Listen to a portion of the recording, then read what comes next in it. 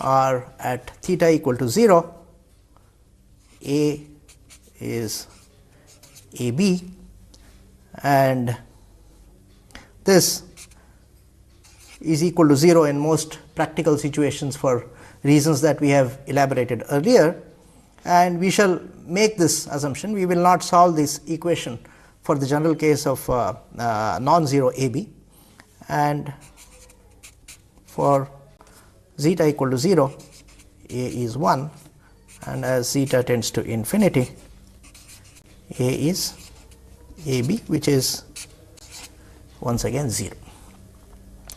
Now, this is a much nastier equation than the equation that we solved in the case of film theory for a similar situation, because that was a steady state theory. Right? This is a partial differential equation, but there is a way of solving this which was introduced by Danckwerts.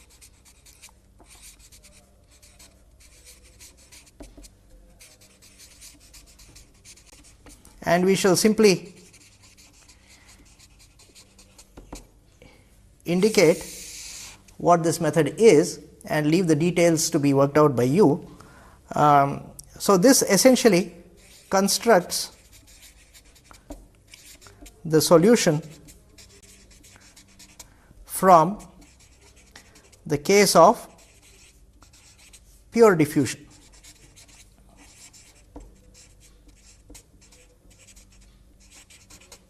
That is, what Danckwerts says is that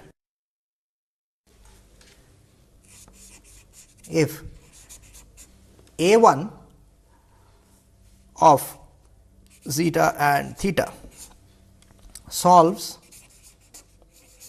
in other words, if A1 is a solution to the pure diffusion problem, which is dA1 by d theta partial equals d squared A1 by d zeta 1 squared, then, so this is subject to the usual ICBC. Okay. Then you can construct this quantity A in the following manner: m integral from 0 to theta, A1 e to the power minus m t dash, where t dash is a dummy integration variable, dt dash plus A1 e to the power minus m theta. So, this solves the diffusion reaction equation.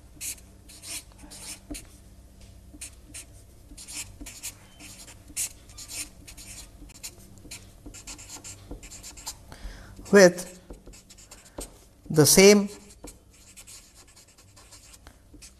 IC and BCs.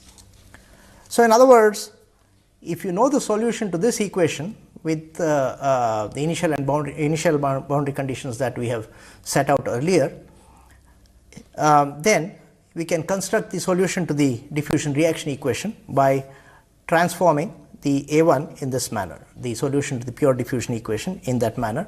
The same initial and boundary conditions apply. And as we have seen, the initial and boundary conditions do not change whether there is reaction or there is no reaction. And we already know the solution of this one, which is the pure diffusion equation. It is the error function complementary solution that we have written earlier, and therefore, we can use this method in order to calculate the solution of the diffusion reaction equation. So, when we do that, so I will leave the details of that integration to you, but the essential result is that the concentration profile of A, that is assuming that AB equal to 0, concentration profile of A is half e to the power minus square root of m zeta error function complement of eta minus square root of m theta plus half e to the power positive root m zeta error function complement eta plus square root of m theta, where this eta is the same combination variable that we have defined earlier, and it is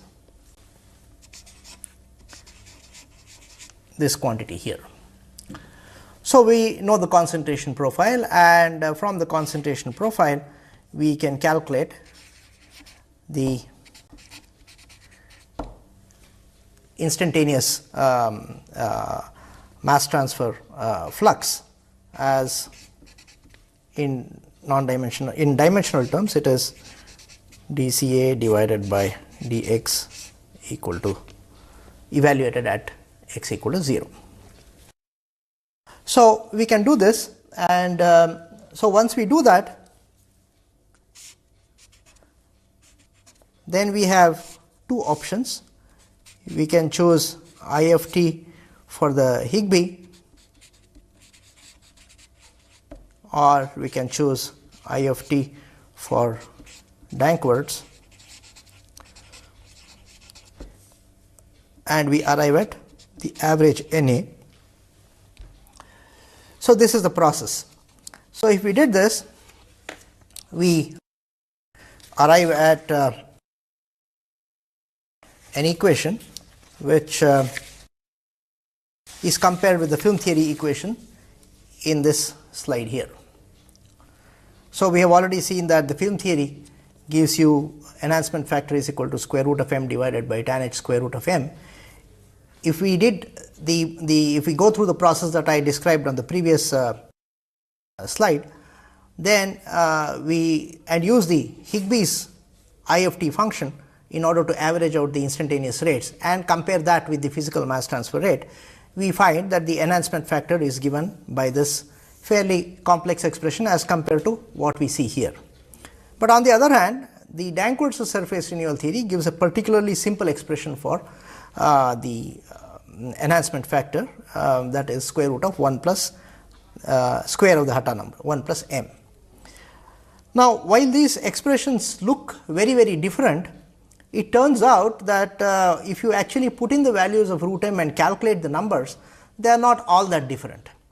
So, we illustrate that by making these calculations and comparing them for the slow to fast transition regime in this plot here, where the Hatta number is varied in the range of importance to us, that is from root m equal to 1 to root m of about 5 or so, and the enhancement factors are plotted, and this scale goes from 1 to about 5.5.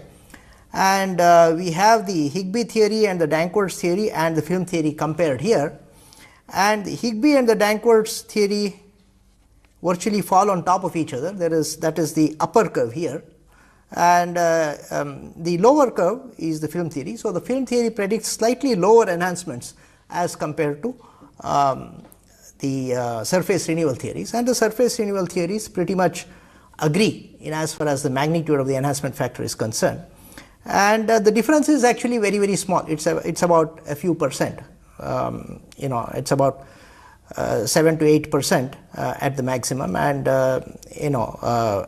at both ends the differences tend to narrow out, and as you proceed in this direction, you are going to the slow reaction regime, and therefore there the enhancement factor is 1, and as you go towards the higher reaches of this curve, that is as Hatta number becomes faster and faster, once again the curves approach each other, and there is a particular reason why the curves become more and more identical as enhancement factor increases, and as we know as the Hatta number increases, and as we know for Hatta number greater than 3, we have the fast reaction regime within the framework of the film theory, and we shall show in a moment that the case of the surface renewal theories also predicts the same kind of situation, and in fact it agrees identically in as far as its quantitative prediction of the enhancement factor for that situation is concerned.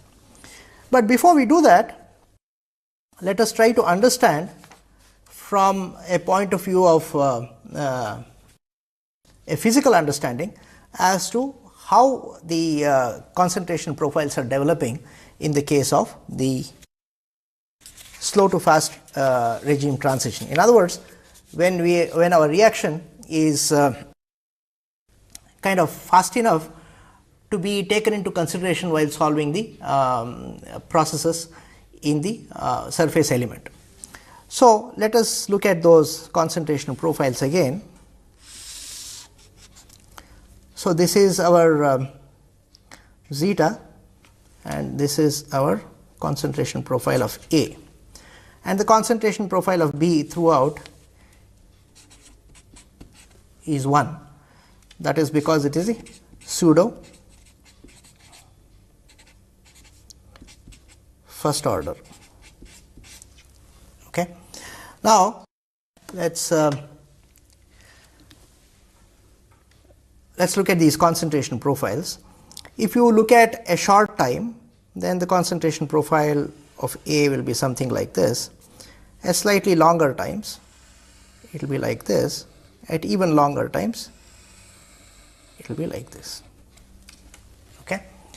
Now, let us look at what is the effect of chemical reaction. So, this is what I have drawn here. These black curves are physical mass transfer, that is, there is no reaction taking place. Now, what is the effect of chemical reaction? At every distance, at the same time, we would expect the concentration to be lower than in the case of physical mass transfer, because some of the A is being consumed by chemical reaction. In other words, for this time, the concentration profile might look like this. For this time, the concentration profile in the presence of chemical reaction may look like this, and for this time, the concentration profile might look at this. So, what happens is, the longer the element spends at the surface, the greater is the difference between the red curve and the black curve. So, the red curve is the case of mass transfer with first order chemical reaction. So, there is another way of visualizing this situation. So, what I just said was that the longer the element spends at the interface, the greater is the difference at a given distance of the concentration it would have as compared to the concentration it would have in the case of physical mass transfer, because this is a cumulative effect. The longer it spends, greater is the amount that gets consumed. So, we can visualize this situation in another manner. The mass transfer process is trying to push these concentration profiles, is getting A to penetrate deeper and deeper into the surface element. On the other hand, reaction is trying to consume it, and therefore, it tries to push it more and more towards the gas liquid interface itself. In other words, mass transfer tends to push the gas into the liquid, the reaction tends to consume it and prevent it from going further into the surface element. So, the net result of these two processes, which are at loggerheads with each other, you can imagine, is that the concentration profile does not get to proceed at the same rate as it would in the case of physical mass transfer. In other words, it lags behind.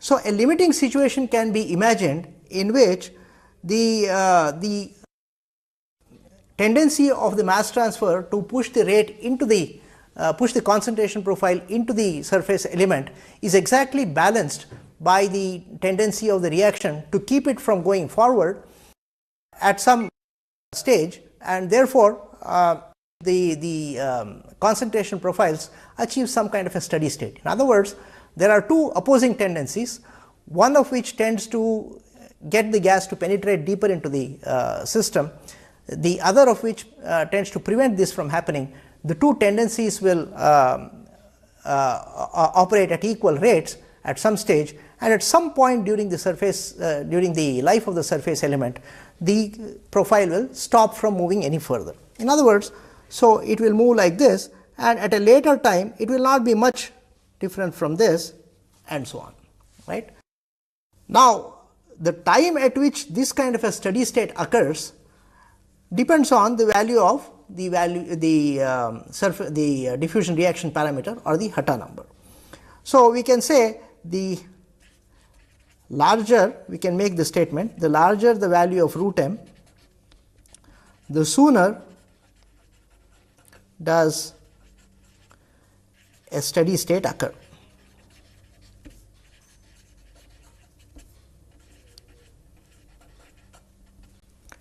Now, this is a statement of some consequence, because you can imagine a situation in which the root m value is so large that the steady state happens very early in the life of the surface element. If that happens, the surface element is going to spend a certain amount of time at the gas liquid interface. Much of the time is being spent in this steady state that we are talking about, and therefore, in the when it comes to averaging the local rate or the instantaneous rate with respect to time, you are essentially averaging a time independent instantaneous rate, the steady state instantaneous rate. So, if this is the situation that if this is the limiting situation we are interested in, that situation is essentially governed by this equation. If root m is sufficiently large,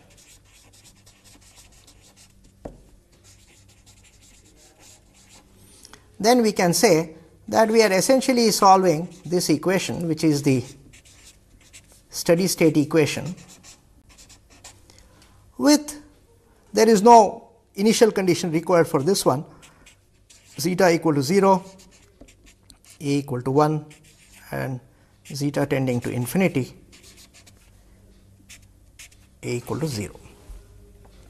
Now, if you look at this, this is exactly the same as the film theory equation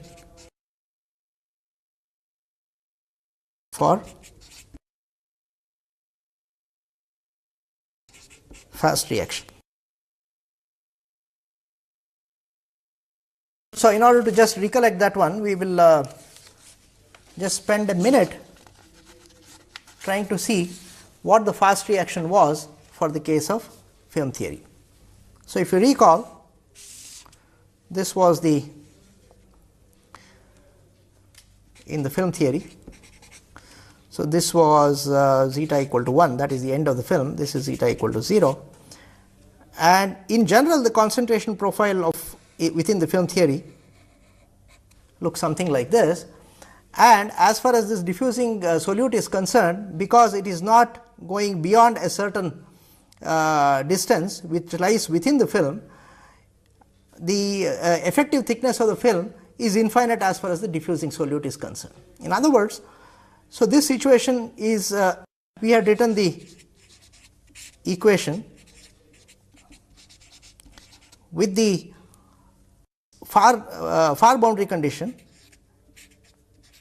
as zeta tending to infinity, a equal to 0 and dA by d zeta equal to 0. The concentration and the flux both go to 0 as the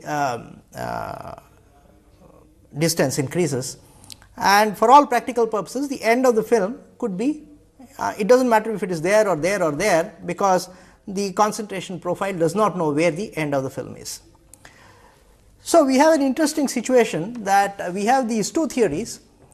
One is a steady state theory, and it works in a finite field between x is equal to 0 and x is equal to delta, and then there is the other theory, the surface renewal variety of theories, which are unsteady state theories, and they work in a semi infinite field. The diffusion occurs in a semi infinite field bounded by the gas liquid interface at x is equal to 0, but really stretching to infinity on the other side.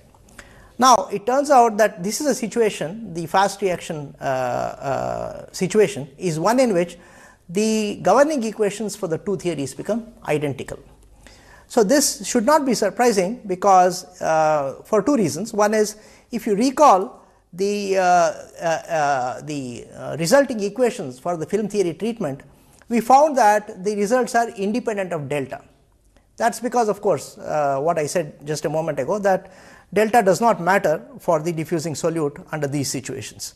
Once it is independent of delta, which is a construct of the theory, the resulting equations are essentially independent of hydrodynamics, and hydrodynamics, or the effect of hydrodynamics, is the precise point on which the film theory and the surface renewal theory have very different types of perceptions of the gas liquid mass transfer process. Put another way, what is happening here is that we have the film theory operating in the finite field, that is between the diffusion takes place between x is equal to 0 and x is equal to delta. In the fast reaction regime, for all practical purposes, the x is equal to delta might as well lie at infinity. Therefore, the finiteness of the diffusion field does not matter for the diffusion process. On the other hand, so in that respect, the film theory becomes something similar to the surface renewal theories, at least in so far as the mathematical formulation is concerned. On the other hand, the surface renewal theory, which is an unsteady state theory, becomes essentially a steady state theory, because the fast reaction is such a situation in which the reaction profile is arrested from proceeding in a time dependent manner into the liquid very early in the lifetime of the surface element, and therefore, for substantial part of the life at the gas liquid interface, the surface element is absorbing the gas as if it were a steady state process. So, it is a steady state process taking place in a semi-infinite field as far as the surface renewal theory is concerned. It is a steady state process taking place in a semi-infinite field as far as the film theory is concerned. So, the two processes become identical. So, needless to say, since we are solving the same equations, we expect the same results, and so for fast reaction, so this is what is called as the fast reaction within the surface renewal theory. So, the definition of the fast reaction in the surface renewal theory is that it is a situation in which the surface element essentially absorbs in a steady state manner for a majority of its stay at the gas liquid interface. We expect no difference to be made by the choice of the IFT function, because whether it is surface renewal theory of the Higby variety or surface renewal theory of the Danckwerts variety, we are averaging essentially a time independent function with respect to the a weighting function, and the weighting function itself is normalized. Therefore, in other words, what I am saying is, if NAIFT is constant independent of NAI, then your average rate is NAIFT IFT dt 0 to infinity. This is NAI 0 to infinity IFT dt, and this is nothing but NAI itself. The average rate and the instantaneous rate agree, because it is a steady state process. There is nothing to be averaged. So, we can now come back to the question that I raised very early in our consideration of the effect of chemical reactions on the mass transfer process. And I said that while the comparison of experimental data with the theories seems to suggest that the film theory is less accurate than the surface renewal theory in terms of the way it pictures the processes at the gas liquid interface, we have seen in so far as the prediction of the effect of chemical reaction on the mass transfer coefficient, or in other words, in so far as the prediction of the enhancement factor is concerned, there is a slow reaction regime in which the two theories behave identically, and there is a fast reaction regime in which once again the two theories behave identically. So, in order to picture this on the enhancement factor Hatta number diagram,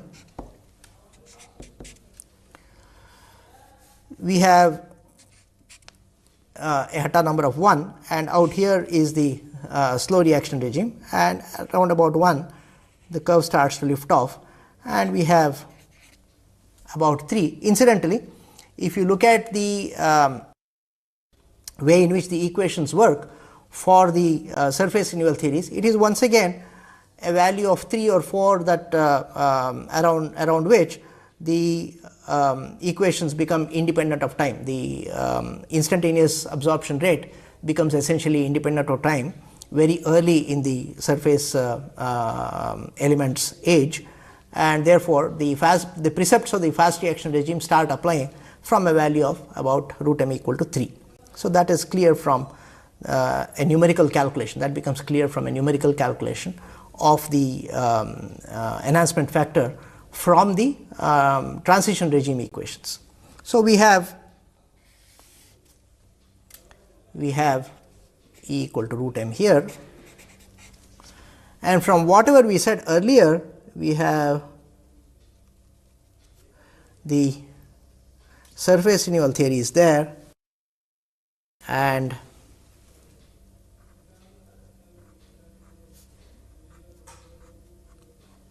the film theory here. In other words,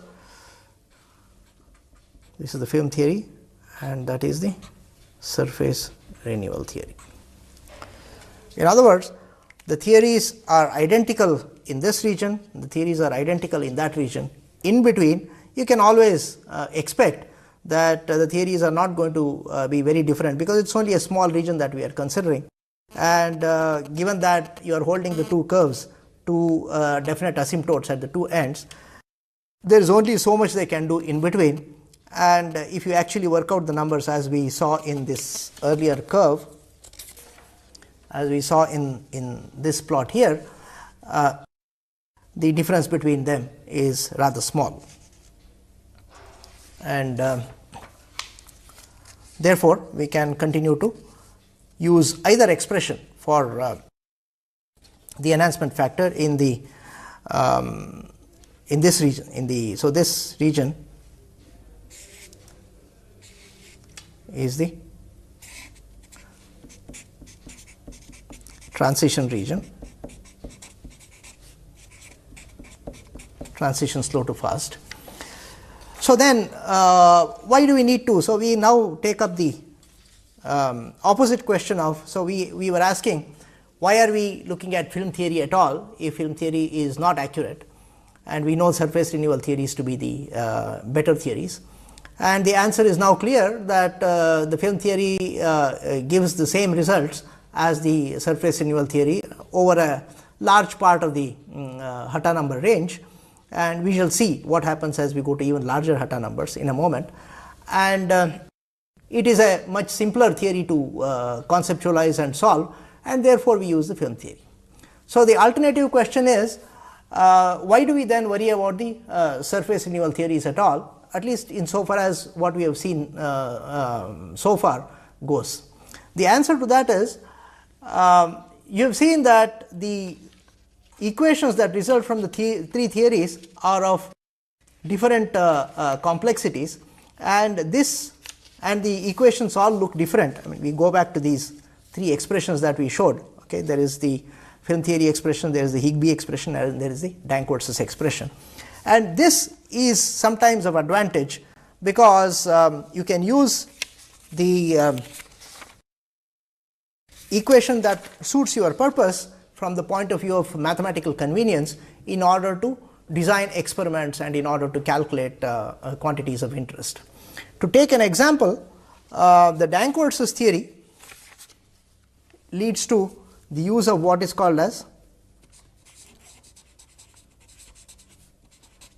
Danckwerts plot for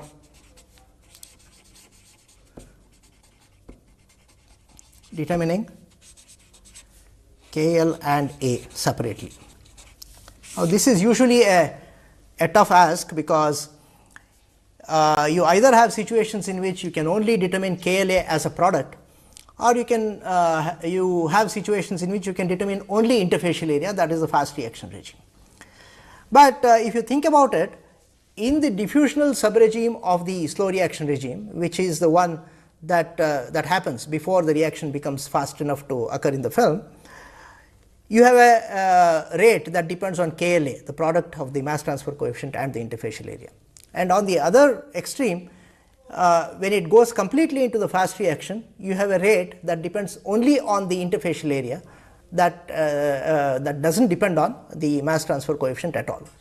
So, it stands to reason to expect that in between, that is in the transition from slow to fast reaction regime, the rate of reaction should depend on KLA as a product as well as on the interfacial area.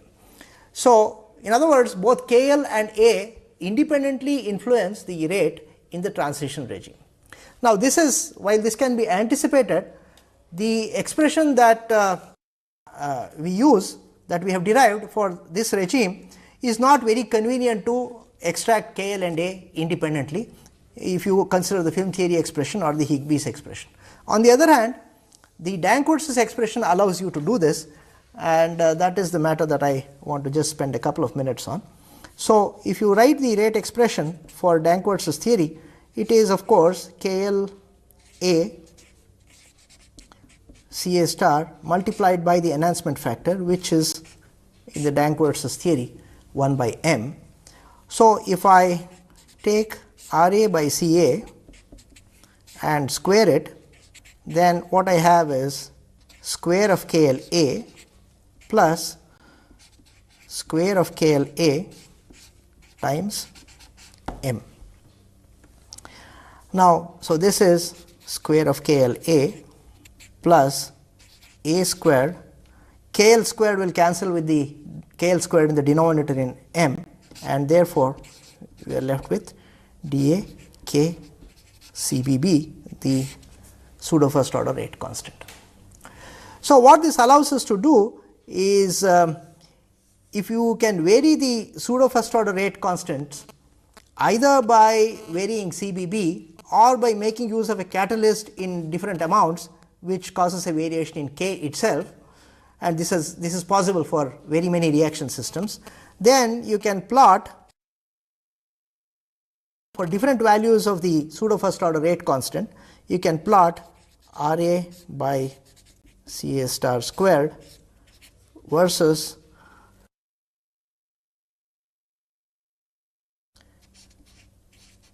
K C B B, and if you do this, then you have a slope from which you can get interfacial area, and you have an intercept from which you can get KLA.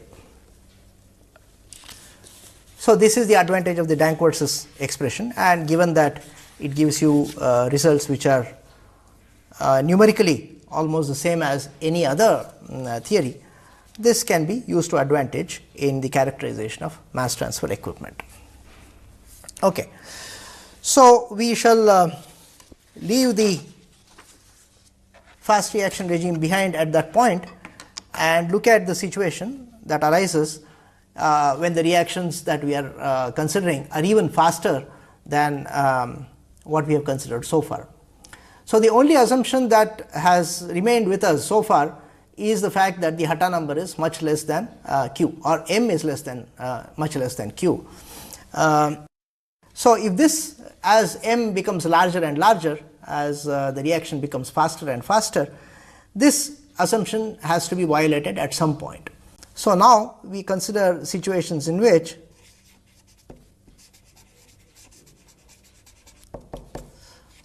for which it is not true that m is far less than q. Okay, so, this assumption is violated.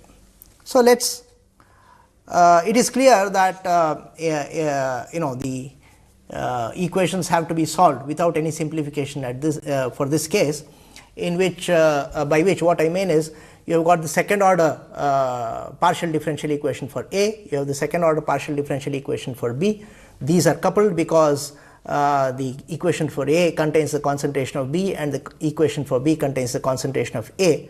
There is a certain set of initial and boundary conditions. So, this coupled set of nonlinear partial differential equations has to be solved for the case of m not equal, m not much less than q.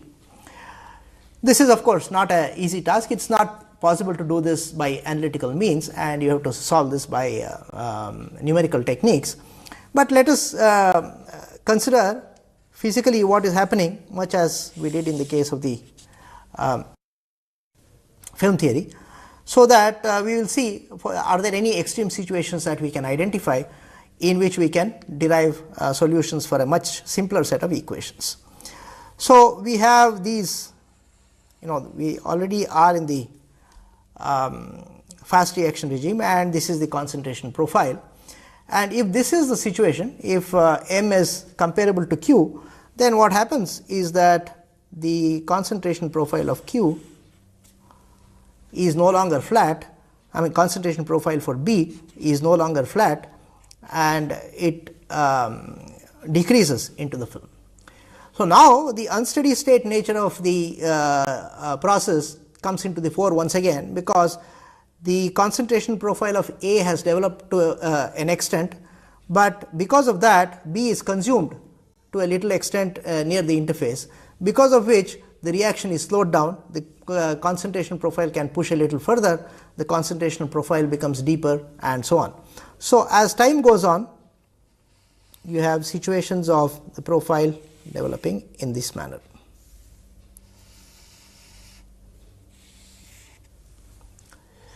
Now, what happens is, at some stage during the life of the surface element, this concentration profile of B can hit the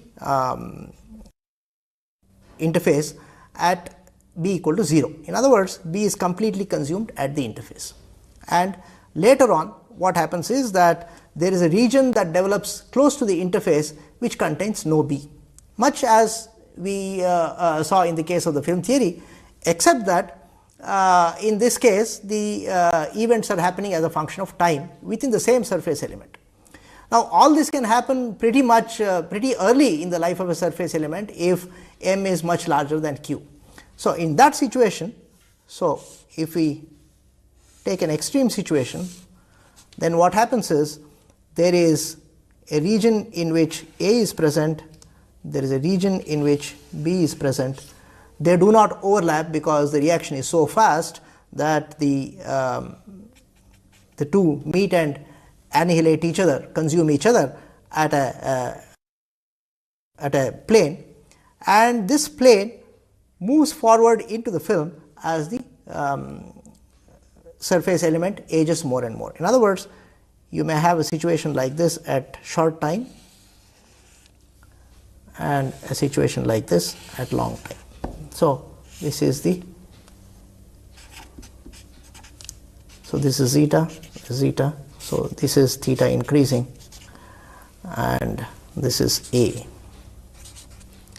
and this is B. All right. So, we have a situation in which virtually throughout the life of the element, in other words, the surface element comes to the liquid element comes to the surface, at that instant the B at the interface is completely consumed. So, the concentration of B falls to 0 instantaneously the moment B reaches the interface. Because there is no B now, A can proceed a little into the film, and so the point at which B becomes 0 moves into the film. So, B is consumed at that point, now A can push a little further, and so on. That is how you get this progression of profiles. So, now what is the if you take this central curve, for example, let us look at this. Now, this is a region which contains A, this is a region that contains B, and the two regions are separated by the reaction plane, which is not stationary as in the case of film theory, but the position reaction plane is at a position zeta 1, which changes with theta because this is an unsteady state theory. So, the governing differential equations for this case look as follows. In region A, we have dA upon d theta equals d squared A upon d zeta squared, pure diffusion equation, because there is no reaction that can take place there, there is no B, and so this applies between the interface and the reaction plane. In region B,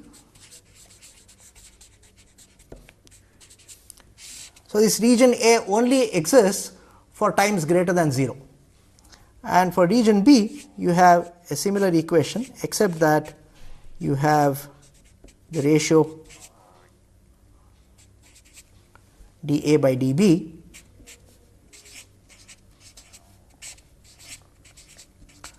and this applies between the reaction plane and infinity. So, these are the two equations, and the initial and boundary conditions work the same way, except that at the reaction plane at zeta equal to zeta 1 of theta, we have A equal to 0 and B equal to 0, and the fluxes have to be matched. So, the condition that determines at what position the reaction occurs is this condition that nu times the flux of A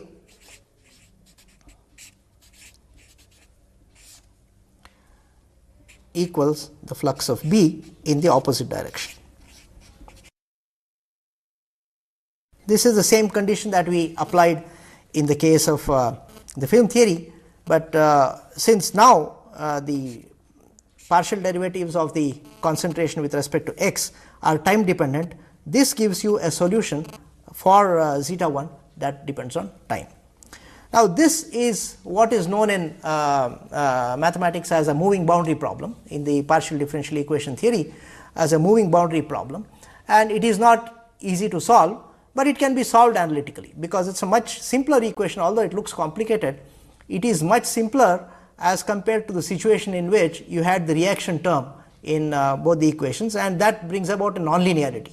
So, these equations are linear, and if you look at the equations, you would suspect that they would have error function type solutions, and so you can formulate an error function solution for this with two constants, an error function solution for this with two additional constants, and these four constants have to be evaluated by the application of the initial and boundary conditions and this condition, this pair of conditions, which fixes the value of zeta 1 of theta.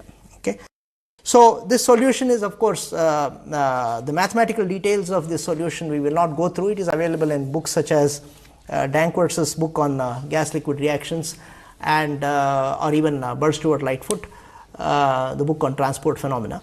But what we will do when we come back is we shall look at the final results of this treatment, the solution, what it leads to, and what are the implications of that, and how those situations compare with the situation for. So, this is what we have formulated is the case of the instantaneous reaction within the framework of the surface renewal theories. So, we have the instantaneous reaction within the framework of the film theory, and we shall compare the results of these two theories when we come back.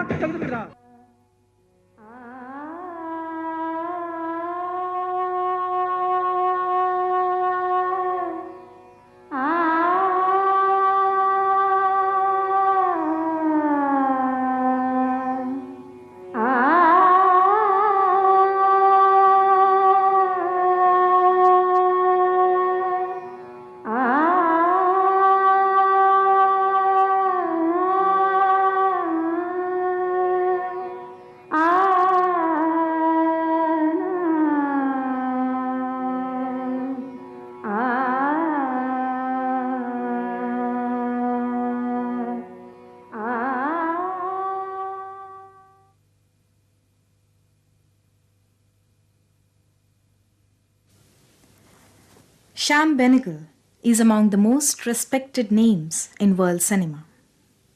He is a filmmaker who believes in cinema with a social cause and one who never compromises with his inner voice. His glorious career spans over more than 25 years, in which he has made over 1,400 advertising films, 65 documentary films, 25 feature films, and many television serials, including the epic Bharat Ek Coach. He won several national, international awards and critical acclaims for his outstanding work in film and television. It will be interesting to know about such a prolific personality. We pay tribute to this living legend through a series of 3 episodes highlighting his works and thoughts. He talks to Dilip Ch-33, a noted poet, artist, and fellow line traveler, about his voyage in cinema. So, let us see our first episode, Making of the Director, in which Shyam Benegal speaks to us about his childhood influences over his personality as a filmmaker and describes his path to the world of cinema.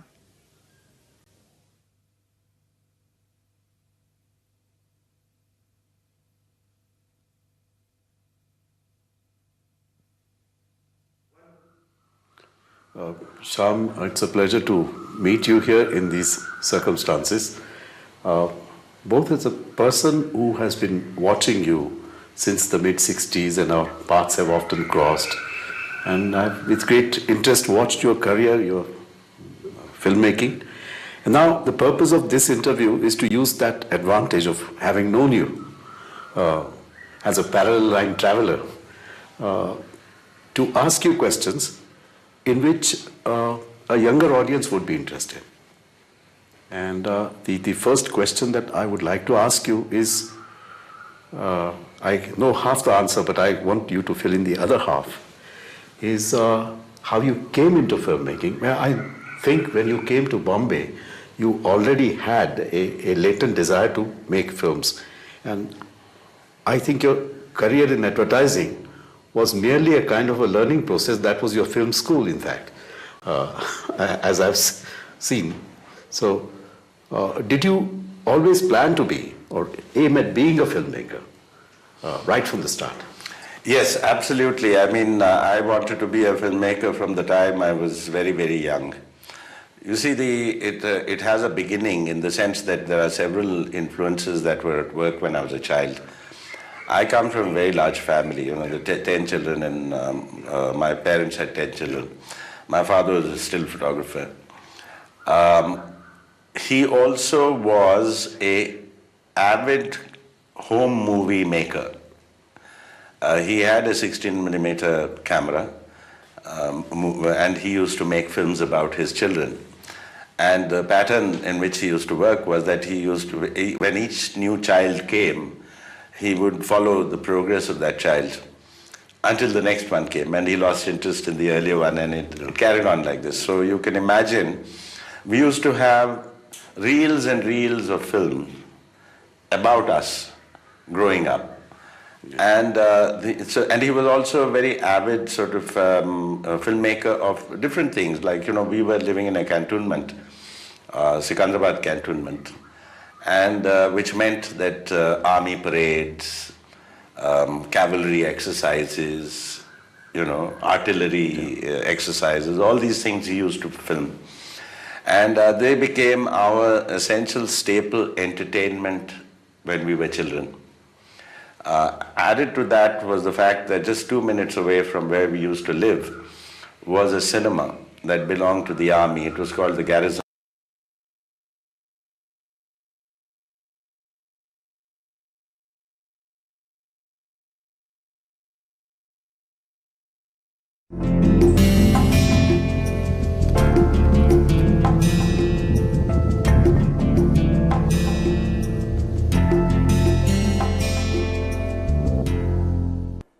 Let us start this lecture with a thought process, what we do. Generally, although we spend our entire life for seeking external comfort, by acquiring gaskets, particularly in modern days.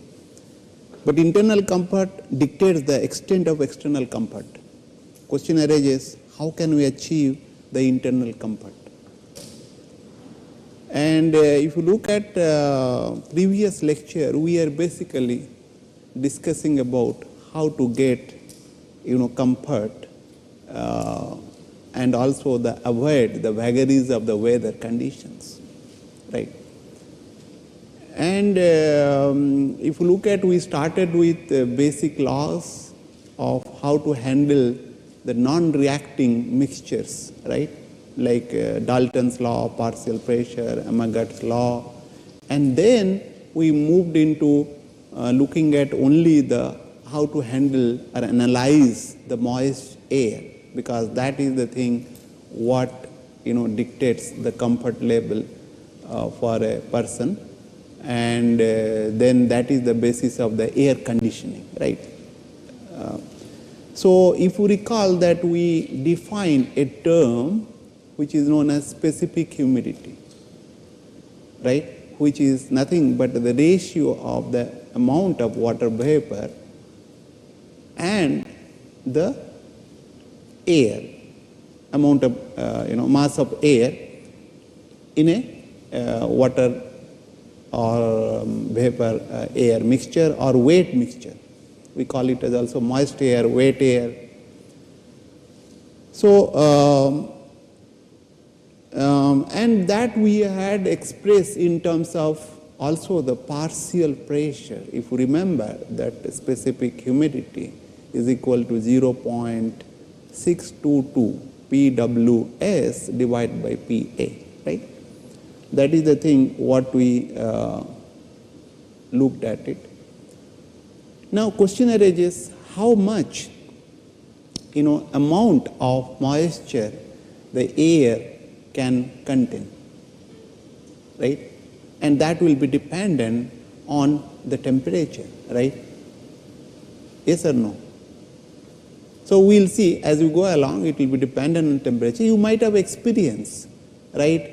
If temperature is very high and it is humid, you are feeling very uncomfortable, particularly in this season nowadays where the rain is knocking at our door, and then like we get, and temperature also is quite high. And if it is, you can bear that temperature, let's say 40 degrees Celsius. If the moisture is not there, it is dry, it is not that uncomfortable. You might have seen. So now we need to evaluate basically how much moisture, air can, can carry or at a particular temperature. And in other words, you can say what is the capacity of the air to hold the water vapor, that way. So for that we will be defining a term which we call basically relative humidity, because there is a capacity of air to hold some amount of water. Beyond that it can't, right? And that will be related to the saturation, point. So therefore, we are defining a term which is relative humidity. It is the ratio of amount of water vapor in the mixture to the amount of water vapor in the saturated mixture at a particular temperature and pressure, right? So if you look at saturated, what we call water vapor, what it could, you can get from the steam table, saturated steam temperature table you can use, and you can get what will be the partial, pressure of that, and also, from that you can find it out, what will be the amount of moisture, because if the temperature, you know the pressure, you can use as the ideal gas, you can find it out. So, very easily. So that is RH is basically, RH is nothing but your relative humidity, which is nothing but amount of the water vapor in a moist air divided by the maximum amount of water vapor the air can hold at that particular temperature and pressure. So and by ideal gas law, I can write down m dot Wg is nothing but Pwg in the volume, of course, the molecular weight of water divided by Ru. Ru is the universal gas constant, T, right? T is the temperature. So that is from the ideal gas law. And similarly, the amount of maximum water vapor a moist air can hold at a particular temperature and pressure can be written at Pws, V, molecular weight of water divided by RUT. So if you look at, all will be cancelled out, this will be cancelled out, this will be cancelled out, and this also will be cancelled out. What remains is the, is the partial pressure of water vapor in a moist air divided by the saturated water vapor partial pressure, right? Saturated means beyond that it cannot. And that sometimes we call it as also phi. I mean, both the symbol are same, relative humidity and phi, right? So it, as I told earlier, basically it is dependent only on the two pressure, partial pressure. One is the partial pressure of the water vapor, right? And other is the partial pressure of water, right, at saturated condition, right? So in the of the dry air mixture. So you can relate now the specific humidity to the relative humidity. What we can do, we will take this, relationship that we know, that is SH is equal to 0.622 Pwg divided by Pa, and we know that Pa, partial pressure of air, is nothing but P, the total pressure, minus Pwg, right? And in place of, I can write down Pwg divided by Pws into Pws, I can replace that, and this is nothing but your what? That is your RH, right? And Pwg, this I can write down as RH, is equal to RH Pws. So therefore, SH is nothing but 0.622 RH into Pws divided by P minus RH Pws. That means, you can relate this, specific humidity with the relative humidity, right? So you can have that once you know one of them and you know the temperature. So if you know the temperature Pws, you can find it out from the saturated steam table and corresponding to saturated condition, right, and the temperature. And then of course you know the atmospheric pressure. Generally air condition, when we are talking about atmospheric pressure, this is P is basically atmospheric pressure. Then you can very easily find out specific humidity, right? And vice versa. If you know the specific humidity, you can also find out the relative humidity, provided you know the temperature at which you are working. So in the similar fashion, I can write down an expression. RH is equal to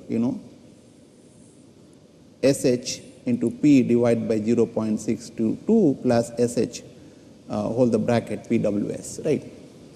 So that is from this relation, just I have rewritten, that's all, nothing else more than that, okay?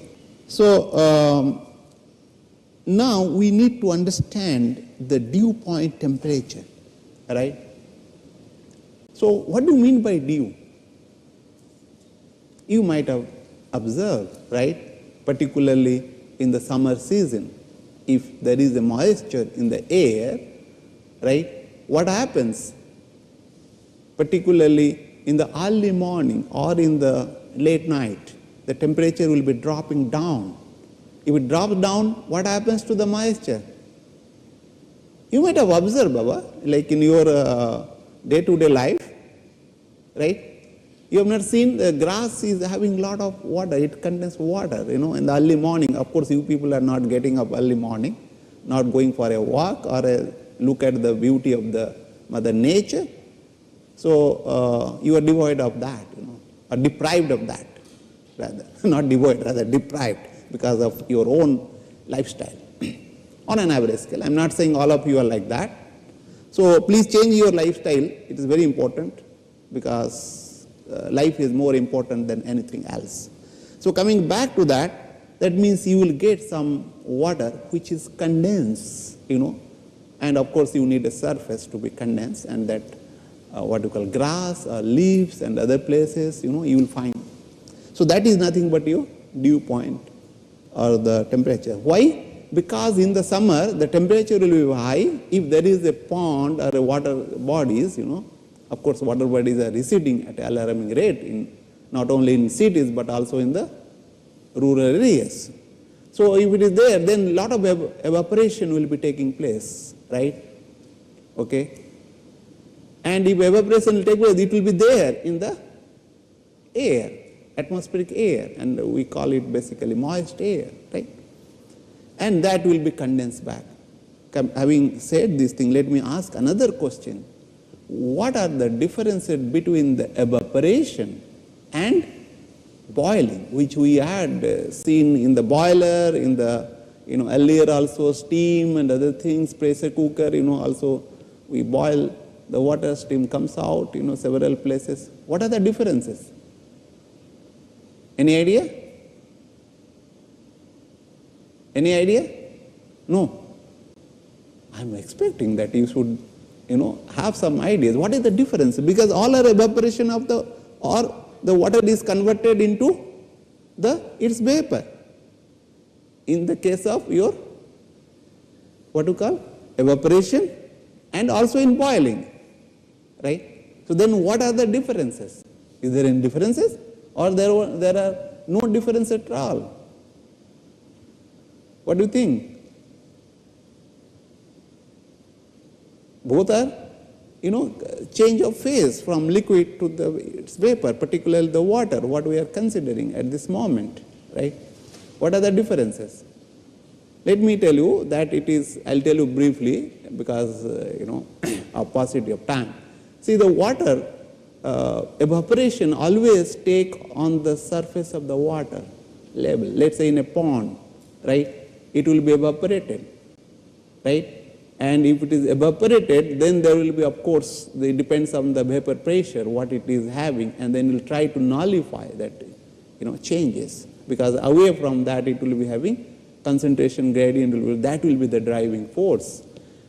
And in case of boiling, the temperature on the bottom surface of wherever you are giving heat, heating surface, right, there will be very high, higher than what will be happening in the evaporation, right?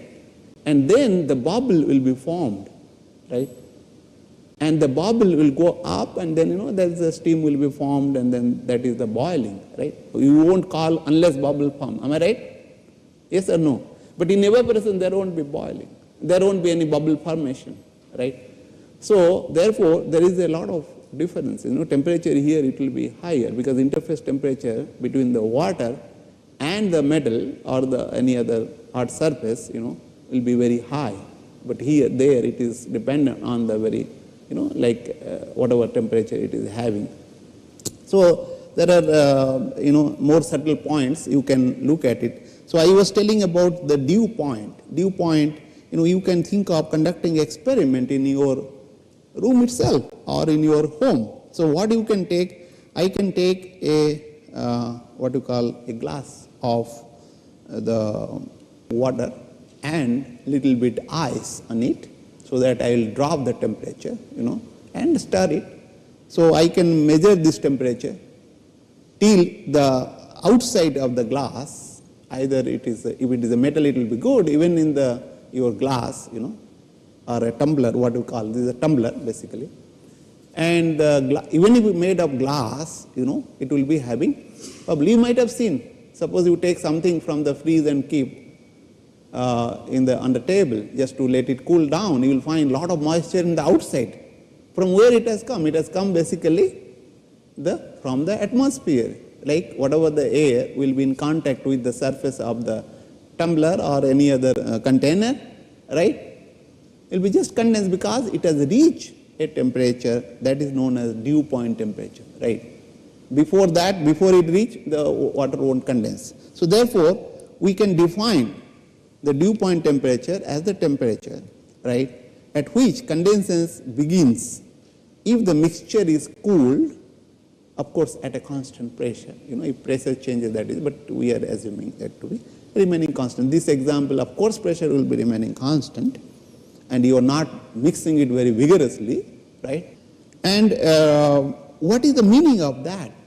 That is basically the temperature of the water, saturated temperature of the water, right, or this thing at a constant vapor pressure, right, we call it basically dew point temperature. If you look at in this TS diagram, this two-phase, like process, you are here somewhere T1, and as you, cool it, so that you will be moving towards that, temperature will be down. At this point, what will happen? This is what you call vapor. This is your, what you call the saturated vapor line. This is saturated vapor line, right? Saturated vapor line. And at this point, it will start condensing, right? After that little bit, this thing, it will be start condensing. That is the point at which the vapor will start formed, right? No, sorry, it will be only vapor, but it's a point at which the vapor will be started condensing, right? So that point, we call it as a dew point temperature. So we look at now the adiabatic saturation process, where, if it is saturated and no heat being transferred, we call it as an adiabatic saturation point. So let us consider that there is a moist air which is entering into this adiabatic saturator, right? That means no heat is going out here, zero anywhere, right? And it is having certain temperature, right? And of course, this is the moist air. It will be containing certain amount of air, and also it will be some kind of vapor. It is having some specific humidity, let's say station 1, so therefore I am giving SH1, and relative humidity. And then when you will come in contact with this liquid water, what will happen? There will be some vapor, water vapor will be going, like this thing, something water vapor will be, right, carried over by this air, and in such a way that it will be long enough, right, so that it will be giving you the point here that it will be saturated almost, or saturated. Saturated means it cannot take more than amount of moisture at the temperature. Of course, there will be some drop in temperature, right? Yes or no? Because it's carrying evaporation, therefore there will be some, heat of vaporization has to be given, and that will take care. So therefore temperature will be dropped down. Of course, the liquid level will be coming down. We will give some amount of liquid here such that this level remains same, right? And what happens to the relative humidity? What happens to the specific humidity at the exit of this adiabatic saturator? What will happen? If it is saturated, from the definition of relative humidity, we know, which is nothing but the ratio of mass of water vapor divided by the mass of water, saturated mass of water. So therefore it is same. So RH will be equal to, RH2 will be equal to 1, right? Okay. So do you find this application anywhere? See, if you go to Fatehpur Sikri, right? You have gone to Fatehpur Sikri, the fort, you please visit there. Earlier days, these were very hot also at the same time. They were having this kind of channel, water channels, right? That which will make it cool. The king or the queen or the other people will be in comfortable zone, right? Okay. So you can see in our ancient time, people may not be knowing that much what we are talking in the class, but they know how to design and develop. Okay. It is not only that, you can go to earlier fort, several fort, whatever we are having, you will find lot of science and technology there. So let us now look at that how to analyze it. As I told that if the mixture becomes saturated, and in this case we are giving enough length of this water or allow the water to come in contact with the air which is entering into the adiabatic saturator, such that it will be saturated at the end of this. So then the mixture at its exit is termed as the adiabatic saturation temperature, right? Are you getting? The temperature, whatever it will be attained, let's say this is T2, right? This temperature, right? T2 is there already, okay? This temperature T2, then that temperature is basically the adiabatic, what you call, saturation temperature. Okay? So is it different than that of your dew point temperature? Yes or no? Will it be different or will it be same? So we will see that. You please think about it. So we want to analyze this, right? What we will do? We will be doing standard assumptions, that is steady flow process. Change in kinetic energy is 0, so also change in potential energy is 0, right? And there is no shaft work. Are you giving any shaft work or some power? No, no, right? So there won't be any shaft work. Shaft work will be 0. So what we will do? We will basically do two things. One is your mass balance, other is your energy balance, right? And this is a flow process, therefore we can take a control volume, right? We can take, this is my control volume, right? Okay, this is control volume.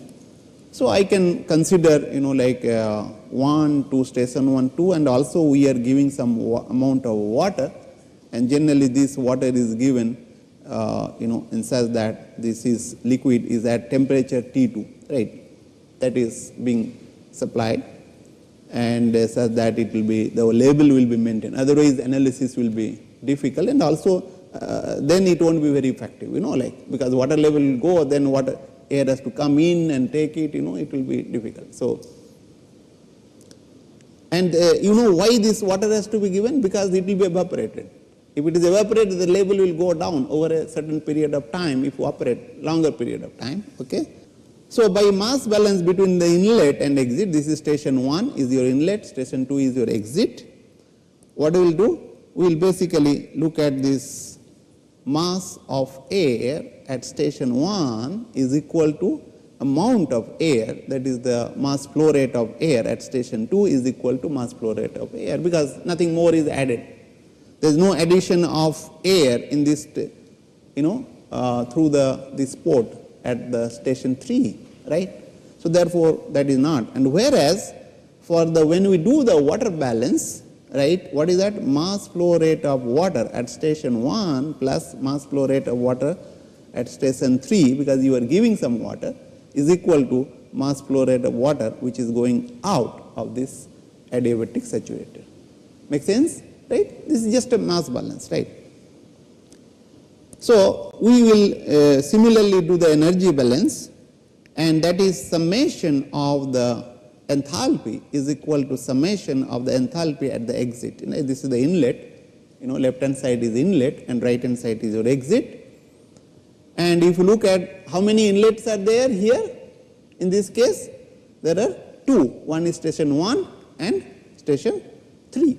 And exit is only 1, that is station 2.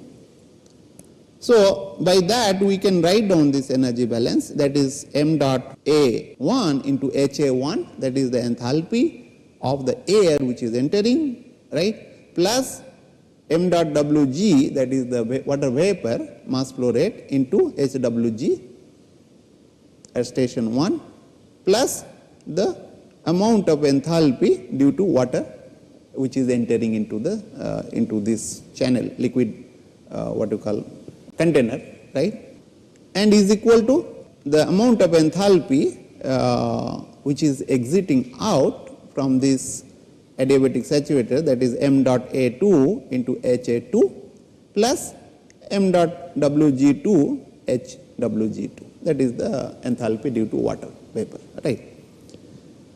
So, we will basically club this kind of values from the mass balance and then simplify it, right. If I divide this thing by m dot A, right, whole m dot A1, this will be cancel it out, and this is A1, and this is m dot A1, this is m dot A1, right, m dot A1, right. We know that m dot A1 is equal to m dot A2, right. So, therefore, this will cancel it out, right. This will be 1. Why? Because m dot A2 is equal to m dot A2. From this air we have done. So, similarly, here also we can write down m dot A2. So, what is this term then? By definition, this term, what is this? This is basically SH2, specific humidity, yes or no, right. Similarly, this if you look at, this will be SH3, one can say, and similarly of course here we can say very happily that is SH1, right, and this you can say SH3, right. So, if you look at from this expression, right, you can get that what you call, from your this expression, right, we can get MW3, right, is equal to MWA1 SS2 minus HS1, right. Will you get this one? How I will get this one? What I will do? I will just do that m dot A1, we will divide at m dot A1 in that m dot A1, and this is nothing but your SS2, and this is nothing but your SH1, right. Okay. So, from this I can get MW3 is equal to, from this expression I can get MW3 is equal to m dot A1 SS2 minus SS1, and m dot A1 is nothing but m dot A from this equation 1, right. Are you getting? So, now, so if I divide this equation as I told, this is coming, and that is MW3, we have already seen, that is nothing but your MWSH1, because we have seen that MW3. So, if you look at like what I am doing here, and this is from equation 3, we get that HA1 is nothing but SH1 HW1, and this MW3 here, if you look at, I can get basically I can use this expression here, I can get SS2 minus SH1 into SW3 is equal to HA2, right, from this expression plus SS2 HW2, right. And if you simplify this thing, I can get SH1 is equal to HA2 minus HA1 plus, because I will take this side, right, and SS2 I can take to this side, right. So, SS2 SW2, sorry, you can take to this side basically, to this side, SS2 into SW2 minus SW3. Okay, what I would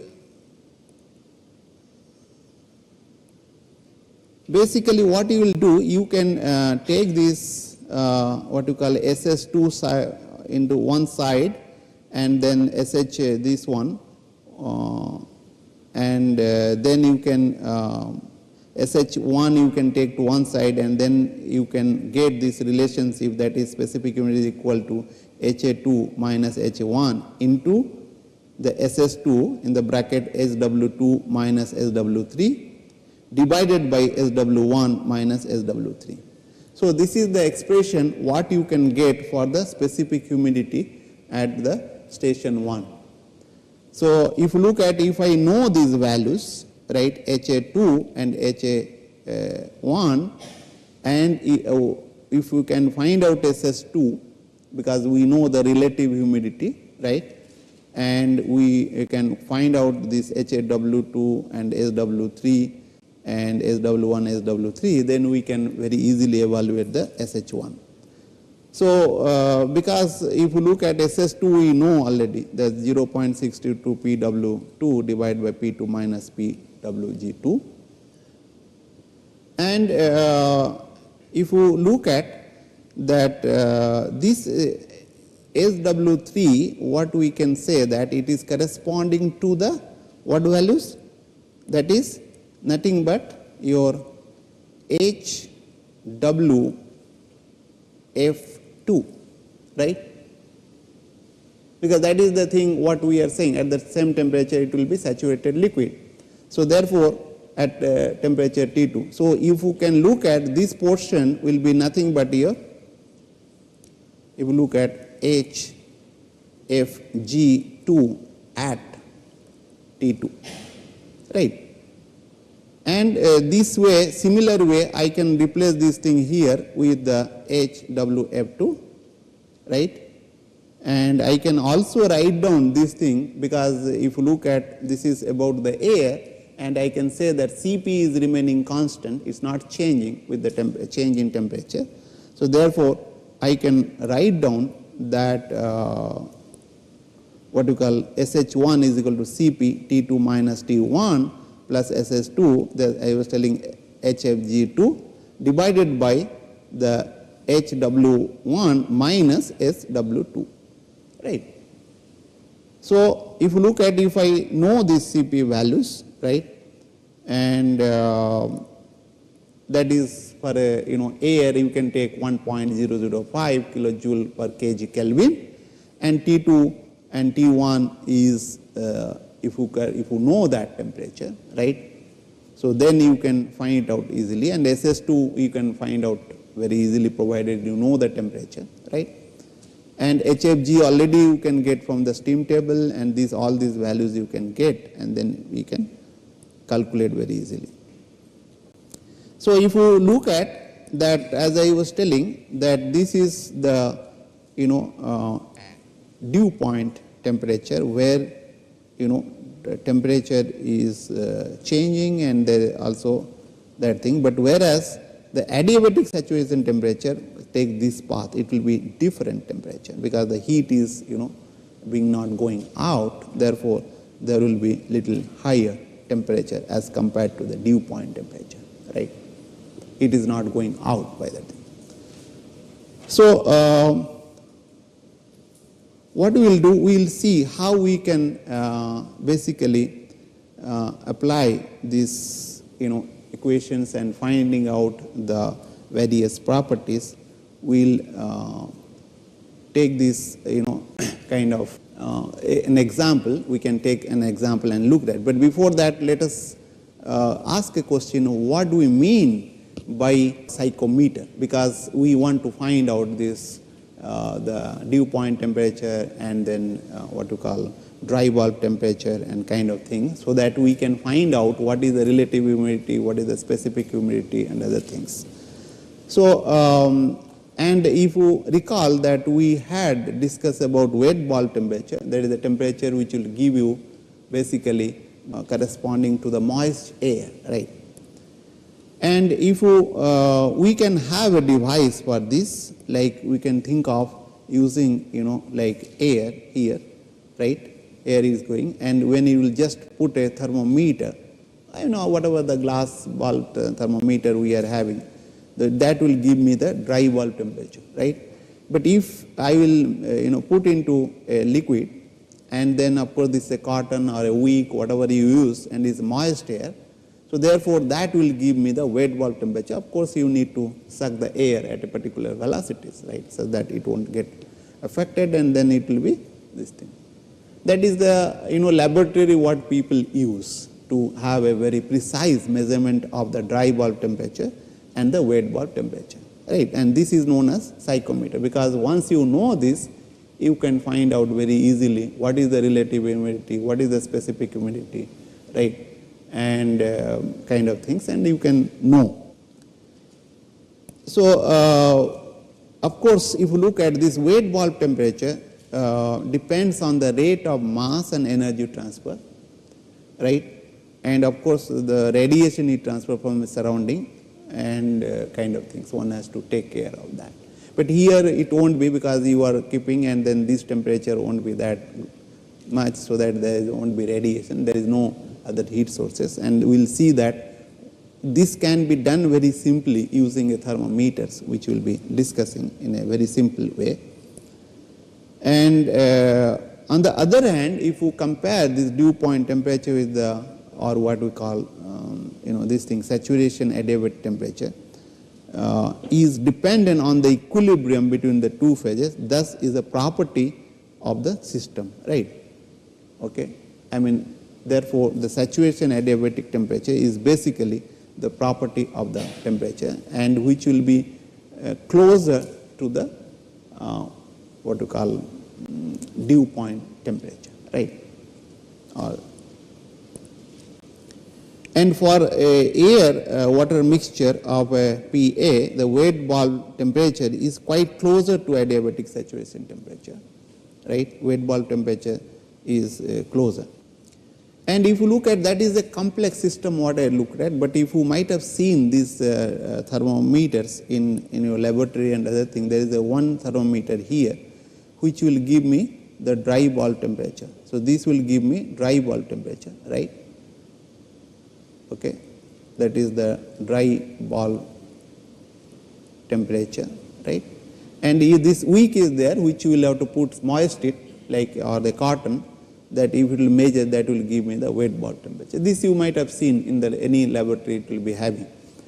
But however, it may be not giving the right temperature for the wet bulb. Say what people do, like they will have to swing it, you will rotate it, so that there will be some velocity of the air which will be coming, and then there will be some vaporization will be taking place, and water, and so that heat will be taken out, and then it will be temperature wet bulb, it will be saturated, right? So that this kind of things, and it will give you the wet bulb temperature. And let us see how we can use that.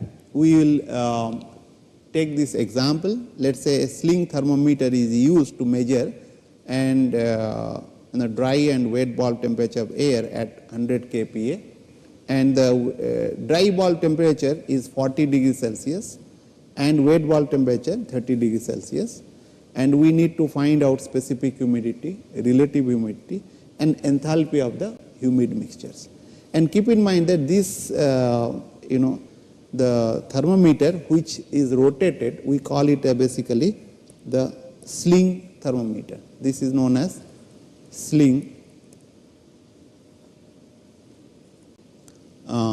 thermometer.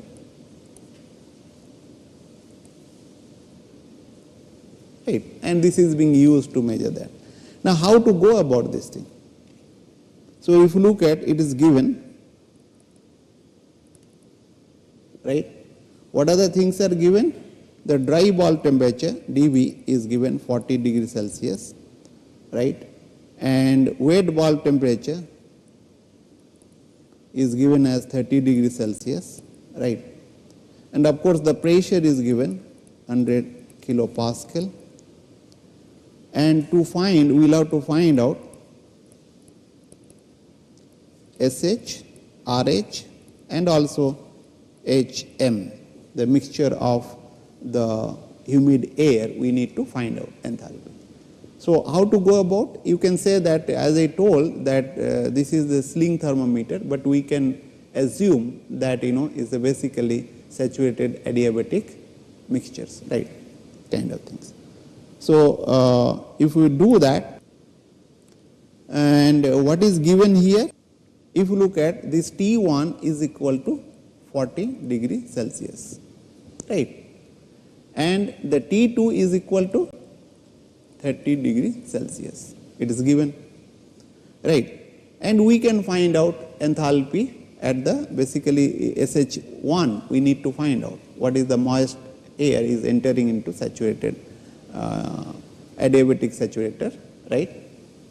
So what we will have to find out basically that by considering adiabatic saturator, right, at temperature is equal to 30 degree,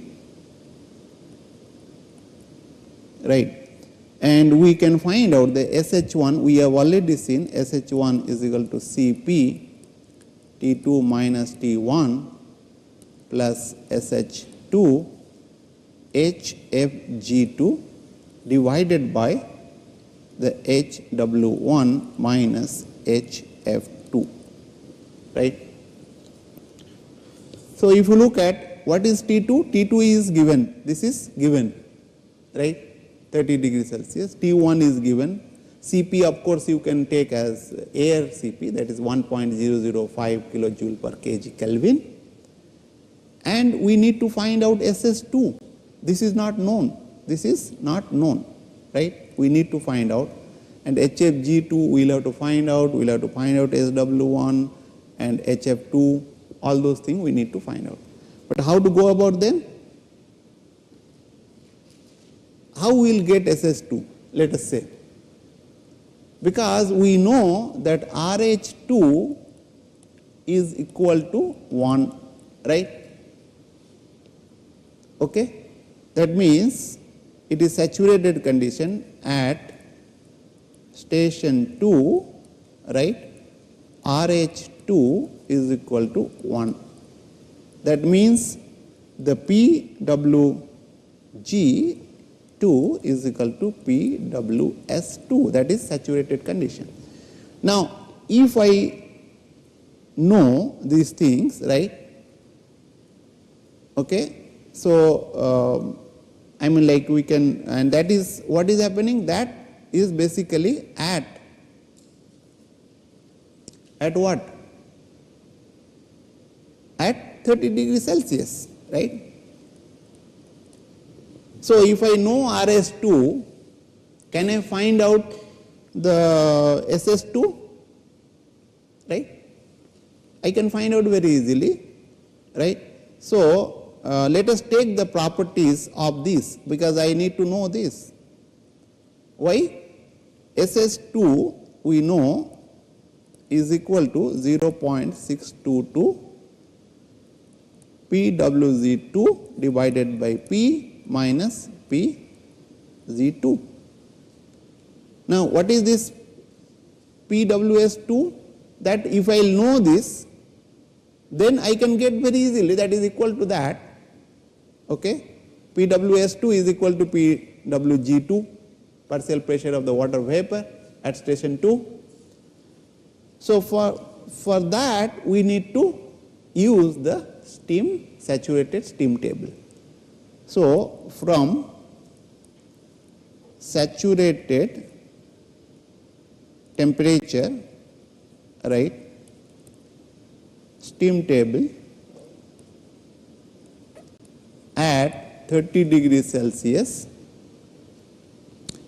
what we can find out? We can find out all these properties, that is PWS is equal to 4.246 kilopascal, and which is equal to PWG2, and HF2 I can find out 125.77 kilojoule per kg, and Hg2 is 2556.25 kilojoule per kg, right. And let us also look at the from the saturated steam table at 40 degrees Celsius, right? PWS is equal to, that is of course S1 is equal to 7.384 kilopascal, and Hg1 is 2574.26 kilojoule per kg, right. So here I can put these values, that is basically 0.622, and we have taken that pressure is 100 kPa, right. Generally people take 101.325, right, 101.325 kilopascal, but here it is given, so you need not to take atmospheric pressure, right. And PWZ is basically what we call 4.246 divided by 100 minus 4.246, you will get the value is basically 0.028 kg of water per what? Kg dry air. That means SS2 is equal to 0.08 kg of water it is carrying per 1 kg of water, right. And if you look at, now we can substitute these values, all the things we know now, okay. Is it, do we know? I think I made a mistake, this is G1, right, just check that. So we know this is nothing but your H1, right, this is now known, HF2 is known, right, and this HFG is nothing but what? HFG2 is nothing but your what you call 2556, HG2 minus HF2. Okay, let me write it down. So I can evaluate SH1 is equal to CP is 1.005, T2 is equal to 30 degree minus 40 plus HS2 is 0.028 into HFG, basically HG2 2556.25 minus 125.77 divided by HWG1, that is 2574.26 minus 12577. So if you do this, you will get basically 0.023 kg of water per dry air. And once we know this SS1, I can find out what is RH1, right? Can I find it out? Very easily. What we will do, we know SH1 is nothing but 0.622. Of course, you can use the other formula, but we can use this is simpler one, G1 minus P minus WG1. And from this, because we know this value, this is SH1 0.023, then I can get PWG1 is equal to basically 3.67 kilopascal. So RH1 is nothing but your PWG1 by PWS, which is, what is PWS? 1? What is that? That is nothing but your 7 point, this is this one, 7.384, you will get basically 0.497, okay.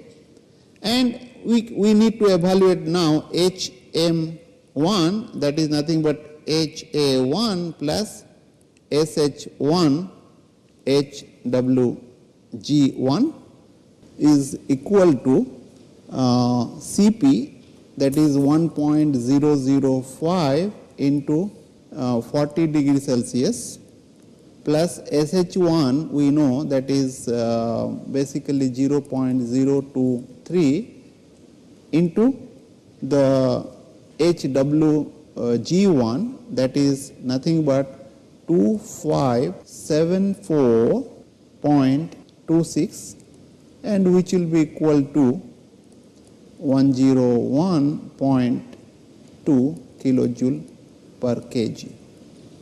So, what you can get is basically, like all these values. Question arises, you will have to do all this calculation to find out these properties, but is there any other simpler way of doing that we are going to do, how we can use a chart which is very quickly to, find out, and then we will see in the next class. Thank you very much.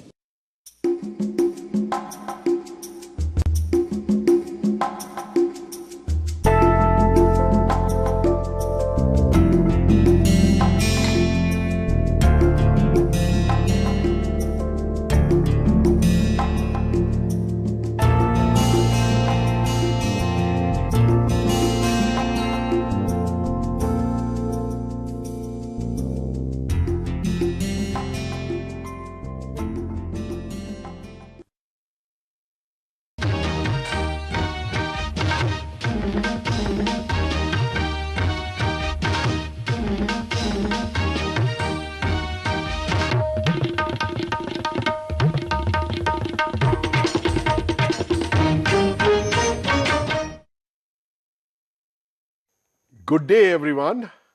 I'm Vijay Gupta, and I'll be teaching you this course on fluid mechanics and its application. This is a very practical course in which I would do very little mathematics per se, and mostly I would be doing applications. The mathematics related to this course can be picked up from a book by the same title by Dr. Santosh Gupta and me. The learning objective of this first lecture, in which we'll discuss fluids and properties, is to talk about the principal concerns of the subject of fluid mechanics, the distinguished properties of fluids, and the Newton law of viscosity. Most of this you would have covered in your high school. There are two concerns of the subject of fluid mechanics. First is, a fluid applies forces on objects when it moves past them. Conversely, we need to apply a force to move an object through a fluid. The subject of fluid mechanics is largely concerned with calculating these forces.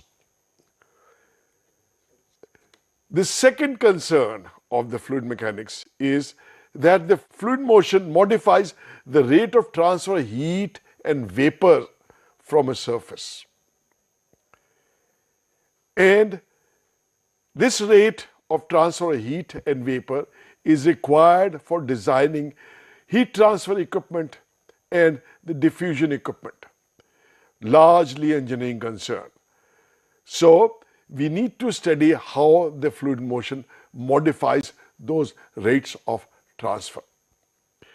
This is what we are going to do in this subject. But first, let us talk about the various kinds of forces in the fluid. All of you know that a fluid exerts buoyancy forces on objects which are submerged or partially submerged in it.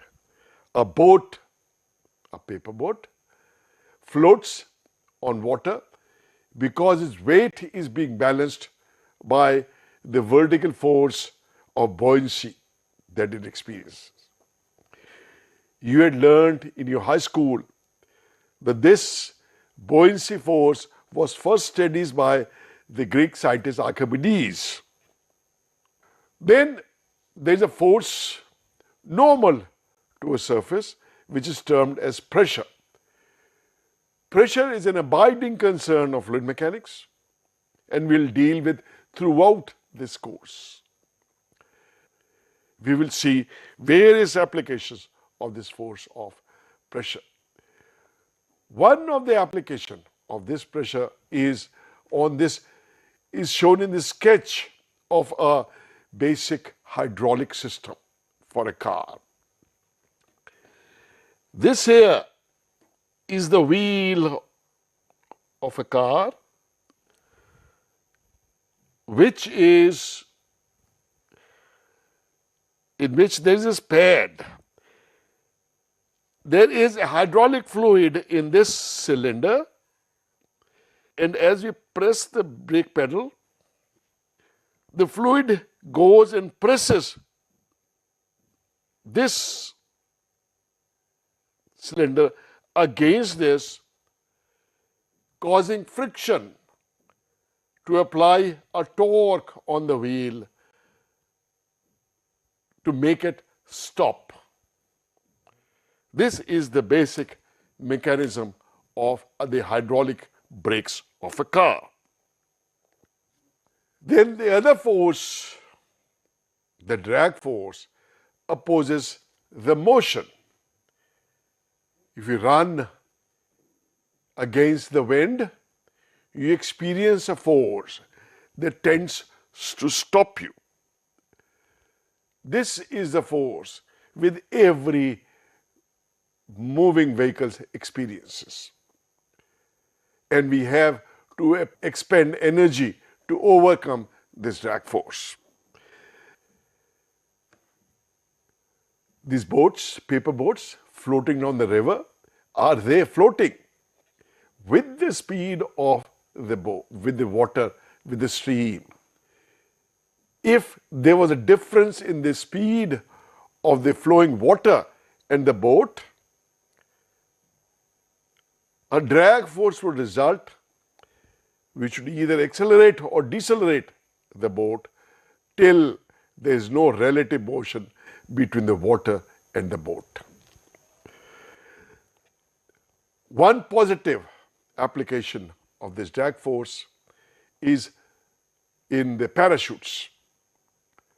This payload is being delivered from this parachute. The payload in this case is a space capsule. Is being delivered by the parachutes.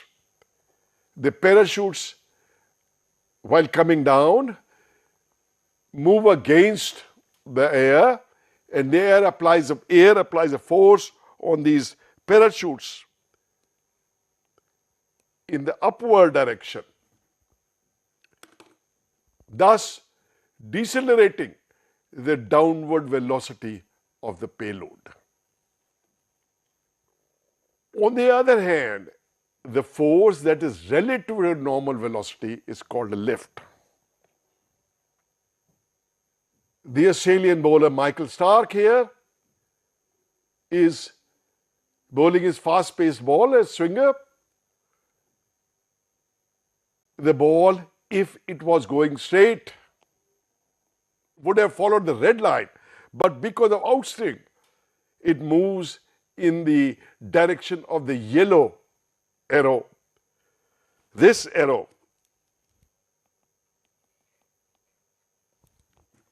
an outswing ball. How is it possible? This is possible only if there is a force on the ball in that direction. A direction normal to the direction of motion of the ball. We would later on in this course explain how that side force comes in on the ball. This ball that is shown is moving in that direction. There is a force of air, drag force, which is trying to decelerate it. And there is a side force that results because of the inclined seam. And this side force results in an outswing. The lift is also responsible to keep an airplane flying in the air. It is the lift generated by the relative motion of the airplane with respect to surrounding air that exerts a vertical force on the wing, normal to the direction of motion of the aircraft. And this lift, which is upwards, balances the weight of the aeroplane.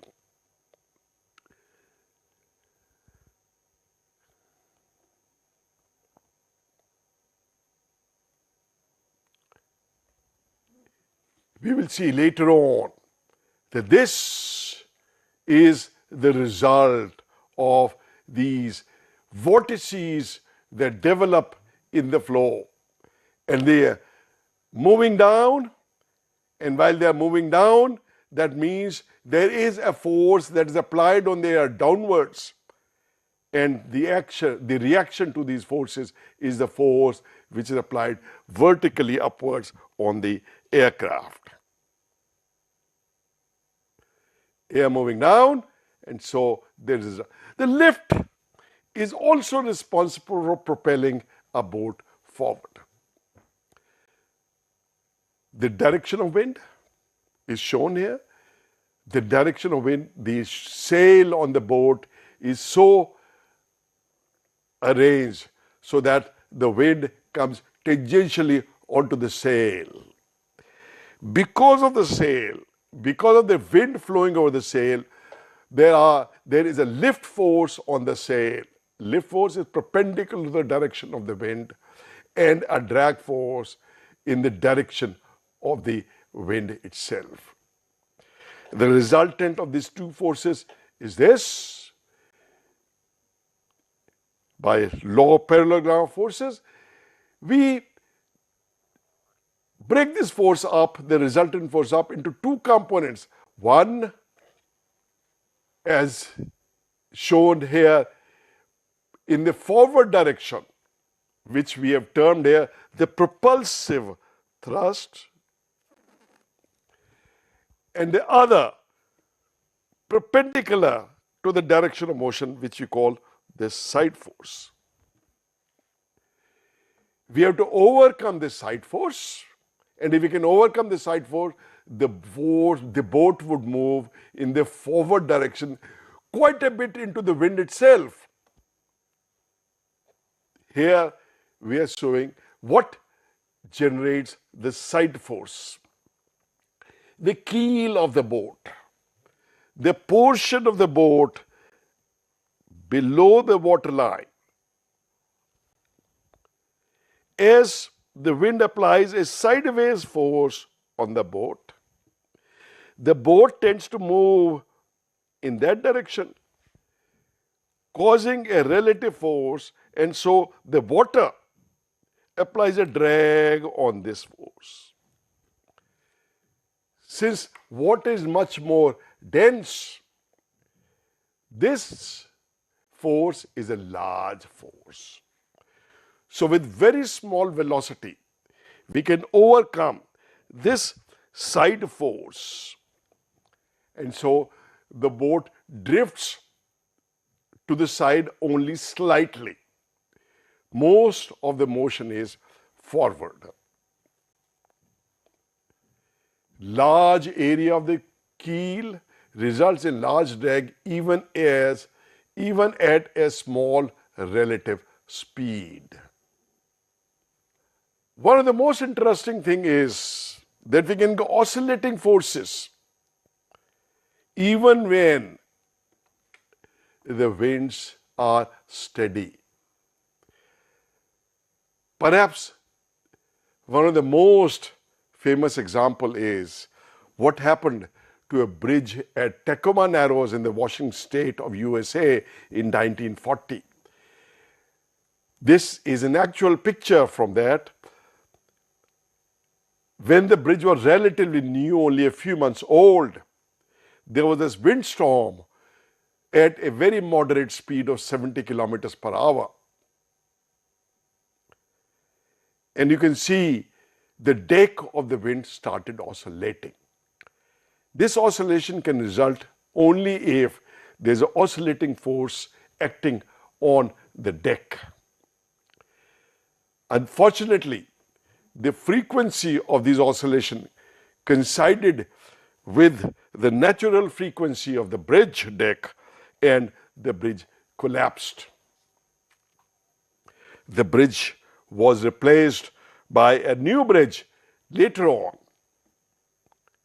Note that the bridge has been made much stiffer so that the natural frequency is much higher and the wind would not set it up into resonant oscillations. So a problem for wind engineer, aerodynamicist, or a fluid mechanist is to calculate and what is the frequency caused by the winds blowing over the deck,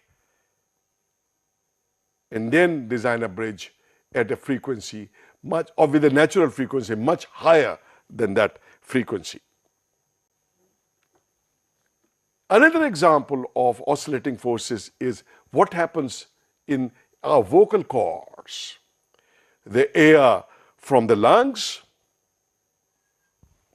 is pushed through a narrow opening in our larynx, and though we push the air at a uniform speed, this larynx start vibrating up and down as shown.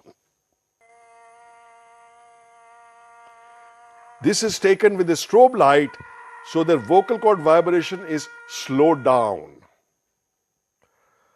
Swimming is again the play of forces between fluid mechanics and bodies. The head, as it goes down, produces a drag, normal and opposed to direction of motion of the hand which is coming down. And this drag force can be broken up into two components.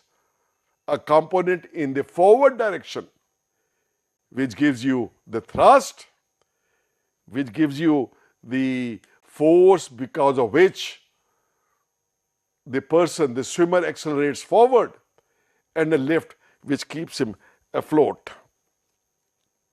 There is some new research into motility of sperms.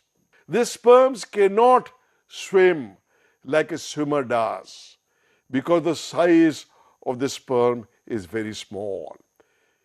We would learn later on in the course that the forces or the relative magnitude of forces depends upon a parameter called the Reynolds number, which depends upon the size of the object and the speed. The speed of a sperm and the size of the sperm are very small, of the order 50 micrometers, the size of the head of a human sperm, and the speed about 20 micrometer per second. So with those speeds, the viscous forces are very large, and at those large viscous forces, we can see that nothing can move the way a human swimmer moves. This motion is quite different. Next, we will discuss a couple of applications where the motion of the fluid results in modifying the transfer rates. In this picture is shown in the left, is shown the chimney at a nuclear power plant. What is the chimney doing in a nuclear power plant? How does a nuclear power plant works? Nuclear power plant works by generating heat in the nuclear core by nuclear reaction. That heat heats up a fluid, usually or quite often a molten metal. This molten metal is taken to a reactor where water is boiled and the water runs a turbine, a steam turbine. This water needs to be recirculated. This water is too hot, so before it goes back to the boiler, it needs to be cooled. That cooling is done in this chimney that is showed here. The hot water is passed through the tubes shown here and here. Is lifted up through this chimney. And this moving air sets up convection across the tubes through which the hot water flows, thereby cooling it. What should be the diameter of the tubes? How many tubes should be there? What should be the height of this chimney? Are all questions for a fluid dynamicist to answer. This picture shows the efficacy of a face mask. The transmission of coronavirus is largely via aerosols or small droplets created by breathing, sneezing, or coughing. The reach of the exhaled air can be effectively reduced using a face mask. Schlieren imaging technique is applied to visualize the airflow caused by a person breathing and coughing.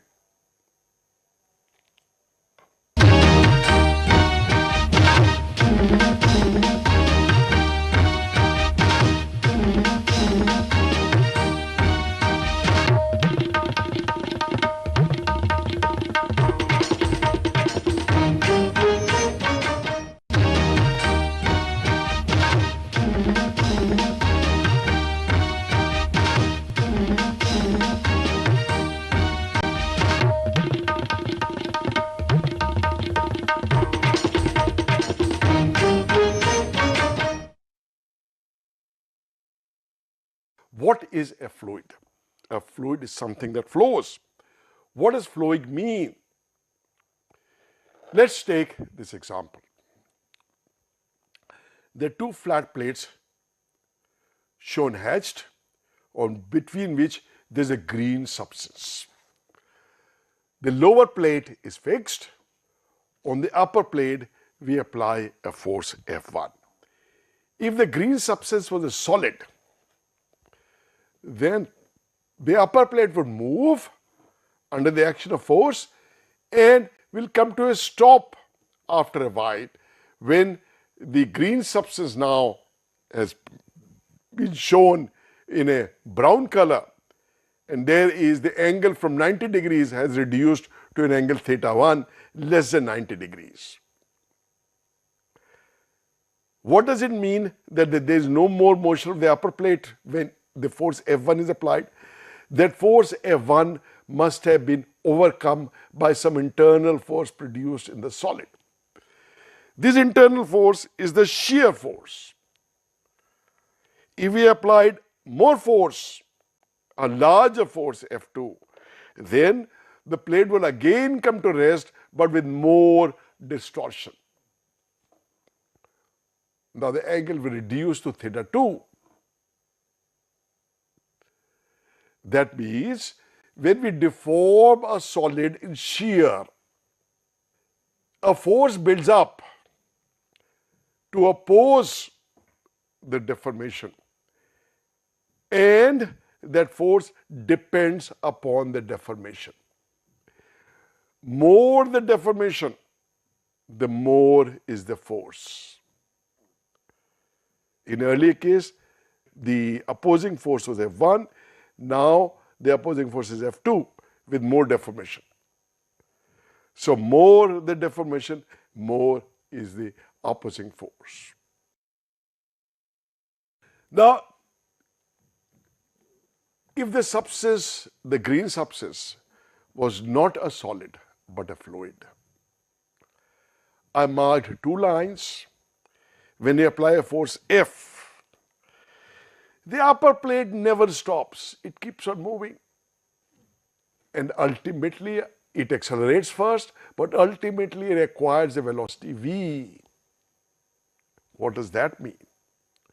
The upper plate keeps moving and the fluid keeps on deforming. No equilibrium state, but an equilibrium velocity v of the plate. the equilibrium velocity V increases as the shear force F increases.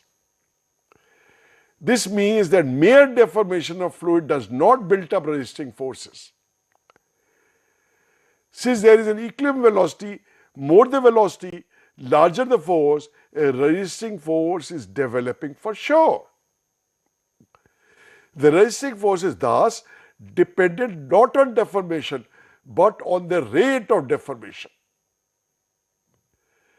A fluid does not resist shear force by acquiring an equilibrium strain.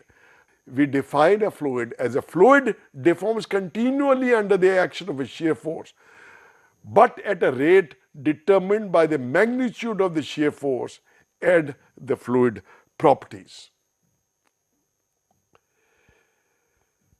A fluid at rest or in uniform motion, when there is no deformation, cannot sustain any shear force.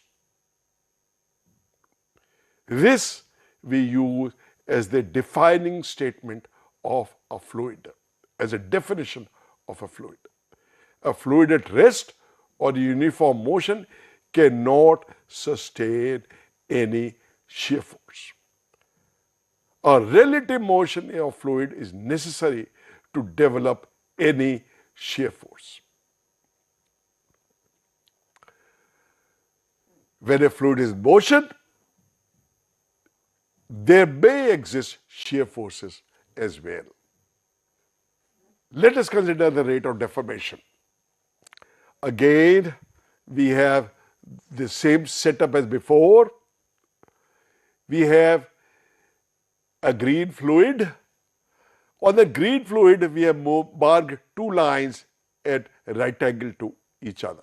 One a horizontal line segment and one a vertical line segment. This fluid is moving. You would know later on we will do that the fluid have a property in which we say that there is no slip between fluid and the nearby wall. So fluid at the stationary plate would have zero velocity, would be stationary, and fluid adjacent to the moving plate would be moving with the velocity v naught, the velocity of the plate itself. And the higher we go, more is the velocity, lower the velocity is lower. So after a time delta t, upper end of the vertical line moves through a larger distance than does the lower end of the vertical line, so that the location of those two black lines would now be this. So the angle between these two lines have now decreased. What is the decrease in this angle? This decrease is gamma, called the shear deformation, and you would see by simple Taylor series expansion that this would be given by delta Vx over delta y into delta y dt. So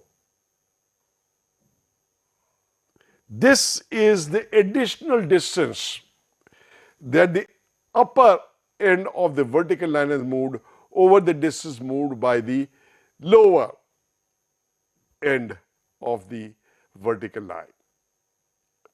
So the angle gamma, which is the deformation in delta time delta t, is delta Vx by delta y into delta t angle. The additional deformation divided by delta y would give you this. And then since this is the deformation delta t time, so in unit time or the rate of deformation is delta Vx by delta y. There is a famous law of viscosity, the Newton law of viscosity, which you must have done in your high school, which states the shear stresses in fluids are proportional to rates of shear strain. The rates of shear strain, not the shear strain itself, but the rates of shear strain. So that Tau is proportional to gamma dot, the dot representing the differentiation with respect to time, delta gamma by delta t. And we have just shown that gamma dot, the rate of deformation, shear deformation, the rate of shear strain is dvx by dy in the case discussed. So for the parallel plate geometry shown earlier, tau, the shear stress, is proportional to delta Vx by delta y. Or introducing the proportionality constant mu, tau is equal to mu delta Vx by delta y. The proportionality constant is termed as the viscosity and is the material property. Now this is a very famous relation, but the applicability of this is not universal. In fact, there are whole classes of fluids which do not obey this law. So the fluids that obey this law are called Newtonian fluids.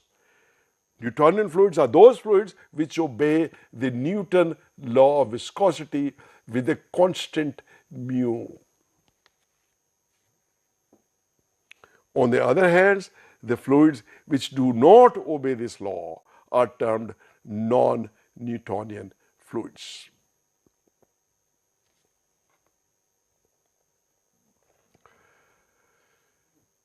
We can look at the dimensions of viscosity. Since tau is equal to mu dvx by dy, so dimension of viscosity would be dimension of shear stress divided by dimension of v by y. The dimension of viscosity are force divided by L square, and we get the dimension of mu in MLT system as m L minus 1 T minus 1. The units are correspondingly kilogram per meter second, which also is Pascal second, which is derived from this. This is second and FL minus 2 is Pascal. So Pascal second. The other unit is a poise. Poise is a unit which is equal to 10 raised to minus 1, 0.1 Pascal second. A most commonly used units in fluid mechanics is the centipoise, which is 1/100th of a poise, which is equal to 10 raised to minus 3 or millipascal second. And why is that used? Because viscosity of water at room temperature is about 1 centipoise. Something easy to remember. And centipoise is 10 raised to minus 3 Pascal second. Pascal second is the SI unit which you would be using in all your problems that you do in a course in fluid mechanics. But quite a bit of engineering literature, the viscosity is given in centipoise. There's a wide variation of the viscosity of air. Has a viscosity of 0.0185 centipoise.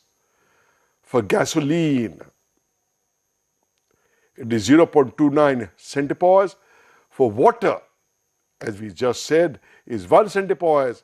Mercury is a little more viscous, 1.55 centipoise. And the SAE30 motor oil that you use in your cars typically is 440 times the viscosity of water. 440 centipoise. Very viscous. Glycerine is also a very viscous substance. Effect of viscosity. What does viscosity do? Again, we have similar geometry, two parallel plates with a fluid in between. But in this case, we have the upper plate stationary. just for the convenience of my drawing, that's all. And the lower plate is suddenly start moving at a velocity v naught. Initially this was all stationary, so the whole fluid was stationary.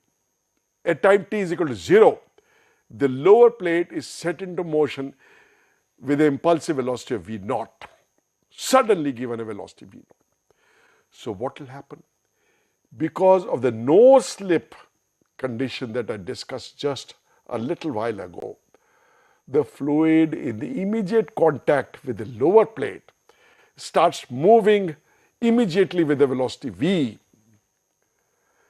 The fluid adjacent to it is still stationary, so this gives a velocity gradient, which is negative, of course, the velocity decreasing in the upward direction. And so that creates a shear stress. Because of shear stress, the fluid adjacent to this adjacent fluid starts moving slightly. And after a little time, you might give a velocity profile which looks like this. This reddish line shows you the variation of velocity in the vertical direction across the fluid after a little time delta t, a time after the lower plate has set into motion. You see, after a few units, the fluids in the upper layers has not moved at all, has not started moving at this time. Now this has set a velocity gradient again, so there would be more shear stresses, and because of which the effect of the lower motion will penetrate upwards, and we will, after a little more time, we might get a velocity profile like this, and then like this, and then like this. After a long time, we would get a velocity profile which would be straight. We will later on in the course that mathematically we will obtain a straight line profile between the plate. This is the profile that you used in your high school between two parallel plates.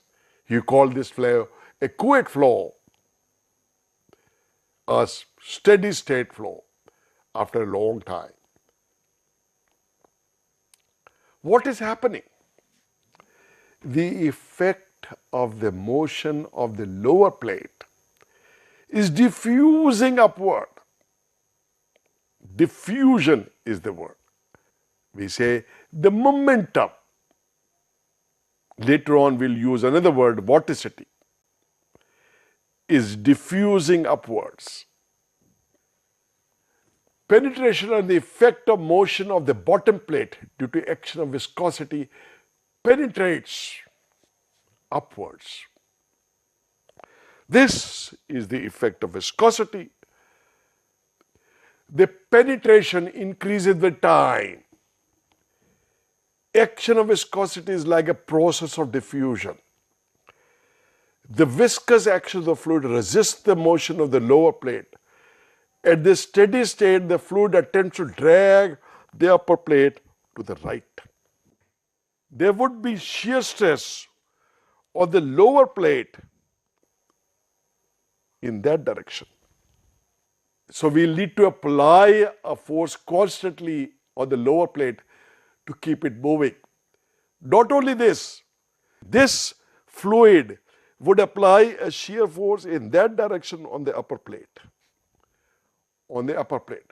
So we'll need to apply a force on the upper plate in the opposite direction to keep it stationary, to overcome this effect of drag on the upper plate. We'll have occasion to calculate these forces and discuss more later on in the course. A rudimentary viscometer. How do we measure viscosity? We have two drums, an inner drum and an outer drum, or cups. This is, I'm showing the top view of the two cups. There's a fluid in between the two cups. The inner cup is rotating. because of the viscous action, there would be a force that would develop on the inner cup, which we'll need to apply to keep it moving, or a force that we need to apply on the outer cup to keep it from rotating. We measured that force. The picture between the two cylinders, two cups, look like this. The velocity there is omega r. The gap d, the velocity on the stationary cup, is 0. You can know the velocity gradient. So we assume linear velocity in the inner cup. We calculate the velocity gradient. From velocity gradient, we find out the shear stress by applying the Newton's law. Then we find a force on a small element like this. We find a torque of this small element by multiplying by r, the radius, and then integrate to find out the total torque that we need to apply to keep the outer cup from moving. We can measure this and relate it to mu, and that is how the viscosity is calculated using this rudimentary viscometer. We will do this problem later on in the course. I have included here just to give you a flavor of what kind of calculations are moved. Probably you have done this problem in your high school as well. Classification of fluids based on stress-strain relationship. You see, in a solid, there is no rate of strain, just strain, and we have a shear force. For an ideal fluid, non-viscous, if viscosity is 0, we can have any shear rate of strain and there will be no shear stress. For a fluid that we discussed, a Newtonian fluid, there is a linear relationship. Mu is constant, shear stress is mu times rate of strain. But there are other kinds of fluids. A pseudoplastic or a dilettante, in which this is not a straight line. These are all not Newtonian fluids. Or we may have a plastic, in which up to a given level of shear stress, there is no rate of shear strain. But then you can develop any rate of shear strain after that for the same stress. We have fluids that have a threshold, and beyond that you need more shear stress to get a rate of strain. These are known as Bingham plastics. In this course, we would largely, or we would essentially discuss Newtonian fluids only, though within this lecture I'll give you some examples of Bingham plastics. You see, a rod is rotating in a fluid. You can see these two pictures. These are GIFs. The fluid is rising up the rod, and when a big bulb is formed, it collapses down and starts climbing again. In a Newtonian fluid, inertia would dominate and the fluid would move to the edge of the container away from the rod. Centrifugal action. But however, the elastic was generated by the rotation of the rod, and the consequence is stretches of the polymer chains in the solution that we are using here results in a positive normal force upward. The fluid rises up the rod. The bulbous shape remaining at the end of the video is more onset of instability as the mass that has been forced up the rod relaxes and overcomes the force pushing it from below. The rod climbing effect. Another non-Newtonian effect is the die swell. You see, if the Newtonian fluid was flowing down a die, flowing down a hole, it would follow a contour like this. it will accelerate, and because of acceleration, the cross section will decrease, because volume flow rate at any two cross sections is the same. So if the fluid is accelerating downwards, then downwards the cross sectional area would have been small. But you use polymers like a 2% aqueous solution of polyacrylamide, the fluid swells after coming.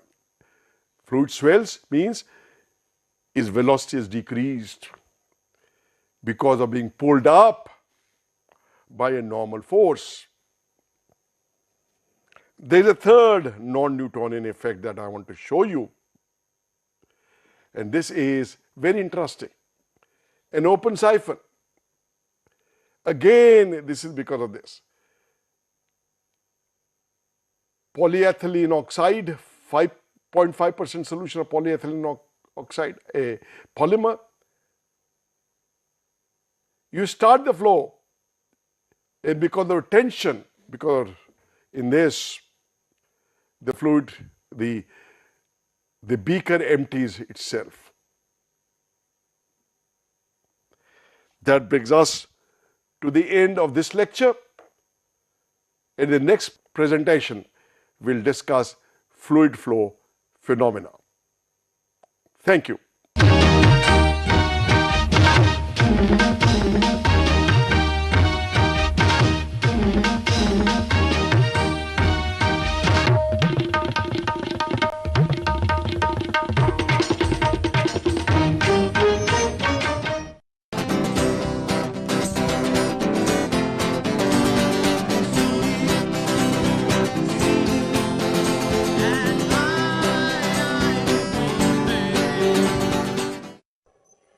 So we looked at boiling in the last lecture. Today we are going to move to condensation.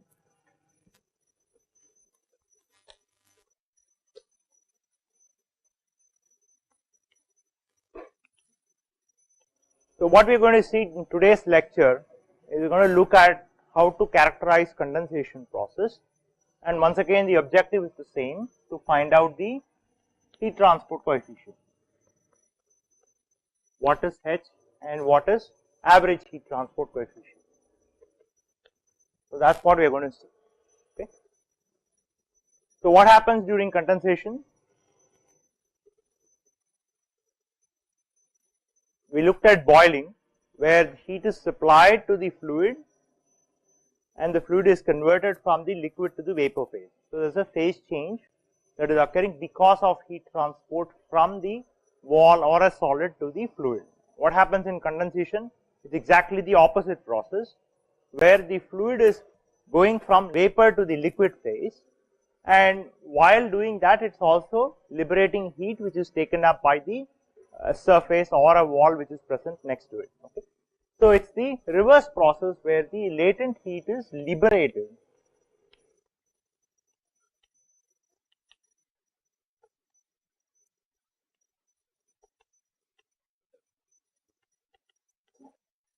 So during condensation, it's the latent heat which is released by the fluid, and in boiling it's exactly the reverse. It's the heat that is taken up by the fluid in order to go from a lower energy to a higher energy state. Alright, so now, so there are four types of, so once again obviously the latent heat plays a role here. So HFG, which is the latent heat of the fluid, plays an important role. So there are four types of condensation. Okay. So one is the dropwise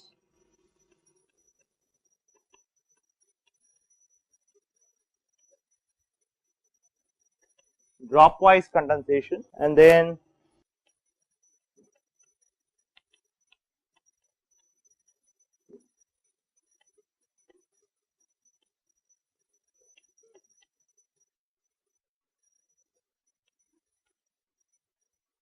have dropwise suspended condensation, and then the third one is you have film condensation,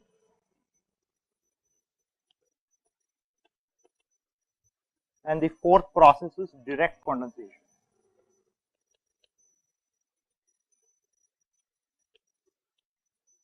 So these are the 4 types of condensation process.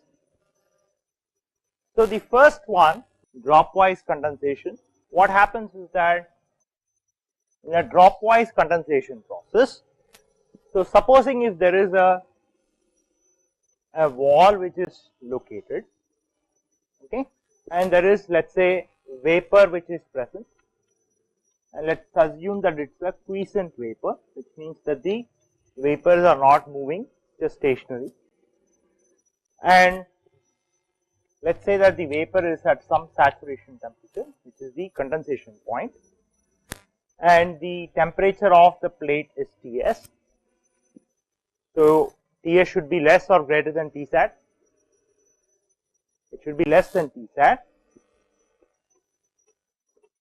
because vapor is now going to lose heat, it's going to form liquid, and that heat is being taken up by the wall. Okay. So now what happens is you have drops which are formed along this surface. So these are drops which get nucleated during the condensation process, and so when it gets nucleated,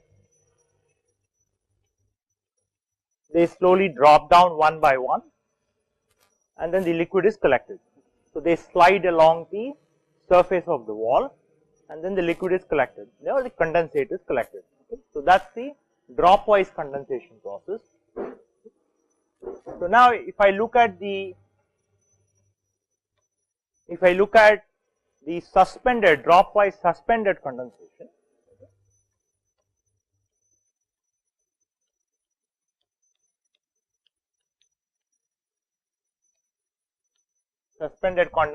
process.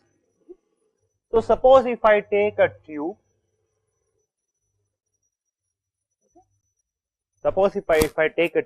so this is a fairly common suspended dropwise condensation is fairly common in several heat transport equipments. So suppose if I take a tube, okay, and the surface of the tube is maintained at temperature Ts, and there is vapor which is flowing through this tube at, let's say, the saturation temperature Tsat. Okay. Now the bubbles will form along the curved surface of the tube, and then note that this is a horizontal tube, right? So they will detach, and then they will drop into the vapor. They will all detach, and so now you will start having these drops which are suspended inside the vapor. So this is the dropwise suspended condensation process. And then the third one is where we have film condensation process. So suppose I have a wall which is at, let's say, temperature Ts, and there is vapor which is maintained, let's say, at Tsat, that's the saturation temperature. Now the condensation rate will be such that there will be a film which is formed here, a liquid film which is formed here, and the liquid film will start moving, okay, and then the condensate is collected at the bottom of that wall. Okay, so that's the third one, which is the film condensation process. So what we are going to see in today's lecture is going to characterize this film condensation process. Now the fourth one is the direct condensation, direct contact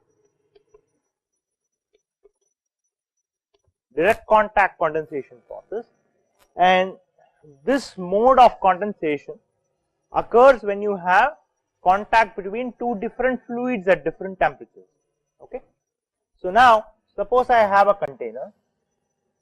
A simple way to visualize is, suppose I have a container and I have a fluid, let's say, and I have a tube here.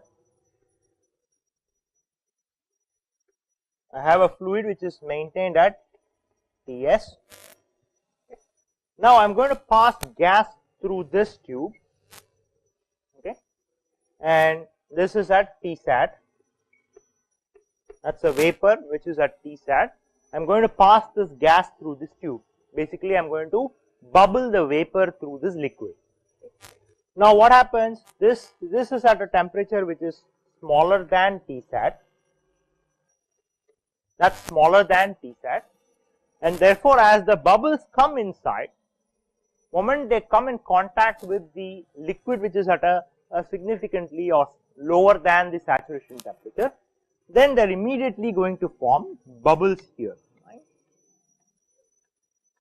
So that is called the direct contact condensation, where two liquids at different temperatures, one of them is going to condense because the other liquid is at a significantly lower temperature. Okay. So this is what is called as direct contact condensation. So what we are going to see for the rest of today's lecture is we are going to characterize the film condensation process. There is a difference. Here the dropwise, the drops are forming at a solid surface. Here the drops are actually forming in bulk. So the film is, when you have significant drops that is formed, if the condensation rate is significantly higher, what you will have is actually the start with the bubble dropwise, and then it will actually transition to film. Because the condensation rate is significantly higher, before the drops fall, there will be more amount of liquid which will come and deposit on the surface, and so what you will have is a continuous flow stream of liquid, which is actually a film condensation process. Okay.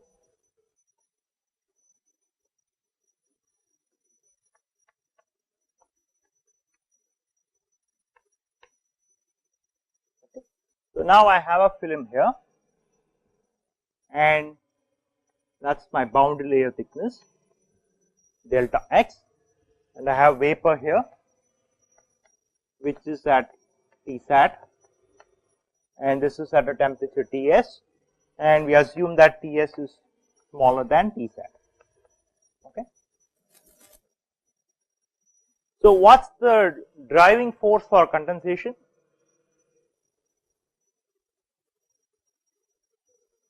It is the temperature gradient, right. So delta T, the driving force is Tsat minus Ts.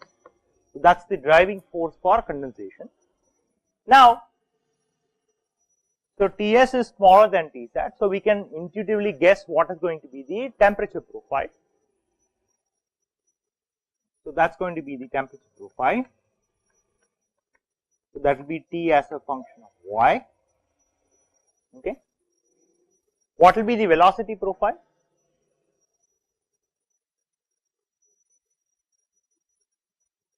Same, different. So remember that vapor is at rest.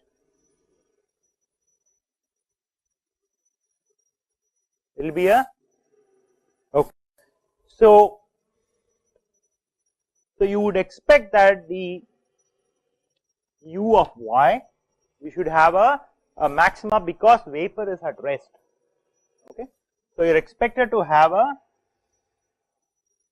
maxima at the middle. So if you look at your textbook, there is a mistake in this particular profile that they have drawn. So you would expect that there is a maxima at somewhere in the boundary layer. So the vapor is at rest, it's at complete rest, and so you have u infinity is 0. Okay. So now I can write momentum balance, all the usual things that you have been doing in this course. So the question is, why should there be a maxima, right? So remember that the velocity of the fluid at the wall, what's the velocity of the fluid at the wall? It's 0, because it's a no slip condition, and so it has to be 0. The fluid comes to rest, and the fluid is going to be at rest because the vapor is not moving. It's a quiescent fluid, so vapor is moving. So the fluid is now moving in the film. So it's bounded between two locations which has 0 velocity. So there has to be a maxima in between. Alright, so now we can write an x momentum balance.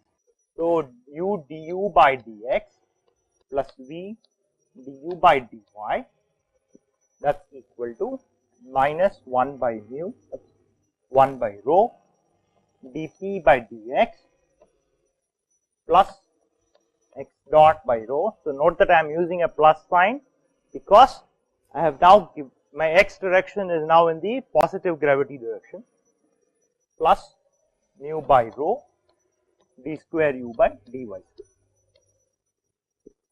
Okay. Now, to make an assumption here, one could actually do without doing the assumption. but you will not get some insights that you will get. Okay. So the first assumption we make is that the u and v are very small, and that's not a bad assumption actually. So the velocity of the fluid inside the bound layer is very small, and therefore, okay, therefore the convective effect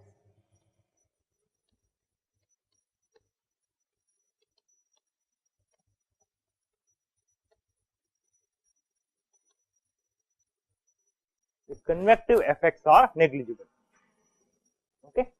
So now, so if the convective effects are negligible, we can neglect the left hand side of this momentum balance. So therefore, we can write the momentum balance as square u by dy square, that's equal to dp by dx 1 by mu, that's mu of liquid, because the momentum balance is in the boundary layer, so we are looking at the liquid system, okay, minus rho liquid into gravity divided by mu liquid. Okay. So now we said that the vapor is at rest, right? So vapor is at rest, the velocity is 0, and also all the gradients are 0.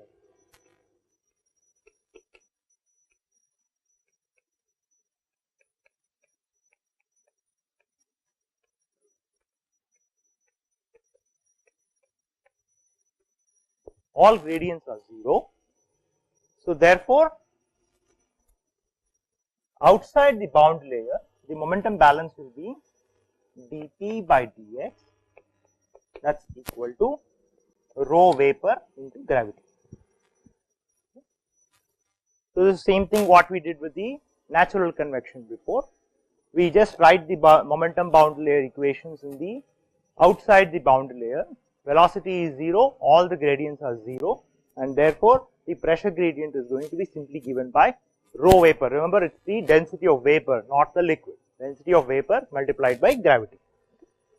So now if I plug in that quantity, so you have d square u by dy square, that's equal to rho vapor minus rho liquid divided by mu liquid into gravity. Okay. So that provides a mechanism to find the x component velocity profile inside the bound layer. Okay. So I can solve this equation uy, that's equal to g into rho L minus rho vapor divided by the viscosity of the liquid delta square delta minus half y by delta the whole square. Okay. So that's the solution. Alright, so now do we know the velocity profile from this expression? Yes or no?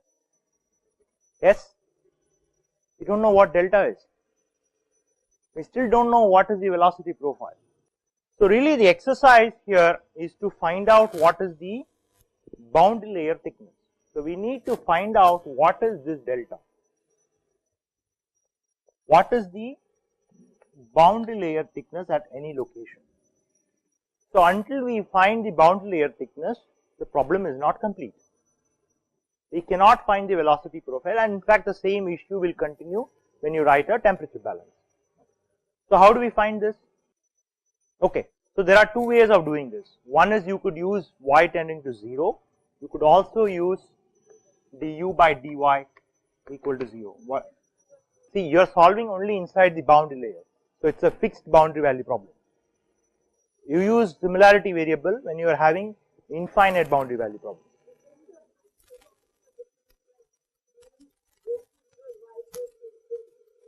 That's true. So that's why, see, you have a definition for the boundary layer, right?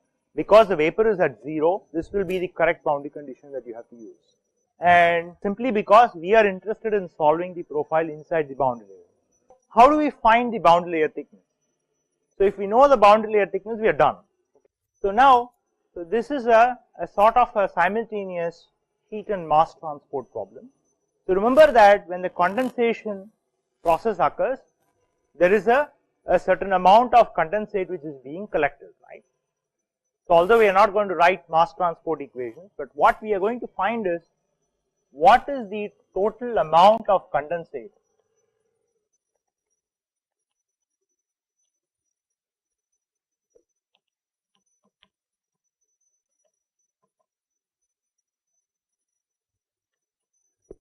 without doing this, we will not be able to solve this problem. And the reason is, so remember that when there is a condensation process which is occurring, there is a latent heat is being lost by the vapor to form the condensate. So unless you know what is the total amount of condensate that is formed, you will not be able to relate the amount of latent heat that is actually being liberated by the vapor in order to form the condensate, because the latent heat is liberated per unit mass of the vapor that is actually forming the condensate. So therefore, it's important to find out what is the amount of condensate that's formed, and that's how we are actually going to relate the boundary layer. And the reason why that works is the boundary layer thickness. So remember that the boundary layer consists of the fluid which is the condensate which is formed. So therefore, if you want to know what is the boundary layer thickness, you want to know what is the amount of fluid or liquid which is present in that location. So that's what defines your boundary layer thickness. So therefore, we directly get to the question of what is the amount of condensate that is being formed. Okay. So now, based on the velocity, okay, supposing if I call gamma x as the amount of condensate at any location, okay, so that's given by m dot by, so suppose if I have the thickness of my plate is b on the other side, length of the plate. So if m dot by b, I am using b because I want to be consistent with the legend that is used in your text. So m dot by b is the amount of condensate that is actually formed, rate of condensate formation per unit length which is outside the bore. Okay.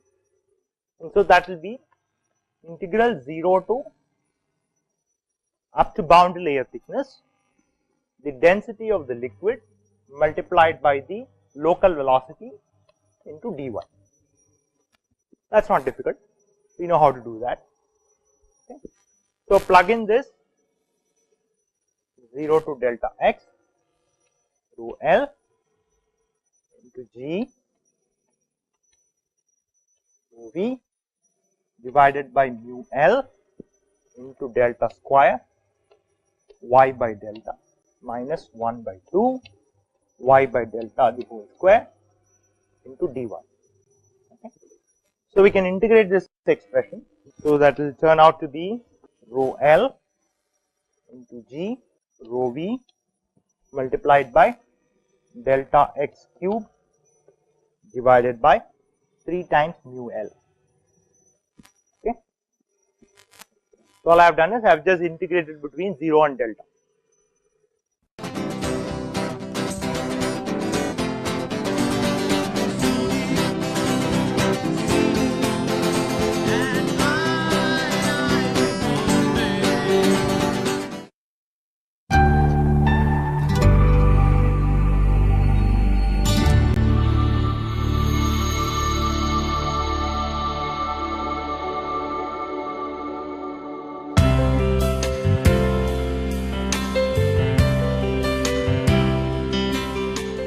Hello friends, now we will see another very important the way the material fails, and that is called fatigue through fatigue. Okay, and you must have tried this and you use this particular idea to break. Let's say if you have a aluminium wire and you want to break it, how you break it? You keep on doing something like this, okay, and then it breaks. So this basically what you are doing is you are doing a fatigue test, and because my stress amplitude is very high, okay, it fractures in no time. But in actual practice of engineering application, the lot of materials are subjected to this kind of loading. Okay, for example, if you have a shaft, So, continuously it is experiencing compressive and tensile stresses. So, when if this is the shaft at the top, it will be if it is like sagging like this, because under its own weight you will have compressive stresses here and tensile here, and when it rotates, okay, now this is tensile and this is compressive. So, it is continuously seeing this cyclic loading of tensile and compressive, okay. And for example, in automobile, any material used in automobile application, they will always see this kind of fatigue loading, because you are continuously moving on a road, you are going to see bumps and all that, and these are going to introduce a fatigue kind of loading on the material, okay. So, this is some very popular pictures you will see for problem with the fatigue, okay. As you can see, this is actually a aeroplane, and the upper portion of that is already blown away, okay. And the problem, when it was investigated, it was traced back to the fatigue loading of the structure, okay, and because of that it failed. And if you do any fatigue testing, these are the typical features you will see, okay. So, somewhere here you had the origin, and then you see this kind of markings here, and then you will have a final failure zone, okay. So, this is sudden problem with fatigue failure also is that it is sudden fracture after a certain cyclic loading of the material, and the cyclic loading can be in elastic regime only, okay. So, during the design, okay, you have taken care that the stresses on any structural component is not going to go beyond the elastic limit. In fact, you have taken some factor of safety also, okay. So, your loads are much lower than the yield stress of the material. But if it is the material is loaded under the fatigue loading, okay, it may fail under that kind of service loads also, okay. So, that is a problem, and if you are not able to detect, what will happen initially, it is a slow process, and then you have a sudden fracture, okay, catastrophic fracture, and that is the problem with the fatigue failure. So, damage accumulates due to repeated application of load, which is well below the yield point, okay. So, load can be well below the yield point, and it is still the material will fracture, okay. And as I told you again, these are the typical markings. So, here actually it is a shaft, and you can see there is a keyhole here, okay, and because of the keyhole you have some sharp corners at these two locations, okay, and that will initiate the crack, okay. So, there the crack has initiated, you can see the origin is marked there. So, the crack will initiate here and slowly it will move, okay, and finally you will have fracture in the final portion. So, fatigue failure, if I want to divide, I can divide it into 3 zones, okay. So, it can be, first is crack initiation, then you will have crack growth, and then it is a catastrophic fracture, okay, final fracture. So, I can divide the failure into these 3 categories, okay. And as I told you, I have shown you a couple of micrographs, okay, where people have shown very nicely that there are different features present on the fracture surface. So, what features you will see? The features will be this concentric, what we call as clam shells, okay. It looks like the surface of the shell, you see there are markings like this, okay.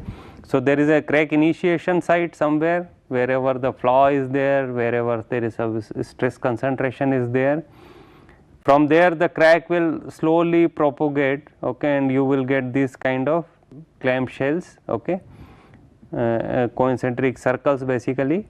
In this clamshells region also there are some concentric beach marks or striations, okay. These are microscopic. So, clamshells are macroscopic, you can see that I could easily see in a simple photograph, okay, these kind of markings, okay. But if I go in the using some microscope within these clamshells also you have another features which is called striations. Okay. Then you have this final fracture. So, when of course, as we have already discussed that when my stress intensity factor goes beyond critical stress intensity factor, then there will be fracture. So, this is a crack which has initiated and propagate up to this point. So, for this given crack length, if my stress intensity factor is more than the critical stress intensity factor of the material, then the fracture will take place. Okay. So, it can be a ductile, it can be brittle depending upon what is the stress state of stress, okay, or what is the condition of the material. So, when the crack may become large enough to satisfy the energy or stress intensity criteria for rapid propagation, it will fail under ductile or brittle fracture mode. Okay. Now, how the crack initiates? Okay. So, when this cyclic loading is going on, what will happen wherever there are some flaws, okay, there will be some plastic deformation, local plastic deformation because of the some stress concentration. So, there can be flaws or there can be flaws in the design itself. Okay. So, what will happen locally, the stress will be high enough to initiate the deformation. So, because of this cyclic loading, the deformation will kind of go in and go out. Okay. So, there will be this intrusion and extrusion of the crystal plane. So, wherever the maximum shear is there, shear stress is acting. So, you will have slip process. Okay. So, slip process will be like this because of the cyclic loading. In some cases it will go, slip will go in some cases because of the slip the material will come out. Okay. So, that is what is shown here, this is going in, this is coming out. Okay. And because of this going in coming out, you can see that if I want to show it as like a crack, it will show a crack like this. Okay. So, you have a crack with this radius of curvature like this, and because this is at atomic scale almost, the crack will be quite sharp here. Similarly, if I want to show it as a crack, I can show it like this. Okay. So, now you have initiated a crack in the material by this repeated loading. Okay. So, crack initiates like this, then once it initiates it has to grow. Okay. So, after initiation it will grow, and this growth can be divided into 3 stages: stage 1, stage 2, stage 3, which is also shown schematically here. So, in stage 1, after initiation of crack, it grows along the slip plane. So, the crack will grow along the slip planes. Okay. So, it is similar to what you will see in a transgranular brittle fracture, where the crack is going through the grain along the slip planes. Fracture surface is usually featureless. This will have a cleavage kind of fracture. So, and usually it is featureless, you will not see very nice features here, and rate of propagation is slow. So, in this early part it is the crack is going to grow at a very slow pace. Okay. The stage 2nd is crack turn to propagate transversely to the principal normal stress. So, suppose you are applying a stress like this. So, whichever is the maximum principal stress, okay, the crack will grow transverse to that. So, if stress is applied in this direction, my growth is going to be at 90 degree to that. Okay. So, it propagates transversely to the principal normal stress, and fracture surface shows striations, typical features of fatigue failure.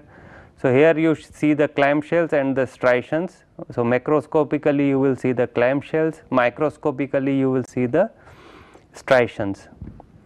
Then the stage 3rd will come, the fatigue crack become large, and if it crosses the critical stress intensity factor of the material, it will have the very catastrophic fracture in the last stage.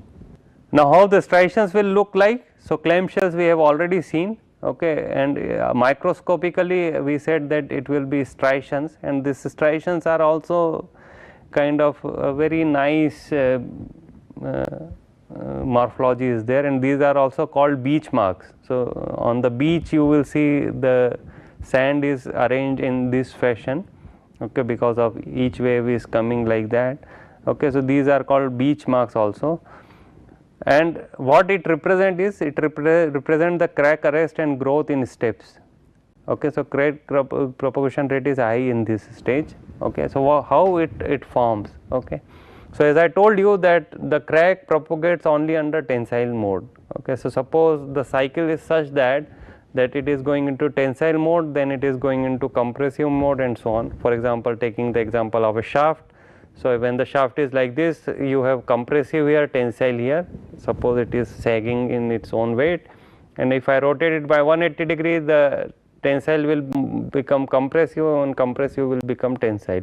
So my material is continuously going in this cycle. Now what will happen, as I told you that in tensile mode the crack will open up, and the compressive mode actually crack will close down. So the crack will propagate only in the tensile mode, and then it will close down, then again it will go and again it will close down. Okay, so that is why you see the striation because of the crack propagating in each cycle, and schematically it is shown here that how it will grow in each cycle. Okay, so when we are going into tensile mode, it will go forward, in the compressive mode it will be closed, again in tensile mode it will go forward, and so on.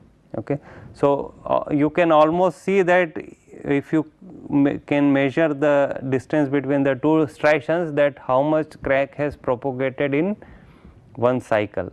Okay, that you can easily find out from a micrograph like this. Now coming to the stress cycle which you are going to impose. Okay, just want to understand that what do we mean by this cyclic loading. Okay, so of course this is a very theoretical kind of cyclic loading, sinusoidal cyclic loading. In practice it will be very random cycle, so you can have some kind of loading like this, maybe with lot of suddenly some spike or something like this. It can be a very random cycle.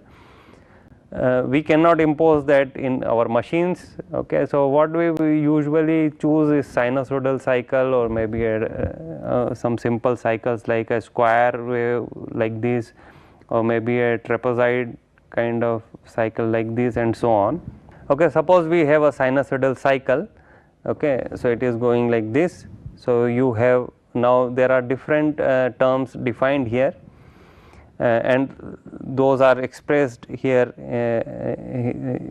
with relationships.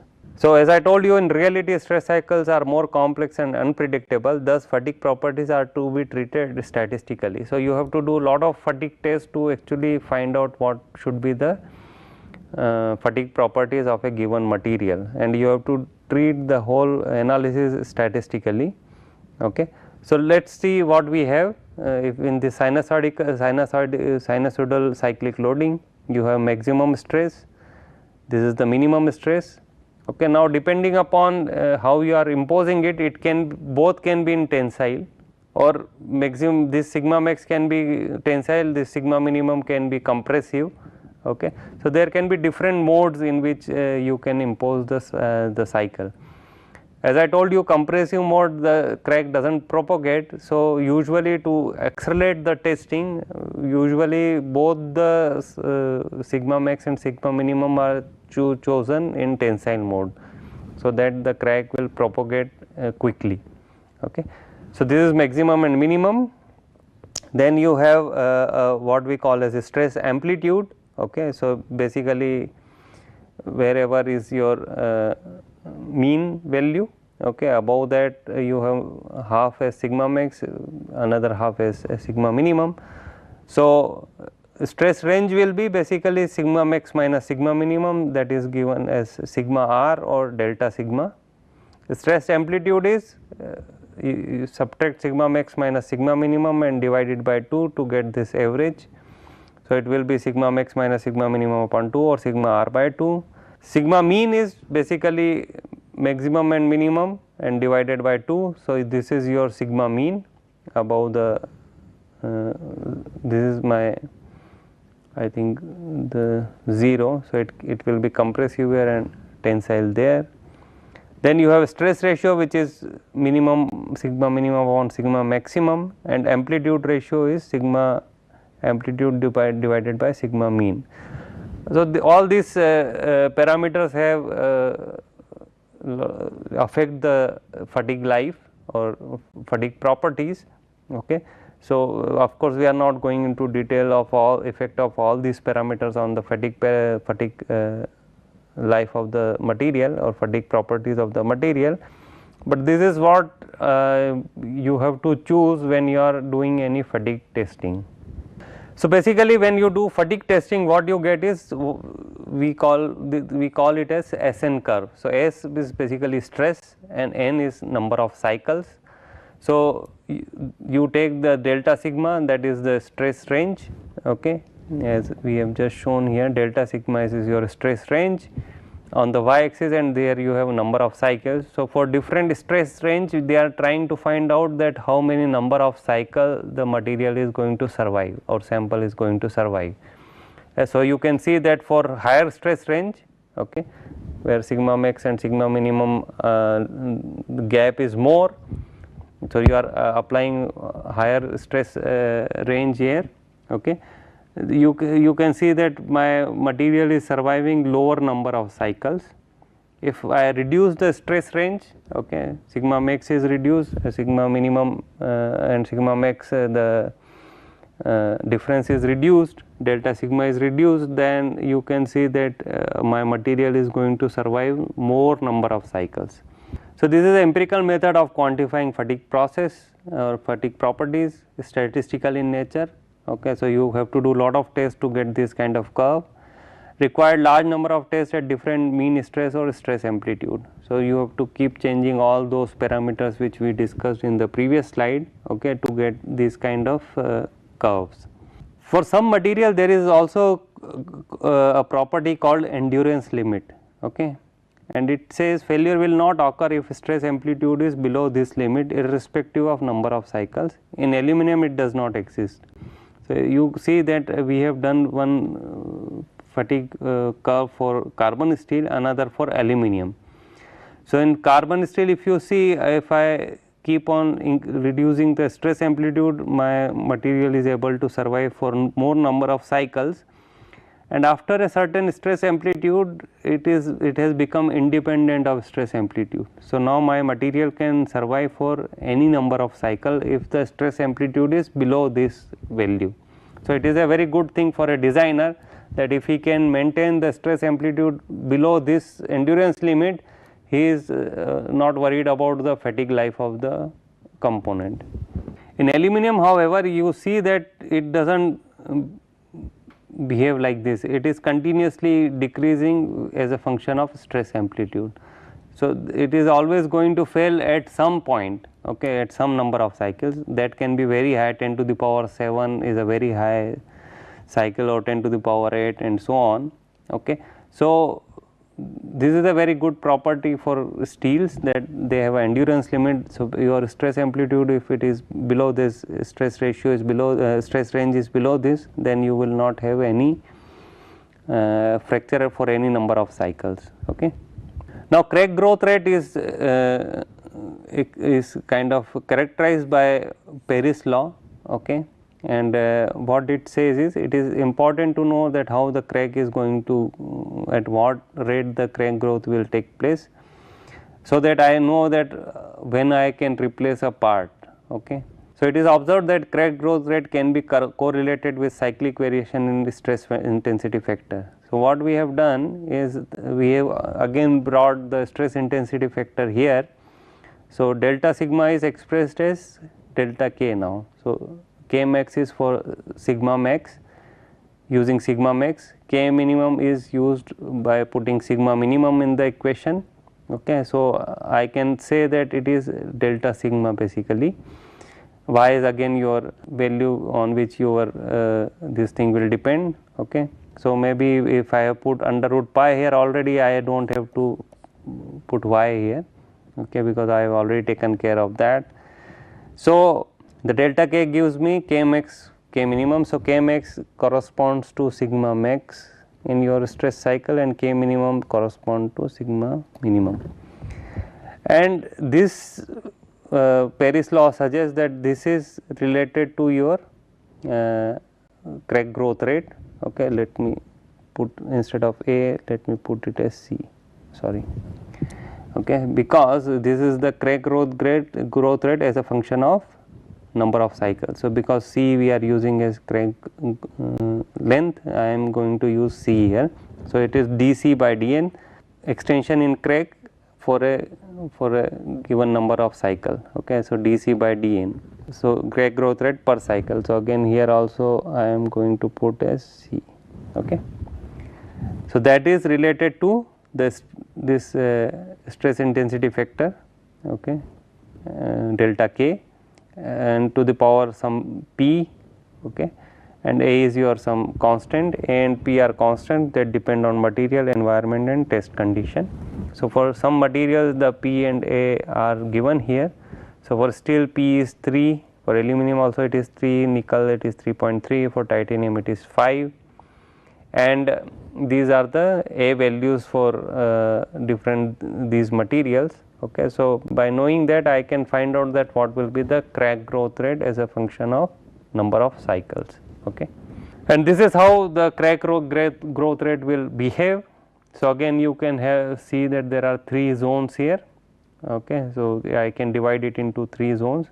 So, as a function of stress intensity factor delta K, the crack growth rate is plotted here. So, if stress intensity factor is lower in the initial part, okay, the crack growth rate will be very high, okay, as you increase the delta K. Then in some in one zone it becomes the delta K and dA by dN, okay, they almost start following a linear relationship. So, P is here 1 here for example, and then you have the final catastrophic failure. So, in the same test actually delta K will keep on changing. Okay. Why? Because my crack is growing. So, as you can see that for in K you get some delta under root of C, the remaining things I am not writing here. Okay. So, this crack is growing continuously. So, my K is also going to be increasing as a function of crack growth rate or crack growth. Okay. So, this is for one single test that initially you will have this crack growth rate, then it will become where it is start following the Paris law, and then you will have the unstable crack growth rate where it is going to fail catastrophically. So, this is your crack initiation part.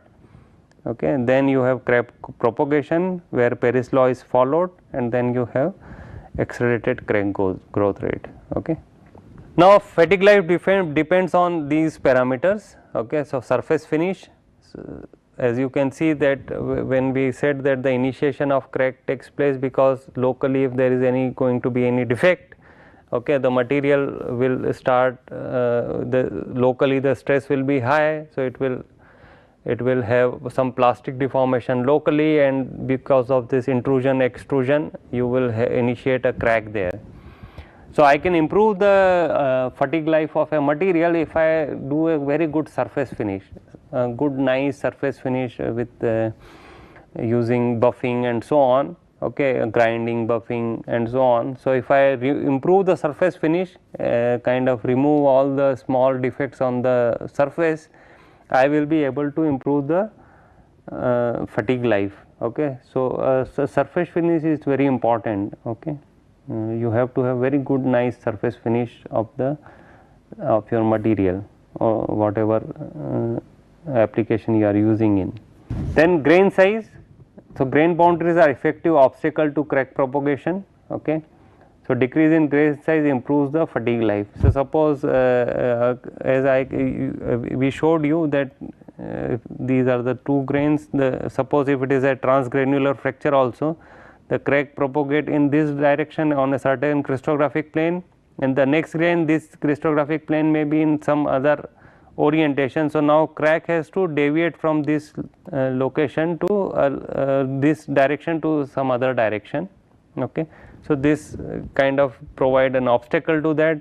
Suppose the crack is going through the grain boundary, okay, then what will happen that it is growing through the grain boundary, then the grain boundary orientation has changed. So, it has to move in a different grain boundary now.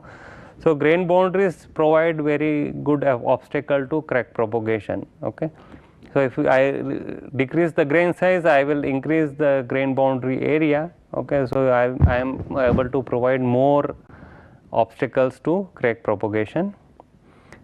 Then the residual stress, as I told you, compressive stresses are good because they close the cracks. Okay. So if I induce compressive stresses in the material on the surface, okay, what will happen is that when I am applying a tensile stress, some tensile stress will go in cancelling out the compressive stress, and my material will experience only some part of that applied tensile stress. Okay. So inducing any compressive stresses on the surface is very good for residual stress, for improvement in fatigue life.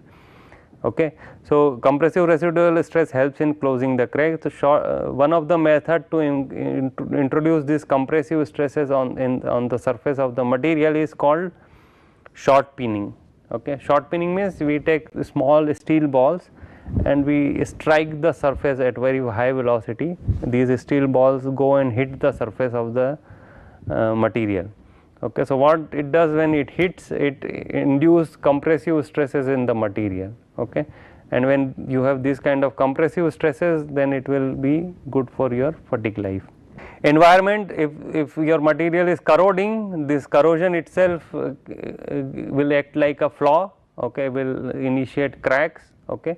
So we should not have any corroding environment around a component which is going to experience the fatigue cycle.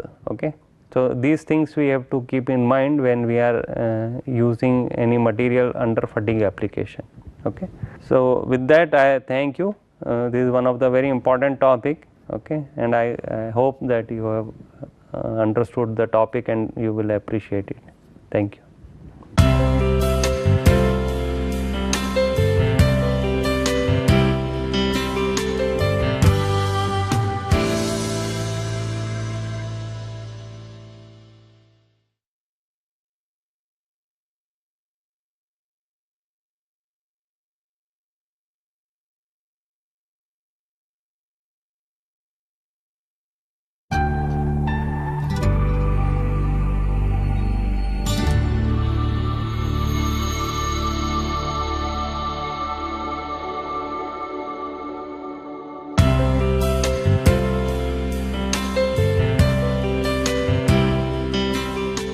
So hello friends, today's lecture will be on high temperature deformation and that is called in a word creep behavior, and this type of deformation takes place for any material which is exposed to very high temperature and under certain load conditions, and then it will keep on deforming as a function of time. So if you see the creep application, that the understanding of creep is required. So it can cover a very large size scale. For example, it can be important for a electronic circuit where because of the flow of the current, all the components are exposed, get slowly heated up, and with the time, okay, all these soldered joints and wherever there is a connection between the circuit and some component, these are exposed to high temperature, so it will keep on experiencing some strain as a function of time, and slowly at some point of time it will fracture and your component will fail. So it is important in an electronic circuit. Similarly, it is important in, for example, a gas turbine engine, okay, or a steam turbine which is used for in power plants, or a gas turbine which is used in an aeroplane. And these material, as you can understand, are exposed to high temperature. Okay, now we are all thinking about having ultra supercritical power plants. So the temperatures are going to be very close to 650 degrees Celsius or 700 degrees Celsius. So these material are exposed to very high temperature, and as you can understand, the turbines rotate at very high RPM, and so there will be large centrifugal force acting on the rotating parts. So under high temperature, under this loading condition, the materials deform. Okay. So it is a very important area of material science to understand that how the creep takes place and how you can design the material to reduce this deformation at high temperature. So creep, if you want to define, it is a material subjected to a constant load at an elevated temperature. So elevated temperature also has to have a definition, that what do we mean by elevated temperature.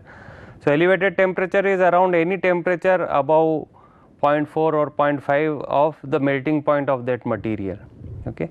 So under a constant load at these temperatures, a material usually show deformation. Okay. So it shows a time dependent deformation. Okay. So as a function of time, the material will deform.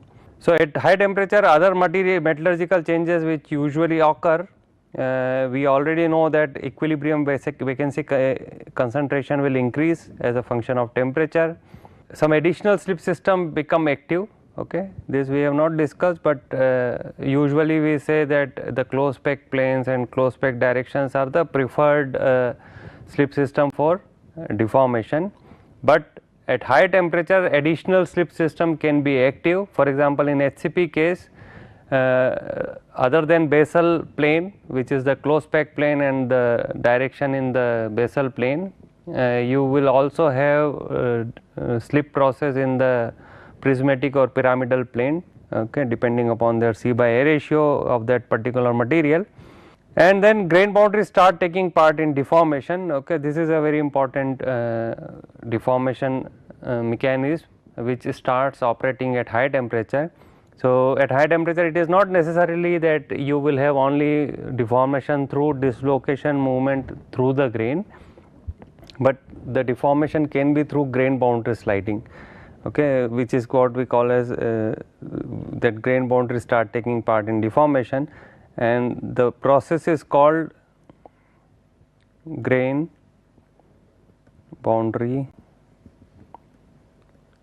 sliding. Okay.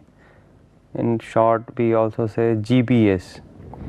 So instead of deformation through the dislocation within the grain boundary itself start deforming, okay, and kind of slide, one grain slide with respect to the another one. Other metallurgical changes which take place may occur, that you will have recrystallization process at high temperature. Okay, precipitate growth will always take place at high temperature. You will have more diffusion of atoms, solute atoms, so precipitate growth takes place. So whatever you have planned, that these should be the size of the precipitate, this should be the inter particle spacing. Okay, but at high temperature, it will try to have a larger particle with a smaller surface area. Okay, so at a high temperature, because diffusion is easy, so a small particle will shrink and the big particle will grow. Okay, and slowly you will have precipitate growth, or it can have oxidation problem. So at high temperature, most of the material are susceptible to get oxidized. Okay, because you always have a oxygen environment around it. So at high temperature, the material start getting oxidized. Okay, so oxidation is one of the big problem, corrosion problem for high temperature materials. Now creep can be divided into 3 stages. Okay, so if you see a strain here, the strain is shown on y axis, time is shown on x axis. Okay, so as soon as some load is applied, you will have some deformation in the material. Okay, at 0 time, and then you will see that the strain is or what you can say here, the slope between strain and time is coming down as a function of time. Then it is showing what we call as a steady state behavior, that is the second stage. So the strain vary as a function of time in a linear manner, And then you have the transient condition, again another transient condition, that is called the tertiary stage, the third stage. Okay, and in this case the strain varies as a function of time, so the strain accelerates as a function of time. So if you see the slope here, the slope is continuously increasing, and then you will have fracture. If I increase the stress or temperature, okay, in both the cases the whole of this deformation mechanism will shift to higher strain. So if I increase the stress on the system or increase the temperature of the system, now you will have more strain at 0 time, and then you can see that the slope of this linear curve is also more than the previous one. So steady state creep will also be higher, okay, and the material will fracture at much lower time duration, okay, at a shorter duration it will fail. Okay, so if material is exposed to high temperature or it is under higher load, okay, the material will fracture at a lower time. Okay. So these three stages are given here. First is transient or primary creep. The strain rate decreases with time and strain. Okay. So strain rate is decreasing here, you can see the slope is decreasing as a function of time. Second stage is secondary or steady state creep. Okay, this is one which actually you try to understand in more detail. Strain hardening is balanced by softening processes. So here both the hardening and softening processes are balanced. So hardening process is dislocation generation and they interact with each other, so that is called strain hardening. Softening processes are, for example, dislocation get recovered, so you again reduce the dislocation density, okay, and material becomes soft. So the generation of dislocation and recovery of dislocation both are kind of balanced in this particular regime, okay, and that is why you get this linear behavior. In tertiary creep, the creep rate again accelerated at the last stage. Okay, this is due to because of the deformation, the whatever part is there, the cross sectional area is continuously reducing. So it will reach a stage where now it cannot be able to take that load anymore. Okay, so then there will be a very fast reduction in the area as a function of time. So instability will be there, and your creep rate will increase. Okay. So the strain time curve can also be shown as the strain rate time curve. Okay. So strain rate is nothing but the change in strain as a function of time, okay, d epsilon by dt. So that also we can plot. So you can see that in the first stage the strain rate is decreasing because here the slope was decreasing, and in the second case the slope was constant, so strain rate is constant in the second stage, and in the third stage the strain rate is increasing. Okay, again you can see the effect of stress and temperature. So at lower stress and temperature the strain rates will be lower, at high stress and temperature the strain rate will be higher and the time to rupture will also be smaller. Now what is the difference between a constant load and constant stress creep data? Okay, in creep actually we have a constant load. So you can understand that the stress is continuously increasing on the material because the cross sectional area is continuously reducing. As the length increases of the sample, okay, the cross sectional area will reduce. So continuously for a constant load the stress on the system is continuously increasing. So you can do test in two ways, either you do it as a constant load, then you get this typical curve, S-shaped curve, okay, which we have just discussed in the previous slide. If you do it on a constant stress, then you do not get this tertiary stage, because this tertiary stress is due to the reason of reduction in cross sectional area. So for a constant load the stress on the system will increase, but if you are maintaining the constant stress condition, that means you are taking care of the reduction in the area. Okay, so you are reducing the load also on the system as your cross sectional area is becoming smaller and smaller. So that is why for a constant stress you will not get this tertiary stage. The second stage will keep continuing because I will keep reducing the load to maintain the constant stress on the system. In the stage second, these two will more or less will be equal.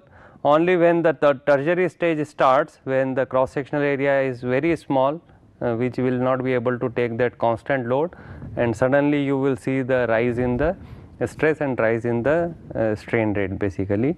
So, for a constant stress it will be same linear curve will be extending, okay, without any tertiary stage, and ultimately it will fracture. So, as I told you, this stage second is of importance to us because that is the stage which covers the longest time in the creep curve, okay, and the material will undergoes this second stage for the longest time, okay. So, we want to understand and we want to kind of characterize or quantify that particular stage, okay, to understand the creep phenomena. So, the steady state creep rate can be given by an equation like this, okay, epsilon dot second or epsilon dot SS, that is steady state here, a sigma to the power m prime, okay, exponential minus q c by RT. So, m is your exponent here because these are as a function of stress, the strain rate will change, okay, and it follows some kind of exponential behavior. So, A and m prime are the material constant here, okay. So, I will see constants. QC is the activation energy for creep, okay, and both these can vary with stress and temperature. For temperatures more than 0.5 of melting point, okay, that is where we do the creep kind of test. QC is equal to the activation energy of self diffusion, okay. So, the activation energy of creep is related with the self diffusion of atoms, okay. So, please recall what we discussed during diffusion. So, creep is intimately related with the self diffusion of atoms, okay.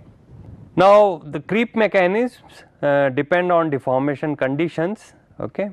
So, temperature and applied stress, for example, these two already we have seen that how they increase the creep rate, and they also in turn decide what will be the deformation process. So, depending upon temperature and applied stress, we will see that there are different deformation mechanisms which are operating, okay. So, whether the creep is dominated by dislocation glide, okay, or it is dominated by dislocation climb process, or it is dominated by diffusional flow, that is decided by that what is your deformation conditions, okay. So, if you look at the dislocation glide process, okay, so this is acting at low temperatures and high stresses, okay. So, low temperature high stresses, it is like our normal deformation processes, where we have already seen that the deformation or the slip process takes place by movement of the dislocation. So, dislocation glide.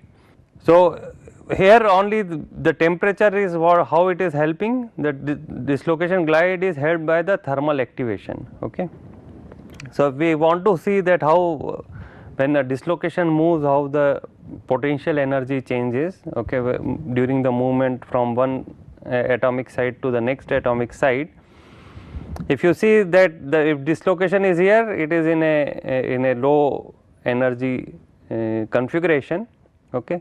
When the dislocation is moving to the next position, it has to climb over the atom which is in the bottom of this atomic plane, okay. So, where your half plane is ending, there will be one atom here, okay. So, if I can show you. So, suppose this is the position of atom, okay, and when it is moving, it has to move from here to this next position. So, this next position is like this.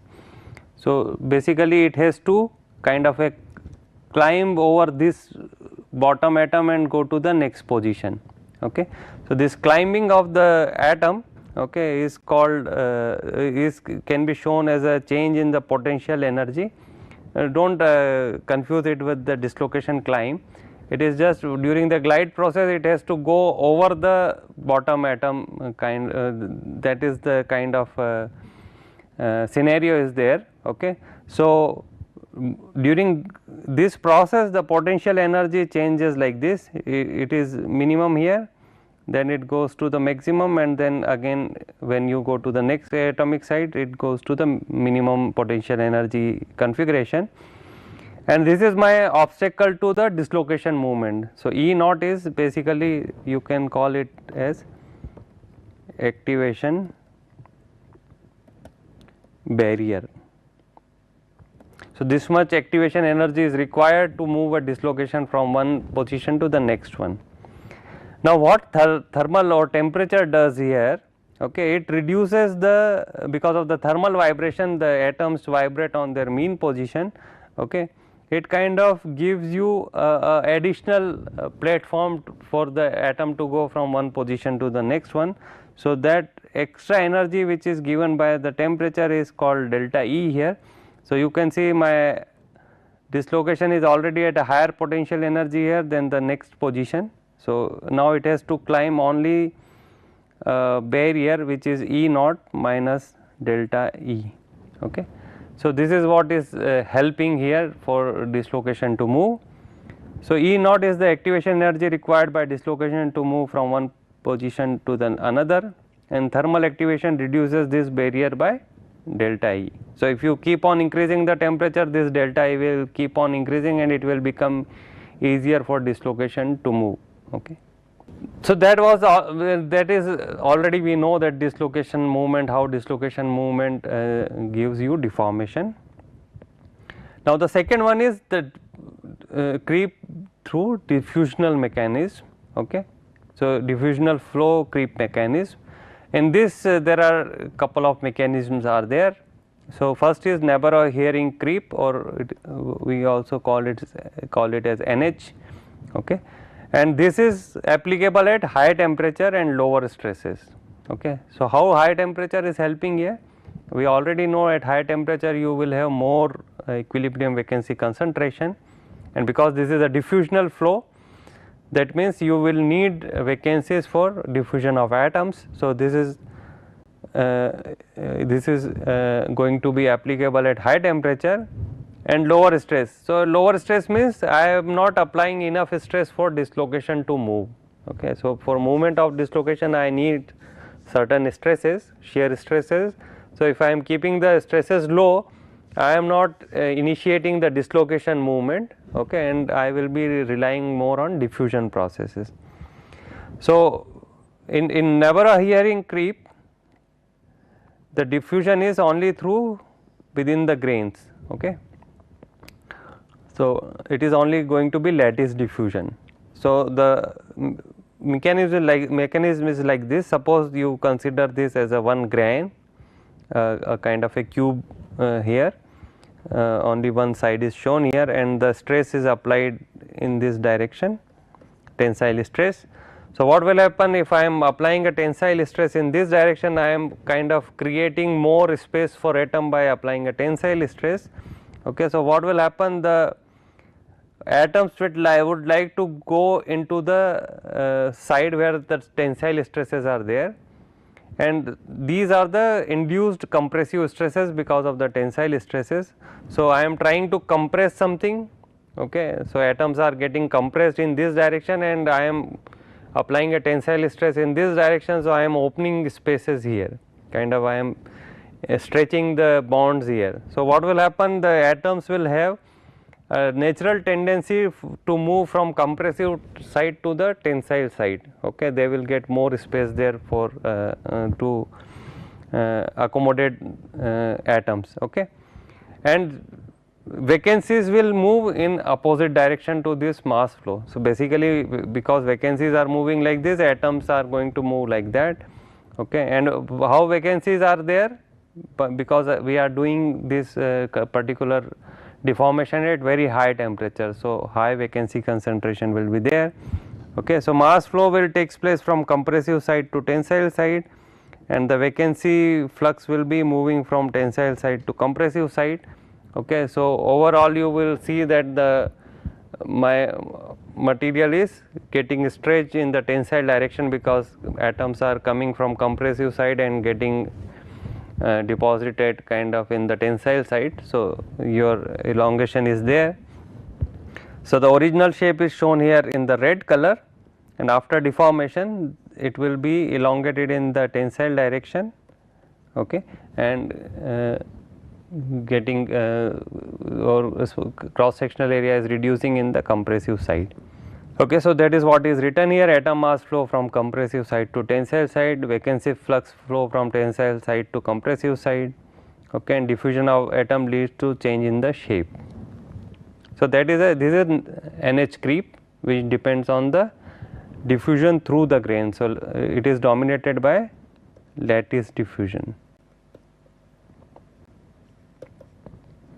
So, it is obvious that if you kind of want to find out the activation energy for this diffusion, it will be equal to the self diffusion of atom. Okay. Now, diffusional flow creep mechanism, another creep mechanism is called Coble creep, okay, and in this case the diffusion along grain boundaries is important. So, diffusion is not through within the grain, but the diffusion is taking place from the grain boundary in a polycrystalline material. Our diffusional area will be equal to the width of the grain boundary and what is the size of the grain. Okay. So, Coble creep is more sensitive to grain size than NH creep. So, you can understand that because the mass flow is through grain boundary. So, if I keep on reducing the grain size, I will have more grain boundary area. So, the Coble creep will start dominating it for finer grain materials. Okay. So, Coble creep will dominate in fine grain material because you will have more grain boundary area as compared to a coarse grain material. So, in coarse grain material you will have NH creep, and fine grain material you will have Coble creep. Okay. In general, both the creep processes operate in parallel. Okay. So, anyone can dominate depending upon the grain size. Okay. So, coarse grain material NH creep dominates, in fine grain material the Coble creep dominates, okay, and that is how the deformation process is there. So, in this direction you are having the tensile stresses. Okay. So, the vacancies are flowing towards the compressive side and the atoms will flow in the tensile side. In case of Coble creep, okay, the diffusion of atom is taking place through the grain boundary. Okay. So, the atoms are moving through the grain boundary towards the tensile side, and that is how the deformation is taking place. So, we can express all the creep kind of phenomena through a phenomenological constitutive equation, okay, which gives an equation like this. So, epsilon dot SS is equal to, there are a lot of parameters are here, but you do not get scared by this equation. These are not very difficult equation to understand. Okay. As we just discussed that my creep phenomena depends on the grain size. So, for coarse grain you will have NH creep, for fine grain you will have Coble creep. Okay. So, there is a grain size dependent parameter is here. Okay. So, D is your grain size, okay, and B is your Burgers vector. So, it is all these values are kind of normalized with some constant, and you have an exponent here. So, this is a grain size exponent. Okay. Now, here is your some stress sigma, which is acting on the system, that is normalized by the shear modulus G, and again there is a constant for that, which will be called as stress exponent. Then here A is a constant depending upon the material and deformation condition. D is your diffusion coefficient, which is given by an equation like this. Already we have seen this. G, I just told you, is shear modulus or modulus of rigidity. B is Burgers vector. K is Boltzmann constant, and T the temperature of the deformation. Okay. So, these are all the parameters here, and depending upon the deformation mechanism, the values of these parameters are given here. Okay. For NH creep, it is favored at high temperature, low stress and larger grain size. Description, it is vacancy diffusion through crystal lattice. Okay. A will be in this range, n is equal to 1, okay, and P, that is the grain exponent, is equal to 2. For cobalt creep, it is favored at low stress, fine grain size and temperature less than those for which NH creep dominates. So, this is at a lower temperature, okay, where the diffusion through grain boundary will be dominating. Okay. Vacancy diffusion along grain boundaries, A will be in this range, okay, n is again 1 here and P is 3. So, you can see that in cobalt creep the grain size is the dominant, and that is why you have a higher value of exponent here. Grain boundary sliding, okay, favored same range as NH and cobalt creep, sliding accommodated by vacancy diffusion through the crystal lattice. Okay. In this case, the n is equal to 2 and P is 2 or 3. Okay. So, 2 at coarse grain material, for coarse grain material, 3 for fine grain material. Dislocation creep is applicable at high stress, lower temperature in comparison to cobalt creep and NH creep. Dislocation motion with climb over microstructural obstacles, okay, n is around 3 to 8 and P is 0. So, there is no grain size dependence in case of dislocation creep, okay, whereas there is a high stress dependence on the in case of dislocation creep, whereas in case of diffusional creep there is a stress dependence is very small. Okay. So, stress is not a very important parameter, whereas in dislocation creep there is a large stress dependence. Okay. We can actually divide all these different mechanisms on a deformation mechanism maps. So, very convenient way to see that in which zone which kind of deformation mechanism or creep mechanism are going to dominate. So, this is a graphical way of representing dominant deformation mechanism at a particular stress temperature combination can be used to estimate creep rate. Okay. So, you can see on the x axis we have plotted T upon T melting point. So, this is the melting point of that material, and when you express something like this, this is called homologous temperature.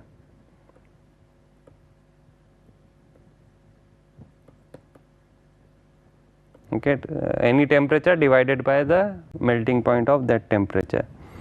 On the x axis you have a stress which is normalized by the modulus of rigidity, or in case shear stress also you can express in terms of shear stress.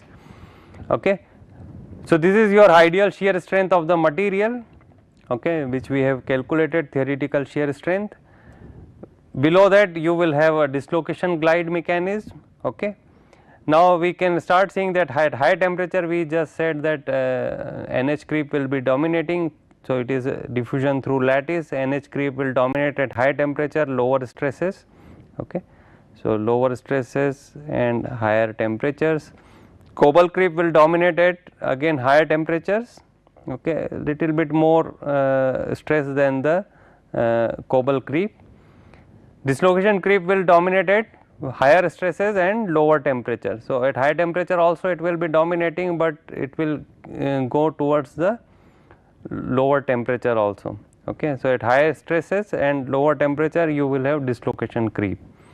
Okay. Only when you reduce the stress at high temperature the NH creep will start dominating. So, if you see here, as I am reducing the stress at the same temperature, instead of dislocation creep I am started having diffusional creep.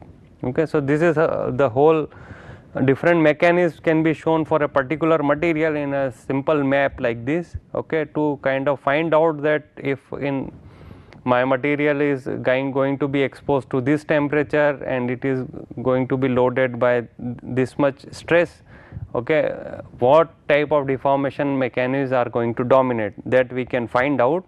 So, once I know that it will be dominated by dislocation creep, then I will design my material or microstructure according to that requirement. If I find out that it will be dominated by diffusional mechanism, okay, then I will design my material or tailor my microstructure according to that requirement. So, this will give me an idea that what material to be used. Okay, maybe I can go to for the another type of material which will have for which this diffusion this creep mechanisms are shifted to higher temperature. So, my material is going to be safe at that particular temperature. Okay, for example, if I find out that my material is going to be exposed to this stress and this temperature, okay.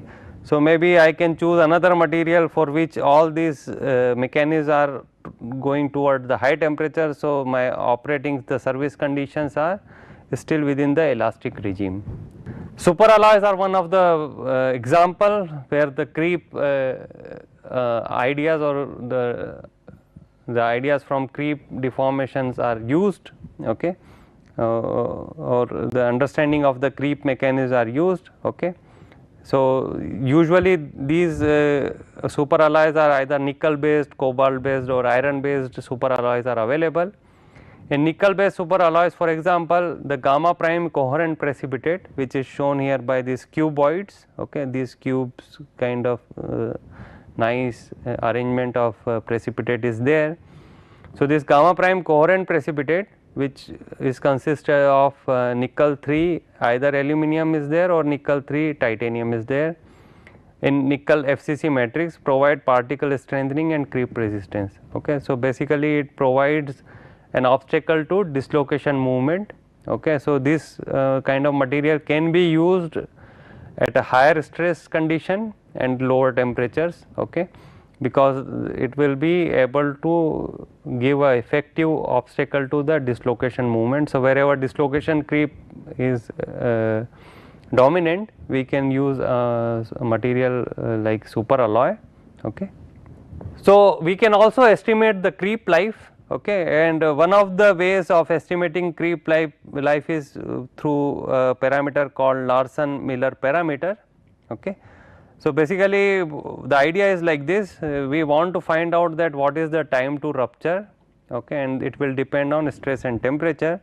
So, you can see on x axis we have plotted 1 by T here, and on y axis we have plotted log of rupture time. So, rupture times are in 2-3 order of magnitude will be there, okay, that is why it is plotted on log scale here. So, for example, if I do a testing at stress sigma 1, okay, so this will be how, this is how the curve will come between the 1 by T and log TR. If I do another test for the same material at another stress level, you will get another curve. So, for each stress condition you will get one curve here, okay. So, it is kind of difficult to get so many curves and kind of find out a life of the component under creep condition. Okay. So, for example, if I am using this particular material at a condition where the stresses are going to be sigma 1, okay. So, this is the temperature and I am using my material at a condition where the sigma 1 stresses are applicable on that, then this will be the time to rupture. So, that will be my creep life. For the same temperature, if I am using the same material at a stress which is sigma 2, okay, then I will be having the rupture life as this one. Okay. So, this is one life, this is another life, you can call it TR1, TR2 let us say, and TR1. So, from here I can tell you that the sigma 1 is more than sigma 2 here, okay, because my time to rupture is reducing as a function of stress. So, sigma 1 is more than sigma 2. If you have even lower sigma value, the creep life will increase, okay.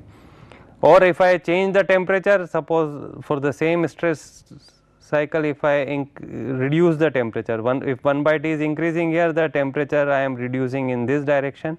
So, if I reduce the temperature, you can again see that my creep life has increased, okay. So, reduction in stress and reduction in temperature is going to increase your creep life, okay, in general.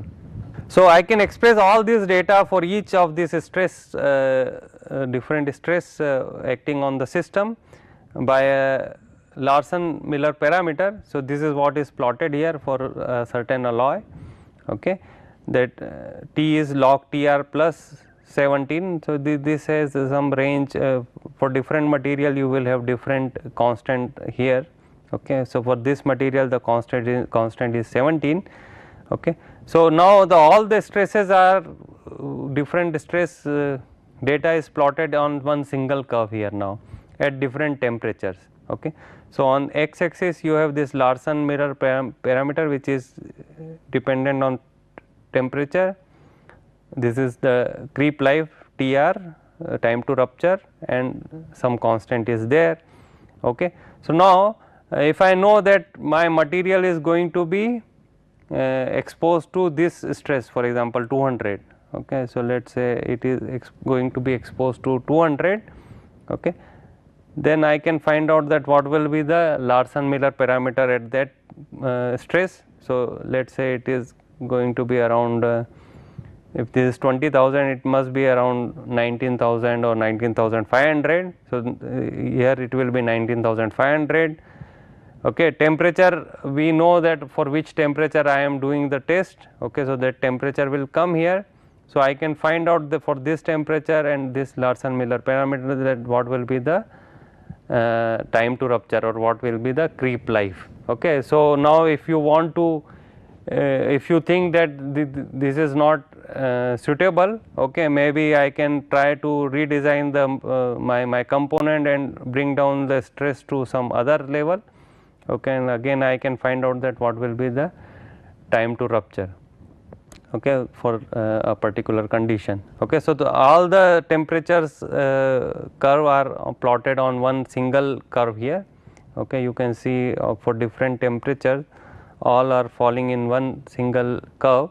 So, once I know the stress, I can and the temperature on which I have to use this material, I can find out that what will be the time to rupture. So, either I will manipulate the temperature or I will manipulate the stress to get more life out of the component, or I can use a different material for which you will have again a new curve, okay, and that can be used to have a higher creep life, okay, under the given stress and temperature condition. Okay, so we can also do this quantification of the creep life, okay, and find out that which material or which service conditions will be appropriate for my component. Okay. So, with that thank you, and so this is our lecture on creep. So, hopefully we have covered the whole idea related to creep and in this particular lecture. Thank you.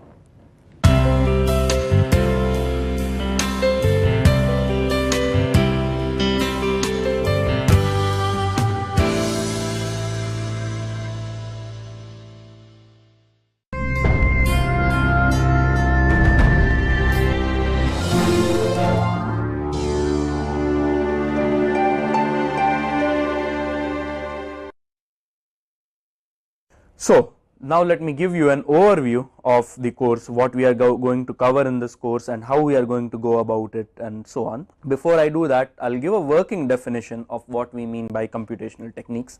Again, the word computational techniques, numerical methods, numerical techniques or computational methods are really used interchangeably by people.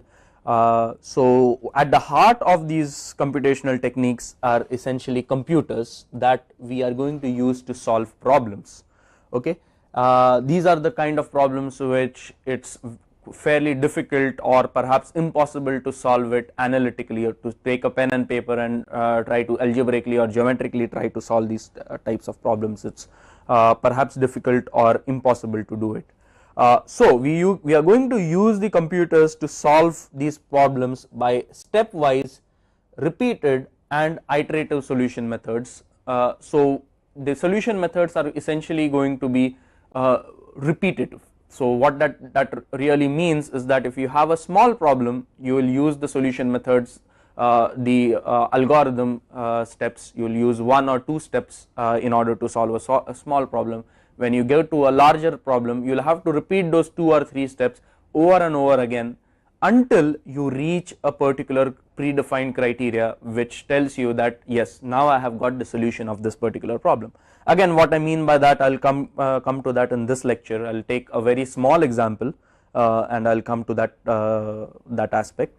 And it is a stepwise procedure. That means what you want to reduce the overall system to is a system of it is an algorithm of various different steps that you need to carry out one after the other, and that is what makes it very amenable to putting it in a computer and using those computers to solve the problems. And these are the methods which would otherwise be either tedious or unsolvable by hand calculations. And just to give you an example, if we are going to talk about say the models for solving the overall climate models, essentially to see how the global warming is going to affect the overall system. In that particular case, these models have millions of equations. You can perhaps solve 1 or 2 or 3 equations with hand, but you have a million coupled highly nonlinear equations. It's going to be very difficult to solve, or not difficult, in fact, and pretty much impossible to solve those equations by hand. And what you will then need to do is use those computers to do these calculations which are otherwise tedious or unsolvable by humans. So again, I had mentioned right in the beginning, the numerical techniques or computational techniques became popular because of availability of cheap computing. So over about the last 25 years or so, essentially computers have become very inexpensive, and pretty much every home has a computer these days, and essentially that is what has led to the popularity of these computational techniques. They are useful to solve problems for which algebraic solution cannot be obtained. For example, if you have a complicated set of equations and you want to find the roots of that particular equation, it's sometimes it's easy to use pen and paper to solve them. Sometimes it's not all that easy to use pen and paper. In that particular case, you will use this numerical techniques in order to solve them. The several advantages of these numerical techniques are that first, they are extremely powerful problem solving tools. Just the example I took a couple of minutes back, the climate models.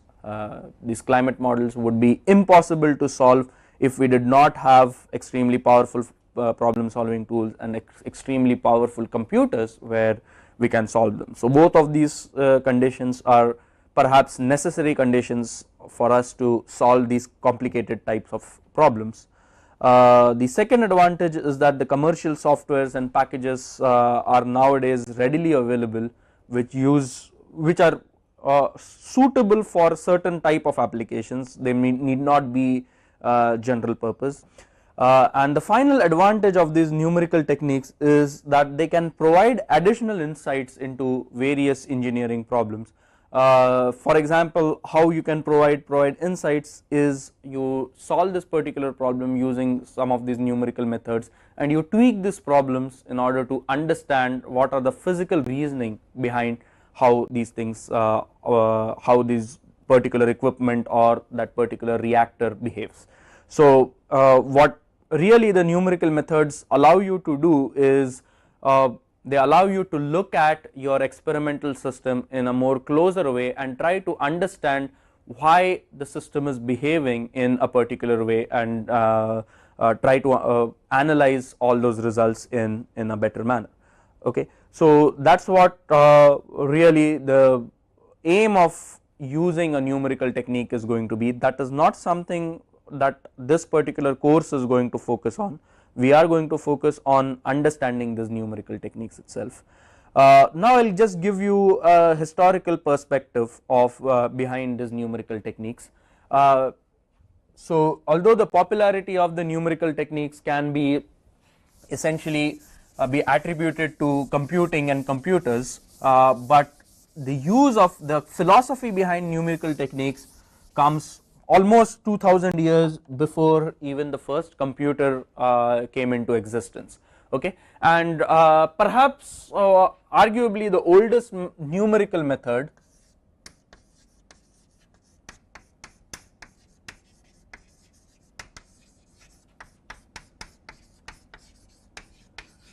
is perhaps the Babylonian method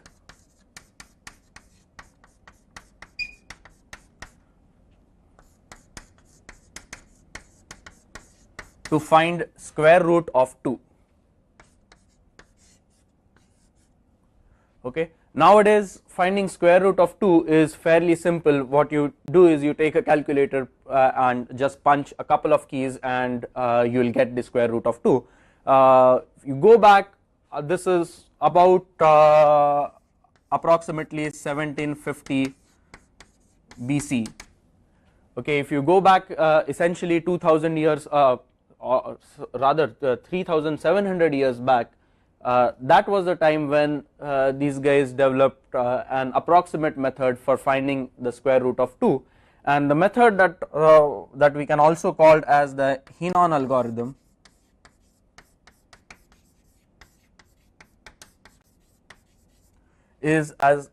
goes like this. Let's say we will start with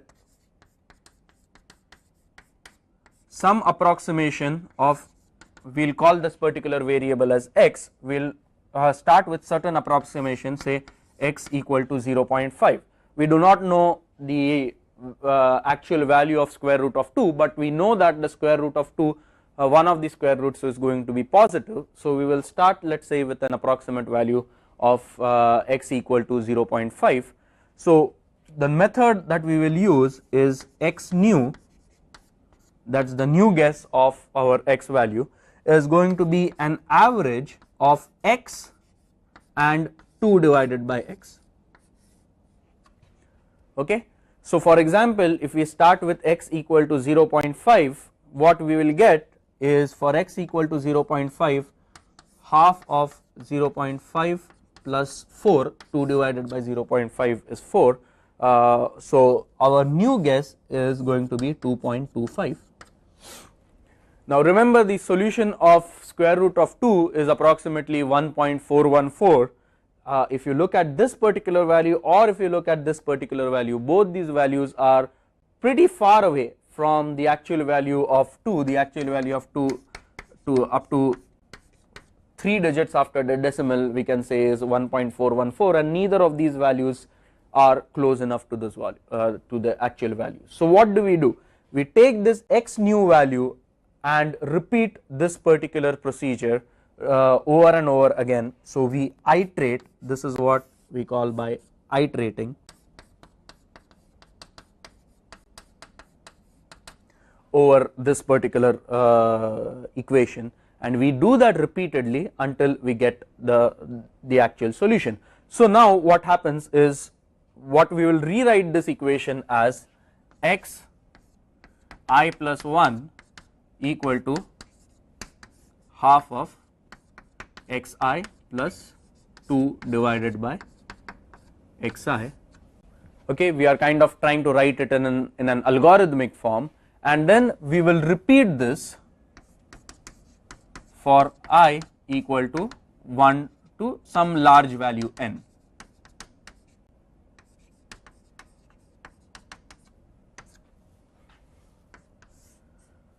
Okay, and this overall process is what is known as an iterative method, and it captures the essence of all the numerical techniques that have come after or beyond this particular point. This particular method is, one, it's iterative. The second thing is that this method gives you an approximate solution.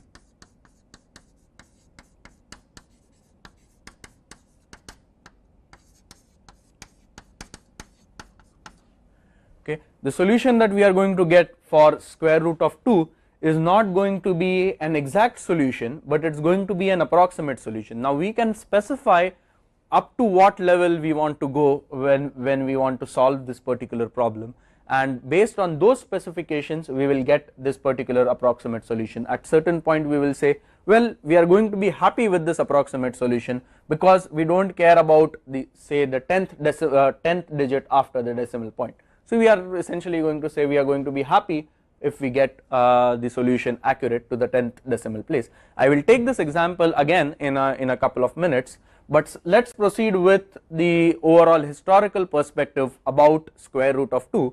What the Henon algorithm is, it is an iterative algorithm and it gives you an approximate solution. In India we had this Sulba Sutra.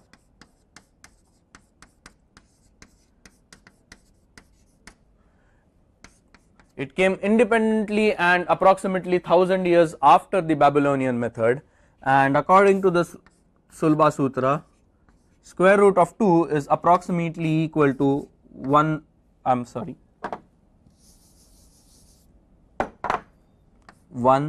plus 1 by 3 plus 1 by 3 multiplied by 4 plus 1 by 3 multiplied by 4 multiplied by 34.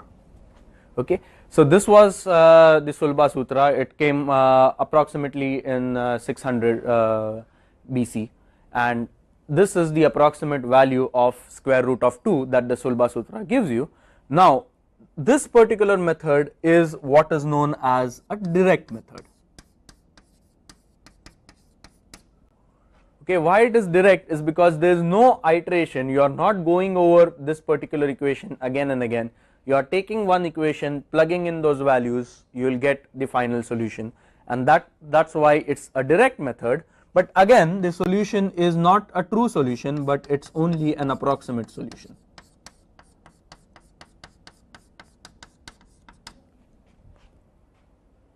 Okay, so these are the couple of methods that have been proposed for finding the square root of 2, which are kind of familiar to the numerical techniques that we look at these days.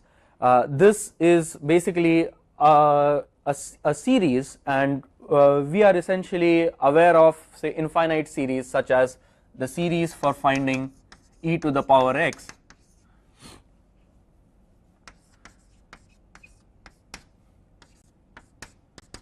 And e to the power x is 1 plus x plus x square by 2 factorial plus x cube by 3 factorial and so on, and it's an infinite series.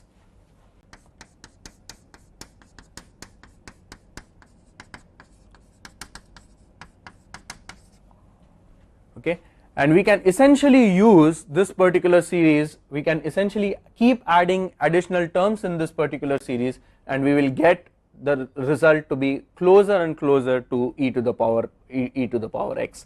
So when we chop off this infinite series at a certain point, what we will get is we will get an approximate solution.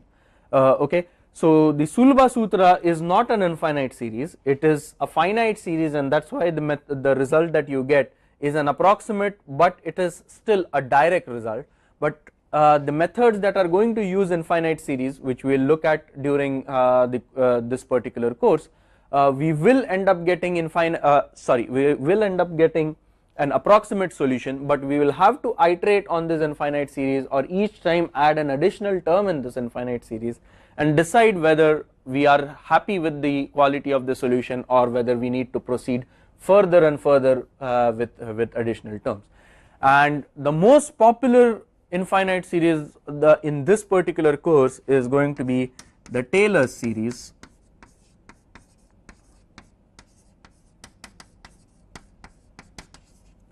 And I will just write down the Taylor series is f of x plus a, where if x is going to be a variable and a is some particular value that we have chosen, is equal to f of a plus f dash of a multiplied by x minus a plus f double dash of a multiplied by x minus a squared divided by 2 factorial and so on. And that's also an infinite series where f of x plus a is found out as a sum of these various terms which involve the function value evaluated at point A and the first differential, second differential, and so on and so forth evaluated again at point A. This is going to be, the Taylor series is going to be our workhorse during this course. We are going to use it extensively in order to understand these numerical techniques or what they are going to be, and we will come across this Taylor series pretty much again and again in every module in this particular course. So again, with respect to historical perspective, just to summarize what we get from the history about square root of 2 is that the numerical methods are going to give us approximate solution to the real problem, and second is they are going to be either iterative methods or direct methods. Direct methods means that at certain point of time we are going to stop with the solution and we will get perhaps the true solution or an approximate solution. Iterative method means we are going to repeat that particular problem, repeat that particular procedure over and over again.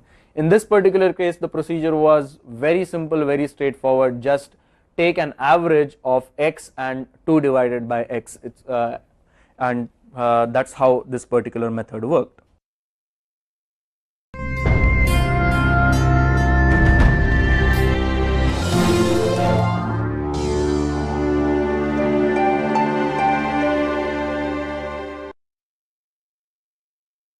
Hello everyone, I am Shayoni Maiti, second year PhD student of Indian Institute of Science, ISC Bangalore. Here I am enrolled under the interdisciplinary program of mathematical sciences, and I am trying to decipher the interface between cancer biology and type 2 diabetes with the help of experimental and mathematical techniques. So with that general introduction aside, I will be one of your teaching assistants for the course Numerical Methods for Engineers to be taken by Professor Niket Kaisare, Department of Chemical Engineering at IIT Madras. So waiting to meet you all very soon.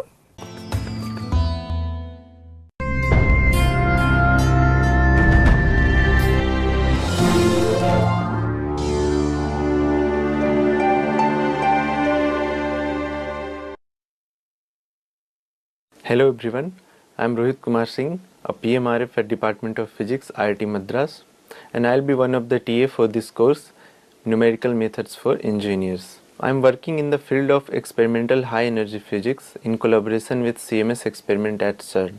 And my role in this course will be mainly to conduct a live interactive session each week in which you can ask any problems that you faced while solving the tutorial assignments, or in general any question that you have regarding the course. For example, any concept that you didn't fully grasp while going through the lecture, or a calculation that you didn't understand. I'll try my best to help you throughout the course, and I'm very excited to see you all live. Thank you.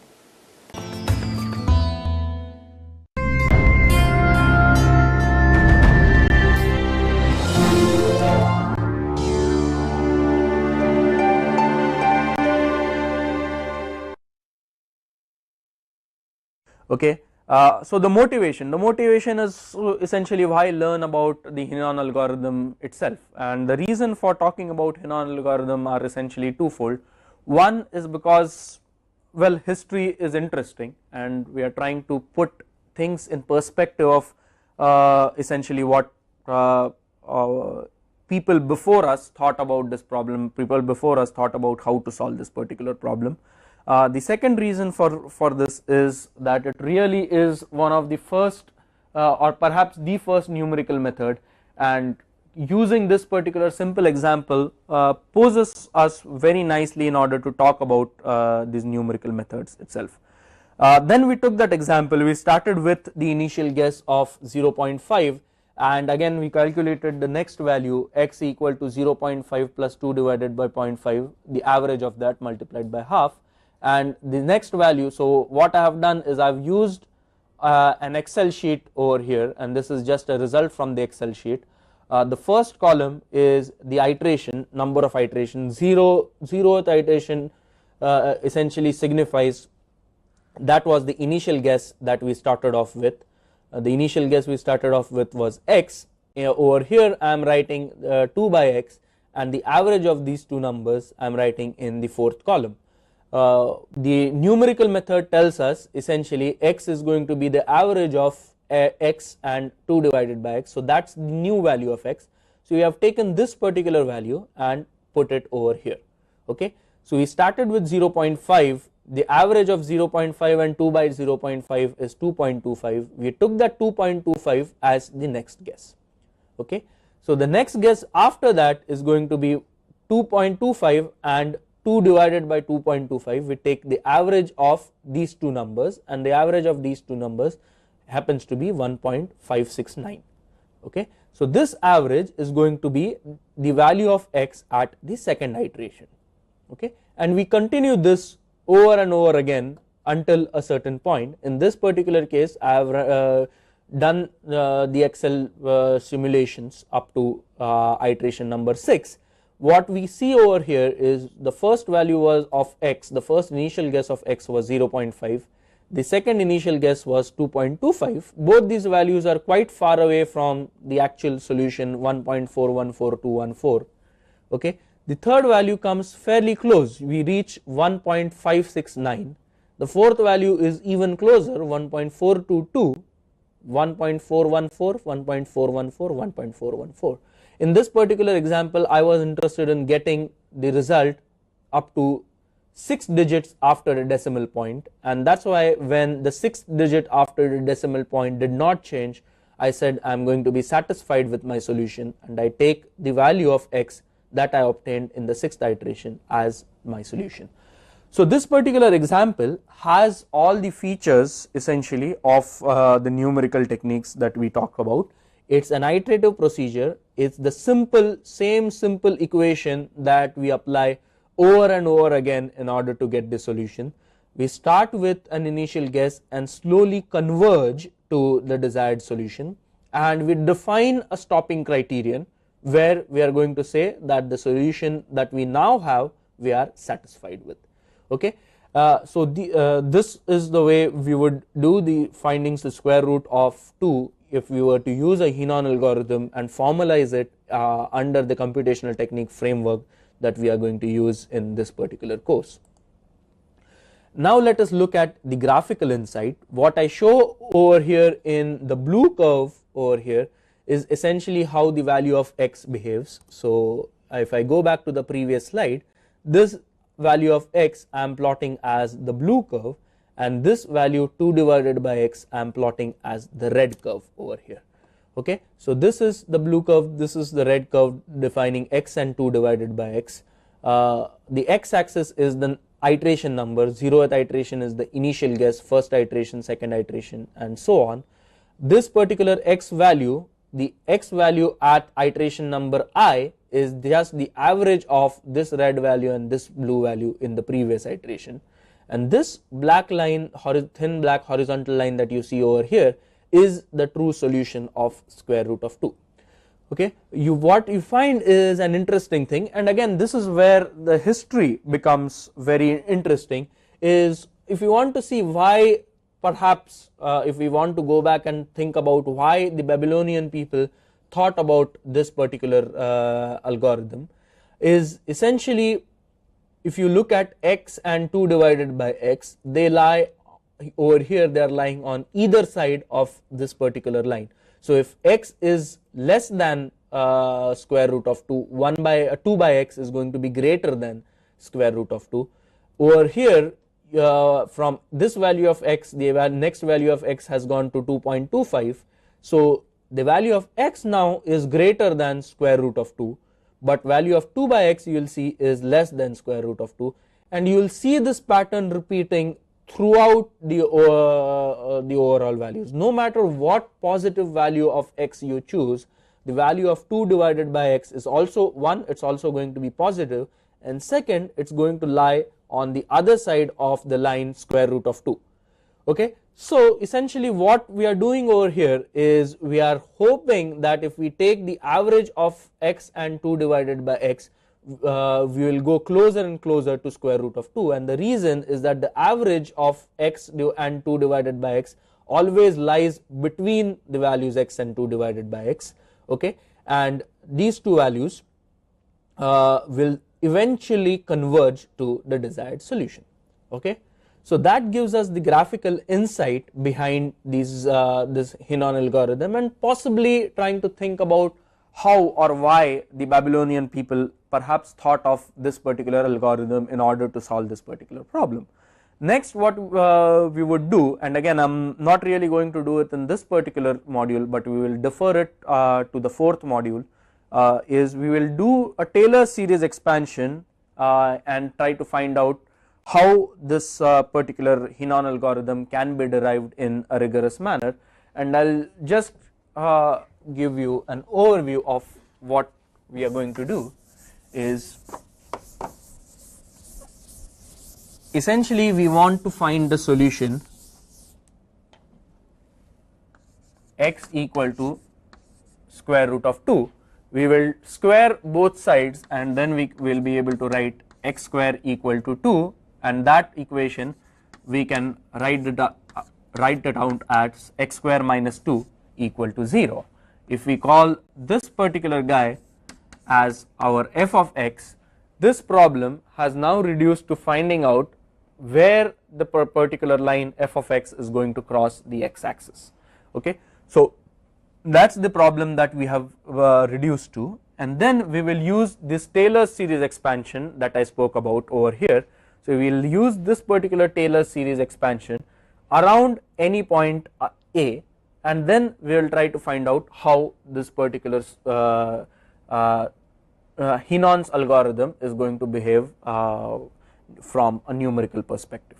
Okay, we will do that in the fourth module, but the overall point is that each module that we are going to take is going to have essentially we are going to cover an analysis. Lot of it is going to be based on relatively simple problems, trying to analyze the particular method and try to see what does that particular method, what are those properties of that method, and so on and so forth, okay, and that is what we are going to do in this particular course.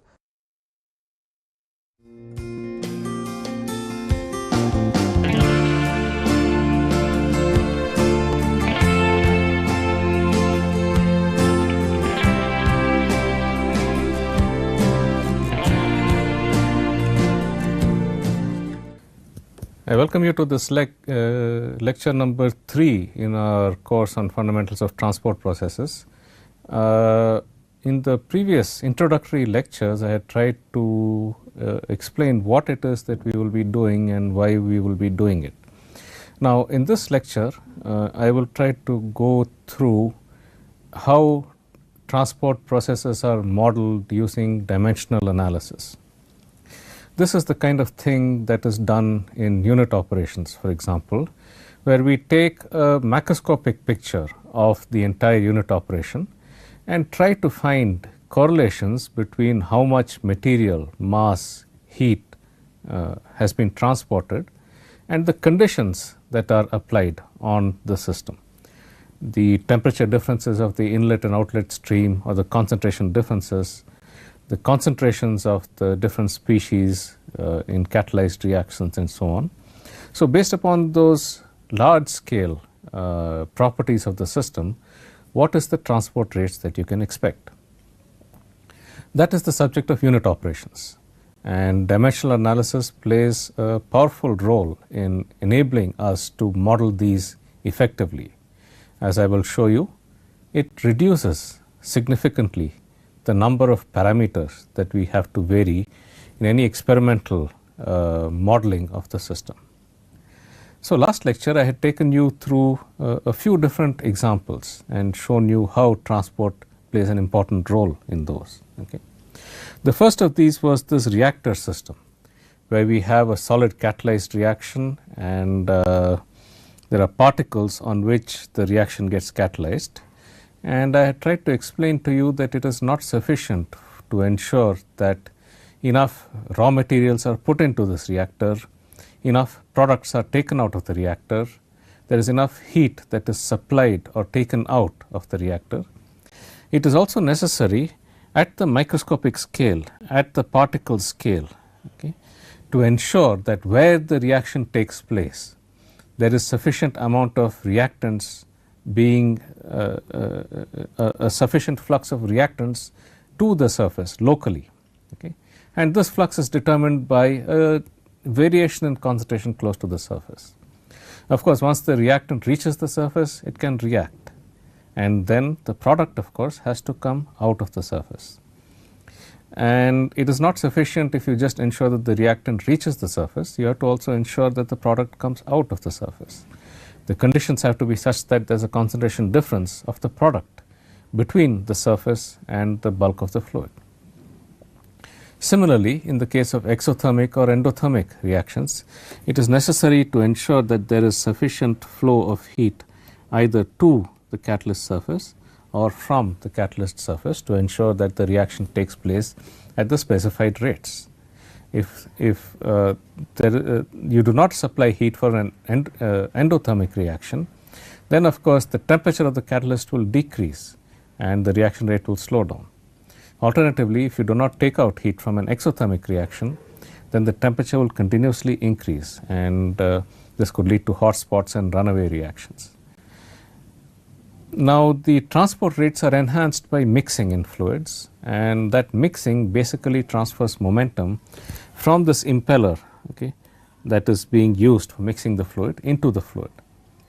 And that transport of momentum takes place due to shear stresses that are exerted at the surface of the impeller, okay.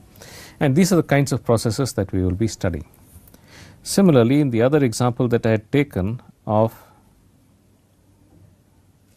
the heat transfer in a heat exchanger, it is not sufficient to ensure that there is sufficient amount of heat coming in and going out, okay.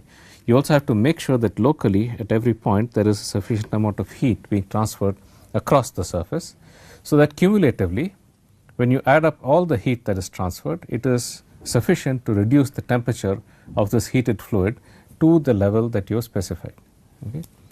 And we had also taken an example of a cumulative spray dryer, which includes both mass transfer and heat transfer.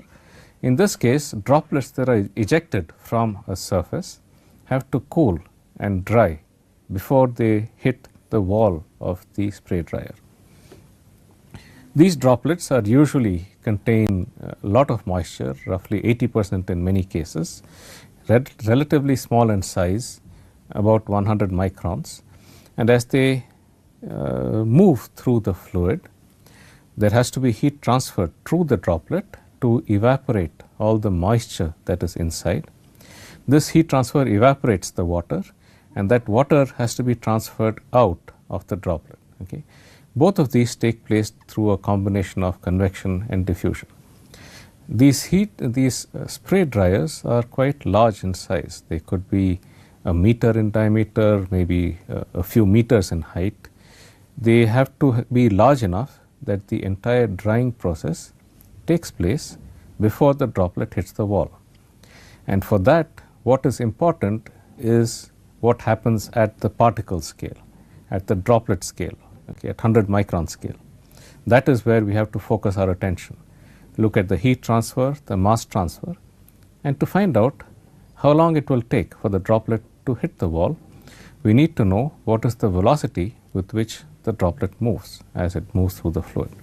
And that is a problem of momentum transfer. Okay. So now we will start looking at dimensional analysis. Okay. How are these processes carried out in unit operations?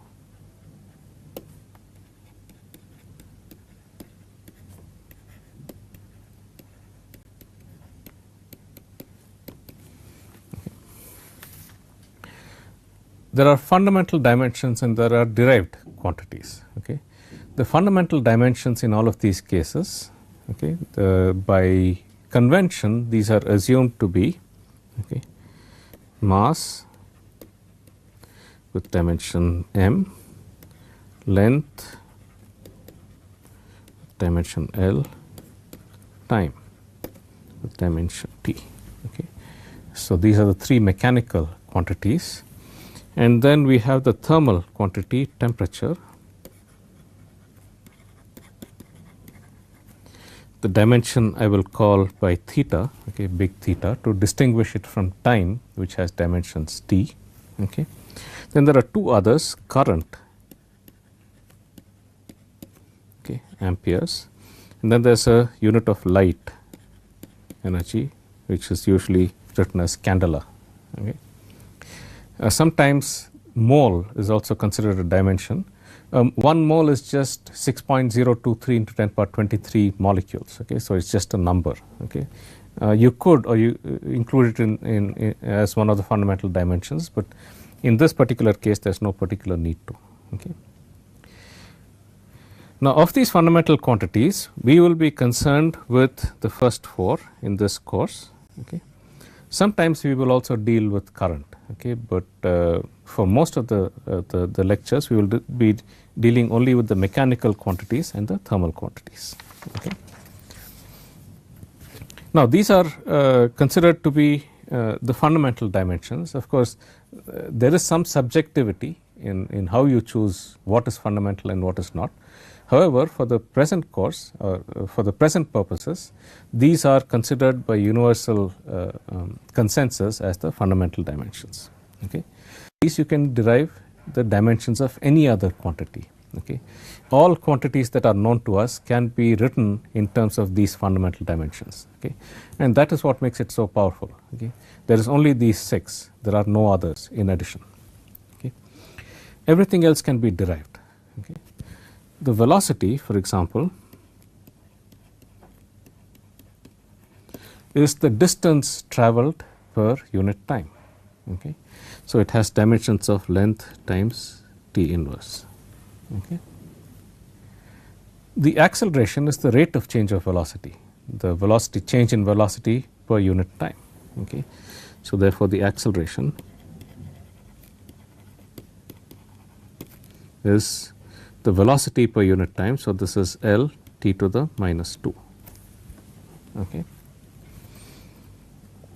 Force is mass times acceleration, Newton's third law. Okay. It's equal to mass times acceleration. Okay. Therefore, this will be m L t power minus 2. Okay. Work done, okay, is equal to force times distance, force moved times distance. Okay. Therefore, the work done is the force times distance, that is m L square t power minus 2. Okay. And similarly, energy also has the same dimensions as work. Okay. Energy has the same dimensions as work.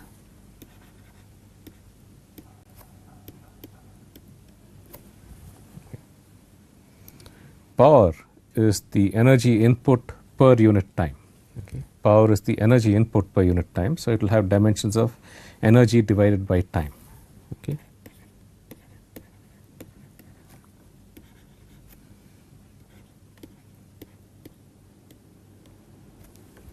So, that is the dimensions of power. So, these are the dimensions of some common mechanical quantities.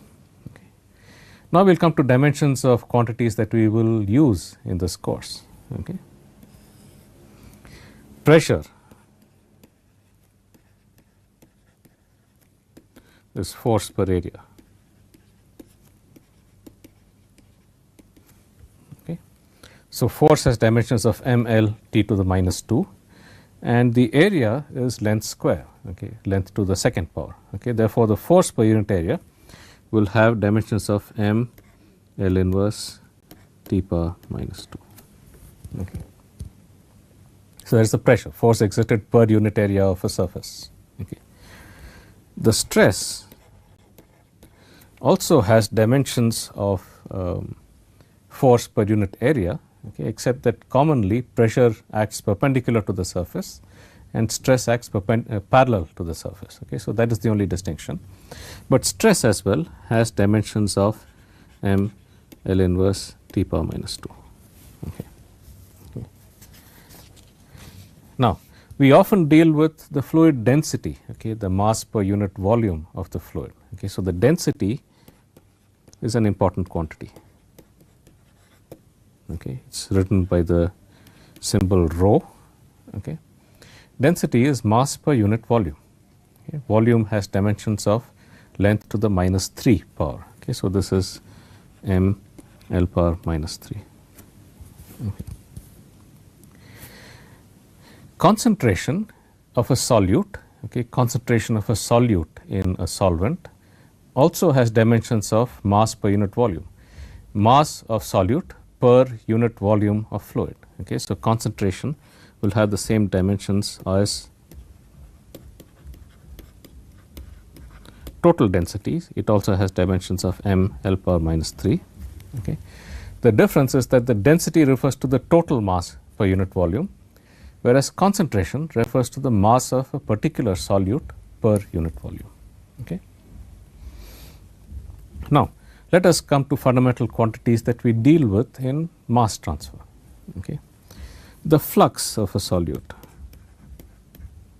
Okay. The flux is defined as the mass that is being transported across a surface. Okay. It has the symbol J.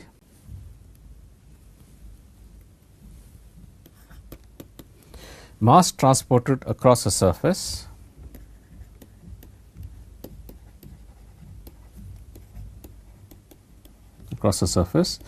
per unit area per unit time. Okay. Flux has dimensions of mass transported across a surface of the solute per unit area per unit time. Okay. So, mass has dimensions of m, area is length square. So, I get L to the minus 2 and T to the minus 1. Okay. So, that is flux of a solute across a surface. Okay. Now, in mass transfer, okay, the other quantity that is of importance is the diffusion coefficient.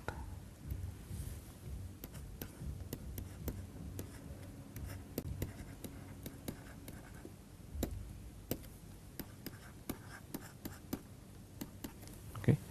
How do we get the diffusion coefficient, the dimensions of the diffusion coefficient? For that, we have to use some relationship in which we know the dimensions of all quantities except for the diffusion coefficient. Okay. In this particular case, for mass transfer, that relationship is the Fick's law of diffusion, okay, which states that if I have some volume of fluid, okay, of area A, okay, across which, okay, area A and length L, across which I apply, there is a difference in concentration delta C, okay, across which there is a difference in concentration delta C, then the flux that results will be equal to minus the diffusion coefficient times delta C by L, okay, where flux is the mass transported per unit area per unit time. Okay. So, in this we know the dimensions of everything apart from this diffusion coefficient D. Okay.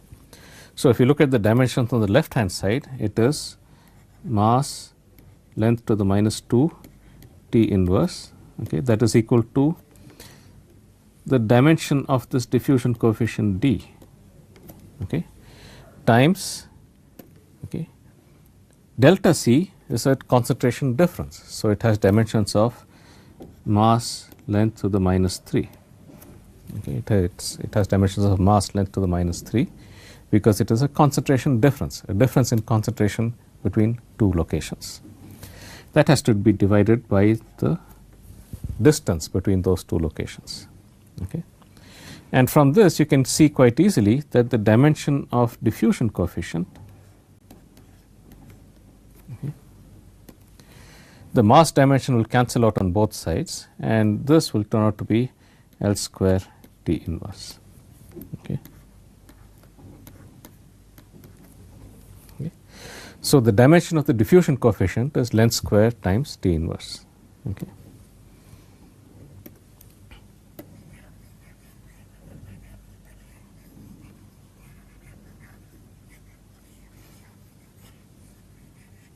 Now, let us go through some fundamental quantities in heat transfer.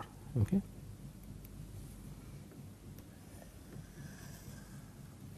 Okay. The properties of the fluid in heat transfer are the specific heat and the thermal conductivity, okay, and the flux is the heat flux. Okay. So, the heat flux Q, okay, okay, is defined as Q is equal to heat transferred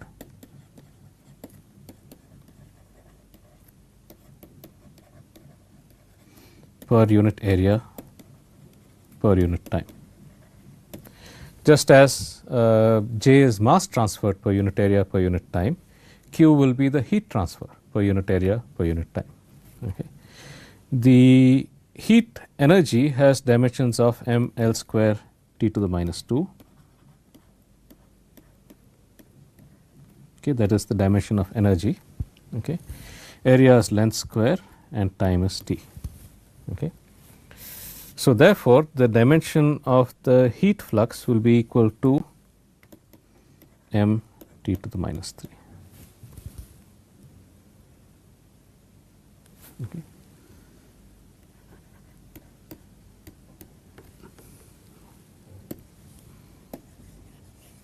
And then we have two thermal properties, the specific heat, okay, okay, specific heat Cp, okay, and the thermal conductivity K.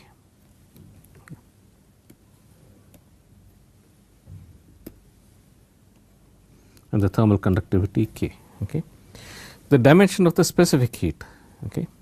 How do we get that? We know that the change in energy of a fluid is related to the specific heat by mass m Cp times delta T. Okay. Where m is the mass of the system of the fluid and delta T is the temperature difference. Okay. And in this we know the dimensions of everything except for this specific heat Cp. Okay.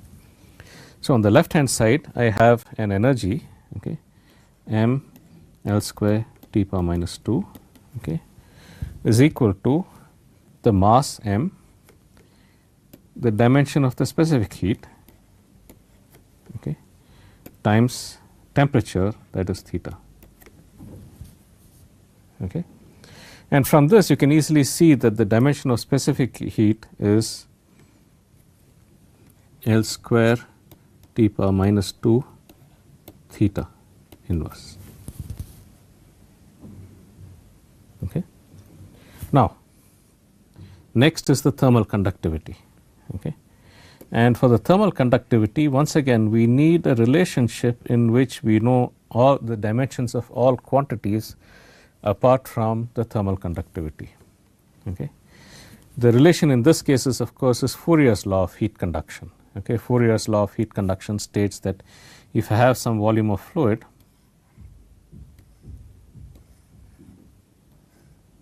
okay, of length L, across which I have applied a temperature difference delta T, okay, then the heat flux that is going through this Q is equal to minus K delta T by L. Okay.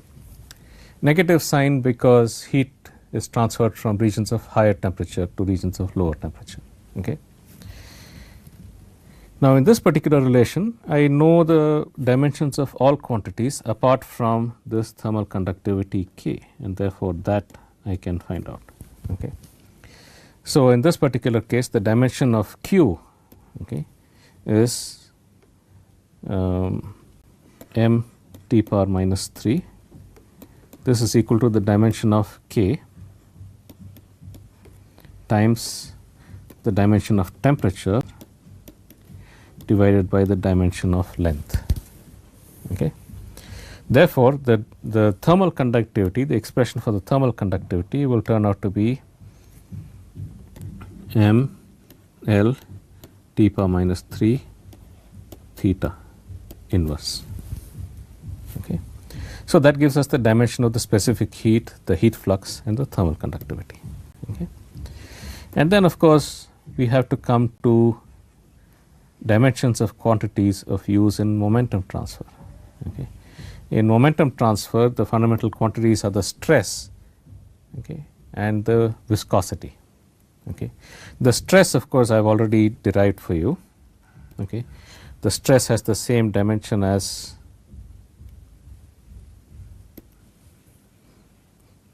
the pressure. Okay. How do I get the viscosity? I need some relationship in which I know the dimensions of all quantities apart from the viscosity. Okay. And that one is, of course, Fourier's law for Newton's law for viscosity, okay, which basically states that the shear stress tau is equal to mu delta U by L. Okay. So, if I have some fluid in a gap between two plates and the plates are separated by a distance L, okay, and if I apply a velocity difference delta U between the top and the bottom plates, there will be a flow within this fluid. Okay. And the shear stress is equal to the viscosity times the velocity difference divided by the length scale. In this case, delta U by L is what is called the strain rate, okay, of the fluid. And in this case, we know the dimensions of all quantities apart from the viscosity. Okay. So, from this I can derive what is the dimension of the viscosity. Okay.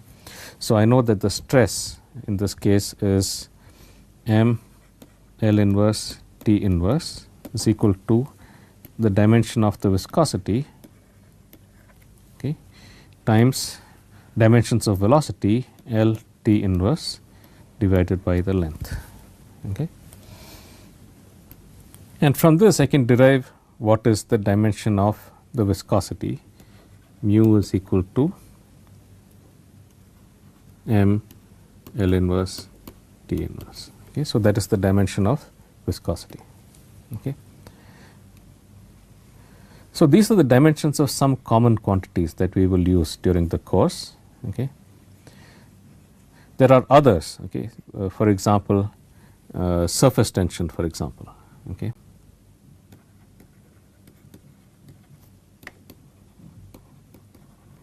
Okay, gamma. Okay. Surface tension is a force per unit length, okay, or energy per unit area. Okay. So, therefore, force per unit length will basically be force m L T inverse T to the minus 2 divided by length. So, this is just equal to m T to the minus 2. Okay. And these are the dimensions of the common quantities that we will use during this lecture. Okay. So, dimensional analysis simple. Okay. There are fundamental quantities and there are derived quantities. Fundamental quantities: mass, length, time, temperature. Okay. Current, of course, and light. These are two things that we will not use very often in this course.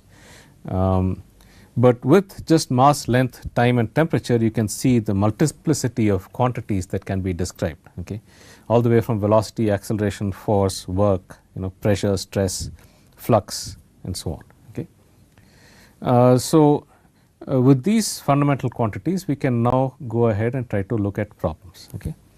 So, the first problem that I will consider in the next lecture is the problem of a particle in a fluid that is settling under the action of gravity. Okay. Let us assume for simplicity that the particle is spherical particle with diameter d and it is moving with velocity u. Okay. Of course, on this particle it is settling because of the density difference between the particle and the external fluid. Okay. So, the force on the particle due to gravity is just equal to mass times the acceleration due to gravity. Okay. However, because the particle is translating through the fluid, this does generate a fluid flow around the particle. Okay. This does generate a fluid flow around the particle. That fluid flow results in certain frictional losses, because whenever fluids flow, more accurately whenever there is a strain rate in the fluid, there is deformation of the fluid, there is a friction due to the fluid viscosity, and that results in a force which opposes the motion of the particle. Okay. And our task will be to find out, based upon dimensional analysis, what is the force that is exerted on the particle due to the fluid flow around it. Okay. So, this one we will continue in the next lecture. I will start off with dimensional analysis for this simple problem, and then I will try to progress into more complex problems, such as the heat exchanger problem that we saw in the first two lectures, the problem of the transport from a spherical particle that we saw in the first two lectures. We will progress onto those which are a little more complex problems. So I will see you in the next lecture.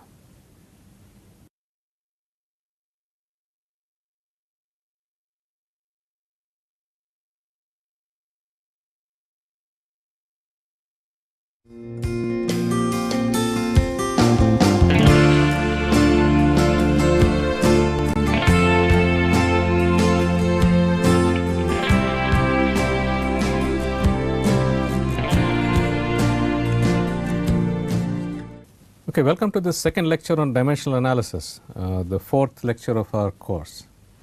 In the previous lecture, I had taken you through the fundamental and derived quantities, and I had derived for you the dimensions of all the derived quantities that we will commonly use during the course. As I said, the fundamental quantities are mass, length, time, temperature, and then there are two that we do not really use during most of this course, that is current and dimension of light. Okay. But from these four dimensional quantities, mass, length, time and temperature, you can derive a very large number of quantities that we have employed throughout, we will be employing throughout this course. Okay. Velocity, acceleration, force, work, energy, power, pressure, stress, density, okay, and so on. Okay. Quantities which are of relevance in mass transfer, in heat transfer, and in momentum transfer. Okay. So how do we use dimensional analysis in order to analyze problems? So we started off with the fundamental, with a basic momentum transfer problem. That is that I have this tank of fluid within which there is a particle that is settling. Now the particle is of course settling because the density of the particle is higher than the density of the fluid around it, and therefore there is a gravitational force acting downwards. However, there is also another force due to the fluid which tends to resist the motion of the particle. As the particle is settling downwards, there is fluid flow around the particle, and that fluid flow causes friction within the particle. Okay. And due to the fluid, there is a stress that is exerted at every location on the particle surface, okay, a force per unit area, a stress. Okay. And as we know, that stress comes from Newton's law of viscosity. Okay. And this stress, this upward force exerted on the particle, opposes the force due to gravity.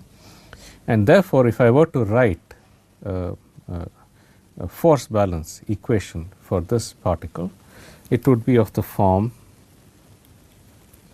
m du by dt is equal to this gravitational force minus this drag force. Okay. Our task now is to find out what is the form of this drag force. Okay.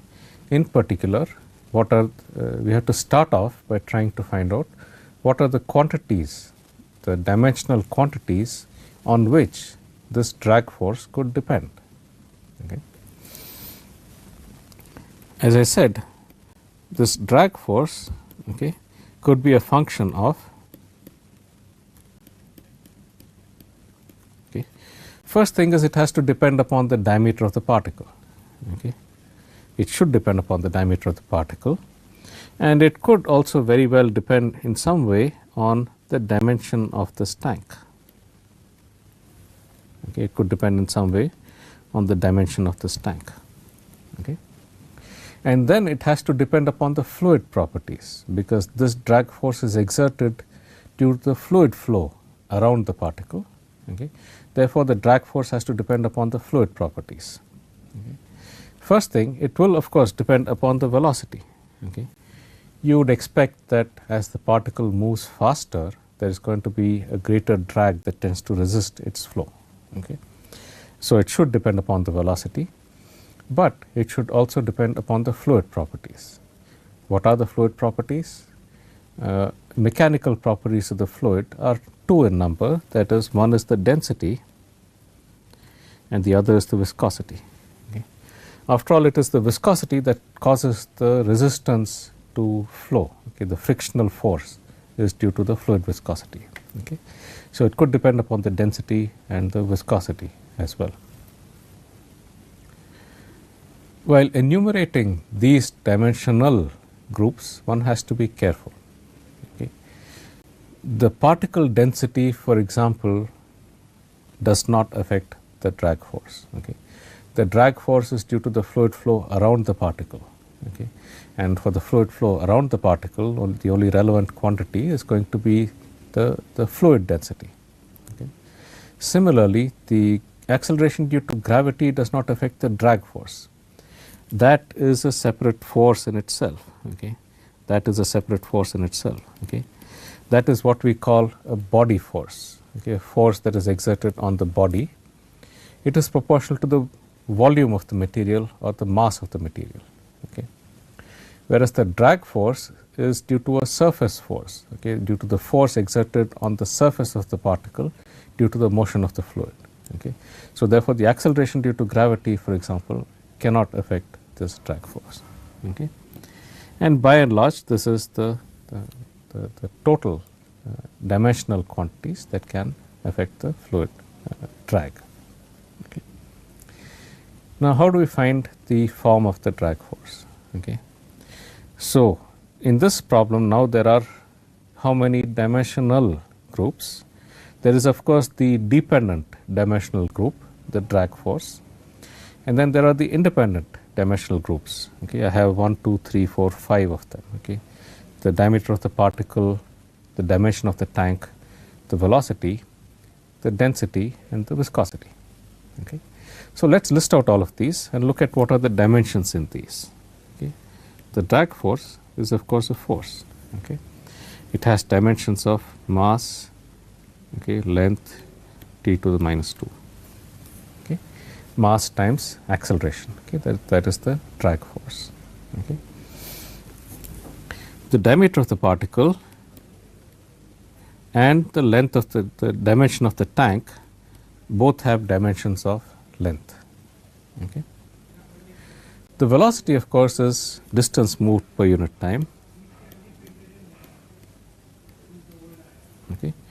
The density is a mass per unit volume, okay. Mass per unit volume, and we had seen what is the dimension of the viscosity. Okay. Mass, length inverse, T inverse. Okay. We got that from the Newton's law of viscosity. Stress is equal to the viscosity times velocity difference by time, and that is how we had got this dimension. Okay. So, I have 1, 2, 3, 4, 5, 6 dimensional variables, and how many dimensions are there between all of these? There is a total of 3 dimensions: mass, length and time. Okay. And therefore, I should be able to get a total of 3 dimensionless groups, okay, from these. Okay. From 6 dimensional variables and 3 dimensions, there are a total of 3 dimensionless groups. Okay. One of them is an independent dimensionless group. I'm sorry. One of them is a dependent dimensionless group because it involves the dependent variable, the drag force. Drag force is the dependent variable that depends on the other quantities. Therefore, one of them is a dependent dimensionless group, and the other 2 have to be independent dimensionless group, which just contain the properties of the fluid, the particle diameter, the velocity and the length of the tank. So, how do we get the dependent dimensionless group? Okay. So, for that I have to scale the force, okay, which has a mass dimension in it, with either the mass, the density or the force which has a mass dimension in it, with either the density or the viscosity, okay, combined with the velocity and the length scale. Okay. I can choose either of these, both are valid choices. Okay. I will come back and tell you in which cases we should choose the density and in which cases we should choose the viscosity. Okay, but at this stage both of these are valid choices. Okay. In this case I will choose the viscosity, okay, as the independent variable. So I will construct a dimensionless group, okay. I will call it as the dependent dimensionless group containing the force non-dimensionalized by suitable powers of the viscosity, okay, the length scale, that is the particle diameter, okay, and the velocity, okay, to some powers. Okay. We do not yet know what powers these are. We will find that out by dimensional analysis. Okay. So, if this is a dimensionless group, then it has to have dimensions of mass power 0, length power 0, time power 0. Okay. It should be dimensionless. Okay. So,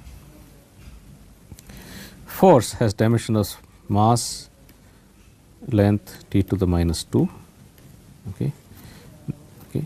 The viscosity is mass, length inverse, t inverse power a, okay, length power b, and length t inverse power c. Okay.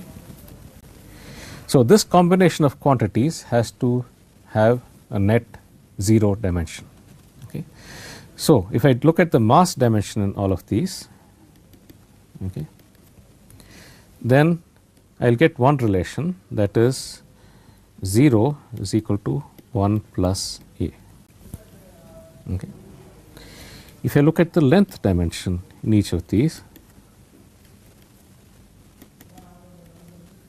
okay, I will get 0 is equal to 1, okay, minus a, okay, plus b, okay, plus c. Okay. And finally, if I look at the time dimension in each of these,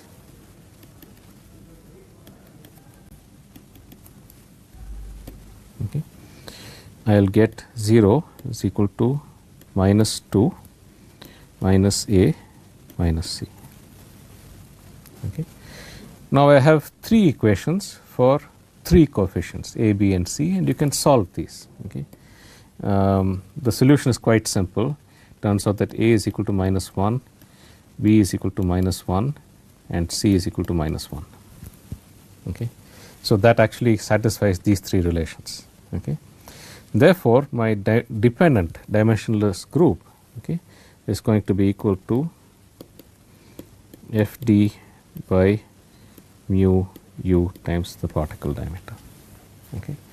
So, that is the first dimensionless group that I have had, that is the dependent dimensionless group. Okay.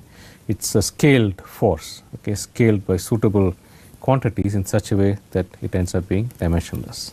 Okay. Now, I should have 2 others independent dimensionless groups. Okay. One of them is quite easy to see. Okay. One of them is quite easy to see, since I have 2 lengths in the problem, the particle size and the length of the tank. Okay. The second dimensionless group, okay, is simply going to be equal to d by L. Okay. And I have to have a third dimensionless group which does not involve the drag force, but involves all the other quantities. Okay.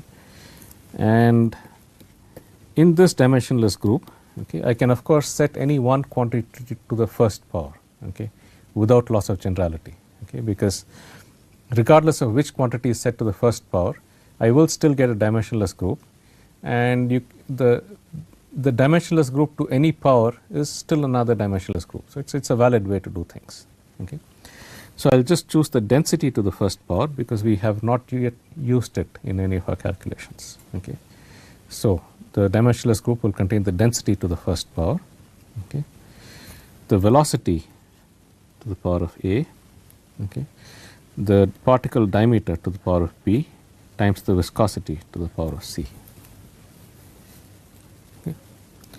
Once again, mass power 0, length power 0, t power 0, okay, is equal to the density has dimensions of mass L power minus 3.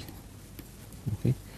U is L T inverse, power A, L power B, okay, and viscosity is m L inverse T inverse power C. Okay. Once again, if we take the dimension of mass on both sides, okay, you get 0 is equal to 1 plus C. Okay. If we take the dimension of length on both sides, okay, you will get 0 is equal to minus 3, okay, plus A plus B minus C. Okay, so I should put this also there.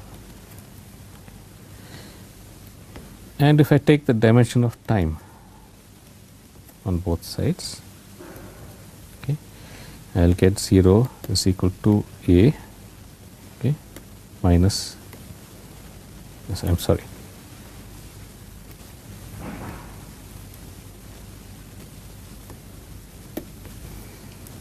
minus A minus C. Okay. And these are also simple relations and they can be solved quite easily. Okay, you will find that C is equal to minus 1, A is equal to plus 1 and B equals plus 1. Okay. So therefore, this dimensionless group, okay, pi 3,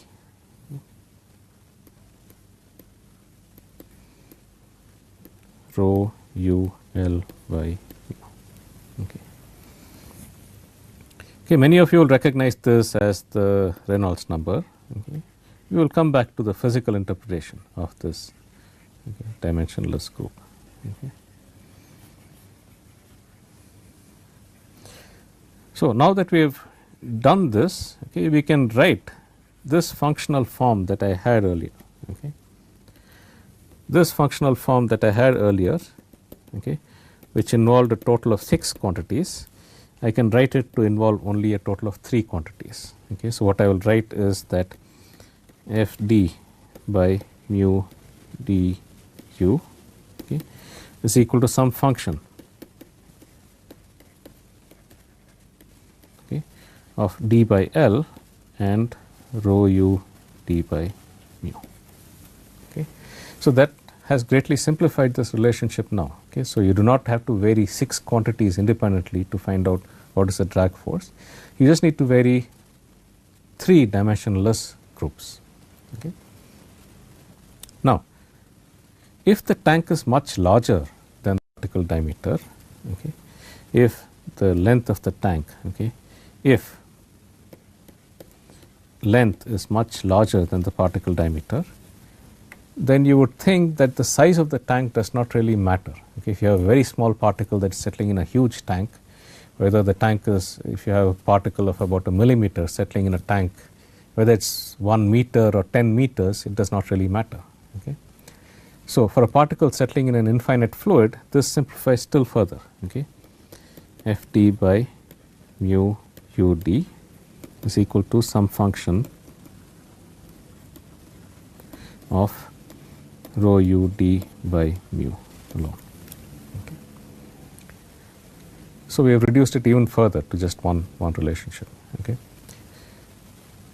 Now, what is the physical interpretation of rho u d by mu? Okay. This, as you know, is the Reynolds number.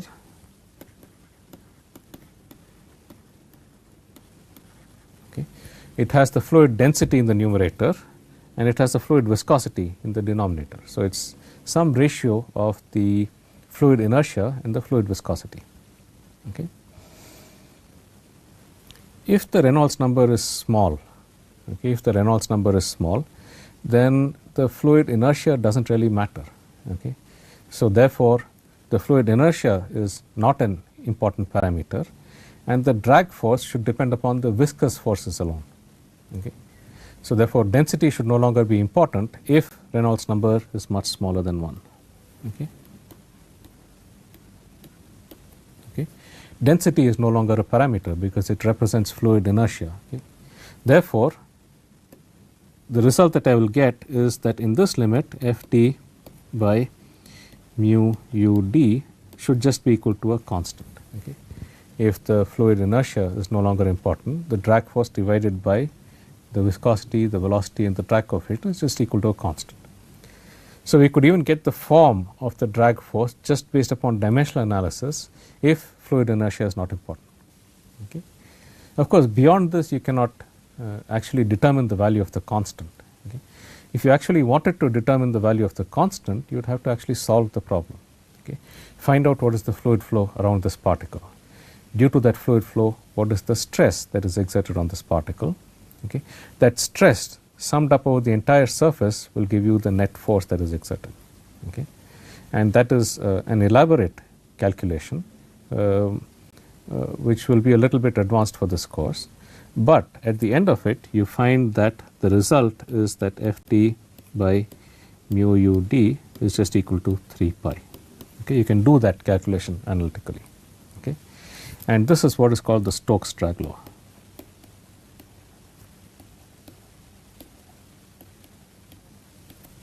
Okay. Stokes drag law for the drag force exerted on a particle in the limit of where the fluid viscosity is much larger than the fluid inertia.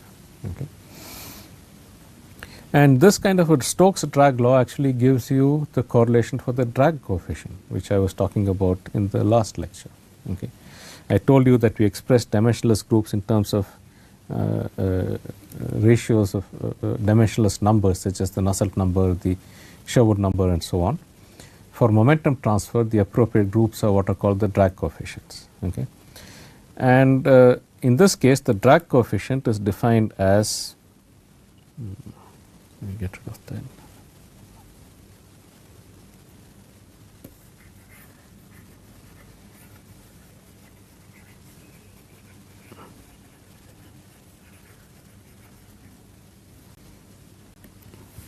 For the flow around a particle, the drag coefficient is defined as the drag force divided by the projected area by half rho u square. Okay. Where the projected area is the area of projection, okay, the area projected by the particle to the fluid. Okay.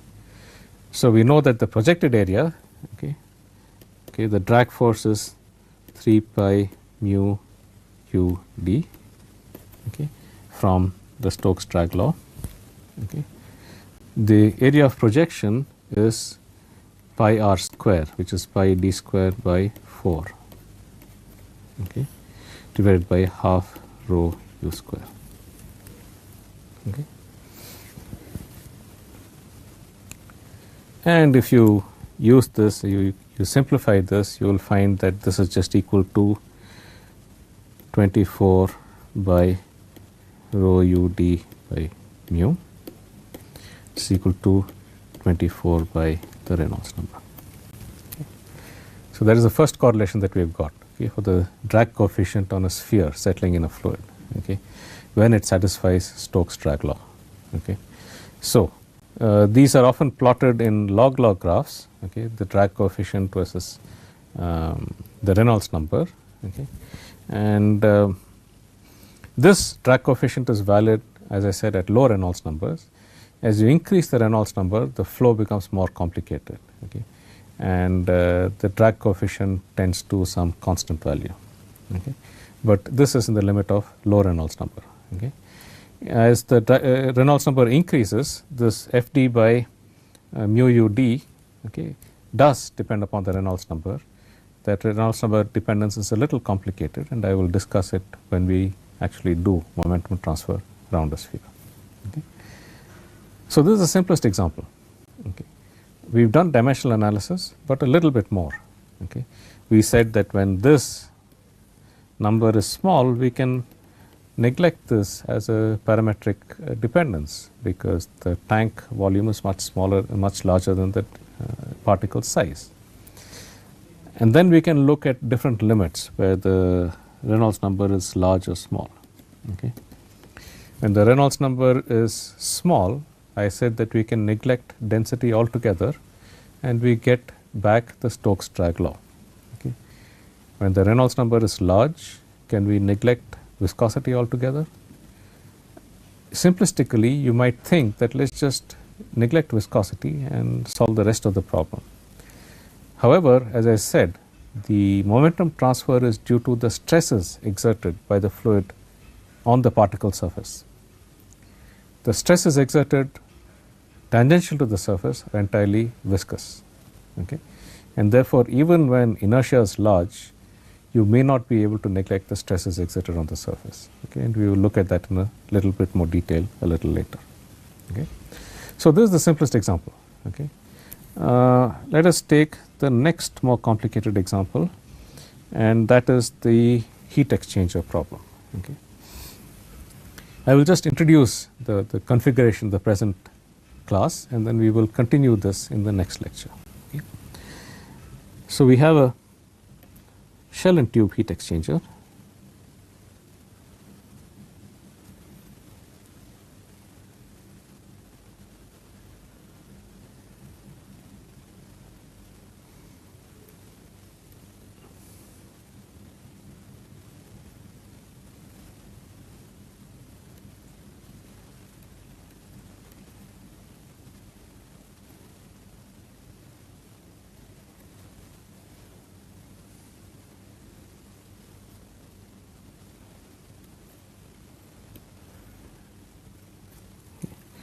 In this case, we will consider that there is hot fluid coming in, cold fluid going out. Okay. This is being cooled by a coolant that is coming in through the shell side. Okay. Now, in this case, what we would like to know is actually what is the total heat that is transferred, okay, across the tube wall. Okay. But this heat that is transferred, of course, depends on the length of the heat exchanger, the diameter, and so on. So what is normally done is to define an average flux Q, okay, average flux across the tube wall. Okay, that is the amount of heat that is transferred per unit area per unit time. Okay. So whereas the fundamental quantity here is the heat exchange itself, the rate of heat exchange, the heat that is transferred per unit time across the wall, we express this in terms of an average flux, which is the total heat transfer divided by the area. Okay. Obviously, there is a more convenient way to do it, because as you keep increasing the area, simplistically, you would think that the flux has to increase. Okay. And that is going to be a function of the average temperature difference. Okay.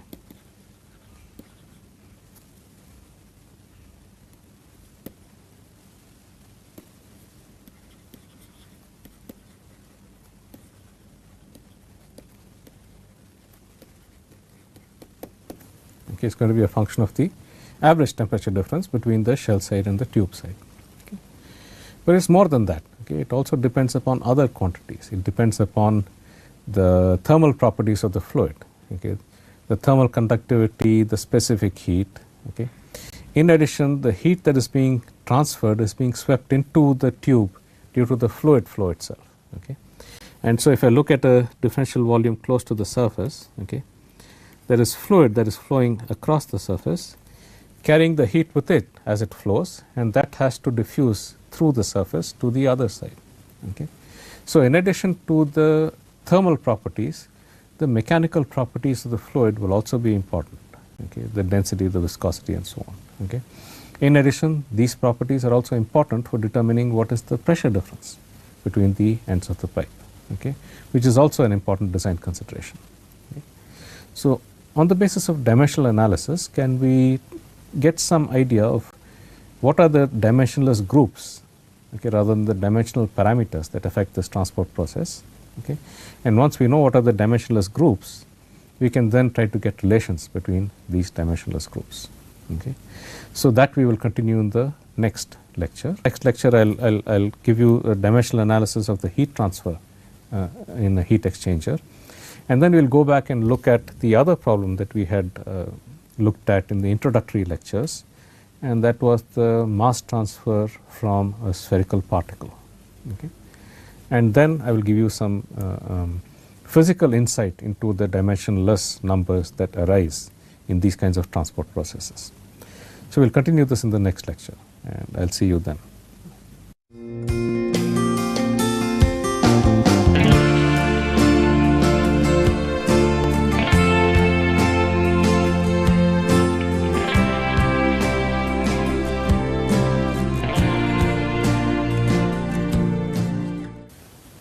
welcome to this. This is our 5th half-hour lecture on fundamentals of transport processes.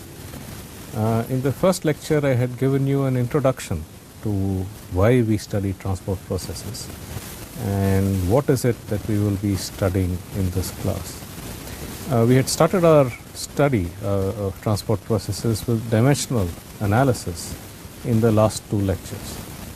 I had explained to you the distinction between fundamental and derived dimensions in the last 2 lectures. The fundamental dimensions are mass, length, time, temperature, current, and light intensity.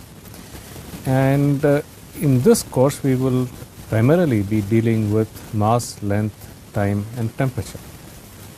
And I had shown you how all the derived quantities can be derived from these fundamental dimensions.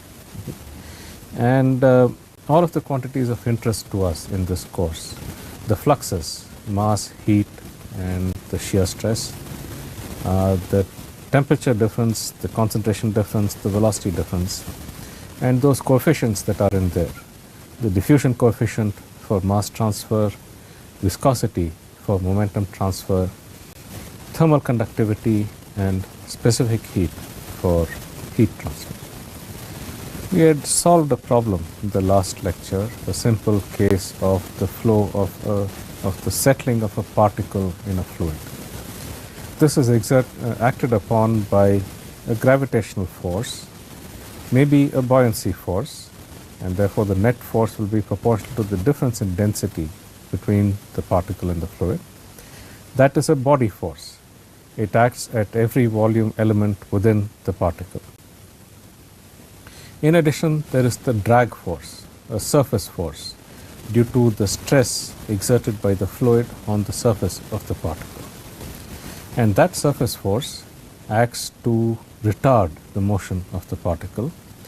It arises because when the particle moves through the fluid, the particle generates fluid flow around it.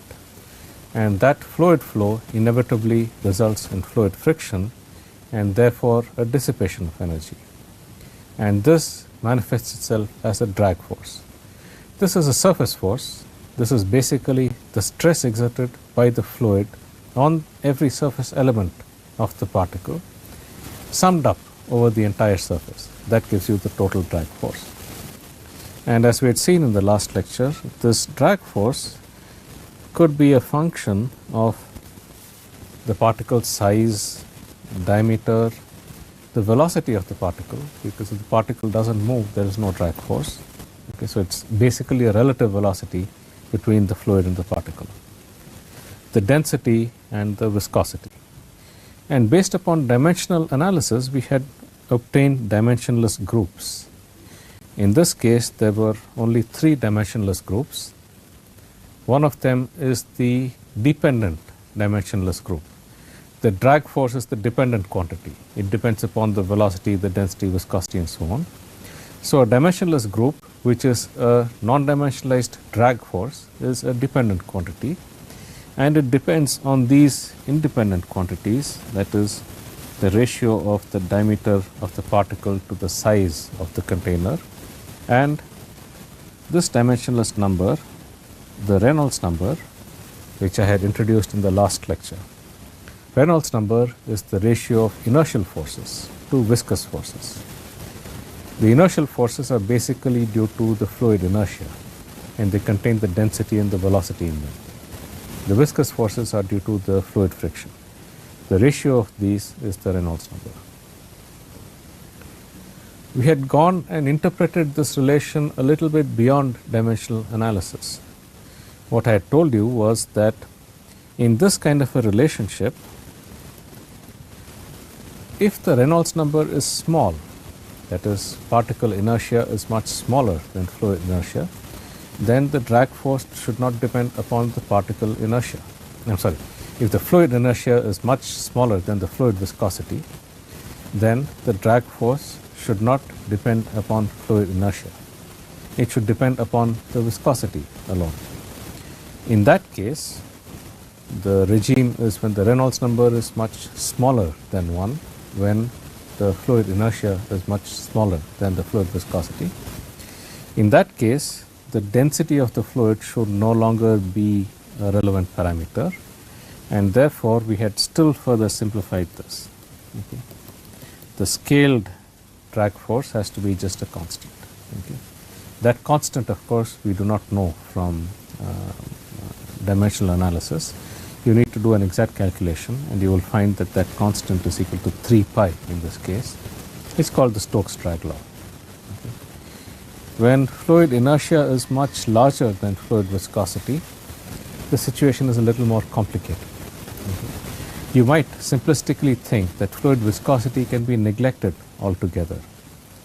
However, in that case, there is effectively no friction at the surface, and therefore there will be no drag force. Okay. Fluid inertia is the equivalent of convection of momentum. Fluid viscosity is the equivalent of diffusion of momentum. And as I told you in the last lecture, even though convection can transport momentum within the fluid, ultimately at surfaces there is no convection perpendicular to the surface, and therefore ultimately the momentum has to be transported due to diffusion alone. So when the convection is much faster than the diffusion, it is not always possible to neglect diffusion. That is a point that we will come to a little later. Okay. It's not always possible to neglect diffusion. You may need to consider diffusion within thin regions close to the surface. Okay. So that is the summary of the dimensional analysis that we had done in the previous lecture.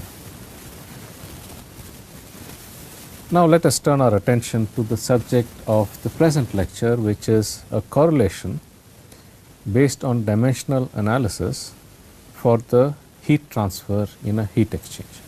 Okay. Rather than talk about the total transport rate, the total transport of heat per unit time across the surface, it is conventional to talk about the average flux. This is basically the heat transported per unit time across the wall divided by the area of the wall. Okay, so it's called an average flux, and that average flux is of course dependent upon the average temperature difference, okay, between the inside and the outside. Okay. In addition to the average temperature dependence, it also depends upon other dimensional quantities. Okay. Of course, it will depend upon the diameter of the tube,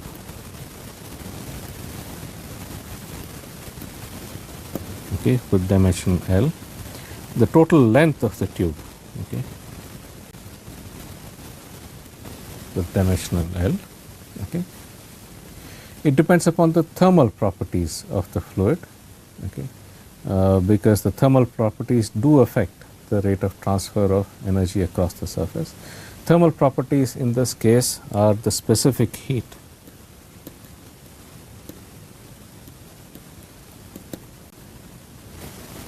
and the thermal conductivity.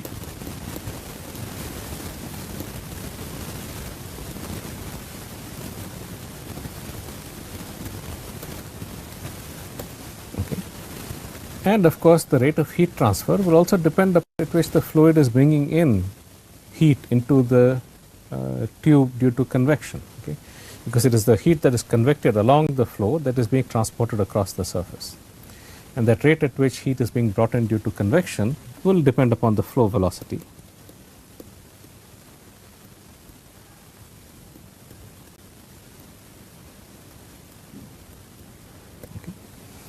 And this will also depend upon the mechanical properties of the fluid, okay, the density,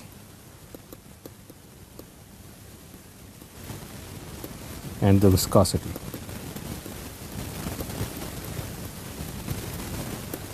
Okay. So we now have a total of 9 quantities here. The dependent quantity is the average flux, and that depends upon all of these other quantities: the temperature difference, the diameter, length, specific heat, the thermal conductivity, the velocity, density, and viscosity. Okay. And of course, so now the program is clear. We have to write down the dimensions of each of these, and then based on dimensional analysis, see how many non-dimensional groups are there, and then try to derive expressions for these non-dimensional groups. So the heat flux, okay, we had derived equations, the dimensions of each of these, okay, in the previous lecture, if you recall.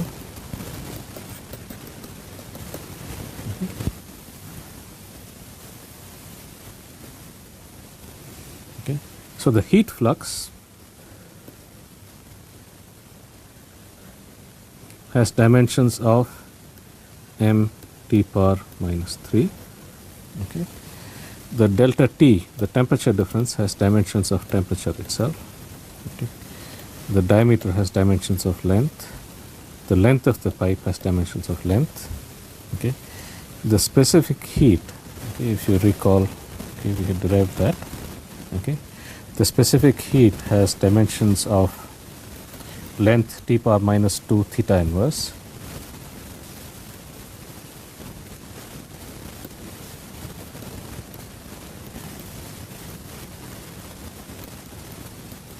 The thermal conductivity had dimensions of m L T power minus 3 theta inverse. Okay. The average velocity had dimensions of length per unit time.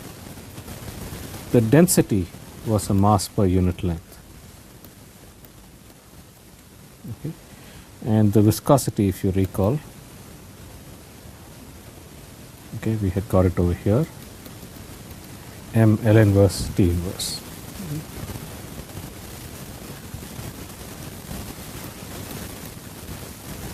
Okay. So there are now 9 quantities, okay, and there are how many dimensions? 4 dimensions, because you have mass, length, time and temperature.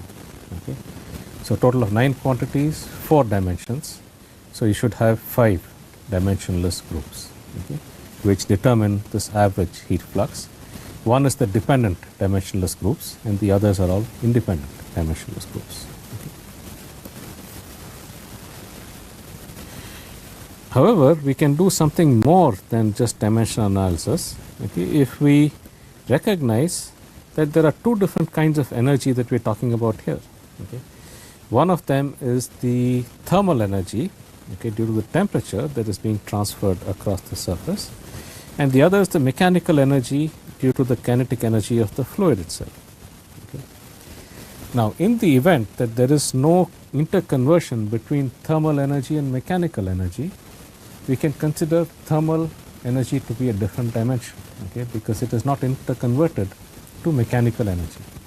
So as far as the transport is concerned, the thermal energy is in itself conserved quantity. If we make this distinction between thermal energy and mechanical energy, we get one more dimensional in this problem, okay, and that is the thermal energy. Okay. And all the thermal quantities can be expressed in terms of thermal energy, while all the mechanical quantities can be expressed in terms of the mechanical energy. Okay. So let's write down another dimension for thermal energy. Okay.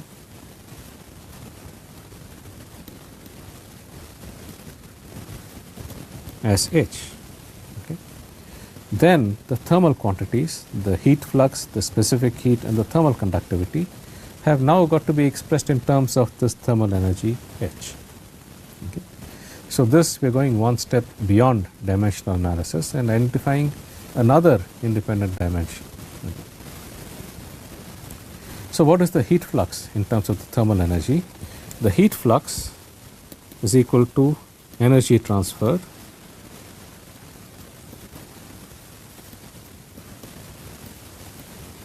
per unit area and unit time. Okay. So therefore this will have dimensions of H L power minus 2 T inverse. Okay.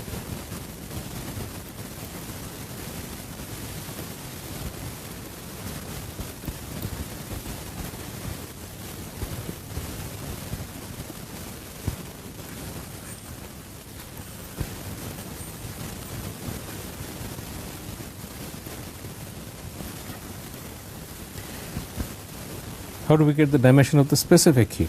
Okay, the thermal energy is equal to m Cp delta T. Therefore, the dimension of specific heat, okay, has to be the dimension of thermal energy times mass times theta. Okay. Therefore, the specific heat will have dimensions of H m inverse theta inverse. Okay. And finally, the thermal conductivity. Okay. It has to be obtained from some relation which involves a thermal conductivity in which we know all other quantities. Okay. In this case, it is the constitutive relation, the Fourier's law for heat conduction. Okay. Q is equal to minus K delta T by L. Okay. Now, Q has dimensions of H L power minus 2 T inverse. Okay. Is equal to the dimension of K times theta divided by L. Okay. And therefore, you can see that the dimension of the thermal conductivity has to be H L inverse T inverse theta inverse. Okay. All the others are of course either length dimension or mechanical quantities, so they do not involve thermal energy. Okay. So now in this modified scheme that we have, there are now 5 dimensions. Okay. And therefore, there should be only 4 dimensionless groups. Okay. There should be only 4 dimensionless groups. One of them is the dependent dimensionless group, which basically involves the average heat flux. Okay. So, the dependent dimensionless group involves the average heat flux. It involves the dimension of thermal energy, and that dimension of thermal energy can be cancelled only against one of the other thermal energy dimensions in this problem. Those are either the specific heat or the thermal conductivity. Okay.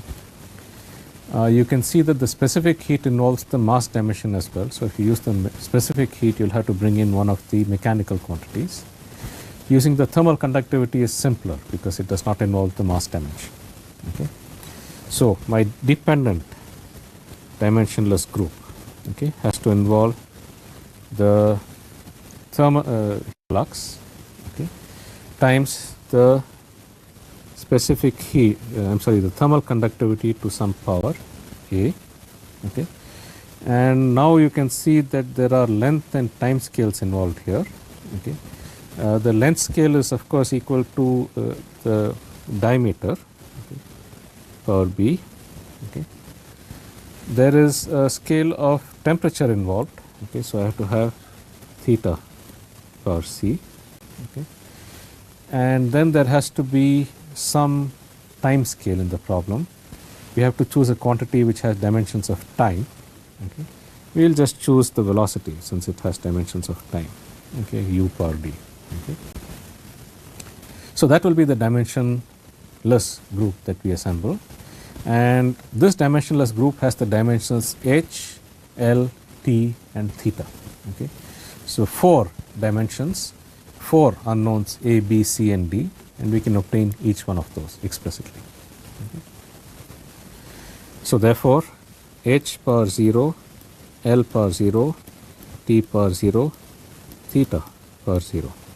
Okay, is equal to H L power minus 2 T inverse, okay, into the thermal conductivity power A, H L inverse T inverse theta inverse power A, okay, into L power B theta power C and L T inverse power D. So, with this I can get equations for A, B, C and D. The first one, if I take equal dimensions of H, okay, what I will get is that 0 is equal to 1 plus A. Okay. If I take equal dimensions of L,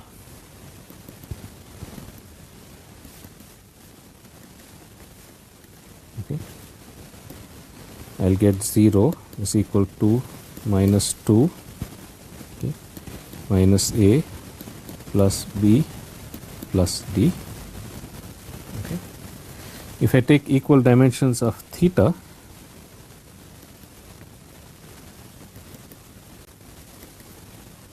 okay, I will get 0 is equal to A plus C. Okay. And finally, if I take equal dimensions of time,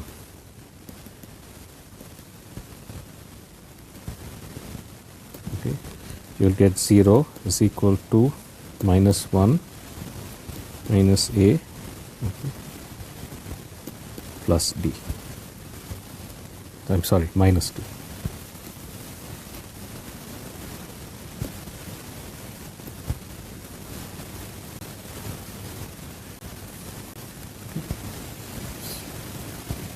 Now, these can be easily solved. Okay. The first equation gives me that A is equal to minus 1 straight away.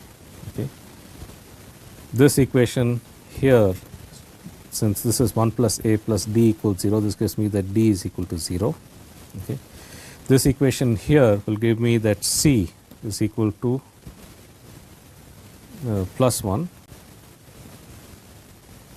I am sorry, minus 1. Okay. There's a mistake here in the equation for theta. It should be minus A plus C is equal to 0. Okay, it should be minus A plus C is equal to 0, which means that A is equal to C, and so C is equal to minus 1. And from this equation, you should end up with D is equal to, I'm sorry, B equals.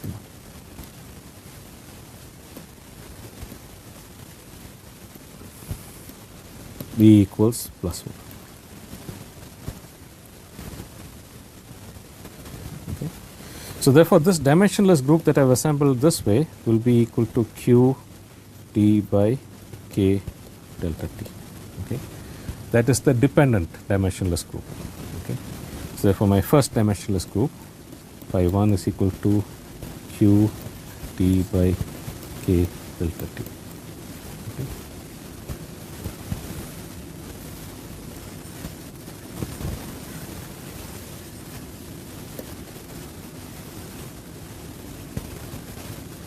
Let me give you a bit of physical insight here. Okay, you could have got this without going through the details of the dimensional analysis, just by realizing that at the local scale, okay, at every volume element within the fluid, Fourier's law of heat conduction applies for the conduction of energy.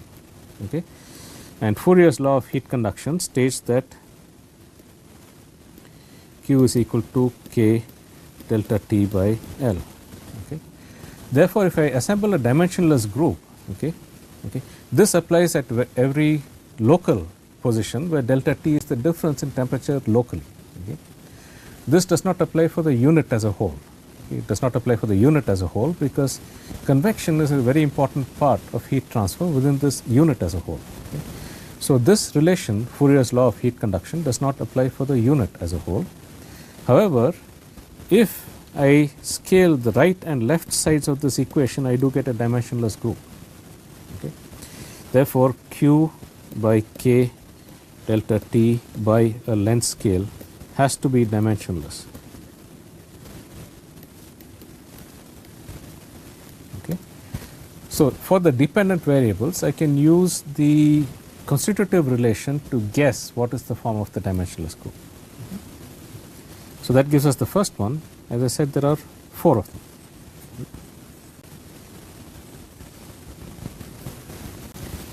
The second one is relatively easy to guess. Okay. The second one is just equal to D by L. Both the diameter and the length of the pipe have the same dimensions of length. So, I can just divide one by the other and get a dimensionless group. Okay. There is a third one. Okay, which involves some mechanical properties. That is something that we have seen in the last lecture. Okay. We showed that rho u d by mu was a dimensionless number. Okay. In this problem as well, you have rho, okay, you have u, rho, d and mu. Okay. So therefore, I can very easily just write that the third one is rho u d by mu. Okay. That is a dimensionless group. Okay. Number 3. There should be 4 of them. Okay. So the fourth one should contain the specific heat as well, because that is currently not involved in any of the dimensionless groups. Okay. The specific heat should also be a dimensionless group. Okay. And the specific heat has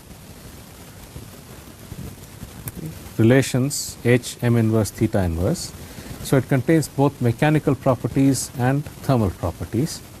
Therefore, I need to scale it by mechanical quantities as well as thermal quantities. I need to scale it by a quantity, an independent quantity which involves thermal energy, and an independent quantity which involves mass. Okay. The independent quantity that involves thermal energy is, of course, the thermal conductivity. Okay. As far as the independent quantity that involves mass is concerned, there are 2 of them, the density and the viscosity. Okay. You can, without loss of generality, choose either one of them. Okay. In this case, I will choose the viscosity, but you could very well have chosen the density as well. Okay. So therefore, the dimensionless group that I will assemble is equal to Cp. It has to have thermal conductivity in it, okay, for the thermal energy dimension, the viscosity in it for the mass dimension. And then, of course, there is length, time and temperature, okay, for the length dimension, the time dimension and the temperature dimension. Okay. The length dimension, of course, will be d per c. Okay. The time dimension I can get from the velocity, u per d. Okay. And the temperature dimension I will get from the temperature difference.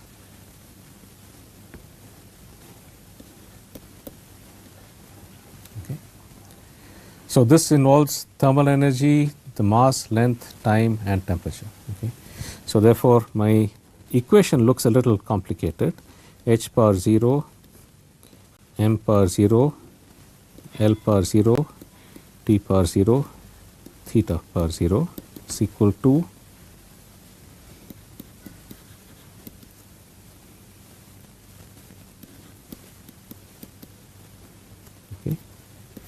into the thermal conductivity, that is H L inverse T inverse theta inverse whole power A into M L inverse T inverse power B, okay, into the length power C, length inverse time power D and theta power E.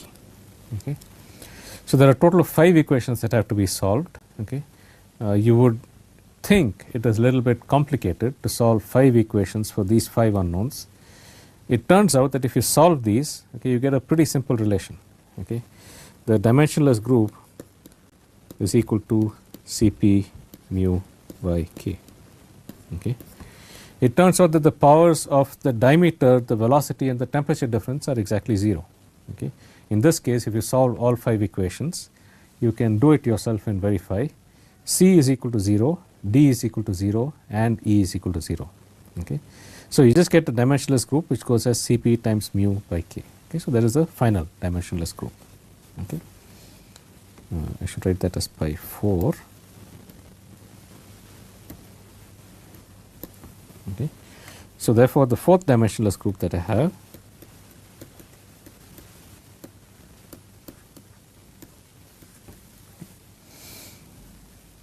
I will show you a little later how this dimensionless group can be inferred without going through this complicated dimensional analysis, by trying to give you some more information about what exactly these mean. Okay. But for now, we have got our 4 dimensionless groups. Okay. Now, of course, we have to assemble relationships between these dimensionless groups. Okay. From this point onwards, it has to be empirical.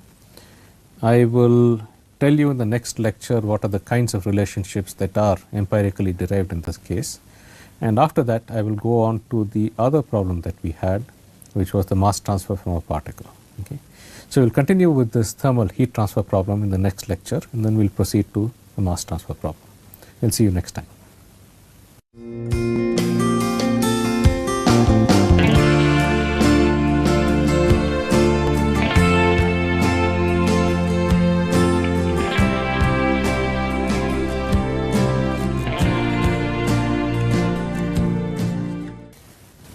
So, welcome to this. This is our fourth half-hour lecture on dimensional analysis.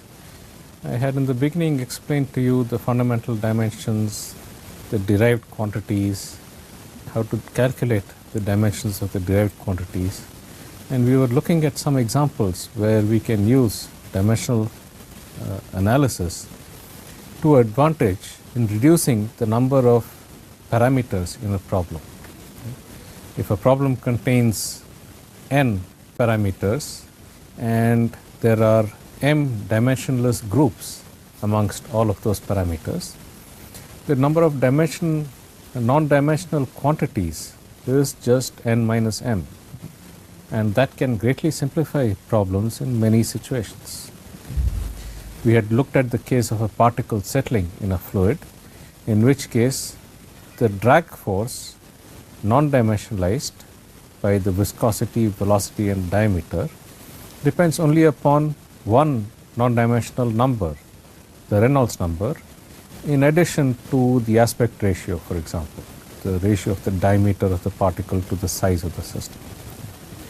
And most recently we were looking at the heat transfer in a heat exchanger, where we had identified the dimensional groups. The number of dimensional groups is quite large. It is 9 in this case. The heat flux is the dependent dimensional quantity. Okay. It depends upon the temperature difference between the shell and the tube side, of course, the average temperature dependence, the length and diameter of the tube, thermal quantities, specific heat, thermal conductivity, mechanical quantities, the velocity, the density and the viscosity. Okay. And so there are a total of 9, and there are 4 dimensions in this problem: mass, length, time and temperature. So simplistically you would think that there should be 5 dimensionless groups. However, in this case we had made a simplification. We had said that there is no interconversion between thermal energy and mechanical energy. Okay.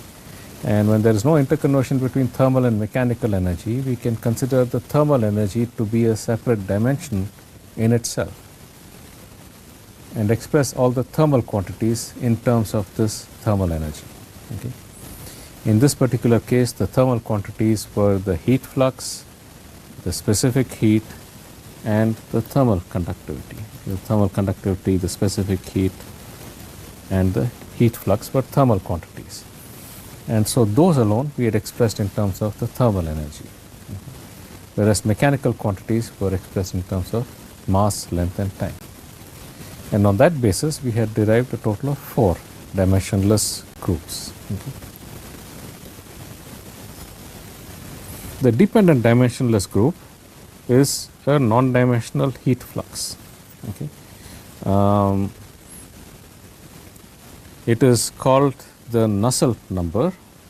Okay. The Nusselt number is a non-dimensional heat flux, okay, which is Q d by K delta T. Okay.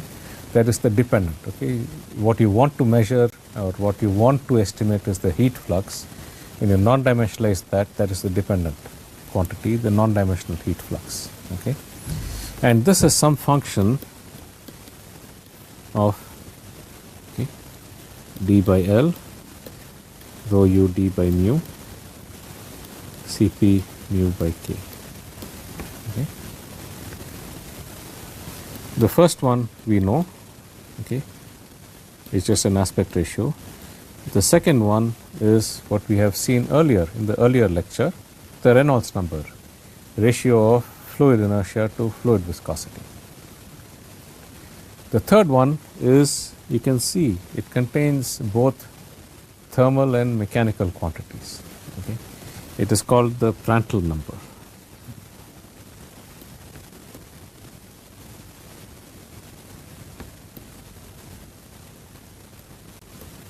okay, Cp mu by k. Okay.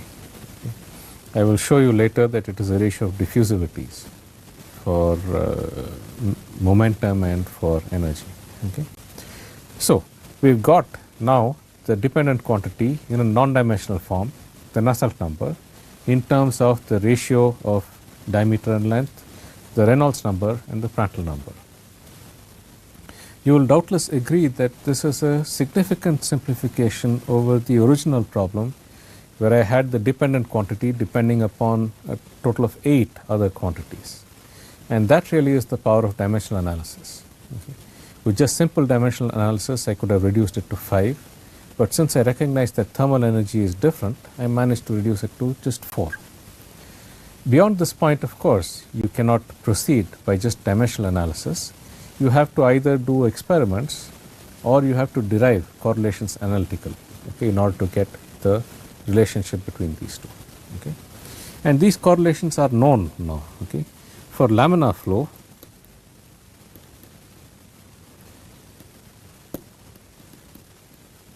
the correlation is that Nusselt number is 1.86 Re per 1 by 3 PR per 1 by 3, okay, D by L per 1 by 3, mu by mu W per 0.14 is what is often added over here. This is something that I will not go through in this lecture. In this case, mu by mu W takes into account the fact that the viscosity of the fluid changes with temperature. Okay. Now, since heat is being conducted, okay, from the bulk of the fluid, okay, to the wall, okay, and then into the shell side, the temperature in the bulk is often different from the temperature at the wall. Okay. It's higher if heat is conducted out, and it's lower if heat is conducted in. Okay. This affects the viscosity of the fluid and therefore the mechanical properties. And this factor, mu by mu W per 0.14, is added in order to take into account this variation in viscosity. Okay. This particular factor we shall not be concerned during the remainder of this course. Okay. You have another correlation for turbulent flow.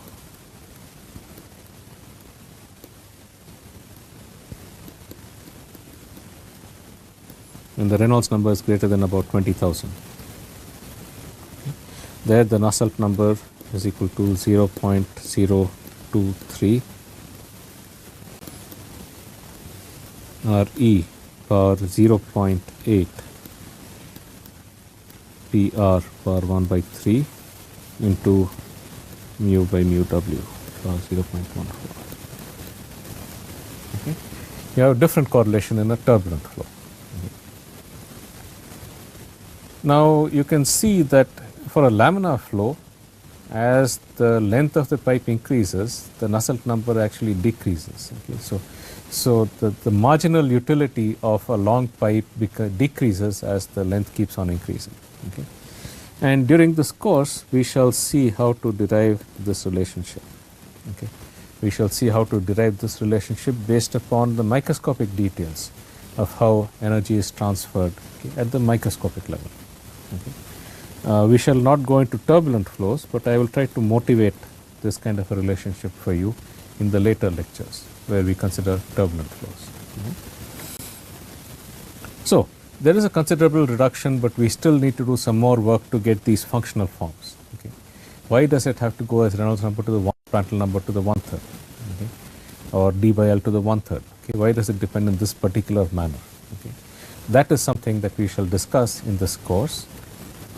So far in dimensional analysis, we have considered the whole system, okay, as a unit, and we have tried to write down average correlations for this entire system.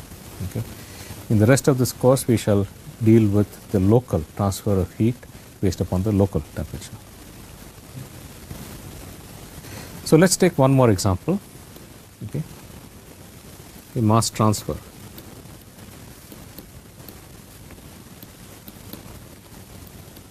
From a particle. Okay. So we have, let us consider a spherical particle for simplicity. Okay. There is some species, okay, with concentration Cs on the surface, okay, and we will consider the concentration at far away from the surface, okay, to be C infinity. Okay.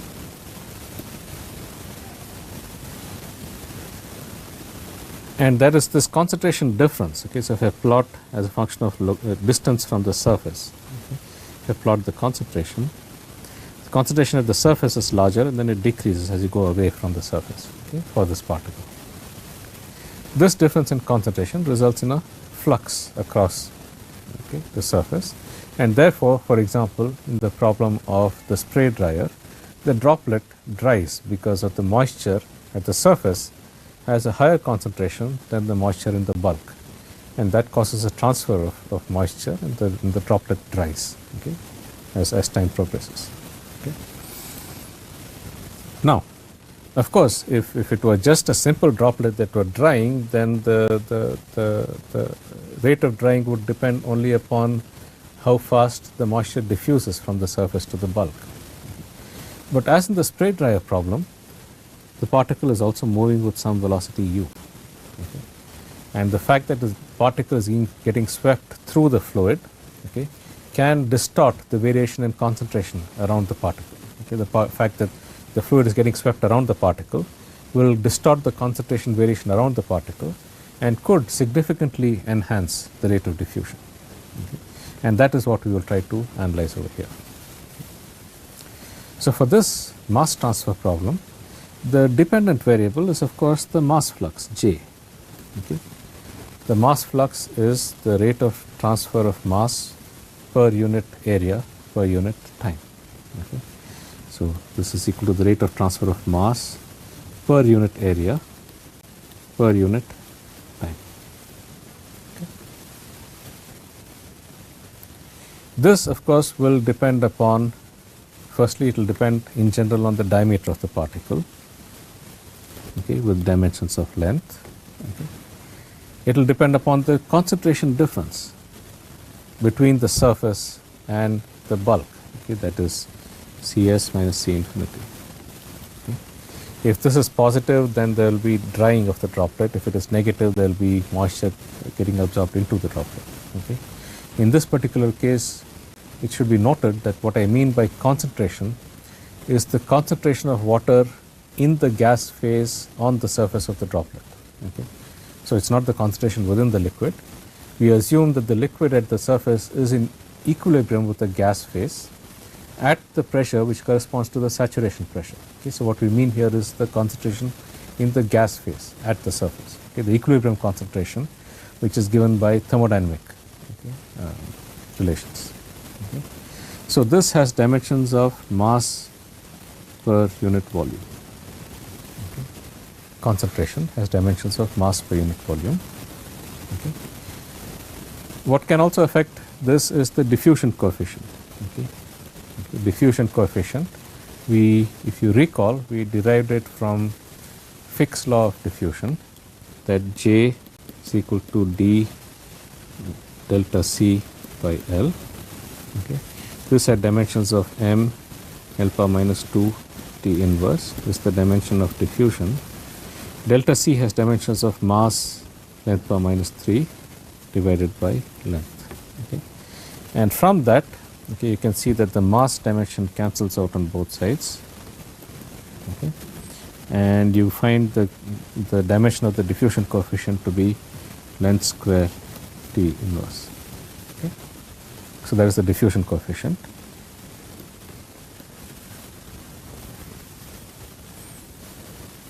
And of course, you also have the mechanical properties, because that relates to how fast the droplet is moving through the fluid. Okay. So, therefore, the mechanical properties are also important for the fluid. Okay. The rate at which the transport will be affected, of course, by the fluid. You know that when fluid flows past a surface, the rate of transport increases. So, it depends upon the velocity.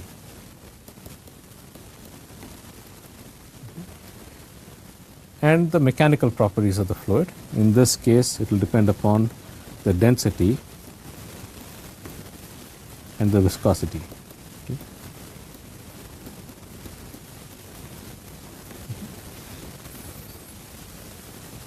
Once again, here we can make a simplification.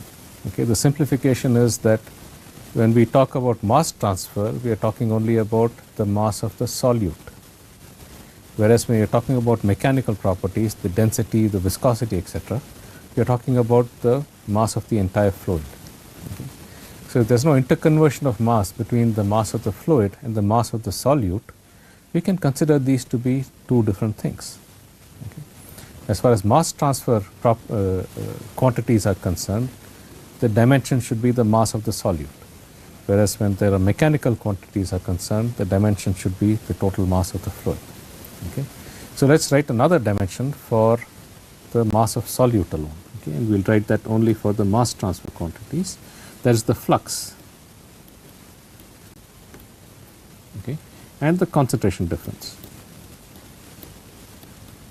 Okay. These alone depend upon the mass of the solute, whereas the mechanical quantities here depend upon the mass of the fluid.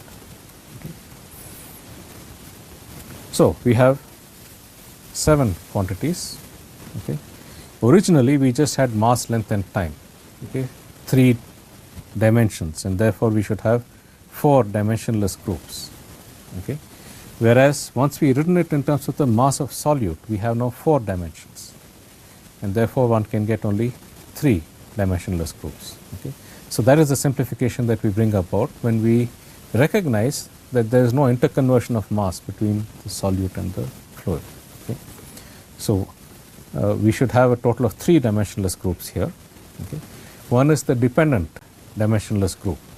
The dependent dimensionless group in this case is a non-dimensional flux. Okay. The non-dimensional flux has dimensions of mass, length and time. There is mass of solute, length and time, and that has to be combined with quantities which are related to the mass transfer. Okay. So quantities related to mass transfer are the diffusion coefficient. Quantities related to mass transfer are the diffusion coefficient, the concentration difference, and of course the diameter of the particle. So I will write my dependent dimensionless group, okay, as equal to the mass flux, okay, the concentration diffs per A, the diffusion coefficient for power B, and a length scale, a diameter per C. Okay. And from the dimensions of the mass of solute, the length scale and the time scale, I will find out what are A, B and C. Note that I have done the simplification in such a way that this expression does not contain in it the total mass of the fluid. Okay. So therefore I have ms per 0, L per 0, T per 0 is equal to ms L power minus 2 T inverse into ms L power minus 3 for A. Okay. The diffusion coefficient has length square T inverse for B.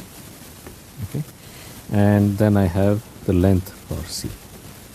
Okay. So with this I can get all 3 quantities A, B and C. Okay. So 0, if I take just the mass of solute dimension,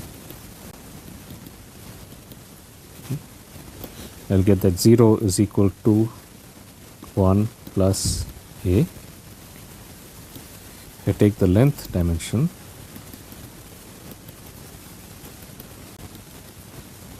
okay, I will get 0 is equal to minus 2 minus 3A plus B plus C, and finally the time dimension will give me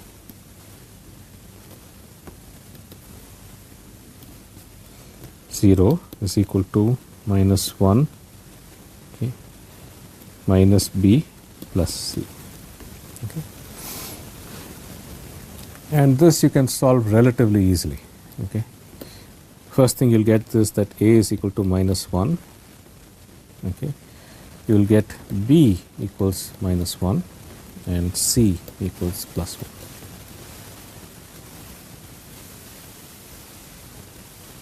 Okay.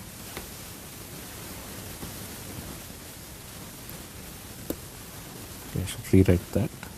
Okay. If I take the time dimension, I will get 0, 0 equals minus 1, okay, and minus p. Okay. Yeah, there is no c in that, okay, because there is only 2 time dimensions there. Okay. So therefore, the dimensionless group is equal to j d by d delta c. Okay.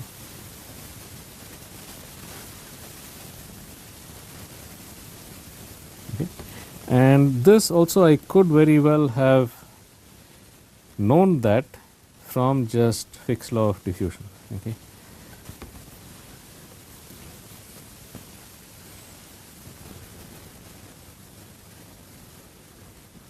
Fick's law of diffusion states that the mass flux d delta c by L. Okay. This is of course applicable only locally at every point within the fluid. Okay. However, the dimensions on the left and the right are the same. Okay. This law of diffusion is not valid for the entire system because the mass transport on the larger scale is affected by convection as well as diffusion. Okay. But however, the dimensions on the left and the right are the same. So if I could just scale j by something that was d delta c by d, I know that that would be dimensionless. Okay. So there is a first dimensionless number. Okay. The second one, okay, we already know one other dimensionless number, which is rho u d by mu. Okay. The Reynolds number involves purely mechanical quantities. Okay. That is number 2, and there should be one more. The third one should involve both thermal and mechanical quantities. Okay. I am sorry, both mass transfer as well as mechanical quantities. Okay. Quantities relating to both mass diffusion as well as with respect to momentum diffusion. Okay. We can assemble that, okay, by considering the diffusion coefficient along with mechanical properties. Okay. So if I consider a dimensionless group, okay, phi 3, okay, diffusion coefficient, it has dimensions of length square per unit time. Okay. So I need to non-dimensionalize that with 2 other mechanical quantities. Okay. In this particular case, I could take them as the density power A and the viscosity power B. Okay. That is the simplest consideration because both density and viscosity have dimensions of mass. Okay. And therefore, I could take it as density power A times viscosity power B. Okay. And from that, I could get a dimensionless group. Okay. Mass, length, and time. Okay. Should cancel out. Okay. In general, I would have to have a length scale as well. Okay. But as you will see, this coefficient turns out to be 0. Okay. And I'll tell you why later. Okay. So A, B, and C are calculated from the dimensions of length, mass, and time. Okay. So therefore, once again, m power 0, L power 0, T power 0 is equal to L square T inverse power A, m L power minus 3 power B, C, and I'm sorry.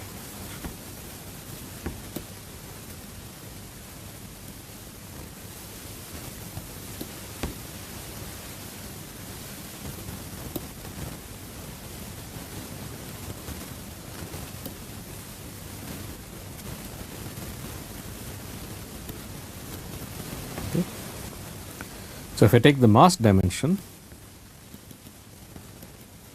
okay, I will get 0 is equal to A plus B. If I take the length dimension,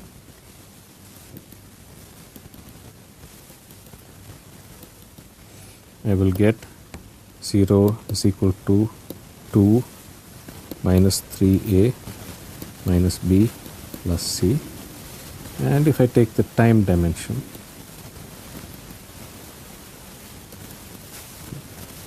I'll find that 0 equals minus 1 minus B.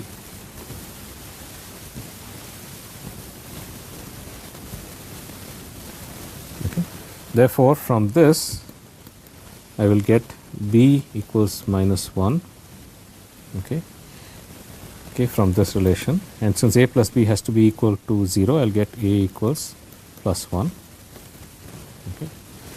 And it turns out that c is just equal to 0, okay, if you work it out, okay. B is equal to minus 1 and c is equal to, will give you c is equal to 0, okay.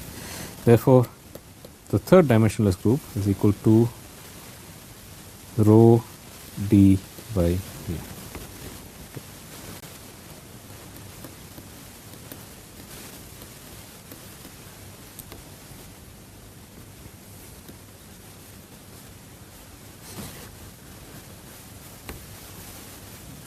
Now, I could very well have scaled, okay, the diffusion coefficient by the particle diameter and the velocity as well, okay, in which case I would have got a different dimensionless group, okay. But in this case, what I have tried to do is to make sure that there is only one quantity which depends upon the particle velocity, okay. There is only one quantity which depends upon the particle velocity, and this other one is just a material parameter, okay. It does not depend upon the particle diameter or the particle velocity, okay. This is just a material parameter, okay. These also have names, okay. The first one, j d by d delta c, okay, it has to be some function of, okay, and rho d by mu, okay. It is conventional to write this third dimensionless group pi 3 not in this fashion, but rather as its inverse, okay. Pi 3 is usually defined as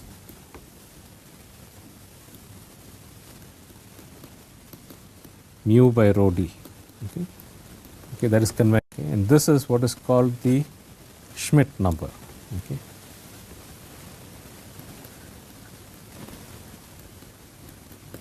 It's called the Schmidt number, okay. Therefore, what I have on the left hand side, this one, the dependent quantity, the non-dimensional flux, it is called the Sherwood number, is equal to some function of, this first one is the Reynolds number and the second one is the Schmidt number, okay. So in this problem, whereas I had a total of 7 quantities initially, I have reduced it to just 1 dependent and 2 independent quantities, okay. Beyond this, of course, you cannot progress by just dimensional analysis, you have to go to correlations, okay.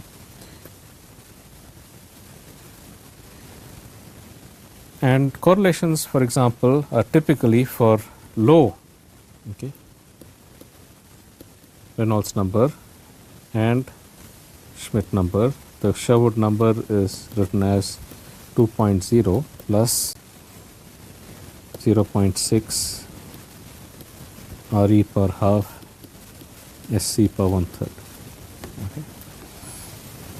So in the limit as the Reynolds number goes to 0, this Sherwood number just goes to a constant value. Okay. Why is that? We will see as we go through the course. Okay. At high Reynolds number,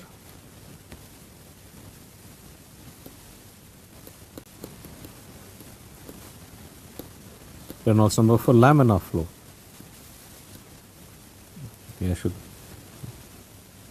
okay, the Sherwood number is written as 1.25 RE power 1 by 3, okay, SC power 1 by 3. So these are the kinds of correlations that you have between these non-dimensional quantities. Okay. And in this class we will see how to derive these kinds of correlations, okay, Sherwood number correlations, okay, for both high and low Reynolds number. Okay. In the next lecture I will try to demystify these dimensionless numbers a little bit. Okay. We managed to get dimensionless numbers in terms of the Reynolds number, the Schmidt number, the Prandtl number and so on. What do these physically mean? Okay. So I'll try to give you some physical insight into what these dimensionless numbers mean and why the relations that we have are of this particular form, okay, for mass and heat transfer, as also the drag coefficients for momentum transfer. Okay. So I'll try to give you some insight into that. Okay. But before that I will do one problem which involves the power on an impeller, okay, to illustrate how scale up is done, how these dimensionless group can assist us in scaling up, okay, from small systems to large systems. What are the kinds of things that are to be maintained constant when you increase the size of a system? Okay. Obviously, you have to scale up in order to have economical processes, but it's not straightforward to do it. If you have something that works in the laboratory, it is not clear that it will work in an industry. Okay. So what are the considerations there? Those scale-up considerations I will talk about first, and then I will come back and try to give you some physical idea of what these dimensionless scopes mean. We will see you in the next lecture.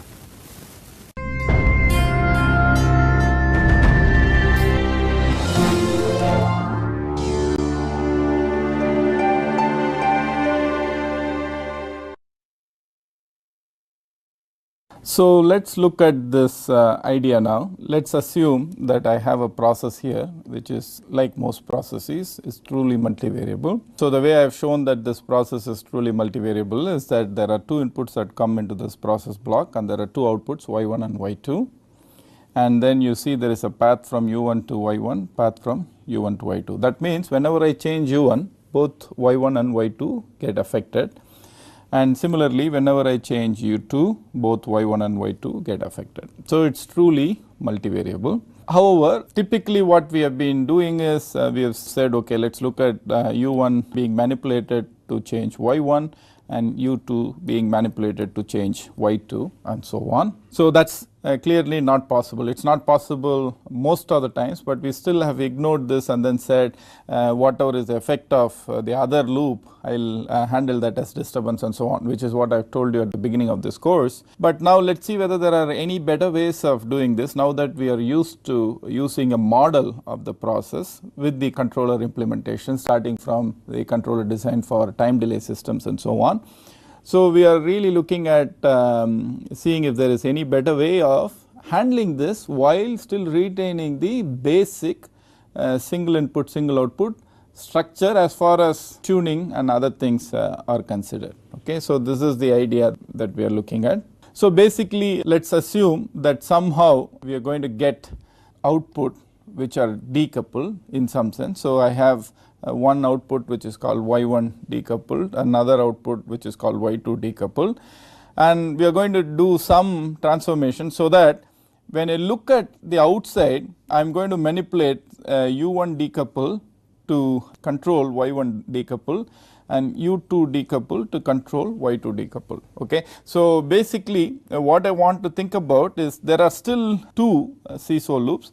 If you kind of combine all of this together into, let's say, one process, if you look at this, this will look like a single input, single output feedback loop, and this will look like a single input, single output feedback loop. So is there some way in which we can define u1 decoupled, u2 decoupled, y1 decoupled and y2 decoupled in such a way that from the outside it looks like a single input, single output controller, so that I design my controller for only this, is what we are trying to do. So the way we do this is the following. So what we do is ultimately the true manipulated variables are u1 and u2. You might say, okay, I'm doing computing u1 decoupled, u2 decoupled and so on. You could go ahead and compute that, but even then you still need to figure out what u1 and u2 are in the controller implementation situation. Okay, because those are the physical manipulated variables. So supposing, let's say I have come up with some u1 decoupled and u2 decoupled, which I will show you how we come up with. Then I might say, if I am going to recalculate u1 and u2 from these, so then I could come up with some linear transformation. So I might write this equation like this, u1, u2. This is ultimately the final values I need to keep for the true manipulated variables. I might say, okay, I have di 1 1. So this is an input decoupler. That is the reason why I use a superscript I. And 1 1, you will see what that is, di 1 2, di 2 1, di 2 2, and then I have u1 decoupled input, u2 decoupled input. So this might be a standard form. So basically what this says is, I have computed this u1 decoupled and u2 decoupled somehow, and I have to convert that to true inputs u1 and u2, because those are the physical inputs. So since I have these two, I am going to take a linear combination of these two, and I am going to take a linear combination in a particular way.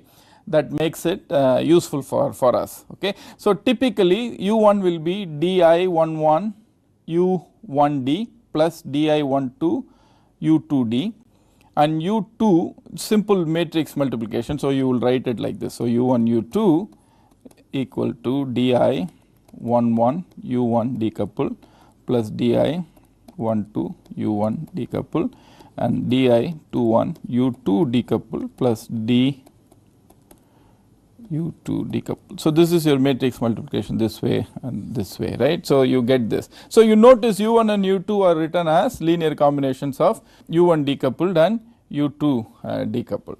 Okay. Now, we have 4 things to choose, which is di11, di22, di21 and di12. What we are going to do is, for the sake of convenience, let us assume that I choose this as simply 1 and this as 1. Okay. And you could have chosen something else, but for ease of computation we are going to do this. And so, that gives you this matrix form here: u1 u2 1, di21 di12 1, u1d u2d. Now, if you do the same matrix multiplication, just this di11 and di22 will become 1, the other things will be the same. So, I will have the true physical input u1 as u1 decouple plus di12 u2 decouple and u2 as u2 decouple plus di21 u1 decouple. Now, from a process viewpoint, also we have this decoupler. Let us assume that same way I can compute this y1 decoupled and y2 decoupled as a function of y1 and y2. The simplest choice is to not do any decoupling here. You do not really need to do that, you can do other things, but the simplest choice is what we call as an I matrix. So, basically if you think of this y1 decoupled, y2 decoupled again as some output decoupler matrix. The other matrix I showed in the previous slide is an input decoupler matrix. If you think of this as an output decoupler matrix multiplied by y1, y2, now you can set this as identity. Identity meaning you are not doing any decoupling as far as the output is concerned, in which case you will get y1 decouple equals y1 and y2 decouple equals y2. So, that is what you will get. So, basically what we are saying is there might be reasons and there might be cases which are more advanced, where you might actually choose a D output so that it makes some things better. But as far as the simple cases are concerned, we can simply set D output equal to I. Basically that is equivalent to saying y1 is y1 decouple, y2 is y2 decouple.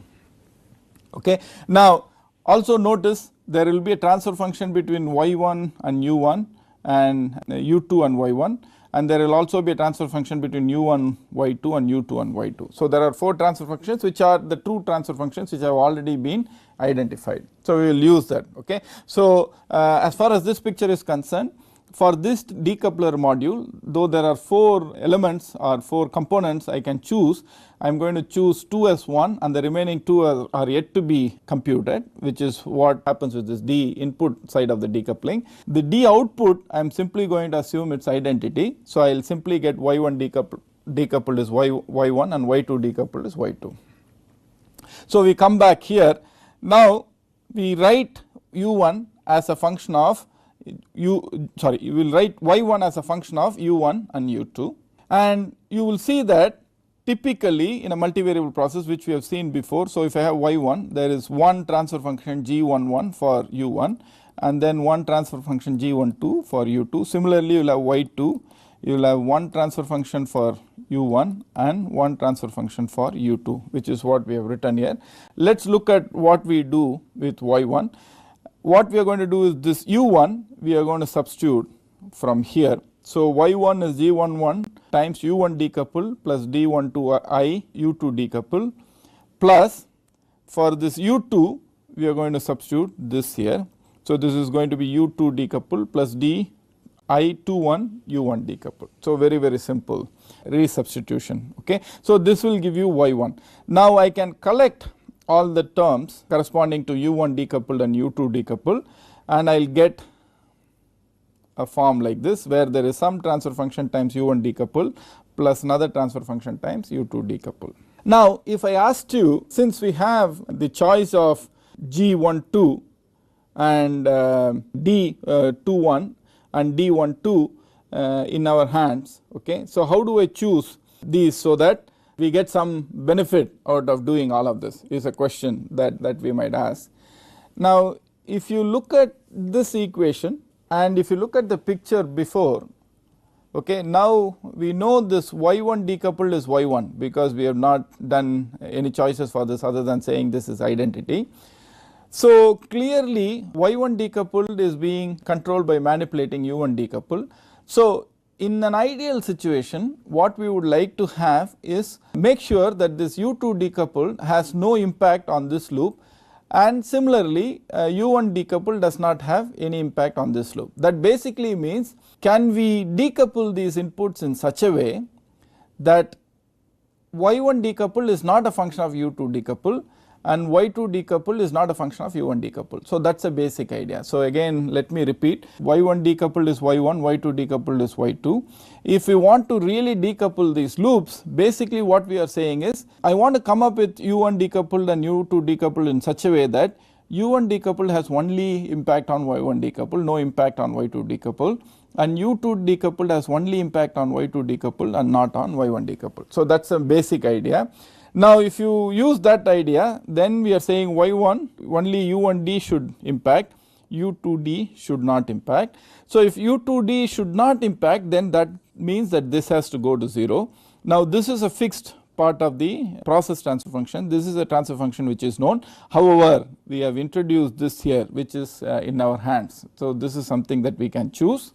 So, if we choose that, then you will get this equation here for one of the decoupled matrices, and similarly if you look at y2 and do the same algebra now y2 is a function of both u2 decoupled and u1 decoupled.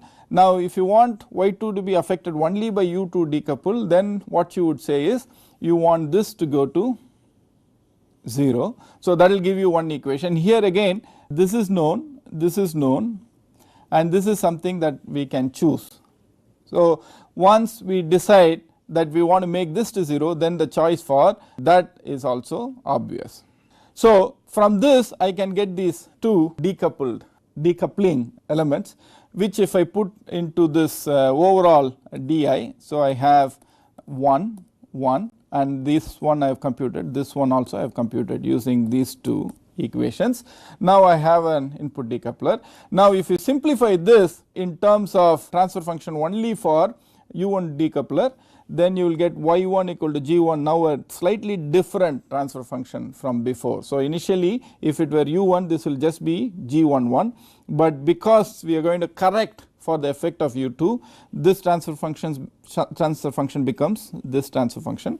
Similarly, this transfer function becomes this transfer function. Now, if you notice these two equations, it looks as if y1 is only affected by u1 decoupled and y2 is only affected by u2 decoupled. Okay. So, we have essentially got two single input single output control loops. So, this is what is called complete dynamic decoupling, and notice how we are starting to use the model more and more. If I had built a model for these 4 transfer functions, I am going to modify the transfer function between y1 and u1 decoupled through this formula here, and similarly I am going to modify the other transfer function for y2 and u2 decoupled. So, that way you now have written two single input single output loops. You can use the standard techniques that we have been using to compute the controller coefficient and so on. So, there is nothing which is difficult to do here, because all of these are transfer functions. We know how to work with these transfer functions. So, basically what will happen is we have already identified this input decoupler. So, in a real implementation, let us say there is difference between y1 and y1 set point, that will go to the controller. So, the controller will decide what this u1 decoupled value is. Similarly, the difference between y2 and y2 set point will decide what this u2 decoupled is. So, that just figures out what this and this are, but in a real implementation what you need to really do is actually go and manipulate u1 and u2. You cannot manipulate u1 decoupled because that is not a physical input, that is an input that we have constructed. However, we know that the true physical inputs u1 and u2 we can actually compute as this input decoupler matrix times u1 decoupled u2 decoupled. Now, this and this are already given by the controllers here and here based on the error. Okay, so once we have this, we can actually have U1 and U2, which will be implemented on the process. Then you will get a Y1 and Y2, check it with respect to the set point, and then keep continuing this process. Okay. So if you think about really what the controller is, okay, there seems to be there are two single input single output controllers, but if you really think about, this is an identity matrix, right. So basically if you think about combining all of this together into one block, then you could say there is a process block, okay, from where Y1 and Y2 are coming out. This is being compared with this corresponding set points. The error is going, and then there is one controller block, but this controller block has two blocks inside. One is a decoupler which gives you this, and before this decoupler there is a C1, and before this decoupler there is a C2. So you can think of this whole thing itself as one big block, which is now the controller block. Because of the decoupler, everything gets combined together. So this is really your multivariable controller, which has two single input single output controllers and a decoupler, and then this really gives you U1 and U2, and from here you get, by comparison with the set point, you get the two errors E1 and E2. So there is a comparative block here which gives you the errors, and that comes into this multivariable controller. However, the beauty of this is because we have done this, these controllers can be designed like a single input single output controller. Okay. So again the notion of including interactions is beautifully addressed here, where we choose our decoupling matrix in such a way that we have a minimal effect or zero effect if the models are perfect of U1 decoupled on Y2 and U2 decoupled on Y1. Now you will also notice that this is very similar to how we looked at feed forward control. So you might think of this as a generalization of the feed forward idea. Remember, in feed forward control also we had two terms for the Y, where there was one term which was coming from the disturbance, and then we said if you want to kill the disturbance, what should that be? So we set that term to 0. Now in this case for Y1, we notice that if we assume that I want to only be manipulating U1 decouple for Y1, then the effect of U2 decouple should be 0, just like how we said in feed forward the effect of disturbance should go to 0. So that basically means that this transfer function had to be set to 0. And similarly when you talk about Y2, again we want only U2 decouple to have an impact on Y2. So the transfer function which is multiplying U1 decoupled was set to 0, much like how we did this feed forward. So what we initially at the very beginning of this course talked about in terms of being able to think of the inputs from the other loops as being disturbances to the main loop and so on, how we actually treat that mathematically and how we actually make sure that the effect of the other input goes to 0 is seen now after several lectures and through a progression of ideas. Also notice that the models are being used more and more in these cases, and we have started to see truly multivariable control. However, I also want to emphasize that once we have understood this single input single output control quite well, then you can see that lots of these are primarily extensions of that idea. So once you have a basic grasp and very good understanding of this single input single output controller design concepts, then you can keep adding on to that in terms of how you think about multivariable design concepts. The other thing that I also want to explain here is now you will see the power of Laplace transform. So if you had to do all of this in time domain, then you have to really worry about how you are going to decouple this input from the other one. You will have integration and complicated cancellations in integrations and so on. Because all of this has become algebraic when we start working with Laplace transforms, you see a transfer function and another variable multiplying the transfer function, and if you want to get rid of the effect of that variable, we simply set the multiplying transfer function to 0, which is a simple concept. And the way we get these transfer functions for y1 and y2 themselves are, and so lots of other things that we are doing here in terms of decoupling and so on all get complete other things that we are doing here in terms of decoupling and so on all get completely merge in some simple algebraic of how you do this for 2 by 2. Now if you have 3 by 3, it's the same idea, there is nothing particularly complicated there. When it comes to a 3 by 3, let us say, then y1 will have the effect of u1 decouple, u2 decouple and u3 decouple. So if you want only u1 decouple to affect y1, then the transfer functions which are multiplying the u2 decouple and u3 decouple, you will set them to 0. So there will be 2 choices there. And then with respect to y2, similarly you will have 2 choices which you have to set to 0 corresponding to u1 decouple and u3 decouple. And for y3 you will have to set again 2 transfer functions to 0 which will be corresponding to u1 decoupled and u2 decoupled. Now you will make those 6 choices, and remember if it is a 3 by 3 matrix there will be 9 elements in the 3 by 3 matrix. We will again do all the diagonal elements to be 1. So 9 minus 3, 6 choices, that will be those 6 choices that I just talked about, and then you will have a decoupling matrix, and you can continue this for 4, 5 variables and so on. This is one simple way of thinking about multivariable control, which is very useful from the viewpoint of understanding how some of these are done.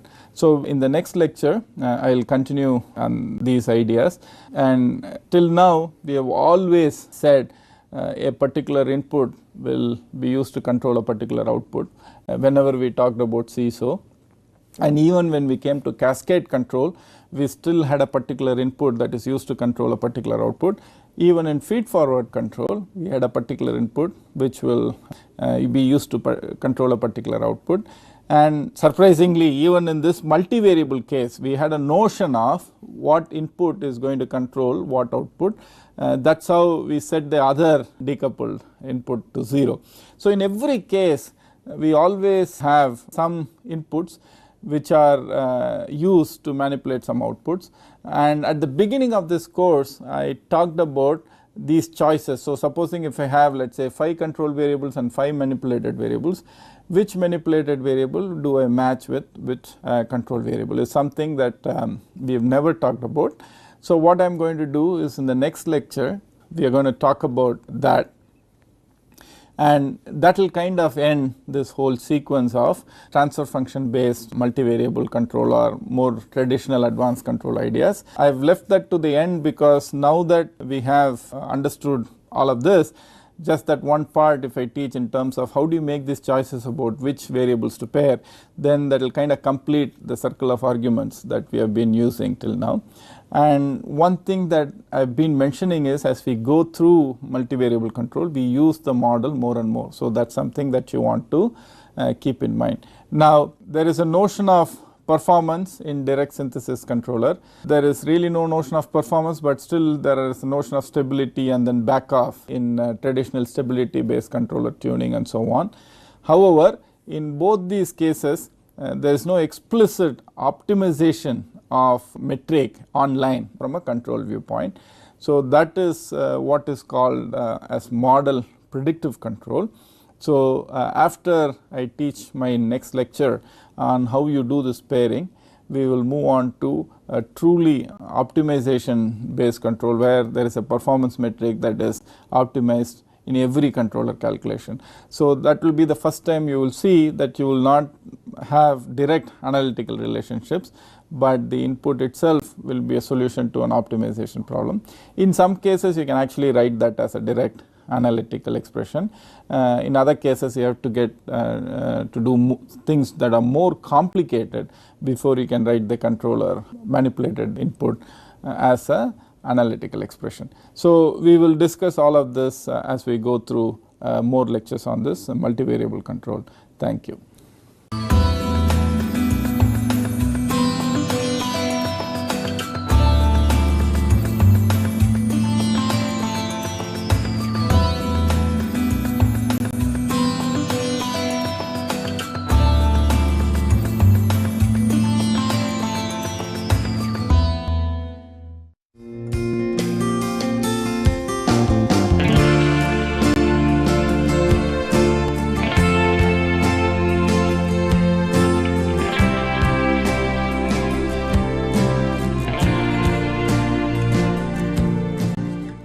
Okay, welcome to this second lecture on dimensional analysis, the fourth lecture of our course. In the previous lecture, I had taken you through the fundamental and derived quantities, and I had derived for you the dimensions of all the derived quantities that we will commonly use during the course. As I said, the fundamental quantities are mass, length, time, temperature, and then there are two that we do not really use during most of this course, that is current and dimension of light. Okay.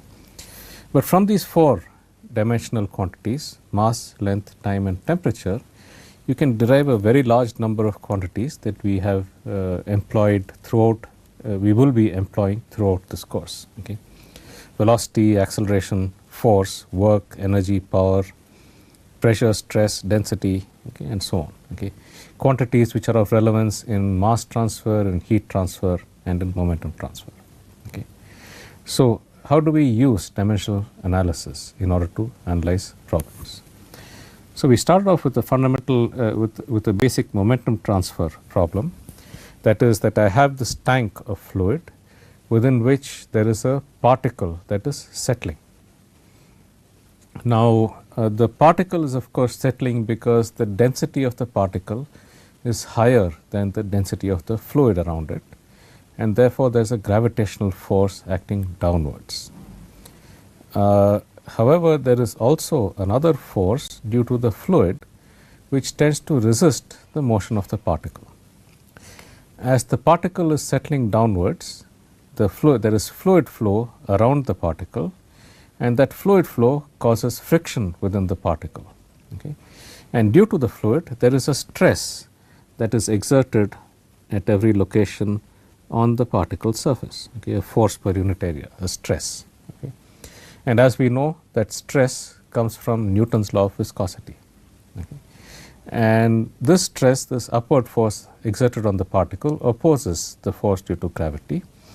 And therefore, if I were to write a force balance equation for this particle, it would be of the form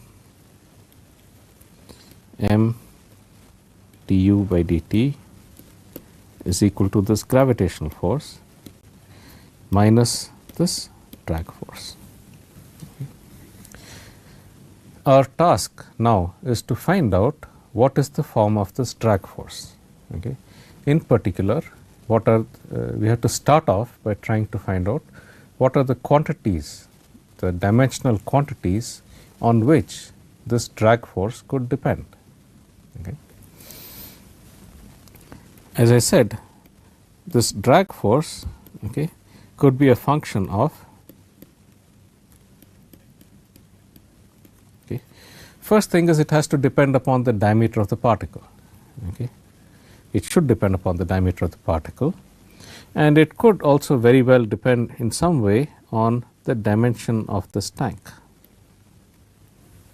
Okay. It could depend in some way on the dimension of this tank. Okay. And then it has to depend upon the fluid properties, because this drag force is exerted due to the fluid flow around the particle. Okay. Therefore, the drag force has to depend upon the fluid properties. Okay. First thing, it will of course depend upon the velocity. Okay. You would expect that as the particle moves faster, there is going to be a greater drag that tends to resist its flow. Okay. So, it should depend upon the velocity, but it should also depend upon the fluid properties. What are the fluid properties?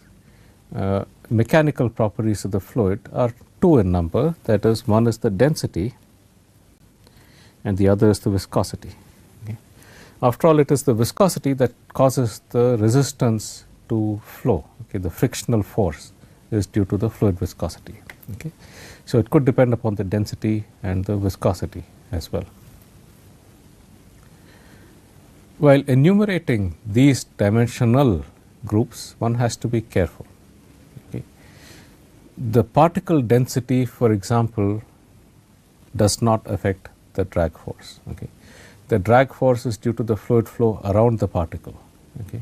And for the fluid flow around the particle, the only relevant quantity is going to be the fluid density. Okay. Similarly, the acceleration due to gravity does not affect the drag force. that is a separate force in itself. Okay, that is a separate force in itself. Okay, that is what we call a body force. Okay, a force that is exerted on the body. It is proportional to the volume of the material or the mass of the material.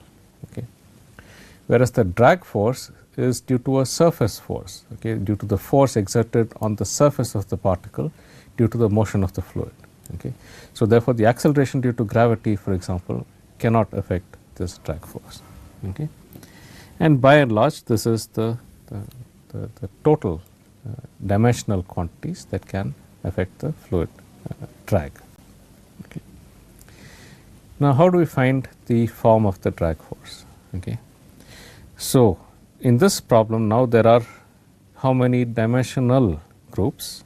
There is, of course, the dependent dimensional group, the drag force, and then there are the independent dimensional groups. Okay, I have 1, 2, 3, 4, 5 of them. Okay, the diameter of the particle, the dimension of the tank, the velocity, the density, and the viscosity. Okay, so let's list out all of these and look at what are the dimensions in these. Okay, the drag force is, of course, a force. Okay, it has dimensions of mass, okay, length, t to the minus 2.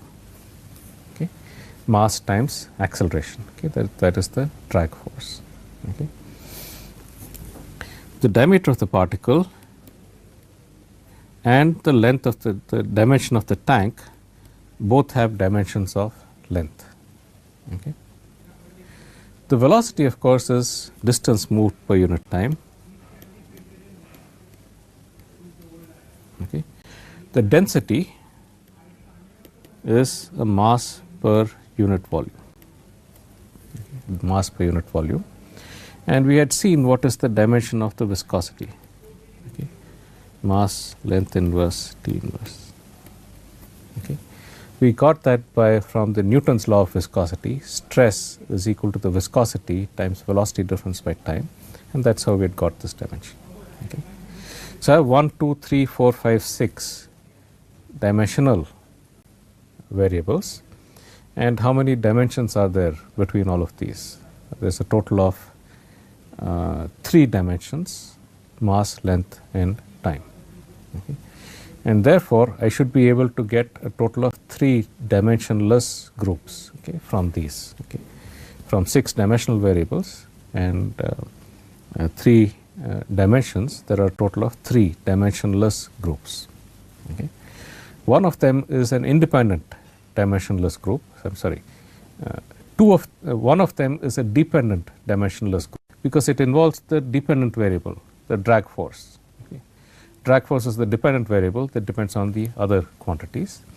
Therefore, one of them is a dependent dimensionless group, and the other 2 have to be independent dimensionless group, which just contain the properties of the fluid, the particle diameter, the velocity, and the length of the tank. Okay. So, how do we get the dependent dimensionless group? Okay. So, for that I have to scale the force, okay, which has a mass dimension in it, with either the mass, the density, or the force which has a mass dimension in it, with either the density or the viscosity, okay, combined with the velocity and the length scale. Okay, I can choose either of these. Both are valid choices. Okay, I will come back and tell you in which cases we should choose the density and in which cases we should choose the viscosity. Okay, but at this stage both of these are valid choices. Okay, in this case I will choose the viscosity, okay, as the independent variable. So I will construct a dimensionless group. Okay, I will call it as the dependent dimensionless group containing the force non-dimensionalized by suitable powers of the viscosity, okay, the length scale, that is the particle diameter, okay, and the velocity, okay, to some powers. Okay, we do not yet know what powers these are. We will find that out by dimensional analysis. Okay. So, if this is a dimensionless group, then it has to have dimensions of mass power 0, length power 0, time power 0. Okay, it should be dimensionless. Okay, so force has dimension of mass, length t to the minus 2. Okay. Okay. The viscosity is mass, length inverse, t inverse power A, okay, length power B, and length t inverse power C. Okay. So, this combination of quantities has to have a net 0 dimension. Okay. So, if I look at the mass dimension in all of these, okay, then I will get one relation, that is 0 is equal to 1 plus A. Okay. If I look at the length dimension in each of these, okay, I will get 0 is equal to 1, okay, minus A, okay, plus B, okay, plus C. Okay. And finally, if I look at the time dimension in each of these,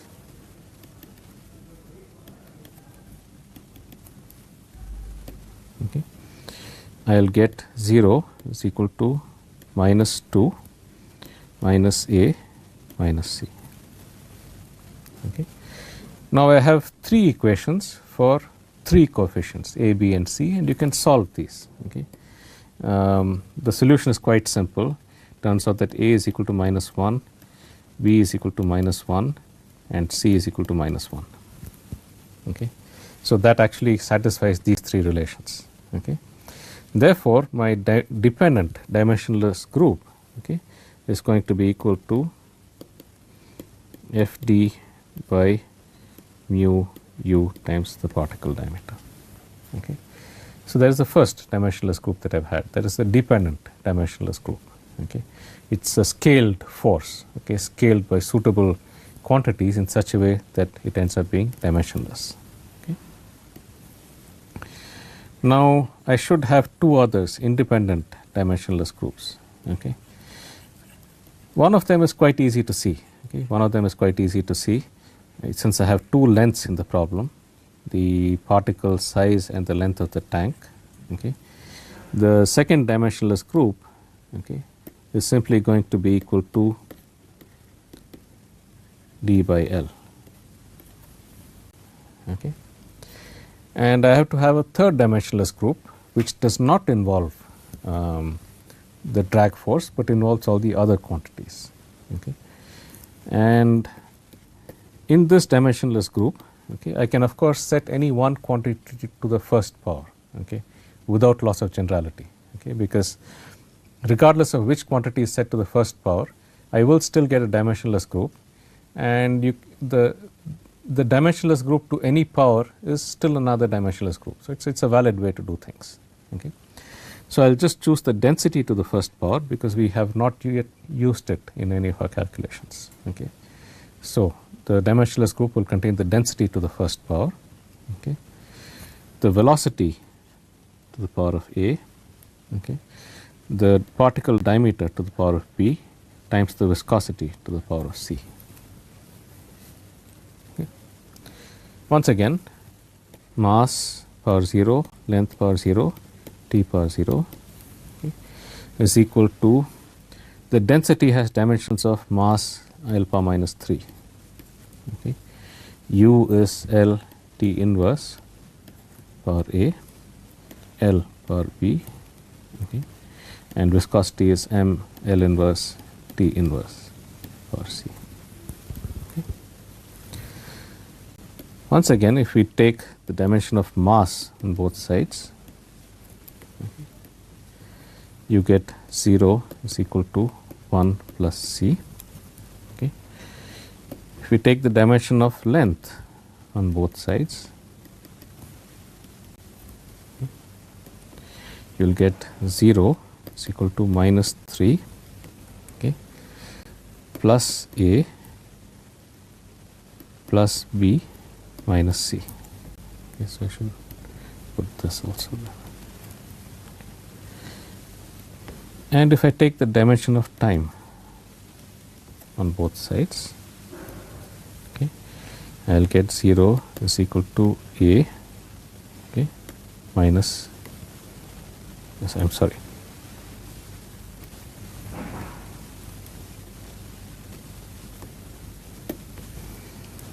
minus A minus C. Okay. And these are also simple relations and they can be solved quite easily. Okay. You will find that C is equal to minus 1, A is equal to plus 1 and B equals plus 1. Okay. So, therefore, this dimensionless group, okay, pi 3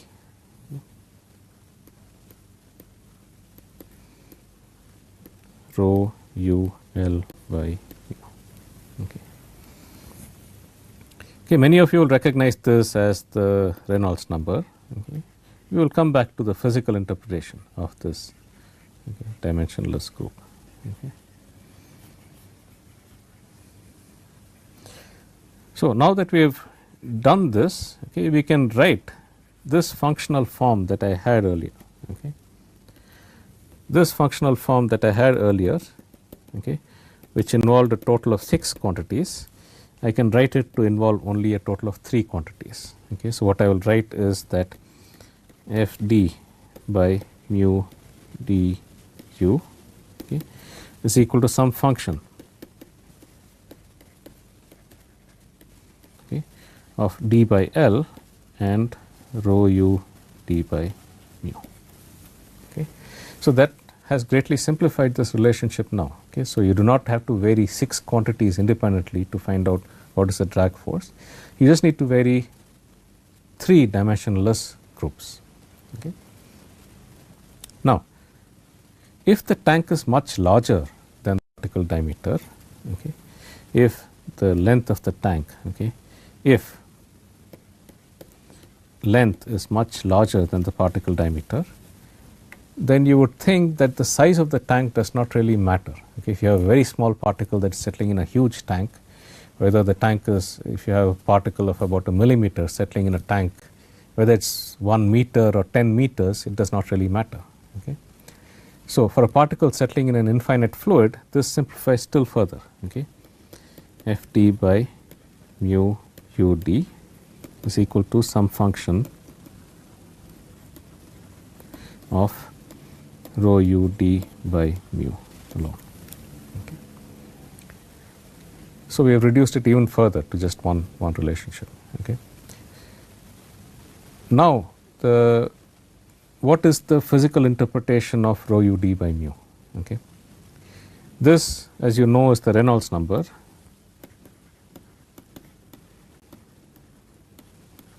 Okay. It has the fluid density in the numerator and it has the fluid viscosity in the denominator. So, it is some ratio of the fluid inertia and the fluid viscosity. Okay. If the Reynolds number is small, okay, if the Reynolds number is small, then the fluid inertia does not really matter. Okay. So, therefore, the fluid inertia is not an important parameter and the drag force should depend upon the viscous forces alone. Okay. So, therefore, density should no longer be important if Reynolds number is much smaller than 1. Okay. Okay. Density is no longer a parameter because it represents fluid inertia. Okay. Therefore, the result that I will get is that in this limit f d by mu u d should just be equal to a constant. Okay. If the fluid inertia is no longer important, the drag force divided by the viscosity, the velocity and the drag coefficient is just equal to a constant. So, we could even get the form of the drag force just based upon dimensional analysis if fluid inertia is not important. Okay. Of course, beyond this you cannot actually determine the value of the constant. Okay. If you actually wanted to determine the value of the constant, you would have to actually solve the problem. Okay. Find out what is the fluid flow around this particle. Due to that fluid flow, what is the stress that is exerted on this particle. Okay. That stress summed up over the entire surface will give you the net force that is exerted. Okay. And that is an elaborate calculation which will be a little bit advanced for this course. But at the end of it, you find that the result is that f d by mu u d is just equal to 3 pi. Okay, you can do that calculation analytically. Okay, and this is what is called the Stokes drag law.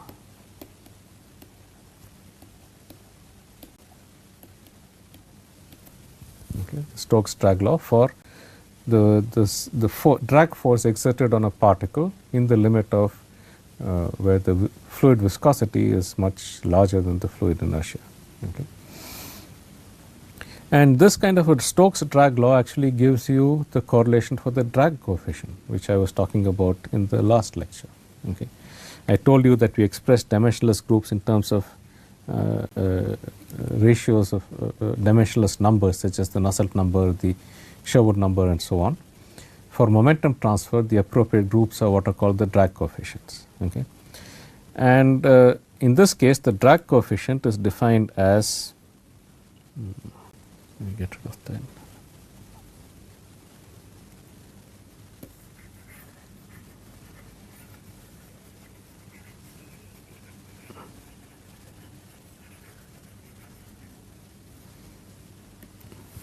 For the flow around a particle, the drag coefficient is defined as the drag force divided by the projected area by half rho u square. Okay. Where the projected area is the area of projection, okay, the area projected by the particle to the fluid. Okay. So we know that the projected area, okay, the drag force is 3 pi mu q d, okay, from the Stokes drag law. Okay. The area of projection is pi r square, which is pi d square by 4, okay, divided by half rho u square. Okay. And if you use this, you simplify this, you will find that this is just equal to 24 by rho u d by mu. It's equal to 24 by the Reynolds number. Okay. So that is the first correlation that we have got, okay, for the drag coefficient on a sphere settling in a fluid, okay, when it satisfies Stokes drag law. Okay. So these are often plotted in log-log graphs, okay, the drag coefficient versus the Reynolds number. Okay. And this drag coefficient is valid, as I said, at low Reynolds numbers. As you increase the Reynolds number, the flow becomes more complicated, okay, and the drag coefficient tends to some constant value. Okay. But this is in the limit of low Reynolds number. Okay. As the Reynolds number increases, this Fd by mu u d, okay, does depend upon the Reynolds number. That Reynolds number dependence is a little complicated, and I will discuss it when we actually do momentum transfer around a sphere. Okay. So this is the simplest example. Okay. We've done dimensional analysis, but a little bit more. Okay. We said that when this number is small, we can neglect this as a parametric dependence, because the tank volume is much smaller, much larger than the particle size. And then we can look at different limits where the Reynolds number is large or small. Okay. When the Reynolds number is small, I said that we can neglect density altogether and we get back the Stokes drag law. Okay. When the Reynolds number is large, can we neglect viscosity altogether? Simplistically, you might think that let's just neglect viscosity and solve the rest of the problem. However, as I said, the momentum transfer is due to the stresses exerted by the fluid on the particle surface. The stresses exerted tangential to the surface are entirely viscous. Okay. And therefore, even when inertia is large, you may not be able to neglect the stresses exerted on the surface. Okay. And we will look at that in a little bit more detail a little later. Okay. So this is the simplest example. Okay. Let us take the next more complicated example, and that is the heat exchanger problem. Okay. I will just introduce the configuration of the present class, and then we will continue this in the next lecture. Okay. So we have a shell and tube heat exchanger.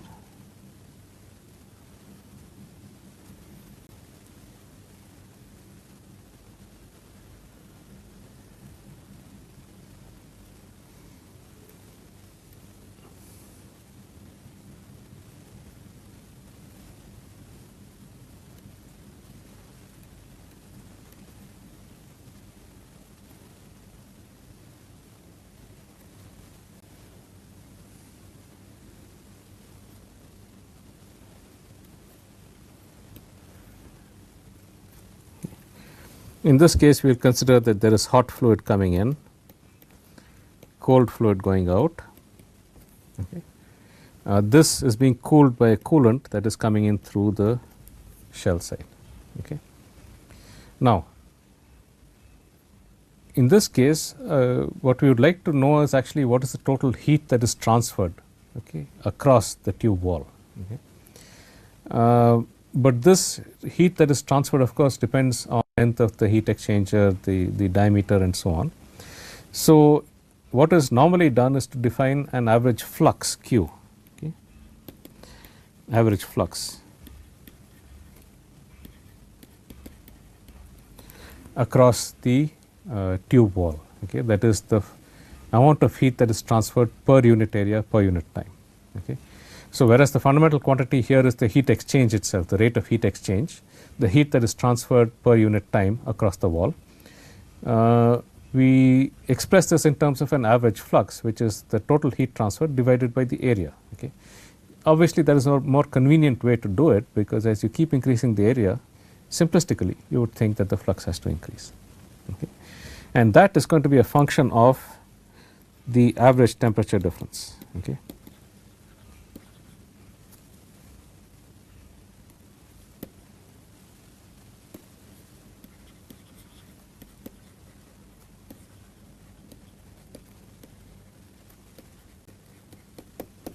Okay, it's going to be a function of the average temperature difference between the shell side and the tube side.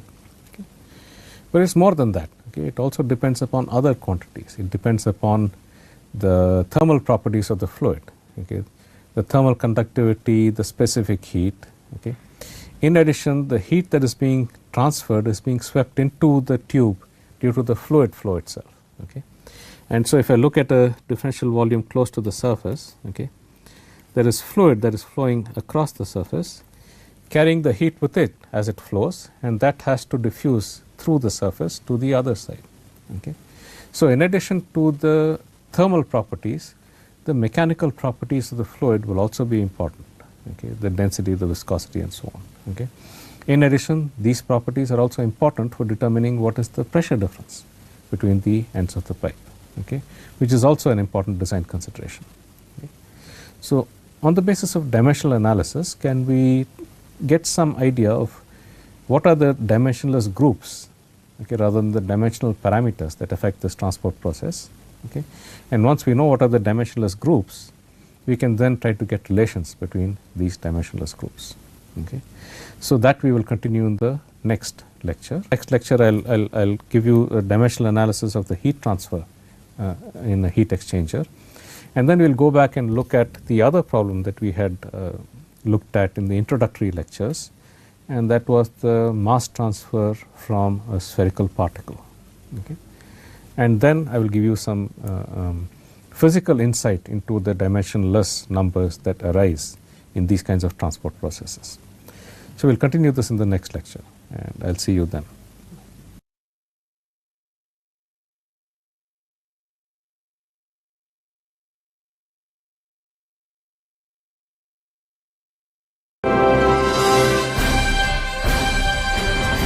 Swayam Prabha, Digital India, Educated India.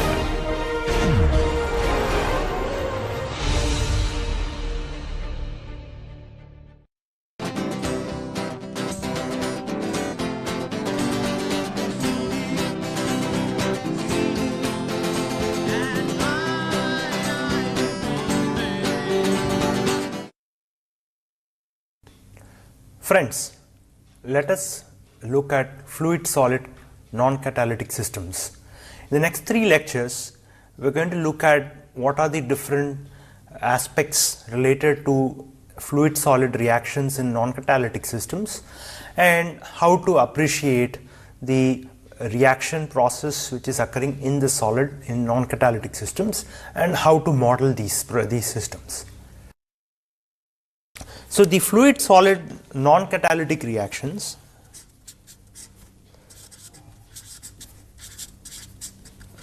fluid solid non-catalytic systems. So, these are essentially heterogeneous reactions where the gas or the liquid they actually come in contact with the solid, and then they react with the solid, and then they transform the reactants into a products. Okay, so these are a class of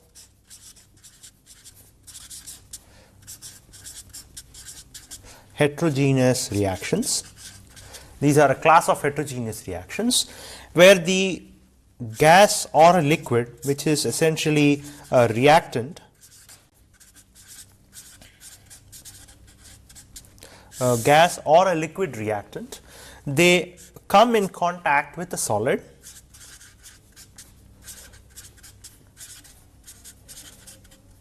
they contact the solid, and then they react with the solid,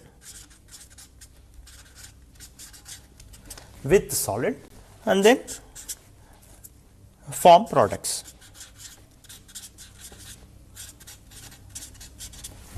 So this is very common in many industrial settings, and we are going to see several examples of these today, and also to look at how to model these systems.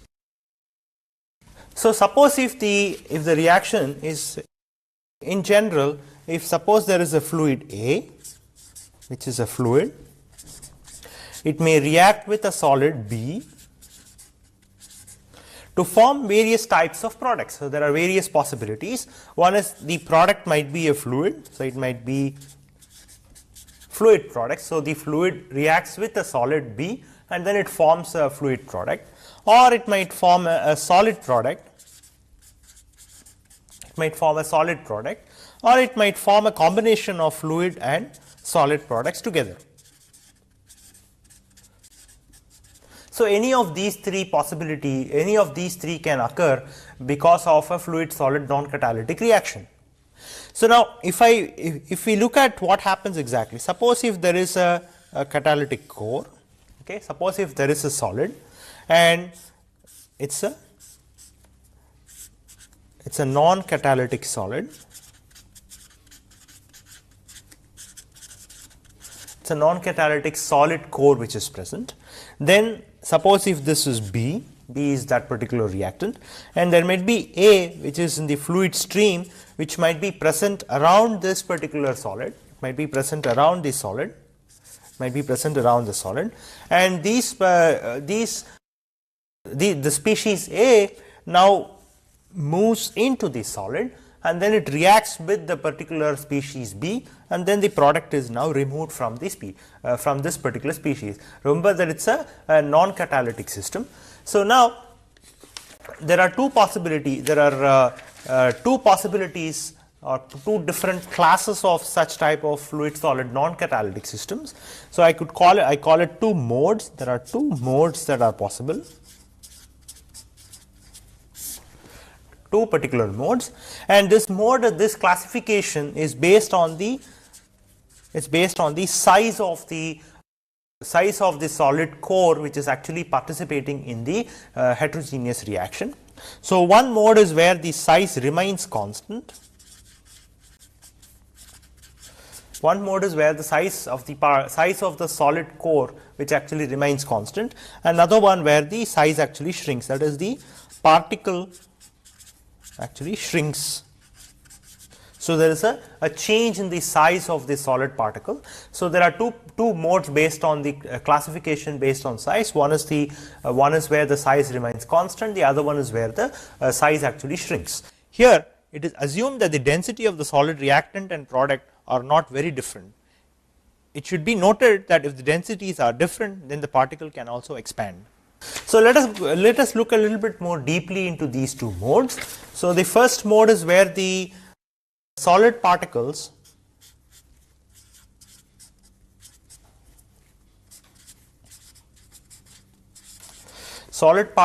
remain unchanged in size. So this is remain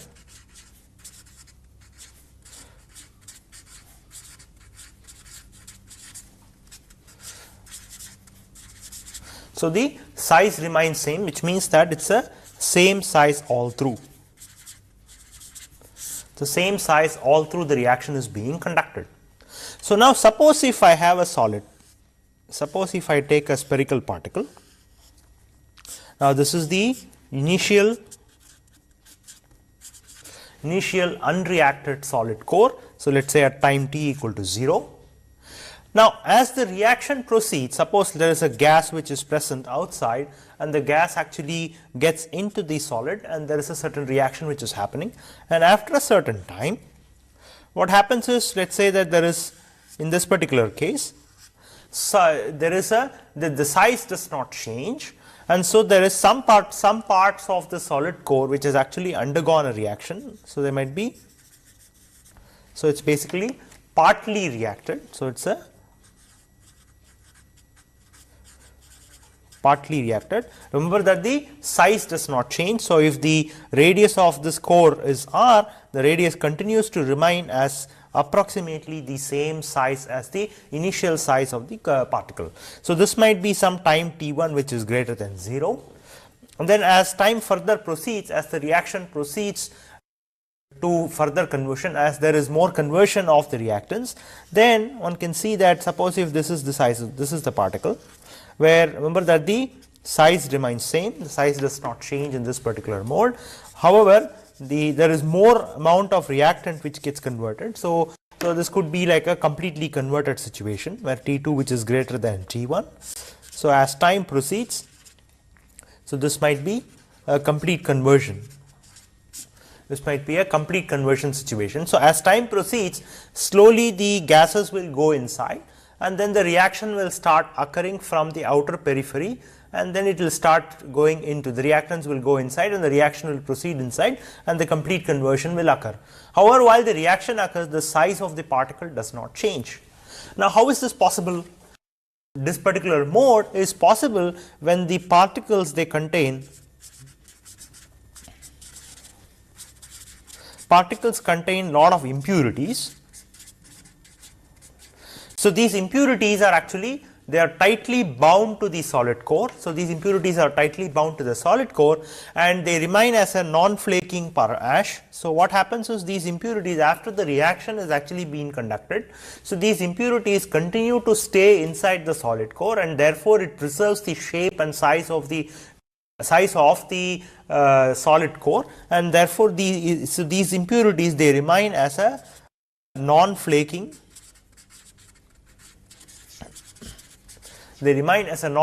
ash as the reaction proceeds. And the other possibility how this particular mode can actually occur is where the products are actually solid products. If solid products are formed, they are firmly bound to the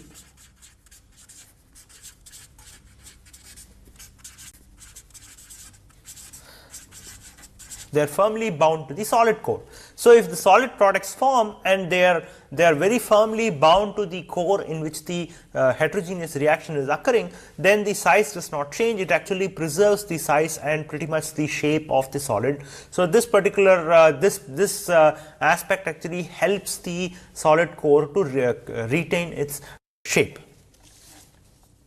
So now let us look at a few examples of a few realistic examples of where under what kind of systems this mode has been observed. So the one good example is where the roasting of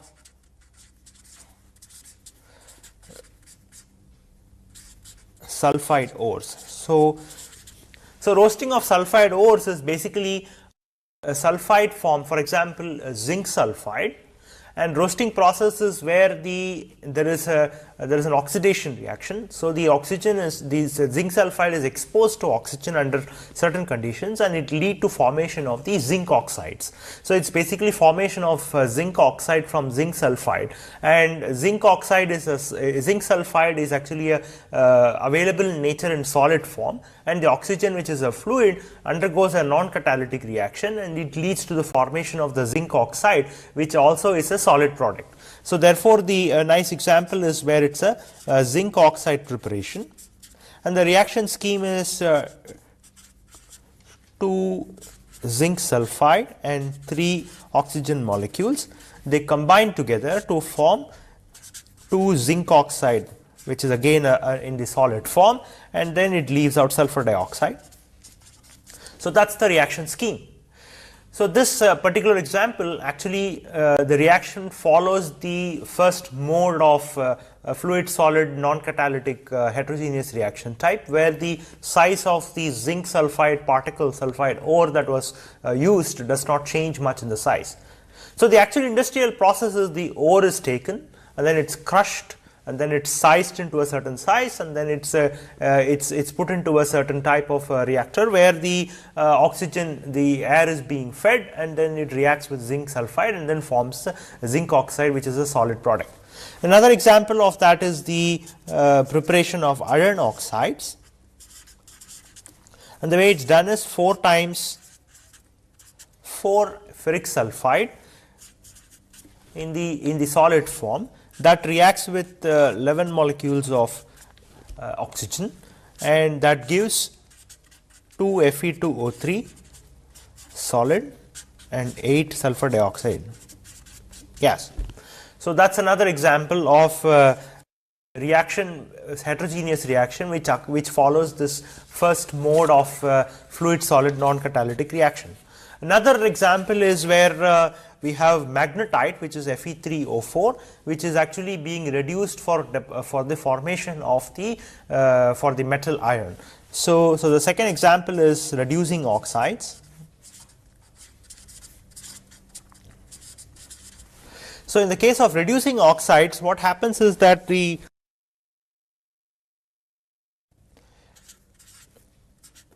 Fe3O4, which is actually present as in the solid form as a natural ore, is actually it's called the magnetite. What is done is it is actually crushed, and then it is sized, and then it is actually fed into a countercurrent fluidized bed reactor, continuous countercurrent fluidized bed reactor in the presence of hydrogen. And this particular, in the presence of hydrogen, it gets reduced to forming the metal iron, and so the reaction scheme is plus 4H2, which is again in the gas form.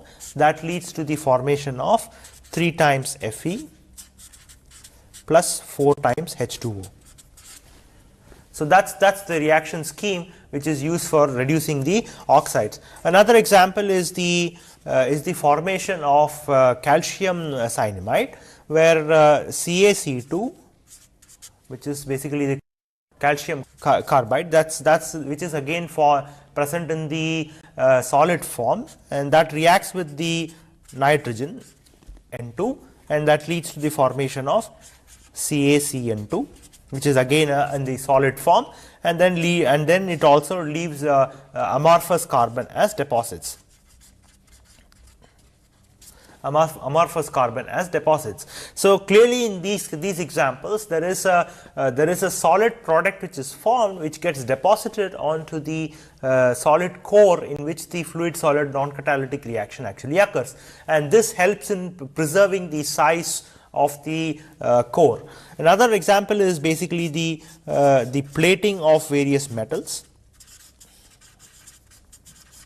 So, for various purposes, different metals are actually coated onto the surface using this method called electroplating. And so, in this plating, where the original core does not change, but then the reaction actually occurs in the fluid solid non-catalytic reaction actually occurs without changing the size of the original solid core.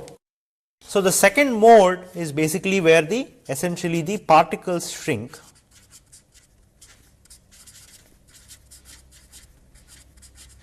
So, there is a shrinking of the particles, and in this particular case what happens is, suppose if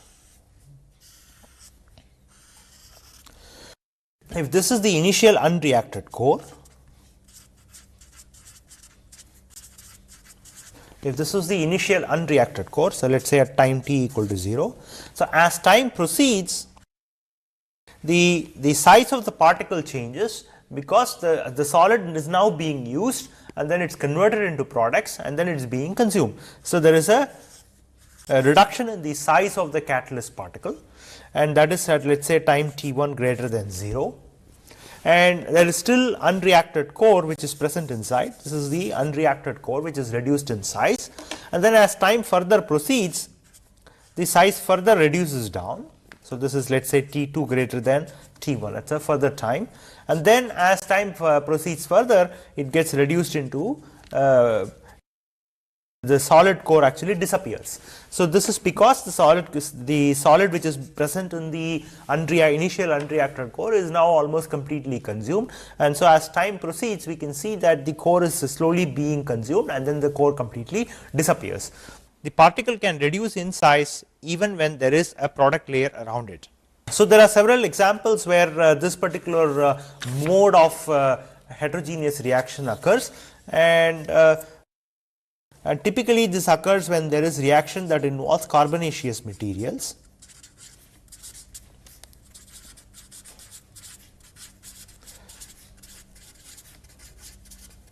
So, typically reactions that involve carbonaceous material, they generally follow this mode where the size of the solid core actually constantly decreases and then the core eventually disappears. So, a nice example of that is the production of the producer gas, and this is generally performed at air limiting conditions, and so the reaction scheme is that carbon which is present in the solid form that reacts with oxygen which is in the gaseous form, and that leads to the formation of CO2 in the gas form. Now, similarly, another scheme which occurs simultaneously is carbon, it reacts with oxygen to form carbon monoxide. This is again occurs simultaneously along with the first reaction, and then another reaction which also occurs with is carbon when it reacts with CO2. So, CO2 which is also formed by this reaction, it again interacts with the unreacted carbon which is present in the solid core, and that leads to formation of 2CO. So, this is the reaction scheme for producer gas. Suppose if the reaction is conducted with in the presence of steam, then it leads to the formation of CO2 and H2, which is the carbon gasification reaction, and the scheme is the carbon and water.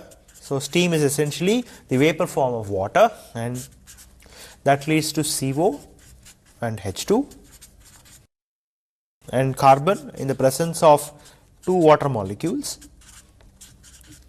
that lead to formation of CO2 in the gas stream and two hydrogen molecules. So, both these reactions typically occur in a situation where the solid core, which is basically unreacted carbon, when you start with, it is slowly being consumed and then the carbon eventually disappears. So, that is basically the mechanism that has been observed for in the producer gas production. So, similar process actually occurs in the manufacture of carbon disulfide. Suppose if we look at carbon disulfide production,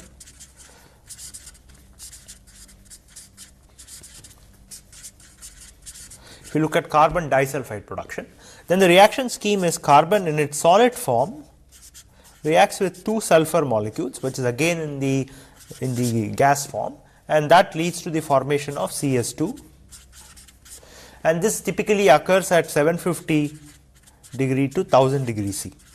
So, that is at a very high temperature. So, carbon in the solid form, which is again present as a core, solid core, and sulfur, which is the gas stream, it reacts to form the sulfur carbon disulfide. And another example is the manufacture of sodium cyanide. So, manufacture of sodium cyanide. Sodium cyanide manufacture, and the reaction scheme is sodium NaNH2 in the liquid form. It reacts with the solid carbon solid core, and that leads to the formation of NaCN in liquid, and it liberates hydrogen. So, that is the reaction scheme, and it is typically conducted at 800 degrees C. So, that is another example where the core actually shrinks and eventually it disappears. So, there are many other processes for which such kind of such mode of fluid solid non-catalytic reaction have been observed. So, now let us attempt to model this system, model the fluid solid heterogeneous reaction. So, there are two types of models that have been proposed. So, the first model is called the progressive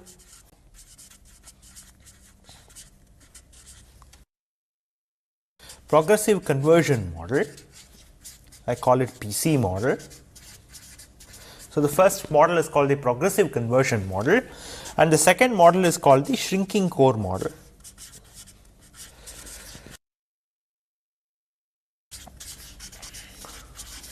So, the shrinking core model is much more well known and more applicable to many systems than the progressive conversion model. However, let us look into the details of what these two types of models are, which to represent the fluid solid non-catalytic heterogeneous reactions. So, let us start with PC model, the progressive conversion model. So, progressive conversion model assumes that the reaction occurs everywhere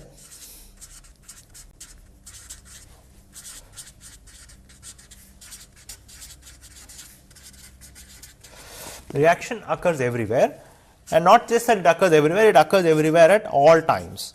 So, it assumes that all the time till complete conversion the reaction occurs everywhere in the solid core. So, suppose if we attempt to capture this assumption, what it suggests is that suppose if there is an initial core, suppose if this is the initial core, that is at time t equal to 0. So, that is the initial core which is filled with the solid reactant. Now, as time proceeds, reaction occurs in the solid core everywhere, and let us say at time t1 which is greater than 0, and then at a further later time what happens is that the reaction occurs further, and suppose if this is the solid core, reaction occurs further and more reactant is being consumed, more solid is being consumed. Again the reaction is actually occurring everywhere inside the reactor. However, the rate of reaction that is occurring in different locations could in principle be different. So, this might be at T2 which is greater than T1, and then at a further later time most of the reactants which are actually present in the solid core have actually been reacted. So, suppose if the intensity of the red color here suggests the extent of reaction at different times, then at T3 which is greater than T2 one may assume that complete conversion has been occurred. So, this might be the initially when the solid is actually present everywhere in the core, and this is basically when the complete conversion has occurred. Now, suppose if we attempt to sketch the concentration profile in each of these time steps, so we can sketch it in the following way. Suppose if the radius of the particle is r, and between 0 and r the concentration of the solid initially it remains, let us assume that it is uniform. So, this is the concentration of solid. Let us assume that it is uniform, and then as time progresses at a later time, let us say that this is the initial concentration, but because the reaction is occurring uniformly, reaction is occurring all through the particle, it may be non-uniform because the rates may be different in different locations. So, we can sketch the profile in this way. So, the concentration of the solids will attempt to decrease at every location inside the solid core, and so let us say that at time t1 which is greater than 0, this is the kind of profile. Now, at a later time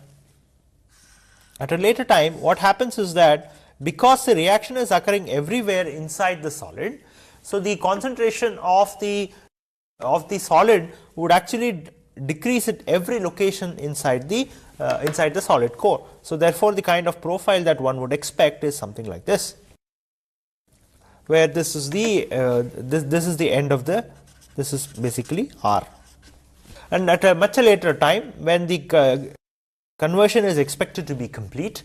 So, if this is the initial solid concentration and this is R, then the concentration of the solid inside the solid core will be almost 0. So clearly you can see that there is a progressive decrease in the concentration of the solid all through the solid core. So this is an important assumption that is actually made by the progressive conversion model. So next let us look at the shrinking core model. So the shrinking core model assumes that the reaction first occurs in the outer skin.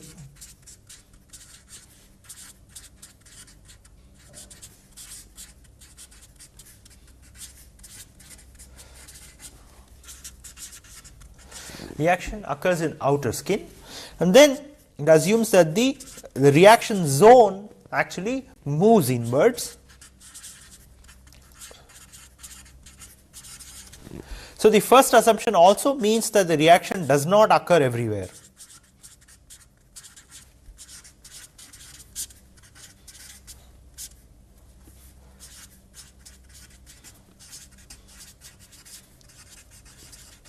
The first assumption also means that the reaction does not occur everywhere in the solid core, unlike what was assumed in the progressive conversion model. And it also, because of this property, because the reaction first occurs in the outer skin, the reaction zone actually starts moving inward as the reaction proceeds. And then once it moves inward, as the reaction zone moves inside, what it does is it leaves behind the completely converted material.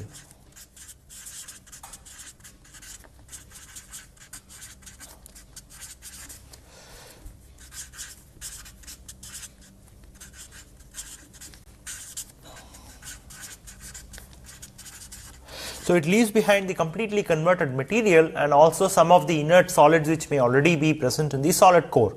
So the converted products are now assumed that it sticks back into the solid core, and whatever inert solid which is unreacted, they also will stick back in the solid core. And so these two together is termed as ash. So the ash in the solid core is basically a combination of the products which are actually completely converted material and also the inert solids which would have not reacted in the reaction. So these two are called as ash products. Now if we attempt to depict the concentration profiles, if you attempt to intuit what is the concentration profile in the solid core, if we assume a shrinking core model, is essentially it looks like this. Suppose if this is the solid core, and let us say at some time, as the reaction has started, at some time, if this is the unreacted core,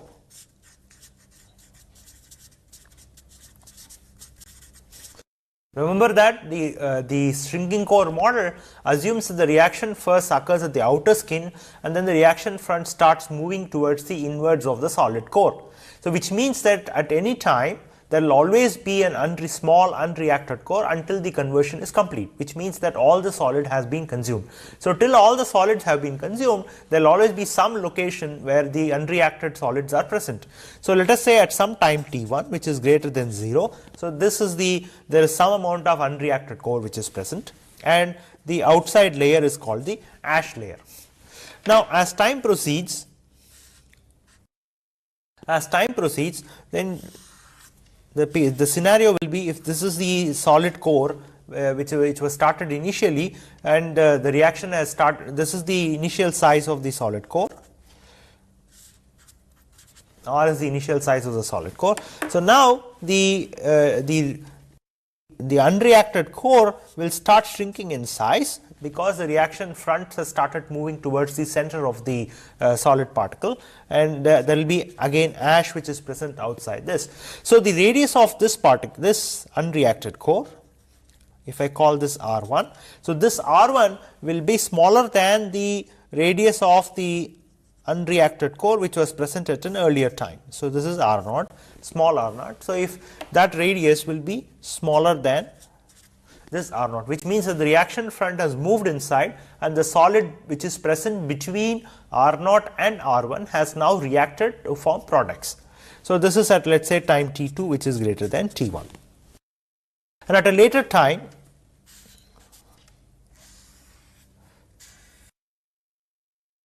So if this is the original size of the solid core in which the reaction was started, then the unreacted core will now reduce to a very small size until it completely disappears. So this is the unreacted core.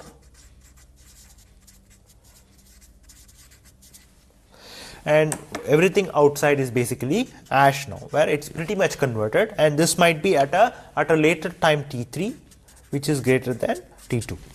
So now if we look at the concentration profile for this situation, so if this is 0, so at this time the solids are present only in this unreacted core. So therefore the concentration of the solids will essentially be the concentration of the solids which was present initially everywhere. However, it is present only, so this is the initial concentration. So this is the initial concentration of the solids. Then at this particular time T1, the solids are present only in this location between 0 and R naught. However, the concentration will be as much as the initial concentration itself. And then at the next time step,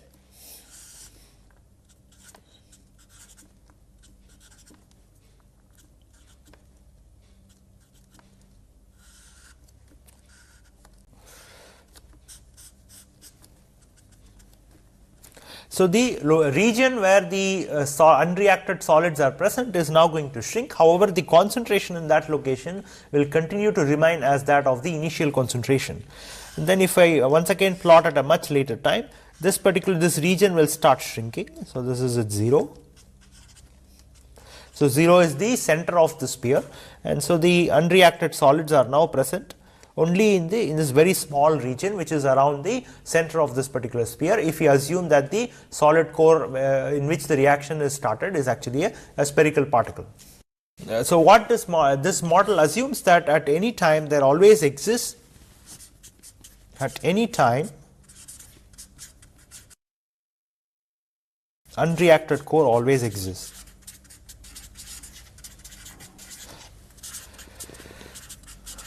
So this might be very small or very big, but at any time there is always unreacted core that exists. So now there have been experiments that have been performed where the catalyst particle, where the solid core after the reaction has occurred, which is again a non-catalytic reaction, has actually been cut open to check the extent of carbon that has been consumed. So if it is a carbonaceous reaction, after some certain conversion at different times, the carbon can actually be cut open and then looked at what is the extent of consumption of carbonaceous material towards forming the corresponding product. So it has been observed that that several systems actually follow this shrinking core model.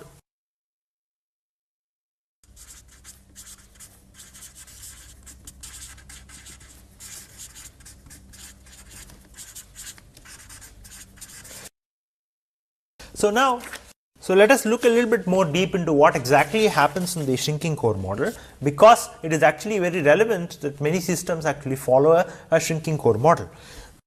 Suppose if we assume that it's a spherical particle,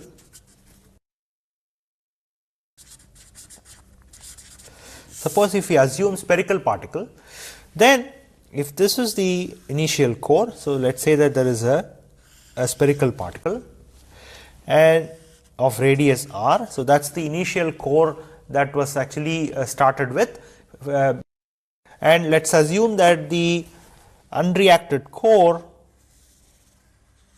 is actually present somewhere here. So it's again concentric with the, let us assume that it's concentric with the periphery of the spherical particle.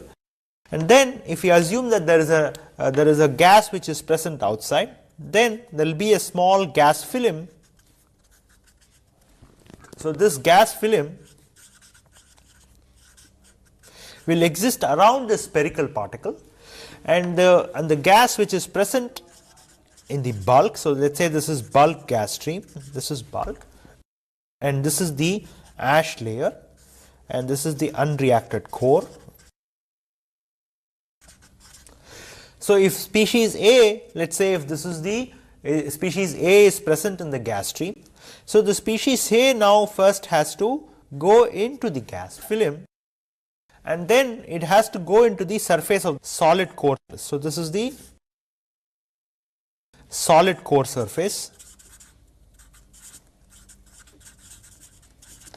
So, A has to now diffuse into the surface of this solid core, and then it has to diffuse through the ash layer, and it has to reach the unreacted core. So, it has to reach the location of the unreacted core. Remember that in this ash region there is no solid reactant which is present, and therefore, no reaction is happening in the ash layer.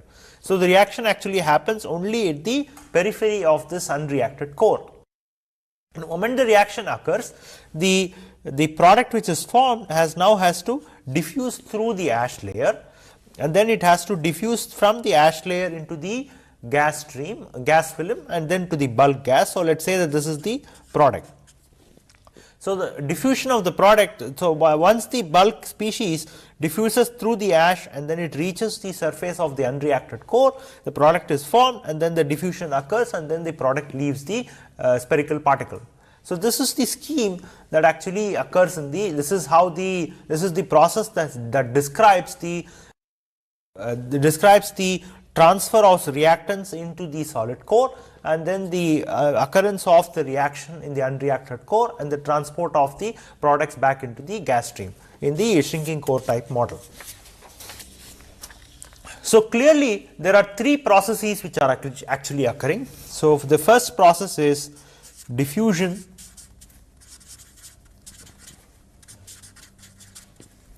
through gas film, and then the second process is diffusion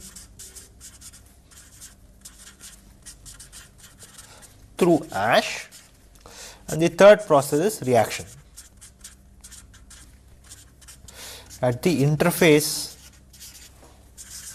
of unreacted core and ash.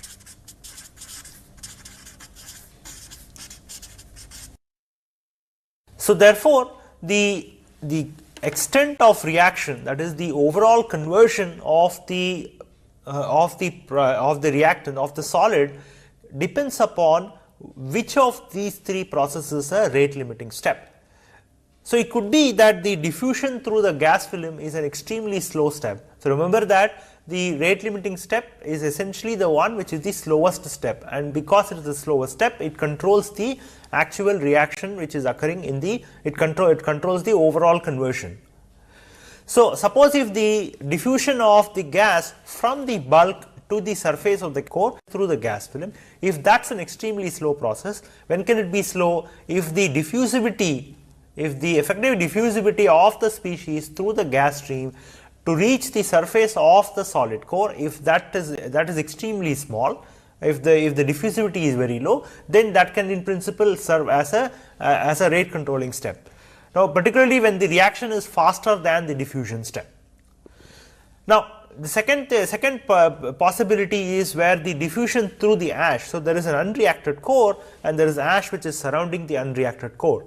So, the reactants have to now diffuse from the surface of the core through the ash, and it has to reach the location where the unreacted core is present.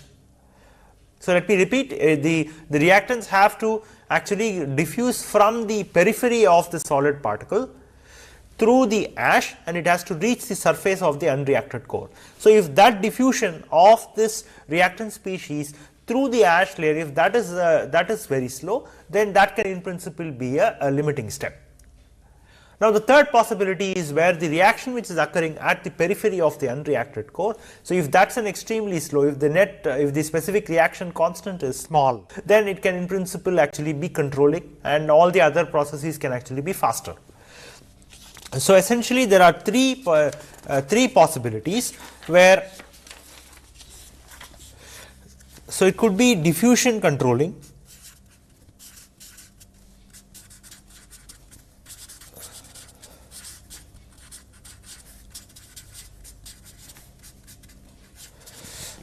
diffusion through ash layer controlling, or reaction controlling. So, let us try to model model the system if the rate controlling step is any of these three. So, let us start with the first one, where we assume that the diffusion through gas film is the controlling step.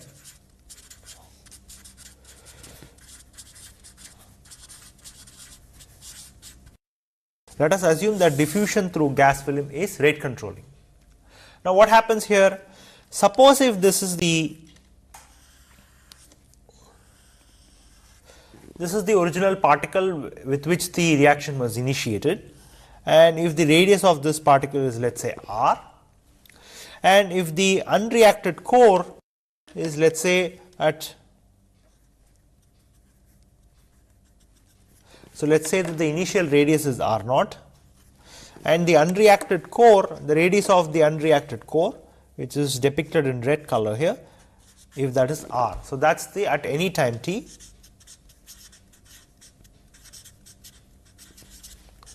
at any time t. So the radius of the unreacted core is now r, and the original radius of the particle in which the reaction was initiated is r naught, and let us assume that there is a gas phase which is actually present around it. So this is the gas phase, and this is the unreacted core.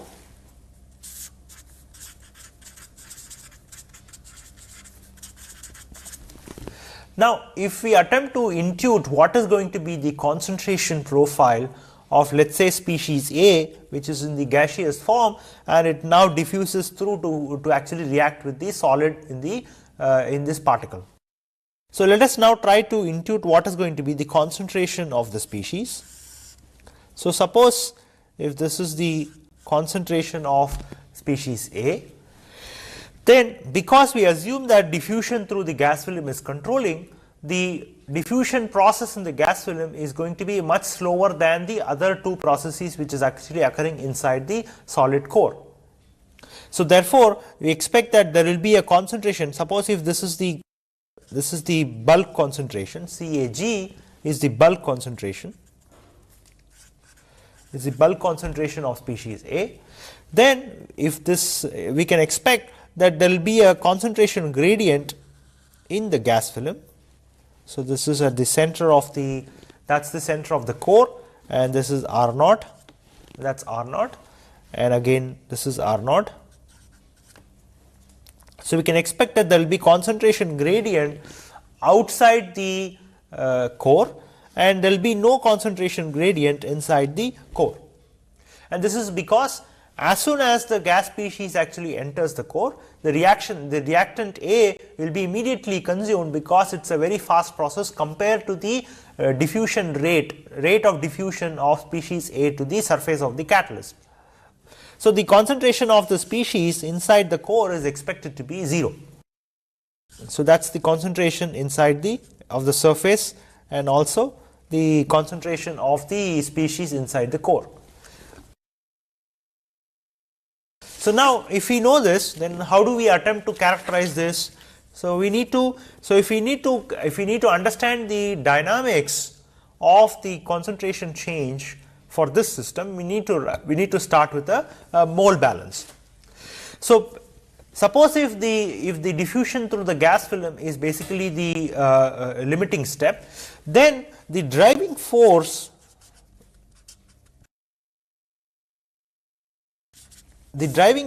for the species to get transported from the bulk to catalyst surface, the core surface,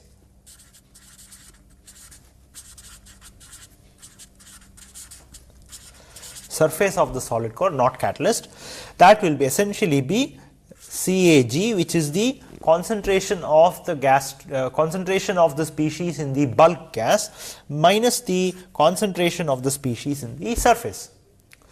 But we know that because the reaction and the diffusion through the ash layer is faster compared to the diffusion of the species through the gas phase, CAS is actually expected to be 0. So therefore the driving force is essentially the concentration of the species in the gas phase itself. Now suppose if we assume that the gas phase bulk concentration is constant, suppose if we assume that this is constant, which is reasonable, because in a real system we may be able to feed the gas at a certain rate in order to maintain a constant concentration of that particular species in the gas phase. So with this we can actually write a simple mole balance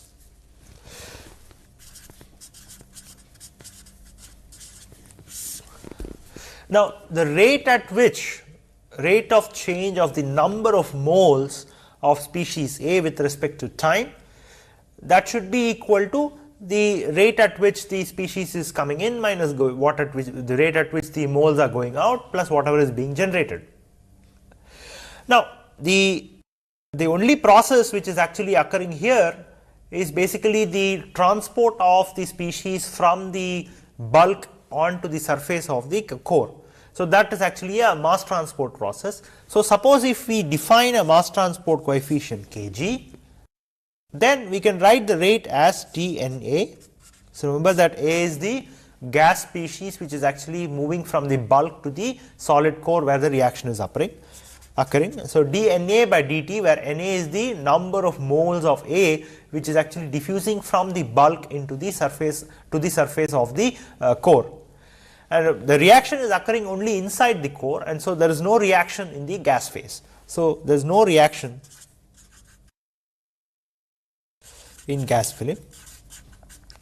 So, the only process which actually controls the rate of change of number of moles in the gas phase is essentially the transport of species from the bulk to the surface of the solid core because of diffusion. So, that should be equal to minus kg, let us say that is the mass transport coefficient, and typically the units are centimeters per second, and if S external is the surface area of the core, external surface area of the core, and that multiplied by the concentration of the species in the bulk phase. So, that is the mole balance which captures the rate of change of number of moles of species A in the gas phase. Now, because CAG is constant, we can assume that this whole expression is basically a constant. The Ex is essentially the external surface area of the core, and that is expected to be constant because we assume that the particle size is not changing significantly, and then kg is the mass transport coefficient. There are several correlations which are actually available in order to estimate what is the mass transport coefficient for transport of a particular species from a bulk phase to the surface of a solid core, and CAG essentially can be maintained constant. So, therefore, the right hand side of this balance is essentially a constant. So, suppose we assume that B is a solid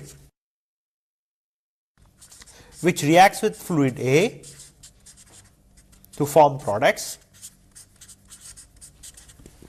then we can assume that there is an equimolar consumption. Suppose if we assume that the B and A are basically under equimolar conditions, the reaction is occurring under equimolar conditions, then the number of moles of A which is consumed because of the reaction should be equal to the number of moles of B which is consumed because of the reaction. Note that Na equal to Nb is actually a special case, and in general these two need not necessarily be equal.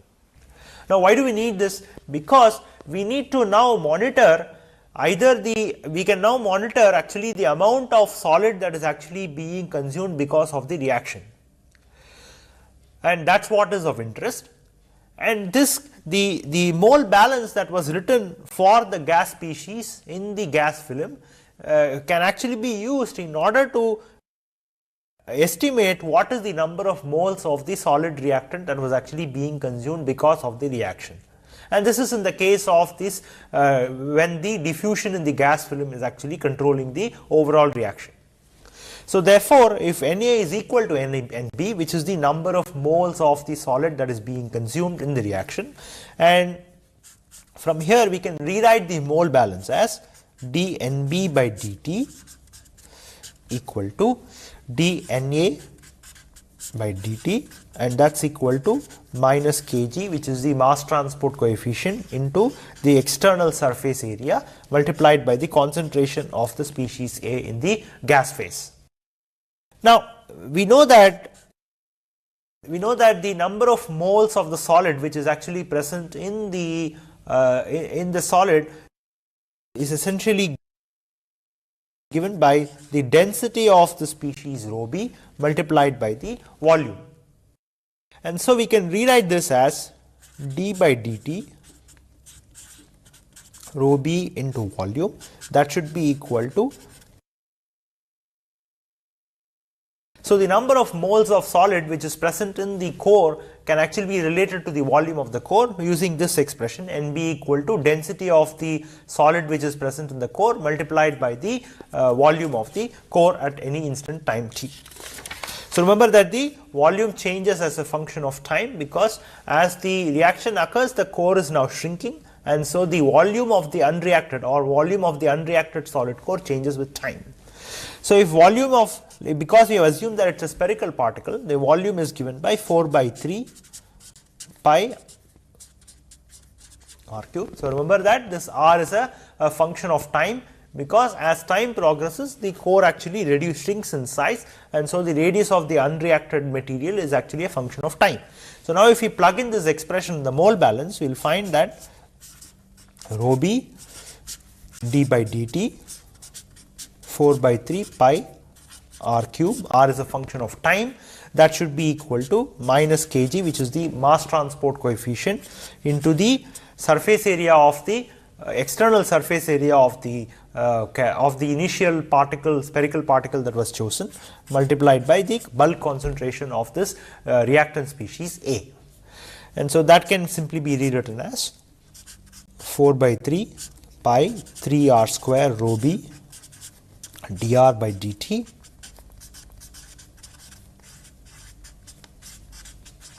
CAG. That will be equal to r square dr by dt, that's equal to minus kg into CAG divided by 4 pi into rho b. So that's the balance. So that describes how the radius of the unreacted core actually changes with time. Now this is directly correlated to the number of moles or the amount of solid that is actually undergoing a reaction. That is the amount of solid that has actually undergone the reaction at a certain time. So now if at r equal to capital R, so the ash is now present. So if we assume that the outer radius of the core is r0, and if the ash is actually present, ash is present between r and r0, between r and r0, we can now integrate this expression between r0 and r dr by dt, and that should be equal to minus kg divided by rho b into integral t dt. So that's the so now this actually this integration will now provide an expression for finding what is the radius of the unreacted core as a function of time. So in integration suggests that it will be 1/3, that's equal to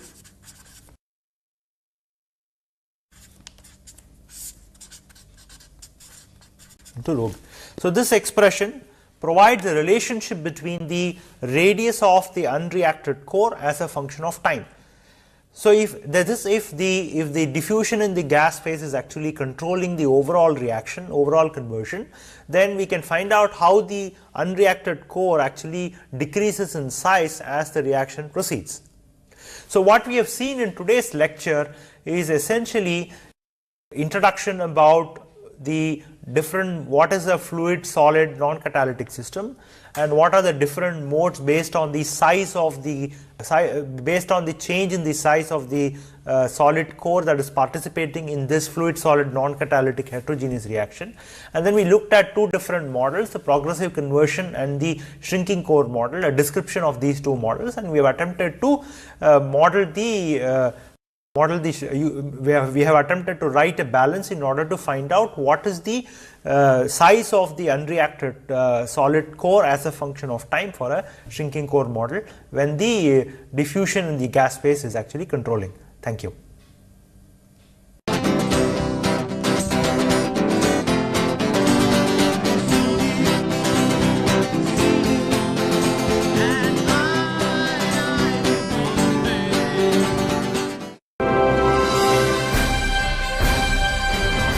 Swayam Prabha, Digital India, Educated India.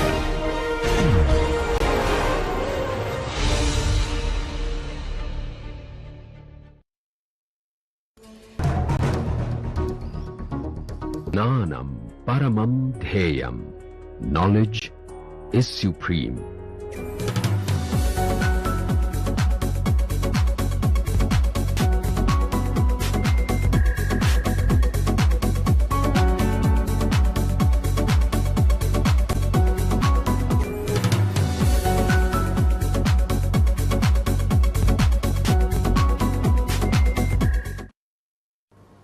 In the last lecture, we looked at mass transport along with reaction in a single catalyst pellet. We quantified the simultaneous mass transport of species from bulk to the surface of the catalyst, while the reaction is actually simultaneously happening in the catalyst. We also saw that there is a mass transport limited regime and there is a surface reaction regime, and that can be controlled by the rate at which the velocity, superficial velocity with which the fluid is actually flowing through the reactor or around the catalyst pellet for a fixed value of the particle diameter. We can also look at fixing the superficial velocity and changing the particle diameter, but having a very tiny particle which will actually may guarantee surface reaction limitations is actually may not be a desirable situation, because it will increase the pressure drop. Now, when we talk about pressure drop, we really are looking at what is the rate at which the fluid is actually flowing through the entire reactor. So, we will need to next look at how to actually extend this design at a single particle or single catalyst level, where we looked at the boundary layer around a single particle and we can extend that to a packed bed reactor. So, let us look at how a packed bed reactor will look like.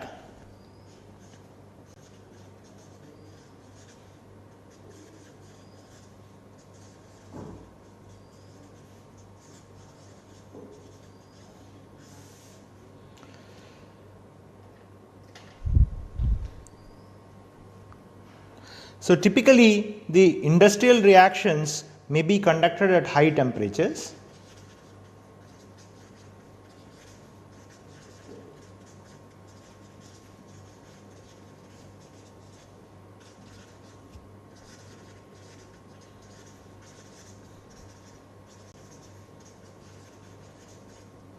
Particularly to avoid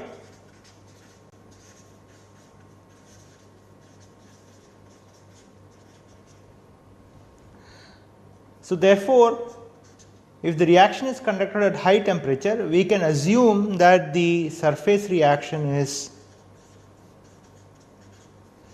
rapid, and we can also assume that the internal diffusional limitations are negligible.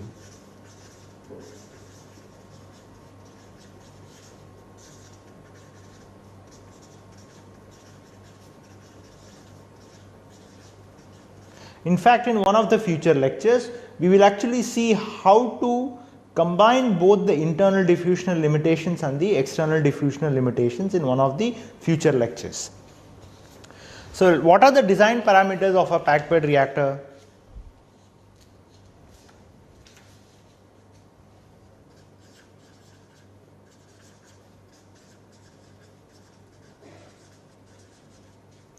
What are the design parameters? The design parameters are essentially the flow conditions and the weight of the catalyst. Recall that the catalyst is actually very expensive. So, conducting a reaction in a packed bed reactor would actually require having as minimum weight of the catalyst as possible, because catalyst is the most expensive component in most of the cases, and so weight of the catalyst is actually an important parameter. And of course, the operating condition, which is basically the rate at which the fluid has to be flown, and so on and so forth. So, essentially the catalyst weight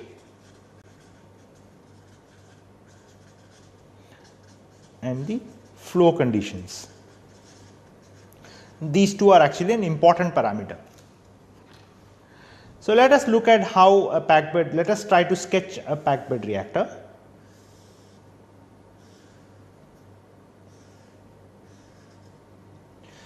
So, let us say that it is filled with catalyst,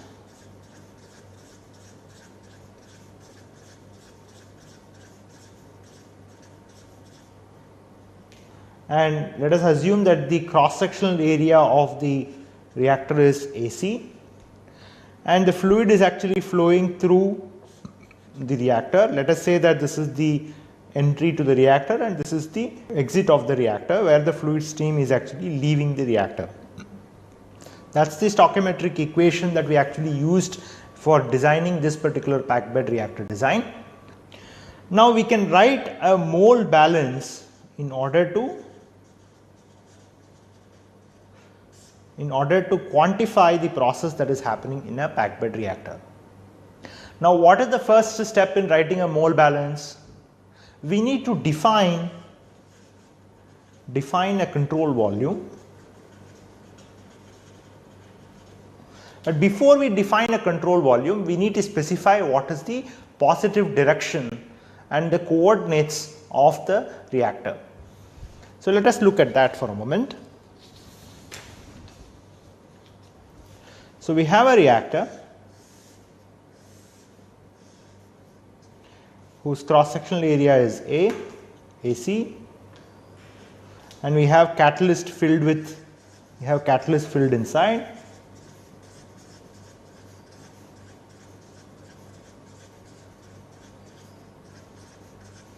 Reactor is packed with catalyst. So let us define a small element.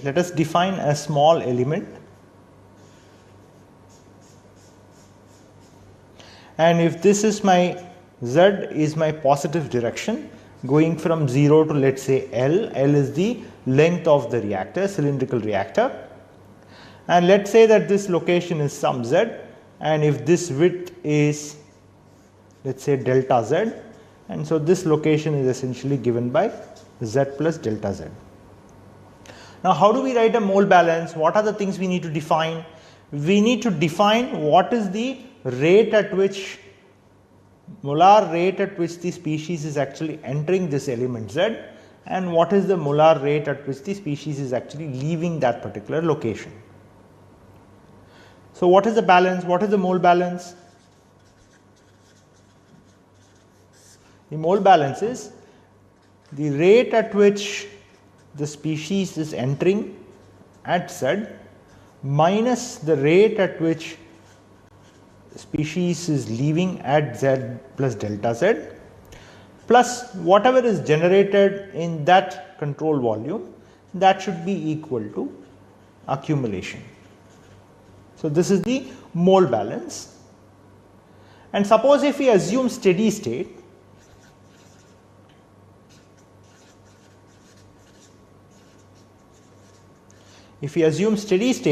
which means that accumulation is 0,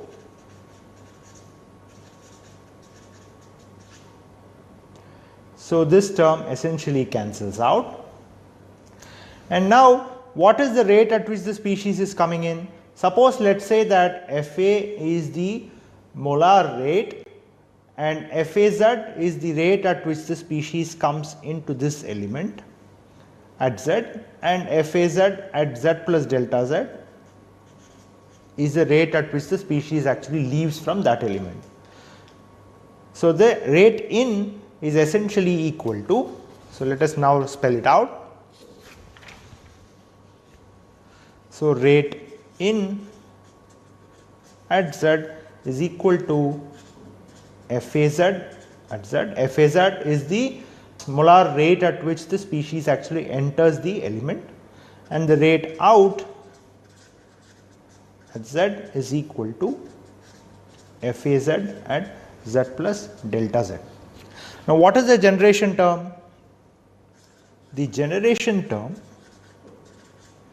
is equal to Ra double prime, that is the rate at which the species is actually formed, that multiplied by the catalyst exterior surface area per unit volume of the catalyst multiplied by AC into delta Z. This is the volume of the element.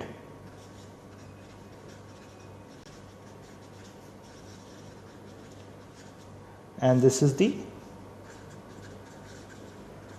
exterior surface area per volume of catalyst. and this is the rate of formation of species. So we have all the three quantities that we need. So we can now plug this into the mole balance. So what is the mole balance? So the mole balance is the rate at which species comes into the element, which is Fa at Z minus Fa at Z plus delta Z, that is the rate at which species leaves the element, plus Ra double prime into exterior surface area of the catalyst per unit volume of the catalyst, multiplied by Ac into delta Z, that is the volume of the element, and that should be equal to 0 because accumulation is 0. So now we divide this expression by Ac and delta Z. So we can see that this can be rewritten as 1 by Ac into delta Z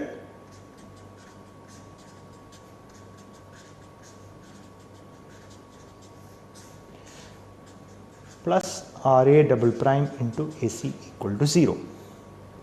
So if I impose the condition that limit delta Z goes to 0, that is if it is a small element, then I can rewrite this expression as limit as delta Z goes to 0 minus 1 by Ac into Fa Z plus delta Z minus Faz. This is the Faz, which is the rate at which the species is actually flowing in the Z direction,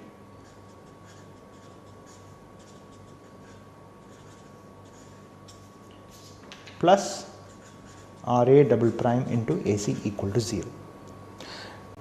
What is this expression? This is nothing but the first differential of the rate with respect to Z. So that is equal to minus 1 by Ac d Faz divided by dz plus Ra double prime into Ac equal to 0. So this is the mole balance for the packed bed reactor. So this expression gives the mole balance corresponding to the packed bed reactor. We have assumed that all processes are actually one dimensional. We assume that the concentration of the species in the cross section is actually uniform, which means that the gradients are negligible in the cross section of the reactor. How do we find this rate now, Faz? The rate at which the species is actually diffusing, the molar rate of the species at any location is essentially given by Faz is equal to the flux with which the species actually is diffusing multiplied by the cross sectional area Ac. So this is the molar flux of the species at that location Z multiplied by the cross sectional area. Now how do we find what is the molar flux? The molar flux Waz has two components. One is the diffusive flux, flux because of diffusion, plus the flux because of the bulk flow or convection because of the bulk flow. Now suppose if we assume that the fluid is flowing at a reasonably high rate, the superficial velocity is pretty high, then we can assume that the diffusive flux is actually much smaller than the convective flux, which means that the convective flux is essentially dominating the molar rate at which the species is actually flowing through the reactor at any location. Now if J Az is the diffusive flux, we assume that the diffusive flux is actually much smaller than the convective flux Baz. Now how can we express this convective flux? The convective flux Baz is essentially given by the superficial velocity u into concentration of the species at that location. So substituting all this into the mole balance, we can find out that minus 1 by Ac into d by dz of Waz into Ac plus Ras double prime into Ac is equal to 0. So therefore from here we can find that this mole balance reduces to d by dz of u into Ca plus Ac equal to 0. And so from here it will be minus u dCA by dz plus RAS double prime into AC equal to 0. So this is the mole balance.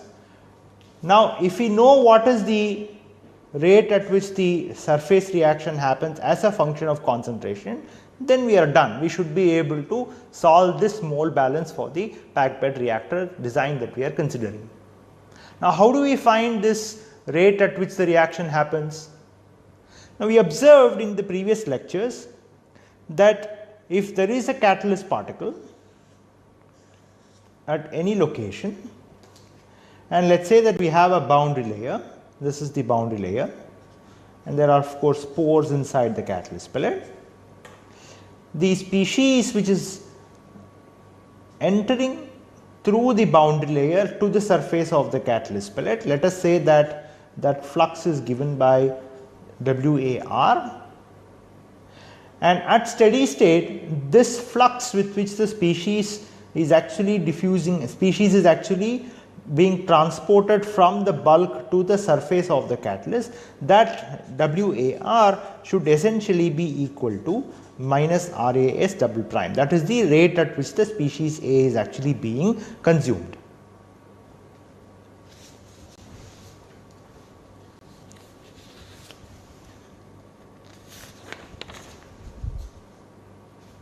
So therefore we can now say that minus RAS double prime, which is the rate at which the species is being consumed, is essentially equal to the mass transport coefficient into Ca minus Cas, which is essentially the flux with which the species is actually being transported from bulk to the surface of the catalyst pellet.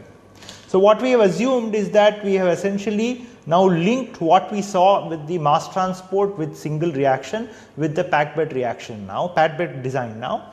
So where we have said that if this is the surface of the catalyst pellet and this is the bulk, we essentially assume that there is a thin film boundary layer, and Ca is the concentration at bulk and Cas is the concentration at the surface, and we now link the process that is happening around a single pellet with the design of the packed bed by connecting the rate at which the reaction happens at any location to the flux with which the species actually is transported from bulk to the surface of the catalyst pellet. So if I now incorporate this into the mole balance, we will see that the mole balance essentially reduces to U dCA by dZ minus Kc into Ca minus Cas is equal to 0. So now we can take out the minus sign, so this will be dCa by dZ plus Kc into Ca minus Cas is equal to 0. Now we have assumed that the reaction is actually rapid, is a fast reaction, which means that surface reaction is not controlling the overall rate at which the reaction happens. What does it imply? It means that as soon as the species reaches the surface of the catalyst pellet, the reaction would actually go to completion immediately, because the surface reaction is actually very fast, which means that the reaction is essentially happening close to the exterior periphery of the reactor. In fact, this is the reason why we actually multiplied the rate at which the reaction happens per unit area of the catalyst with the external surface area per unit volume, because the reaction is essentially going to happen at the exterior surface area of the exterior surface, close to the exterior surface of the reaction.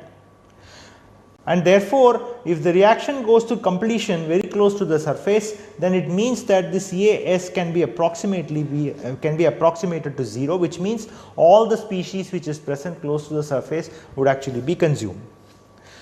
Now implementing this or incorporating this assumption reduces the mole balance to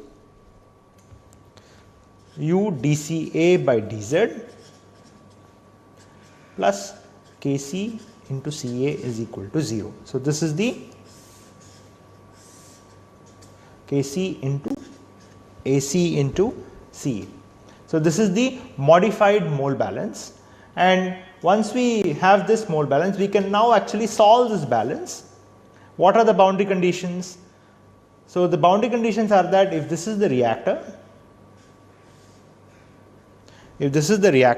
then the concentration of the species that is actually entering the reactor, let us say at Z equal to 0, is essentially some Ca naught. And so, the boundary conditions are essentially at Z equal to 0, Ca is equal to Ca naught. Now, incorporating the boundary condition and solving the model equation, we will see that Ca by Ca naught is essentially equal to exponential of minus Kc Ac divided by U into Z. So, this expression essentially captures the concentration of the species in the reactor as a function of position, which now is a function of the mass transport coefficient. It is a function of the surface area per unit volume of the catalyst and the superficial velocity. Now, this is valid when we have assumed that the external mass transport is actually controlling the overall rate at which the reaction happens, and the surface reaction is actually very rapid. So, let us plot this expression.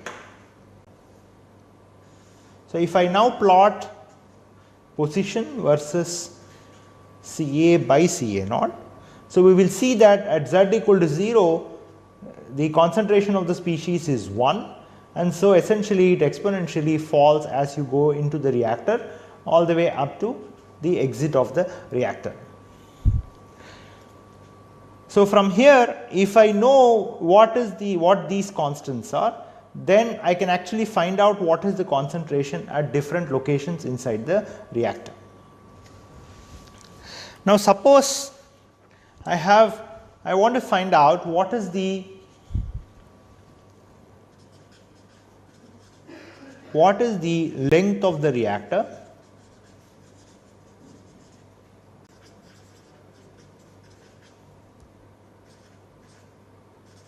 to achieve a certain conversion.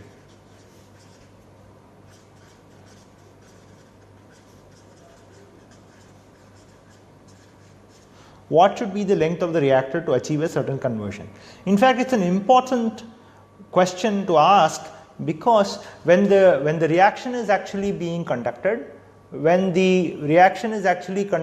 achieve a certain productivity of a certain product species, then in that case what should be the length of the reactor that is actually desired for achieving a certain conversion is actually an important question before we attempt to design. So, the design of a reactor, one of the important aspects of the design of the reactor is the size of the reactor itself. We want to know what is the length of the reactor that should be considered in order to achieve a certain conversion. Now, how do we find this? We can actually use the expression that is available for concentration of the species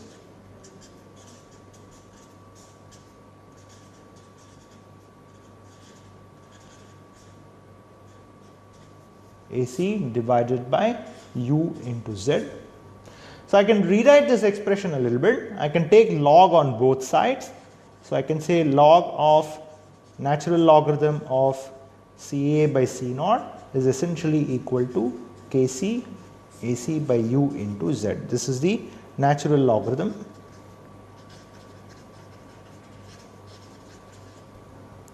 Now, I can rewrite this expression in a slightly different fashion. Suppose I want to achieve a certain conversion. How is conversion defined? X is the conversion, and conversion is defined as 1 minus Ca by Ca naught. I can incorporate that into the model, and so essentially it reduces to log of 1 minus x is equal to minus Kc Ac divided by U into Z, or that is equal to log of 1 by 1 minus x is essentially equal to Kc Ac divided by U into Z. So in order to find out what is the length of the reactor that needs to be considered to achieve a certain conversion, let us set Z equal to L, which is the length of the reactor. What is the conversion at that particular length? So therefore, log of 1 by 1 minus XL, which is the length of the reactor, is essentially equal to Kc AC divided by U into L. Or the length of the reactor is given by, the length of the reactor thus is given by U by Kc into AC into log of 1 by 1 minus XL. So if I know what is the conversion that needs to be achieved, and if I set the superficial velocity and the mass transport coefficient by fixing other properties, then I can actually find out what is the length of the reactor that is actually desired to achieve a certain conversion. So I can ask a question as to, if I fix my U, Kc and AC and XL, I can ask a question, what is the length of the reactor? I can also ask another question, if I fix the length, I can fix my mass transport coefficient, which is actually a function of the velocity UC, and I fix my surface area per unit volume. I can ask a question as to what should be the conversion at the exit of the reactor. I can also ask another question, that if I fix my L, if I fix my area per unit volume of the catalyst and I fix my conversion, I can ask a question, what should be the superficial velocity with which I have to operate, subject to the condition that this actually is the mass transport coefficient is a function of the superficial velocity. I can answer any of these three questions. So thus the design of the packed bed reactor that we saw, where species A is actually converted into a product stream, can actually be used to find out what is the length of the reactor which is achieved for a certain conversion. We made some crucial assumptions here, where we have said that the diffusive flux is actually much smaller than the convective flux, and this assumption can actually be relaxed while we consider the diffusive flux as well to be equally important, and we can incorporate that in the design as well, and we may solve the equations after incorporating that, and that will give us the length of the reactor for a desired conversion if diffusive flux is also equally important. The reaction that we considered in this particular model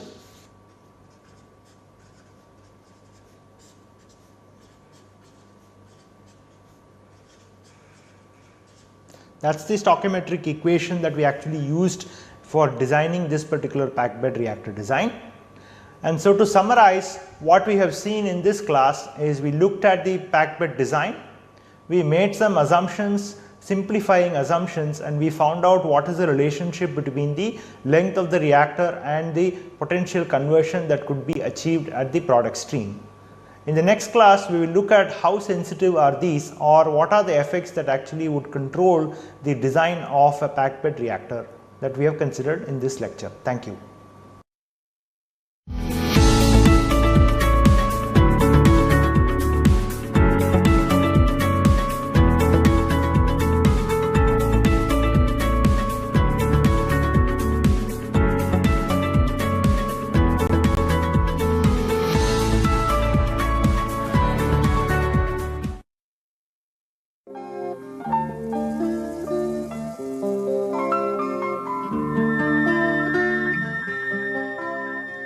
Health is wealth.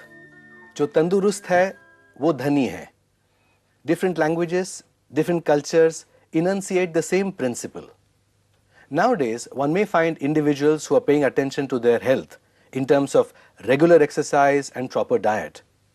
But the state of health of an individual is dependent on the society's health. And to discuss this question, a complex question, with us we have in the studio today Dr. H.V. Sardesai, a most widely known and respected physician in Pune. Dr. Sardesai, at the outset, could you give us an idea about the state of health prevailing in India vis-a-vis developed nations of the world? Yes, it's rather an unfortunate situation that diseases which we may consider communicable and therefore have a social bias have a very high incidence in our country. I will give you the incidence of typhoid fever, which is exceedingly common here. In UK, United Kingdoms, you have one case of typhoid fever per million population in the year.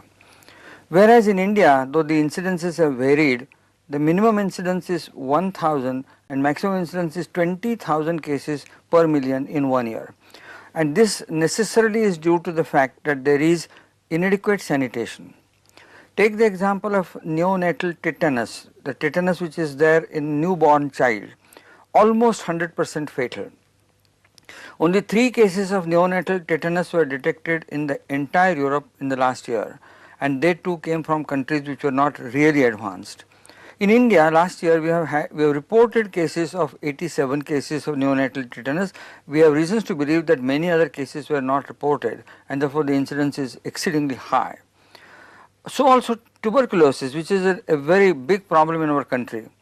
In our country it is estimated that roughly 17 million cases of tuberculosis are going on at this moment of time, and there would be twice that number of people who have had the infection but have not had the disease yet.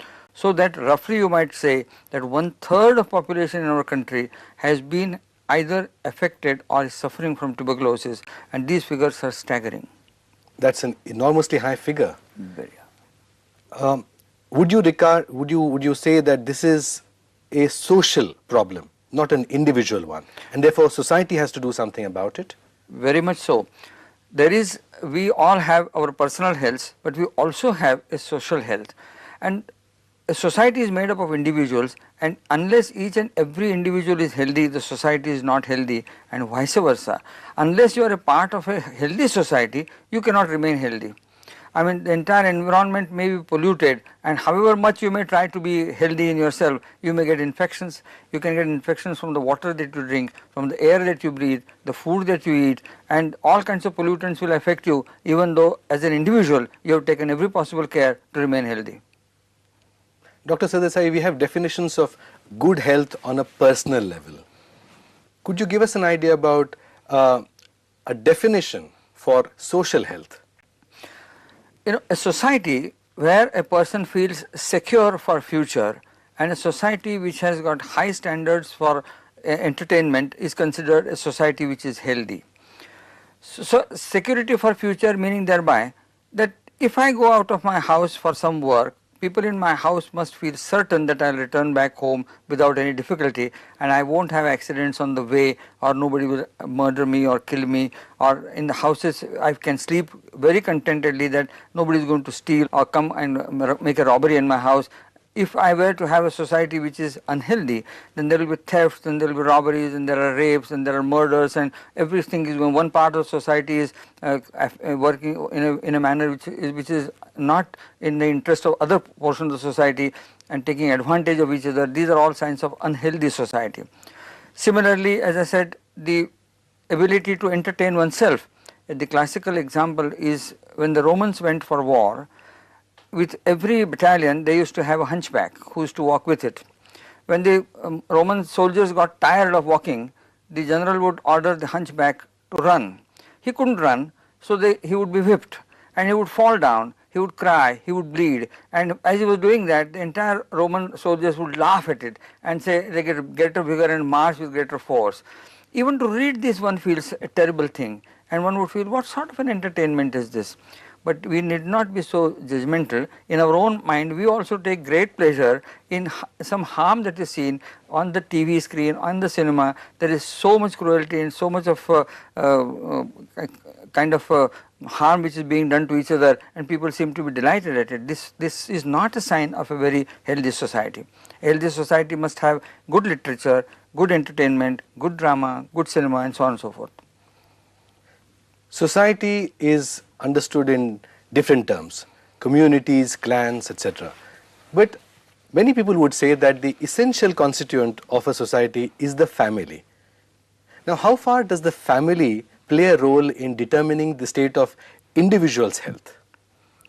To a very great extent, because all habits of physical cleanliness begin in one's family.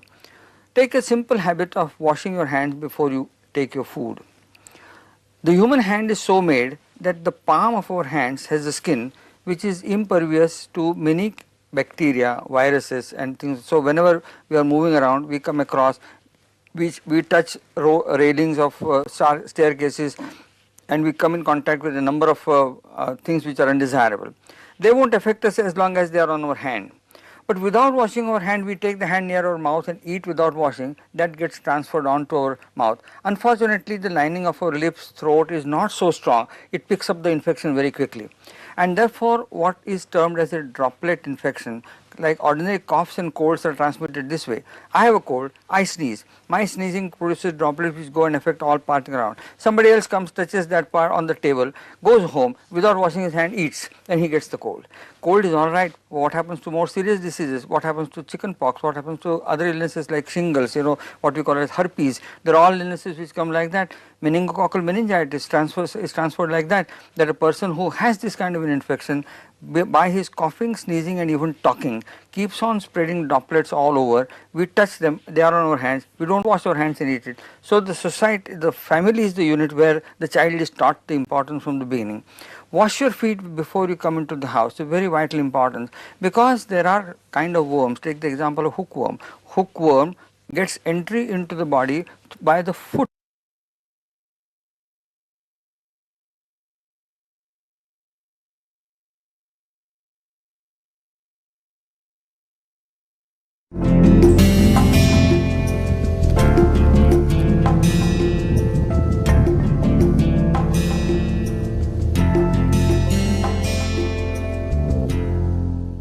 So let us start this lecture with a thought process. Love is the one kind of eternal energy that is being possessed by each living being. I call it basically is the internal energy of a human being. So let us recall that in the last lecture we are talking about basically mixtures which are not reacting, and we will be discussing about the psychrometry. The psychrometry is basically a process by which we can analyze the moisture content in the air, right? And also find out how we can make it, analyze that. That process is psychrometry. First, we will be taking up non-reacting mixtures, right? Because if some mixture of gases are there, then it is not reacting. So how we will handle it? So in engineering, we encounter mixture of gases very frequently. We have seen not only we are surrounded by the air, which is a mixture of gases like oxygen, nitrogen, argon, and even we are producing carbon dioxide kind of things. But we also handle several mixture of gases, right, in engineering applications. We have seen the heat engines and other things, like there are several gases, particularly gas power cycle we have seen. So as I told, that air is a mixture of pure substances like nitrogen 78.1% and oxygen is 20.95%, and then argon and carbon dioxide are very less, and other trace elements will be there. So if you recall, what is a pure substance? We have already discussed earlier. It is basically the matter which is homogeneous in nature and remain unchanged, with its chemical composition, right? That we call it as a pure substance. And the homogeneous gas mixture, basically, which will be undergoing, right, reaction, we cannot call it as a pure substance, right? Can we? We cannot really call it. But if it is, there is no reactions, right, or after the reaction, before the reaction, we can also consider the pure substance.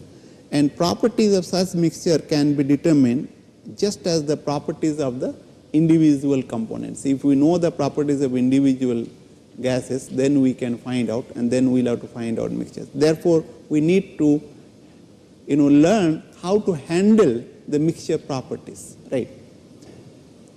And we will be considering the ideal gases, right, most of the time, because of we are not handling a very high pressure, and even if we are handling the high pressure, we are not handling very low temperature, because if you then only it will be real gases comes into picture, but we will be using ideal gases most of the time because of it is handy to use. And also we learn how to use ideal gas law and using the compressibility factor into that for the real gases.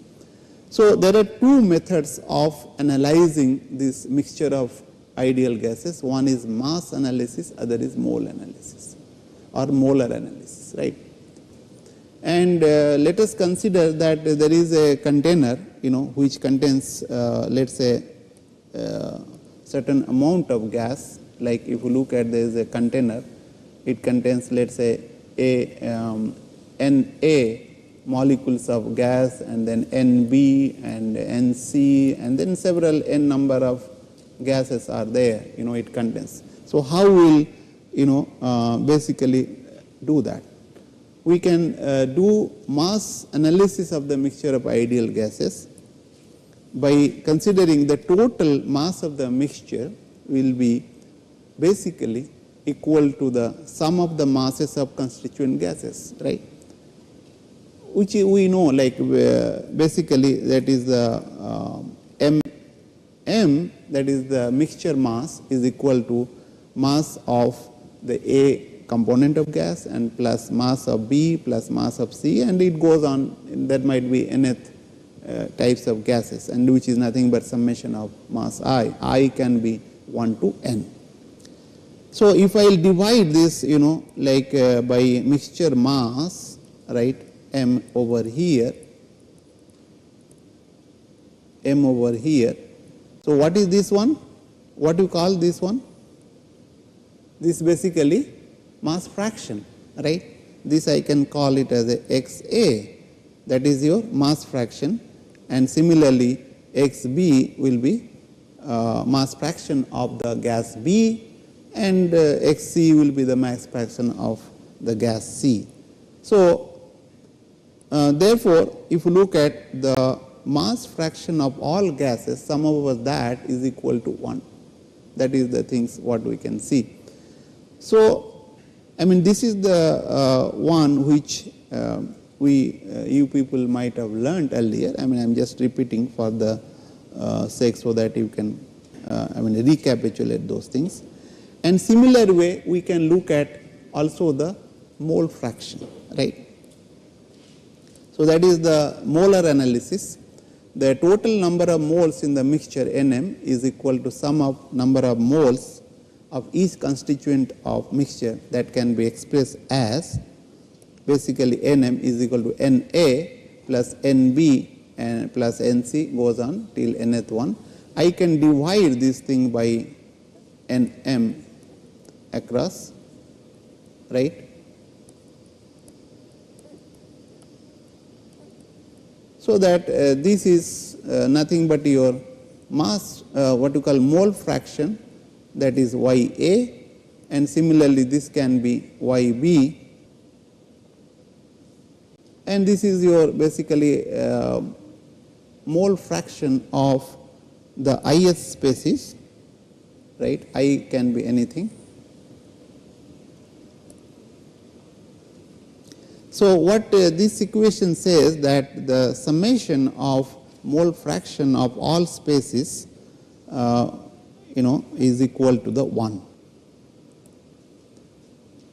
So but we need to now relate this mass to the mole through the, of course, the molecular weight, and that is Mi is equal to Ni MWI. MW is the molecular weight of the gas of ith species.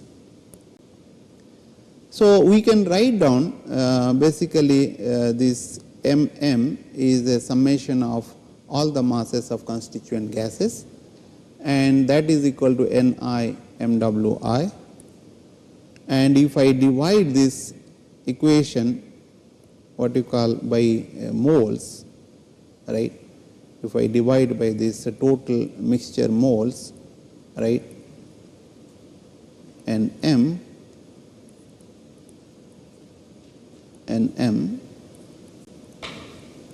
So I will get, and if you look at what is this one, this is basically the mole fraction of A. Similarly, this will be mole fraction of B, and similarly mole fraction of nth species. So if you look at the molecular weight of the mixture is basically the mole fraction of the species A into molecular of species A and mole fraction of species B and molecular weight of species B, and it goes on for the nth species. That is nothing but summation of the product of molecular weight of the ith species into mole fraction of the ith species, right. That is the things what you can find out what is the molecular weight of the mixtures very easily. And by this way we can also relate the mass fraction with the mole fraction through the molecular weight. If you look at this is your mass fraction of ith species and this is your mole fraction of ith species. So you can relate this through the molecular weight of the mixture and ith species. So if you look at the behavior of the ideal gas mixture, we can use the ideal gas law by the which is nothing but PV is equal to N RUT, and which we have already discussed extensively. And question arises whether we can use the ideal gas law when two or more ideal non-reacting gases are mixed. Definitely yes, we can do that. And for example, we will be handling several gases of what you call ideal gases, and as we know that air, which consists of several ideal gases like oxygen, nitrogen and argon, carbon dioxide, can be easily treated as an ideal gas provided its composition behaves individually as an ideal gas, then only we can do.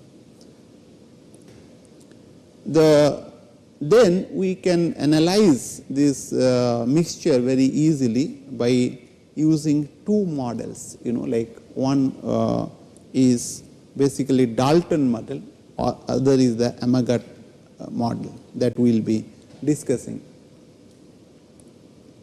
So if you look at the Dalton's law of additive pressure, you know very well, just for the sake of it I am just repeating it.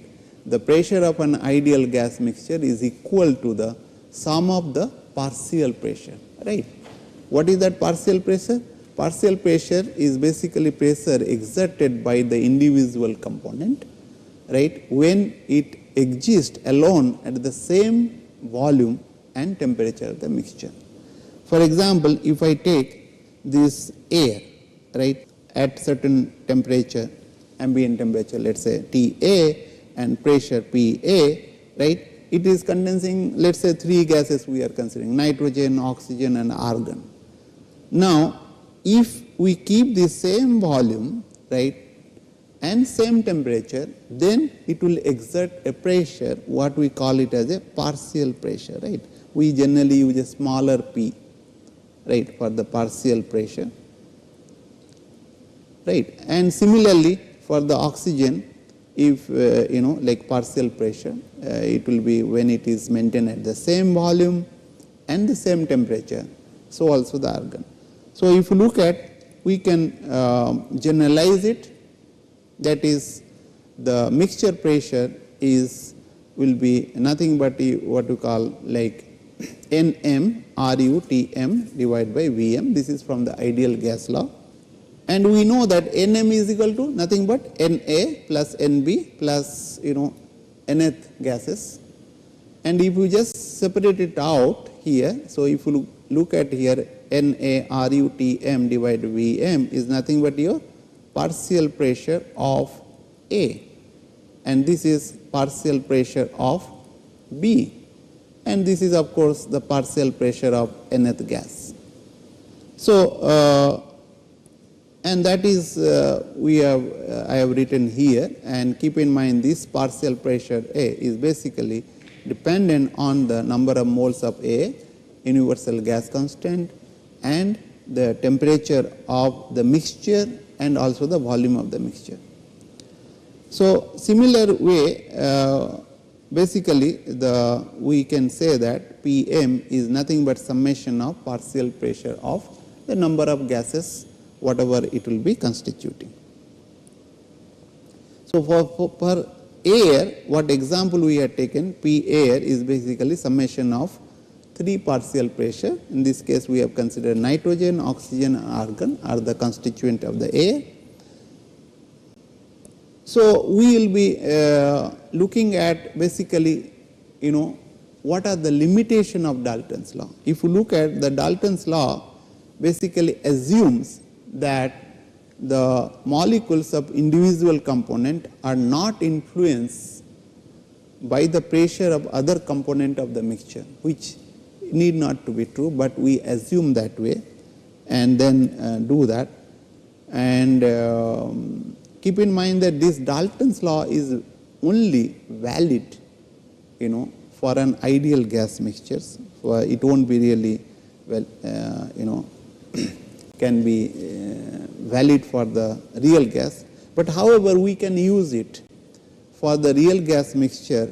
In the process, of course, we will have to tolerate some moderate amount of error and within certain pressure and temperature range, right, and beyond that we cannot really use the Dalton's law for the real gases. As a result, it will incur because of it will be incurring the more amount of error. Because see why we can't use this Dalton's law for the real gases at a little higher, particularly higher pressure and low temperature. There will be significant intermolecular forces in real gases at high pressure and low temperature. Therefore, it cannot be used. And so we look at now Amagat's law of additive volumes. And in this case, what we do, we just put other way around, that is, like we keep this pressure of the mixture constant and also the temperature. But however, the what we call volume occupied by the individual gases will be different. For example, if we consider the air, which is at the mixture temperature and the mixture pressure, contains VA amount of volume, right? And then if you look at the nitrogen and the oxygen and the argon, the volume will be different. So we can write down the total volume of the mixture of gases. In this example is the V air, so is equal to summation of the volume of the nitrogen gas, oxygen gas and argon gas, provided that mixture pressure and temperature is remaining constant, right? And that is nothing but your what you call Amagat's law of additive volume. We state that the volume of an ideal gas mixture is equal to the sum of the volume of each individual component gas that would occupy if each gas is existed alone at the mixture temperature and pressure. In other words, what is being said, I am just stating again that mixture temperature and pressure will be remaining constant, right? And in case of Dalton's this thing, what is remaining constant is basically the temperature and the volume, right, for these things. And here it is just other way around, that is temperature and pressure will be remaining constant for same as that of all the individual gases. And you can write down that Vm is basically from the ideal gas law NMRU Tm divided by Pm, and we can take this Nm is nothing but a summation of Na plus Nb plus nth gases, right? And if we do expand these gases, and then we will get that this is nothing but from the ideal gas law, this is nothing but your VA, volume A, and this is volume B, right. Of course, this is the volume of nth gases. And that says that the summation, the mixture volume is basically the summation of all individual gases, right. So, now, if you look at like we can talk that in terms of like VA by VM, and VA we have seen is a function of number of moles of A and Tm and pressure, is we can divide this by the PM and then multiply it by the these things, right. And if you look at this VA from the ideal gas law is equal to NA RUTM divided by PM, and the VM we can express in terms of PM divided by NM RUTM, and this RU will cancel it out, so also TM, and if you look at the PM will cancel it, and what you will get is basically the mole fraction of A, right.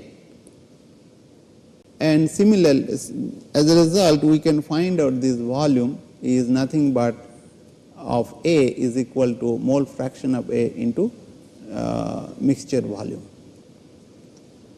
And similarly, we can also find out the pressure ratio, that is the partial pressure of A divided by the total pressure of the mixture is can be expressed in the sense using ideal gas law.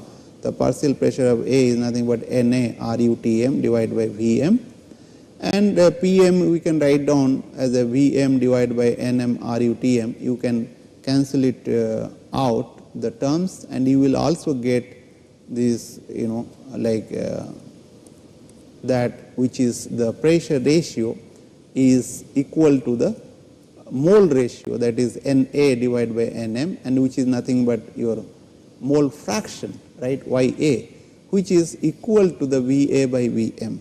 From this we can conclude that the pressure fraction is equal to the mole fraction is equal to the volume fraction for an ideal gas. It won't be true for real gases, right.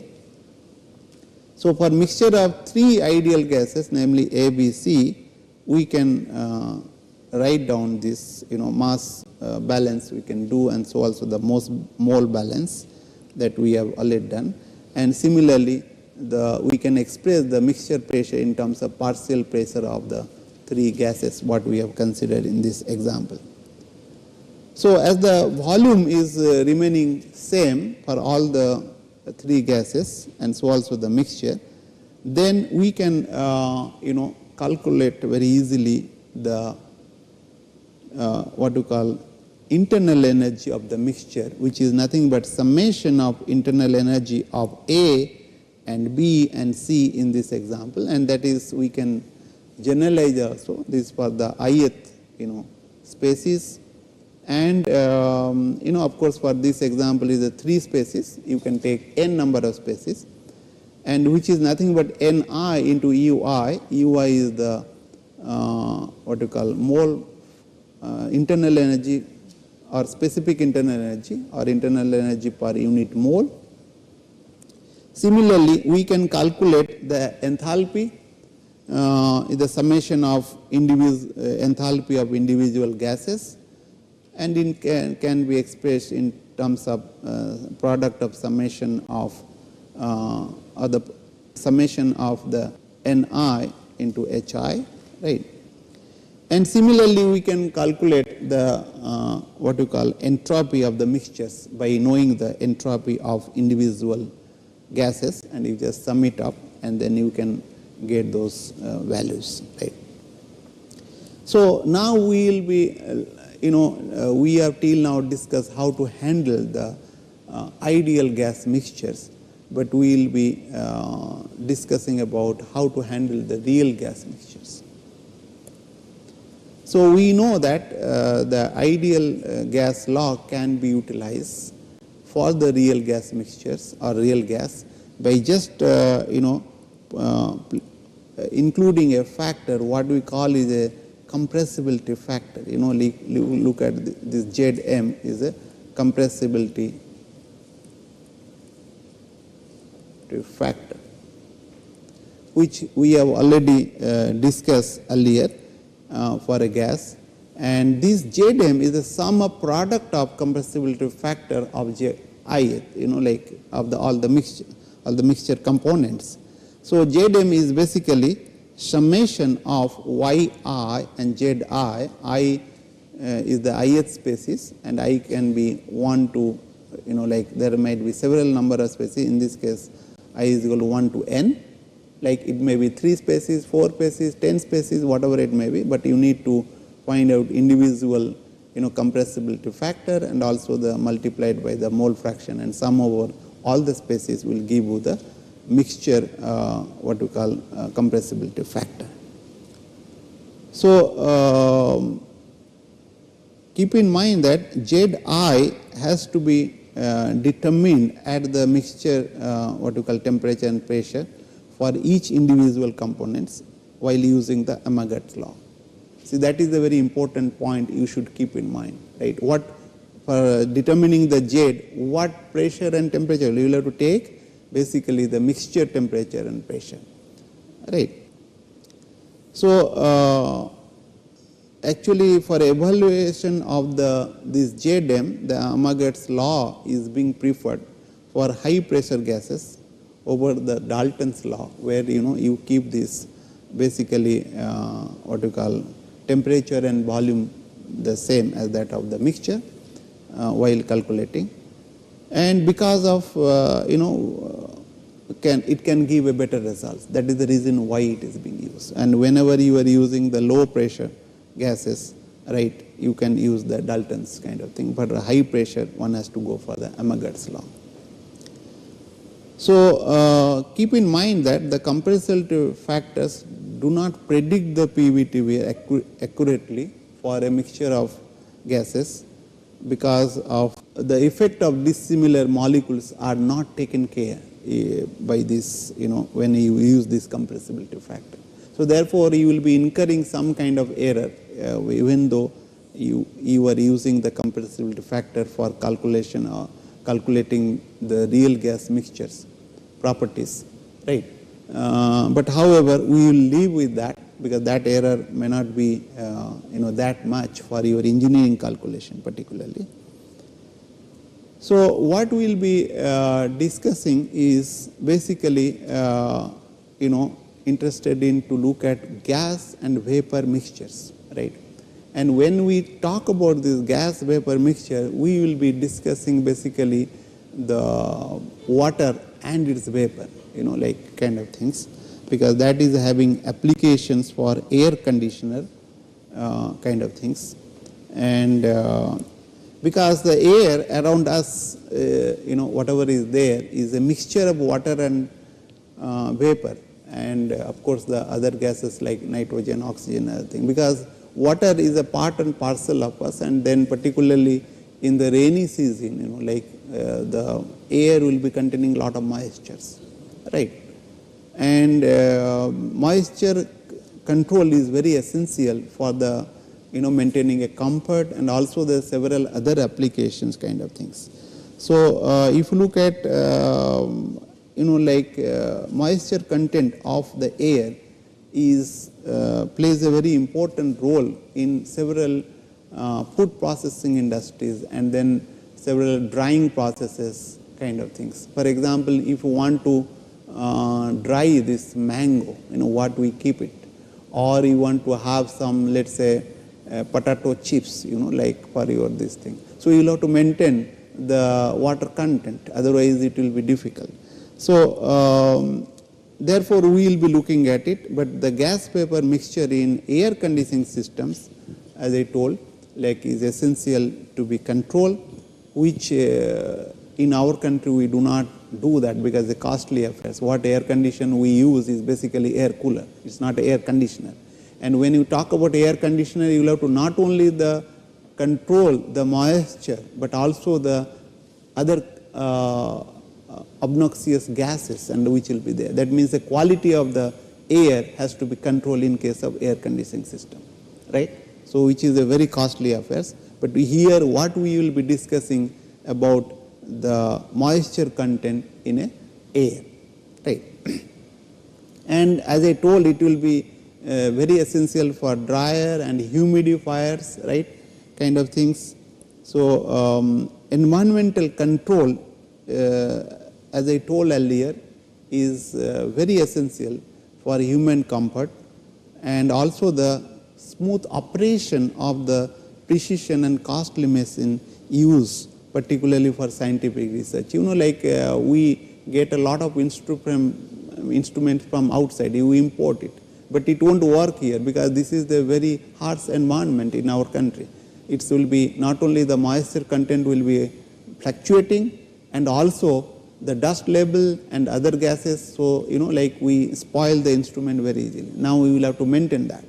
So that is also very important aspect of controlling the environment or the conditioning the air and kind of things.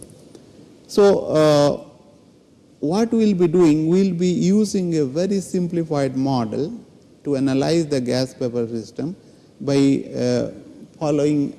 considering the following assumptions. That is, no dissolved gases in the solid or liquid phases are there, right?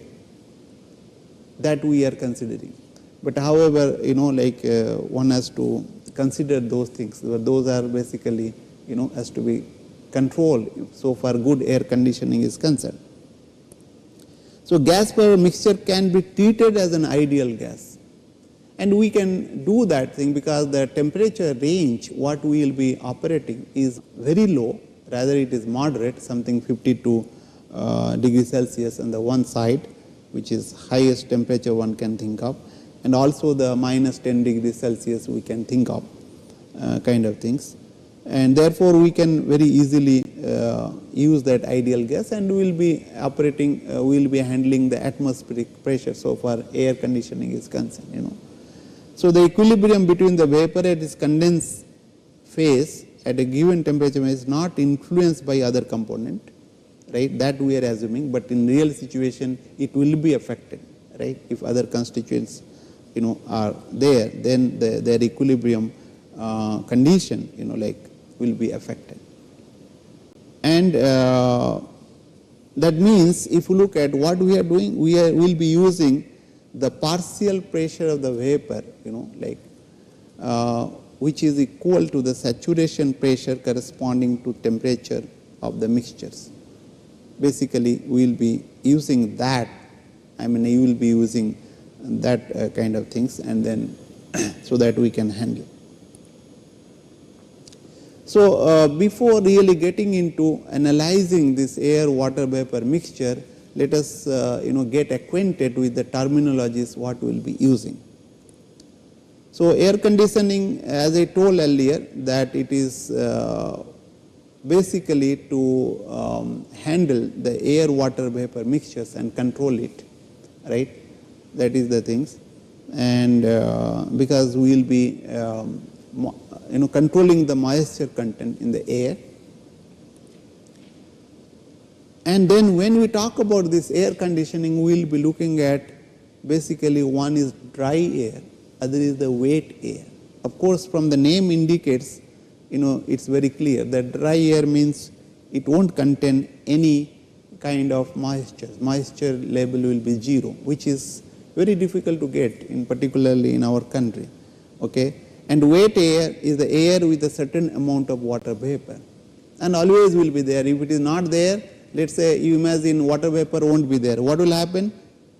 That means we will get dry skins, you know, it is very difficult to maintain. Particularly we face this dry skin problem in old days and also in winter season, right. So therefore, you know, we will have to maintain that, we need to understand the dry air and wet air. So in analyzing the air conditioning system, we should basically treat this atmospheric air as a mixture of dry air and water vapor. And actually it will be always wet, you know, kind of air, You cannot get a 100% dry air unless you control it and then produce it, right. But atmospheric air always will be the wet air. Of course, the level of water moisture will be different depending upon the season, depending upon temperature, depending upon the conditions. So, as I told earlier, the temperature of air in air conditioning application generally varies from something minus 10 degree to the 50 degree Celsius. So, therefore, and also atmospheric pressure, right. So, therefore, we can consider air as an ideal gas for analysis purpose without incurring much error, And water vapor can also be treated conveniently as an ideal gas with of course certain amount of error which is negligibly small, that is around 0.1%. We have seen that whenever there is a two-phase fluid, we cannot treat as an ideal gas law. We have discussed enough. But in like in air conditioning kind of thing system, like air water vapor mixtures is at 50 degrees Celsius, right.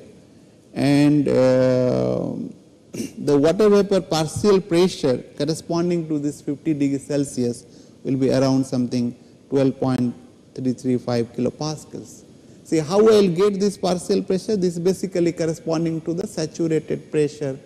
This is equal to the saturated vapor corresponding to the 50 degrees Celsius. From the steam table you can get very easily. So, the pressure of atmospheric air with water vapor will be equal to what you call the P is equal to PA plus PWG. This is basically partial pressure of air, right. This is partial pressure of dry air, right. And this is the partial pressure of water vapor. This is partial pressure I am just writing of water vapor. I have written Wg basically, it's a vapor, right. That is the total pressure and is by the Dalton's law of partial pressure we are doing that. So, how to characterize the amount of water vapor in the air, that we need to look at it. So, we can talk that thing in terms of two quantities. One is relative humidity, other is the specific humidity, right.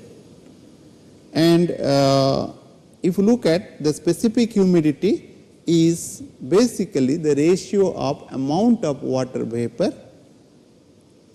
and the amount of dry air, the mass of the dry air. It is basically the ratio of the mass of water vapor and the mass of dry air. And I can write down that as by using the ideal gas law, that is PWG into V, volume is the same, into molecular weight of water into divided by RU1T.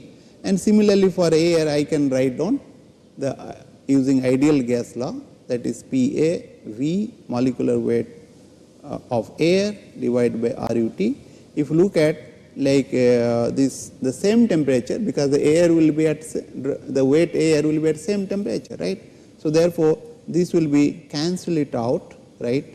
If you look at, I can cancel this out, and similarly volume will be cancel it out, whereas molecular weight and of water divided by molecular air will give me 0.622, right, into PWG divided by PA, that is nothing but your specific humidity,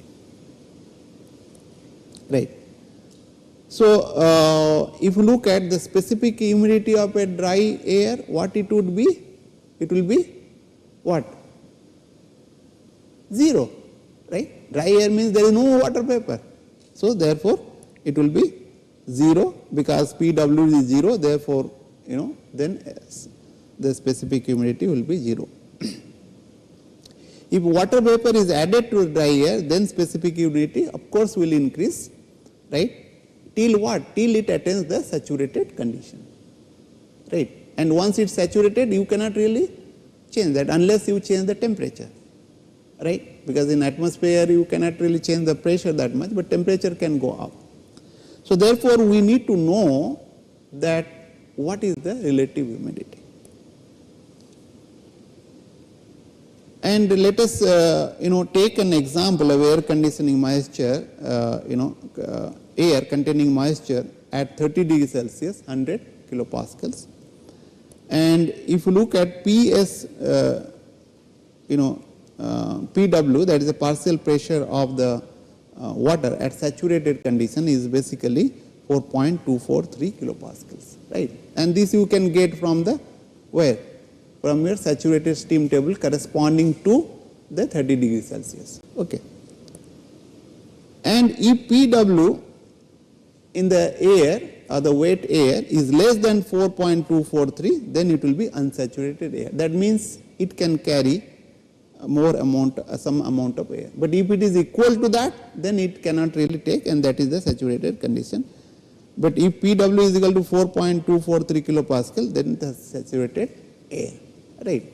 So therefore, we need to look at the, define a quantity which will tell us how much air can carry water moisture corresponding to the what we call saturated condition. So that will be the relative humidity, which we will be discussing in the next class more elaborately, and we will be trying to relate the specific humidity with the relative humidity so that we can see how we can control and other things. Thank you very much.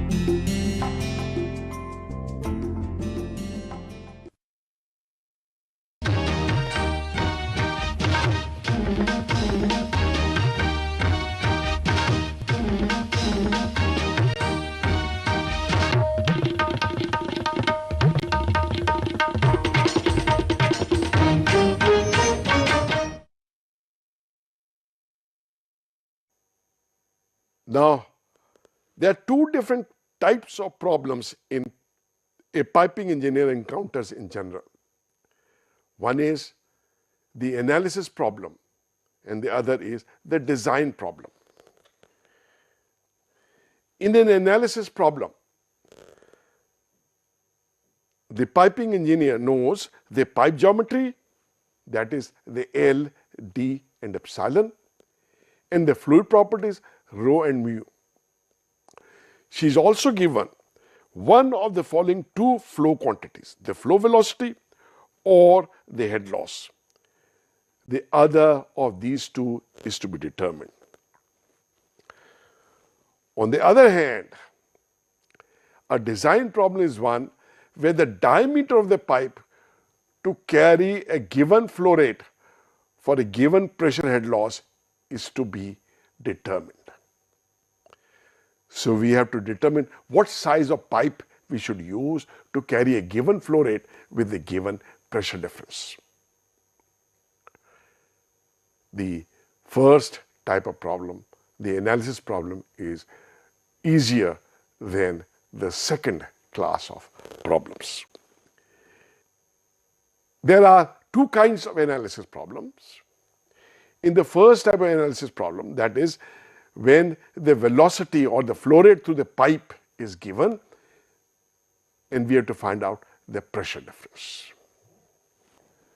The process that is used is calculate the flow rate, or rather calculate the flow velocity V. If V is not given, using Q dot and D. Once velocity is known, calculate Reynolds number. And since the diameter is given, we can calculate epsilon and D.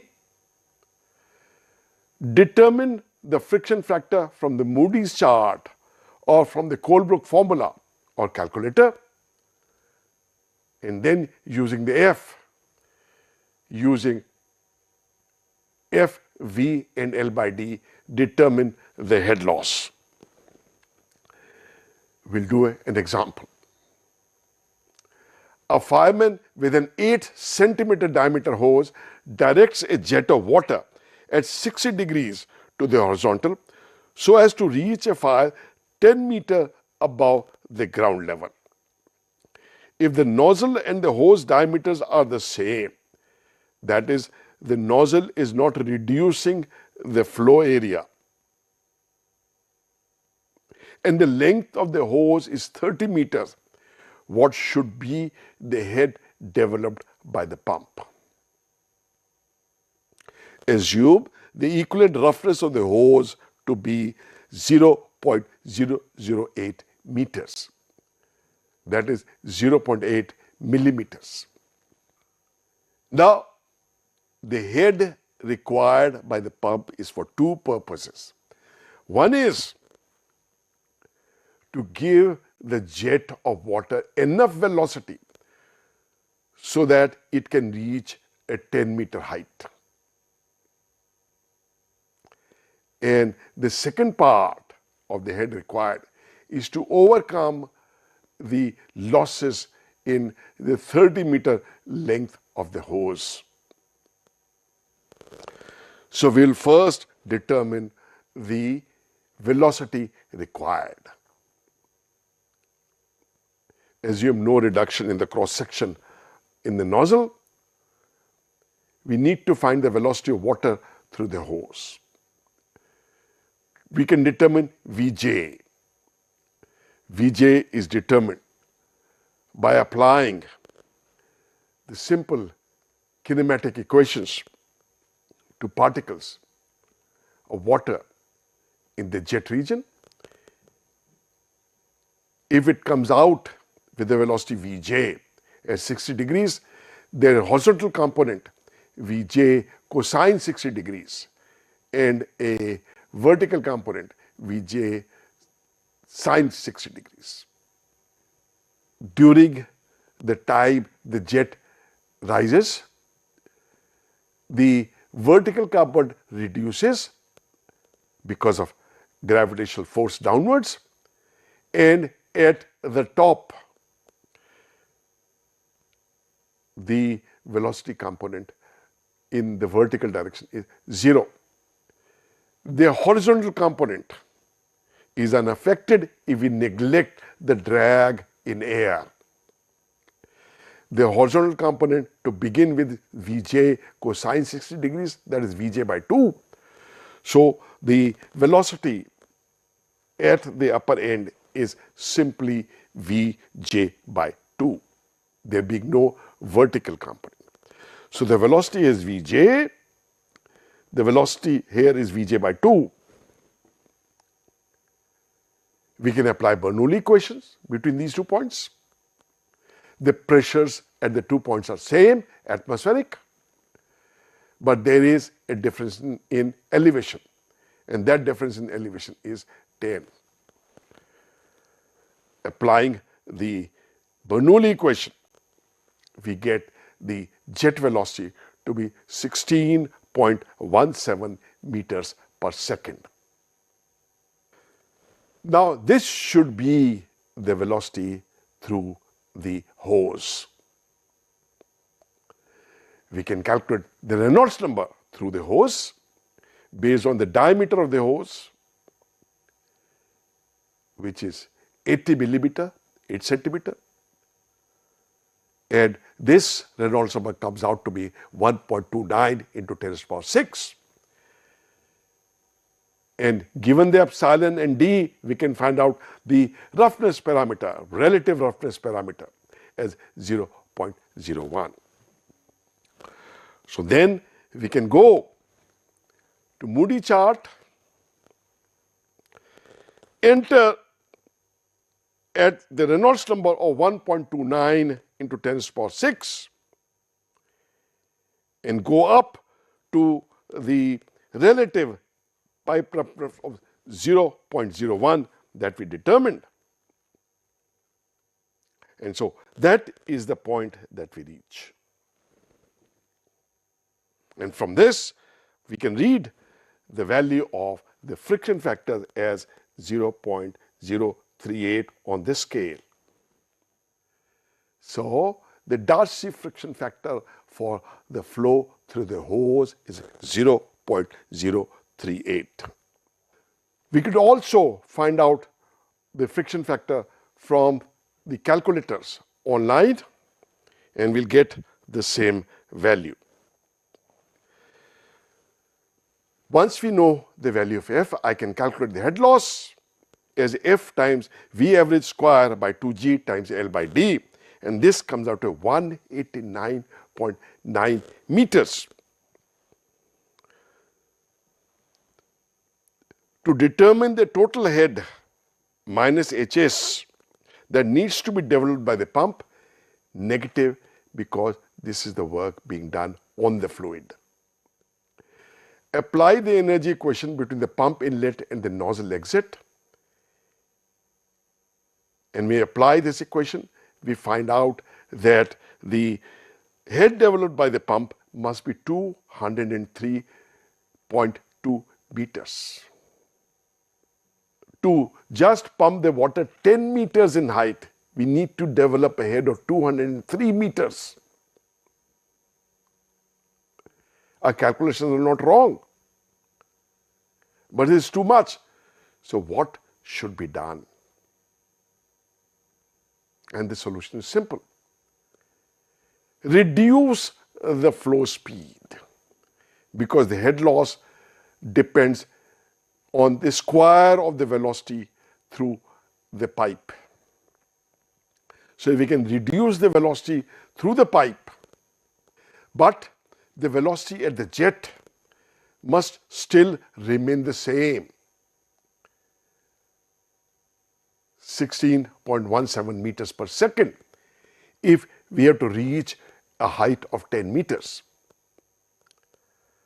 So how do you reduce the velocity through the hose while keeping the jet velocity constant? Is by using a reduction nozzle at the pipe.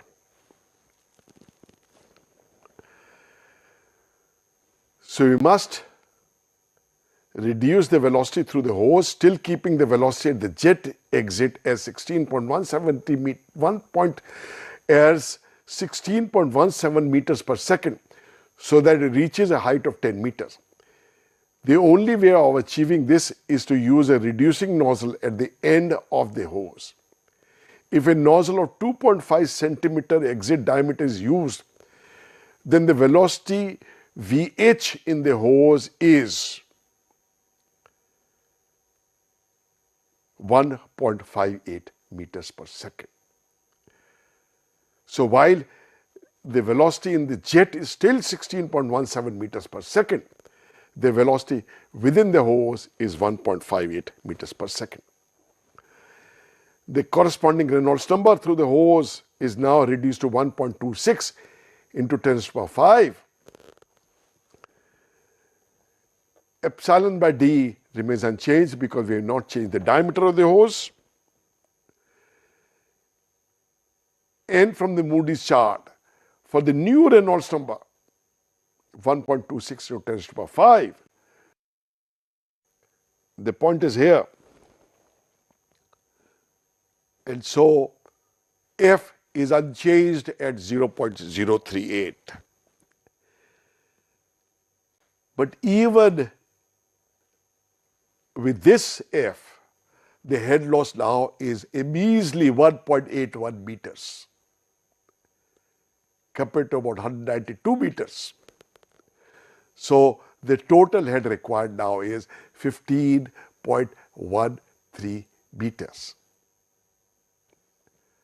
compared to 203.2 meters without the use of the reducing nozzle. Let's do one more example. The maximum power from a hydroelectric project, a penstock carrying water from a reservoir to a turbine, was described earlier. It was shown that in the absence of viscous losses, the maximum power developed by the turbine is when it extracts 2/3 of the total head, so that the maximum power generated is rho A2, the area of the penstock, times 2gh by 3 raised to power 3 by 2. The curve of non-dimensional velocity versus non-dimensional power was something like this. So we get a maximum power when 2/3 of the head was extracted and 1/3 of the head was left with the velocity. Now determine the maximum power developed in the presence of viscous losses in the penstock. Up till now, we have not taken the viscous losses in the penstock. Penstock is of length L and average diameter D. If we include the effect of viscous losses, the energy equation, which is this, another loss is FV2 square by 2 times L by D. Velocity through the penstock from here to the exit V2 is the same at V2. So we are using this as the head loss. The energy extracted per unit mass throughput is now given as this. The power output is the energy extracted per unit mass throughput times the mass throughput, mass flow rate through the penstock, and this is the expression that we get. If the flow is assumed to be fully turbulent, we can assume F to be constant independent of the Reynolds number, and then the maximum power output can be obtained by differentiating Ws dot with respect to V2 and setting it equal to 0. The corresponding Ws turns out to be this, which is 1 divided by under root 1 plus FL by D of the maximum power in the absence of friction. For a concrete penstock of diameter 1 meter and length 100 meters and epsilon about 1 millimeter for concrete, the value for the fully developed flow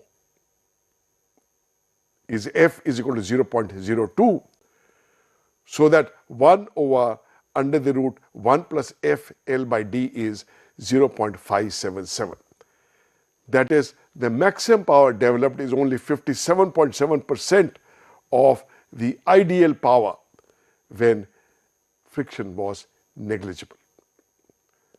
So there is quite a bit of loss of power.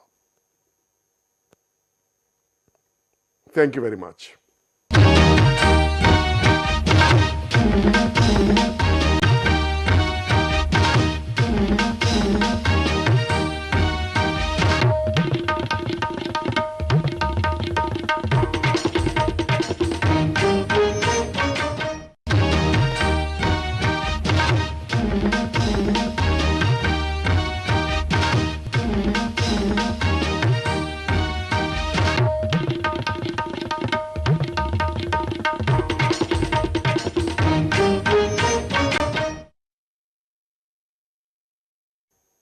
Welcome back. In this presentation, we'll do more problems of the analysis in pipe flows. We'll also do a few problems on the design in pipe flows, and then we'll cover some basic piping networks. In the first type of analysis problems, if the velocity through the pipe or the volume flow rate through it is given, the following procedure to calculate the pressure difference or the pressure loss through the pipe is recommended. Calculate the flow velocity if the velocity is not given using the volume flow rate and the diameter of the pipe. Next, calculate the Reynolds number and the roughness factor. Then determine the friction factor from the Moody's chart or from a Colebrook calculator. Once we know the value of F, we can determine the head loss using F, V and L by D. In the second type of analysis problem, pressure drop in the length L of the pipe is given and we need to determine the volume flow rate through that pipe. The pipe geometry is also given. But since we do not know the velocity, we cannot calculate Reynolds number. And therefore, we cannot calculate F directly because the Reynolds number is not known. Recall that in fully developed turbulent flow part of the Moody's chart, the value of F is almost constant for a given value of epsilon by D. Since we know the value of epsilon by D, we have a first estimate of F. With this first estimate of F, we estimate the head loss and using the energy equation, estimate the flow velocity. We calculate the Reynolds number based on this estimate of velocity and improve the estimate of F. We'll repeat the above steps till the estimate of F converges to the required level. We do an example. Obtain the flow rate of water carried by a cast iron pipe of diameter 10 centimeter and length 40 meters when the applied head difference is 2 meters. The head loss is related to the velocity head and the value of friction factor F by the relation HL is equal to F times V square by 2G into L by D. So that we can write V as a square root of twice G head loss times diameter divided by F times L, where F is a function of Reynolds number and epsilon by D. Here in this relation, for V, we know everything except the value of F. So we plug in all those values and we get a relation V is equal to 0.313 divided by square root of F. So this should give you a hint directly. If we start with an estimate of F, we calculate a velocity V. From that velocity V, we calculate the Reynolds number. And once I have Reynolds number and the value of epsilon by D, I get the value of F from a Moody's chart or from a Colebrook calculator. The value of epsilon for the cast iron pipe is 0.15 millimeter, so that the epsilon by D is 0.0015. We start by assuming the flow to be fully turbulent, so that F can be estimated without knowing the value of Reynolds number. From the chart, we enter at 0.0015 the value of epsilon by D, the relative pipe roughness. In this, we get a value of F as 0.021. We start with this value and we calculate V from 0.313 divided by under root F, then RED and do the iteration. So, the first value of F we start is 0.021. The value of V from that formula 0.313 divided by square root of F, we get the value of V to be 2.16 meters per second, from which we calculate Reynolds number as 215991 from Colebrook calculator. Let me try if I can open the Colebrook calculator. So the value of F we get from the calculator is 0.0227. This value can also be obtained from the Moody's chart. The next round we start with this value 0.0227, and we get a value of V as 2.08, and the value of Reynolds number 207745, and the value of F from this is slightly larger, 0.0228. And with this value, when you put in there, I get velocity as 2.07 and the Reynolds number as 207289, slightly lower, but the value of F is the same at 0.0028. Thus, the value of F has converged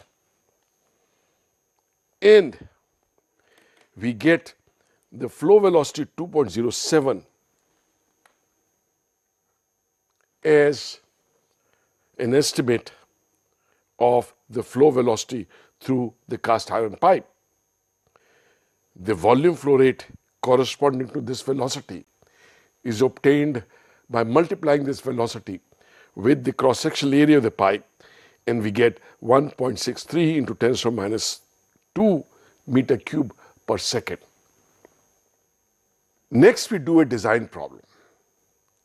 The design problem is one that needs the determination of the pipe diameter to carry a given flow rate with a given head loss. And it is rather cumbersome as the unknown diameter d occurs in both the ordinate of the Moody's chart and in the parameter epsilon by d. It is useful to eliminate velocity of the flow from the parameters and express the variables of the Moody's chart in terms of the flow rate q dot, d and HL. Then out of these, q dot and HL are known and d is the unknown. So, the friction factor which is twice HL divided by G V square into D by L becomes pi square G HL divided by 8 Q dot square L multiplied by D raised to 5. And from this, we can express D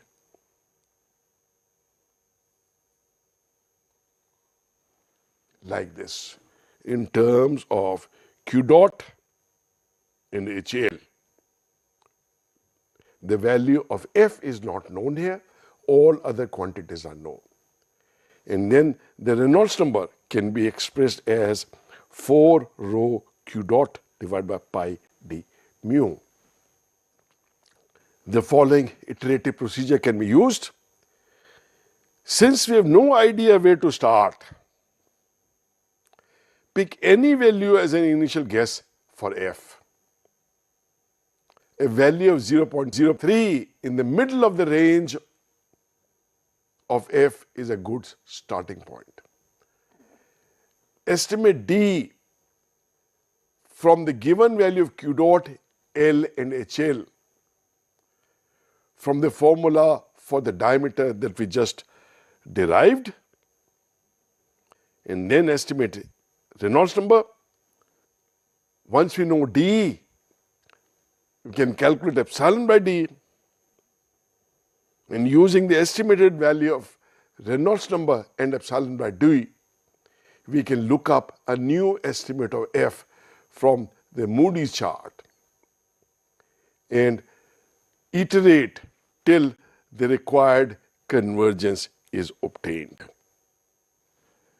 We will show this process through an example. It is desired to deliver 60 cubic meter per hour of water through a horizontal cast iron pipe. Estimate the pipe diameter that will cause the pressure to drop at 400 Pascal per meter of pipe length. The pressure drop for the pipe of length L is given by this formula, and replacing V average by Q dot. V average is Q dot divided by the area of the pipe, which is pi by 4 d square. We get delta P in terms of Q dot, D and F. And we plug in the value of the known quantities. I get delta P is equal to F times 0.225 L divided by d raised to power 5. For the given value of the parameters, d raised to power 5 can be written as 5.63 into 10 raised to minus 4 divided by F. And Reynolds number can be written as this. So now we are ready to start iteration. We start iteration assuming the value of F as 0.03, Calculate the diameter D, calculate the value of epsilon by D and RED, estimate a new value of F from the Moody's chart or from the Colebrook calculator, and repeat till the required convergence is achieved. So we start from F is equal to 0.03 and we get F from calculator as 0.03280. These calculations can be done very easily on a spreadsheet like Excel with formula embedded, so that the repeated calculation do not take much time. Then using this value in the second iteration, we get a new value as 0.3376. Value F is increasing. I plug in this value next and I get the value as 0.03408. It is not converged yet. And if I do this 2 more times, I get the converged value of F as 0.03417. And then this is the converged diameter of the required pipe. That is, we need a pipe of 16.5 millimeter diameter to carry the required flow with the given pressure drop.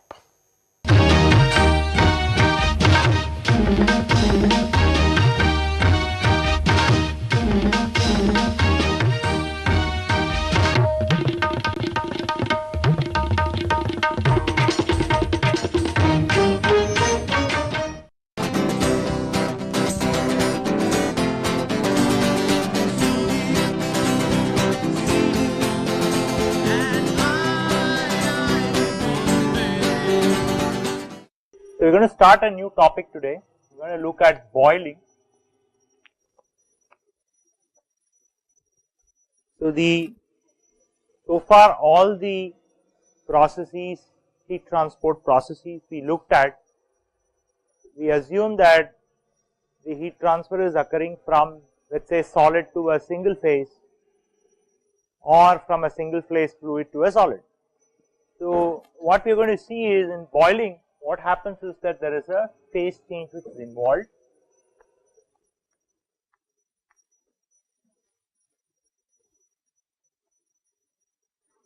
So there is a phase change which is involved in boiling process, and in fact the same thing is involved in condensation, which will be the next topic that we will look at.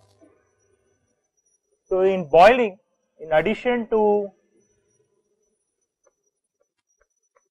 heat transport,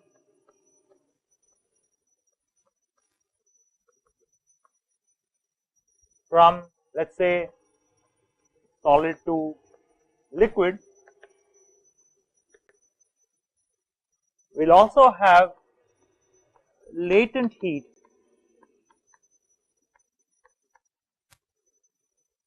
So it's not just the sensible heat. So it's not that just the sensible heat that controls the heat transport process, it also the latent heat of the fluid controls the net amount of heat that is transported. So what we are going to see is how to incorporate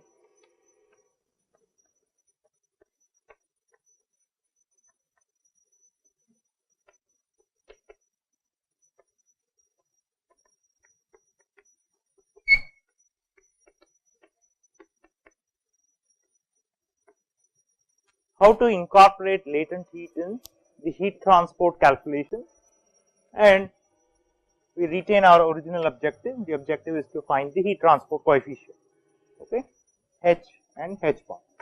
So those are the objectives. Now suppose if we have a fluid, okay, and this is something that all of us have encountered sometime, like boiling water. We have always done that, right? So if you take a beaker, take any container, okay, so I'm going to supply heat, I'm going to heat the bottom of the container, okay, and I have fluid which is sitting here. Okay. So the question we want to ask is, what's the net amount of heat that is transported from the solid to the fluid? Now it's not just enough to say solid to fluid, we have to qualify it with something else, and the reason is that the fluid is now boiling and there is change in the phase of the fluid. So the fluid is now going from, so this is the vapor state of the fluid and this is the liquid state of the fluid. So therefore the net amount of heat that is transported, it depends upon what fraction of this fluid is going to be in the vapor state. So therefore we will have to now incorporate the extent of vapor which is formed inside this beaker in our heat transport calculation. So it's not enough to simply know what is the amount of latent heat, but it's also important to know what fraction of the fluid is converted to the vapor state, because there is latent heat which is involved here, and so whatever heat that is supplied from the surface of this container, the bottom surface of this container, let's say that I know I can maintain this, let's say at some surface temperature Ts, okay. So I keep supplying heat, and whatever energy that is supplied to the surface is now taken up by the fluid, and the fluid sensible heat is going to increase, and moment it reaches the boiling point or the saturation temperature at the given conditions, some fraction of this fluid is going to get converted into vapor phase. Now if I continue to further heat, there will be more fluid which is going to become vapor, and that's what we have observed when we actually heat water in our kitchen, right? All of you must have seen this, either you have done it yourself or at least you observed this, where when you heat something, you will always see that at different time points, although you can still maintain at the same temperature and you can maintain constant, you can provide heat at a certain flux, you will see that the amount of vapor which is being formed is actually varying, right, as you supply heat to this container. So what we are going to see in today's lecture is, we are going to see how we can attempt to find heat transport coefficient based on what are the different types of boiling. Okay. So there are, based on the fraction of the fluid which is converted into vapor phase, you can classify the boiling process into 4 different types. So we are going to first describe what are these different types of boiling stages, and we are going to see how to capture the heat transport coefficient for each of these stages. So, in order to do that, we need to first look at how to perform a controlled experiment. Okay. A controlled experiment was performed, and the way the controlled experiment was performed is, instead of heating from the bottom of the container, okay, a platinum wire was placed inside at a specific location, just slightly above the bottom surface, and then you provide to electrically heat the platinum wire, and so you will start seeing vapors which is formed. Okay. Now, because the vapor is lighter, they are going to travel through this liquid and they will start moving towards the upward side, and the liquid is going to displace it, right. So, therefore, clearly one can see that there is a natural convection process which is involved.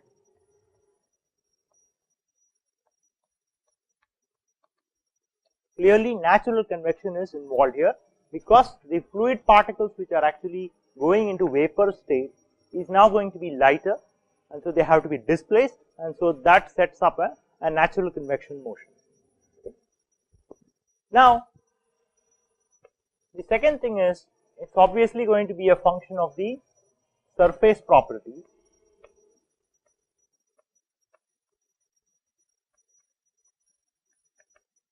Particularly the nucleation process. We will see a little bit more details about these in a short while. So, the bubbles which are actually nucleated on the surface where the heat is being provided to the fluid. So, you will see that the nucleation is a strong function of the properties of the surface.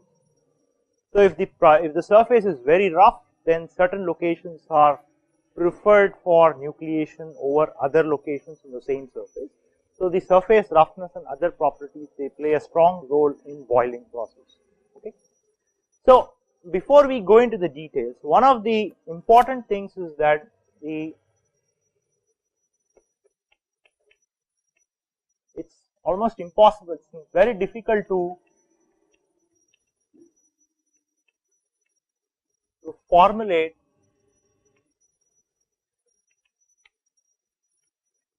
governing equations. Now, it's not impossible to do that. The only reason is that you are not introduced to two-phase flows. Remember that it's a two-phase system. So, if you know how to characterize two-phase system, which is beyond the scope of this class, we should be able to write governing equations. But let's assume for now that it's not very easy to do that given the background of this course. So, one way to look at it is, but still we can get some intuitive ideas as to what is going to happen. Okay.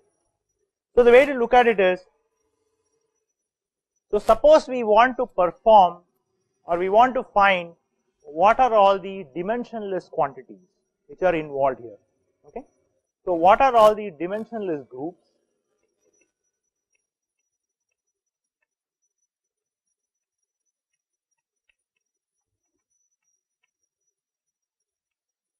involved in boiling process? What are all the dimensionless groups that are involved in the boiling process? Because all the convection topics that we have seen, we always found that there is a relationship between the Nusselt number and the dimensionless quantities which is actually characterizing the transport process, whether it is heat transport or mass transport or momentum transport, right. So, therefore, if we know the dimensionless groups, then we can get some clue as to how to find the heat transport coefficient. Okay. So, what we are going to use is we are going to use the dimensional analysis.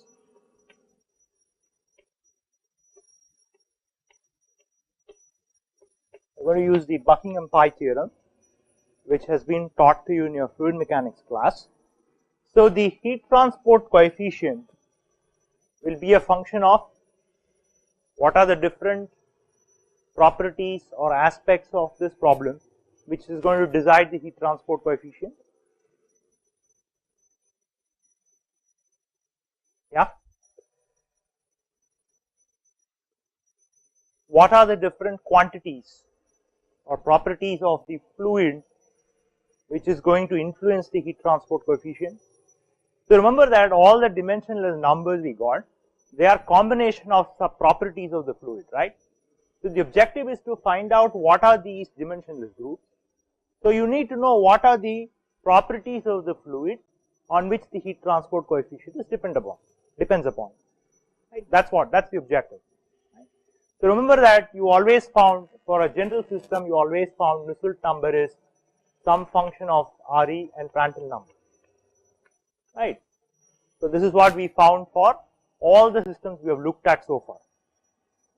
And Reynolds number uses the properties of the fluid and captures the momentum boundary layer behavior, and Prandtl number captures the thermal boundary layer behavior based on the properties of the fluid. So similarly, so from here you can clearly see that heat transport coefficient is a function of some combination of the properties. So if we can identify what the properties are on which the heat transport coefficient is going to depend upon, we could actually do a dimensional analysis and find out what is the dimensionless group by using the Buckingham Pi theorem. So what are the properties? Density, okay. So that's, yeah, Cp, density, the capacity which tells you what is the sensible heat that the fluid is going to take, conductivity, Kf, okay, yeah, latent heat. So HFG is the latent heat of vaporization of the fluid, okay. So we got 4. Viscosity, right, because of natural convection. Then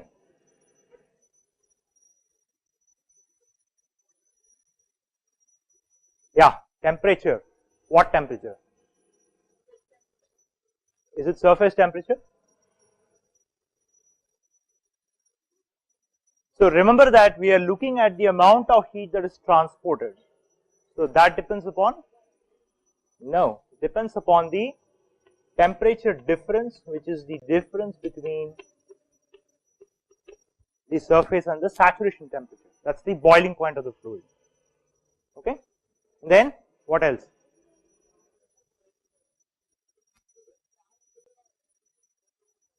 Yeah. Yeah, but particularly when we are looking at boiling, assume that the fluid is actually at the saturation. So that's okay. Yeah. Yeah. What else? So natural convection. So we said viscosity, but what else? Gravity, right? Somehow the buoyancy has to play a role here. Right. So it will be G times rho liquid minus rho vapor. So that tells you what is the force, body force difference between different locations in the fluid, and that exhibits the buoyancy, right? So how many are there? 1, 2, 3, 4, 5, 6, 7. What else? That's it. Obviously it depends upon the length of the wire, right? So you need to know what's the length of the wire. Okay. Anything else? Yeah. Because the amount of area that is available depends upon the length. The length scale tells you what's the area that's available for heat transport. So it has to be a function of the length. Remember, Nusselt number, you have h into L by k or d by k if it's a polar coordinate system. Okay, what else? We've got viscosity, we've got sensible heat, we've got rho. This is another important aspect.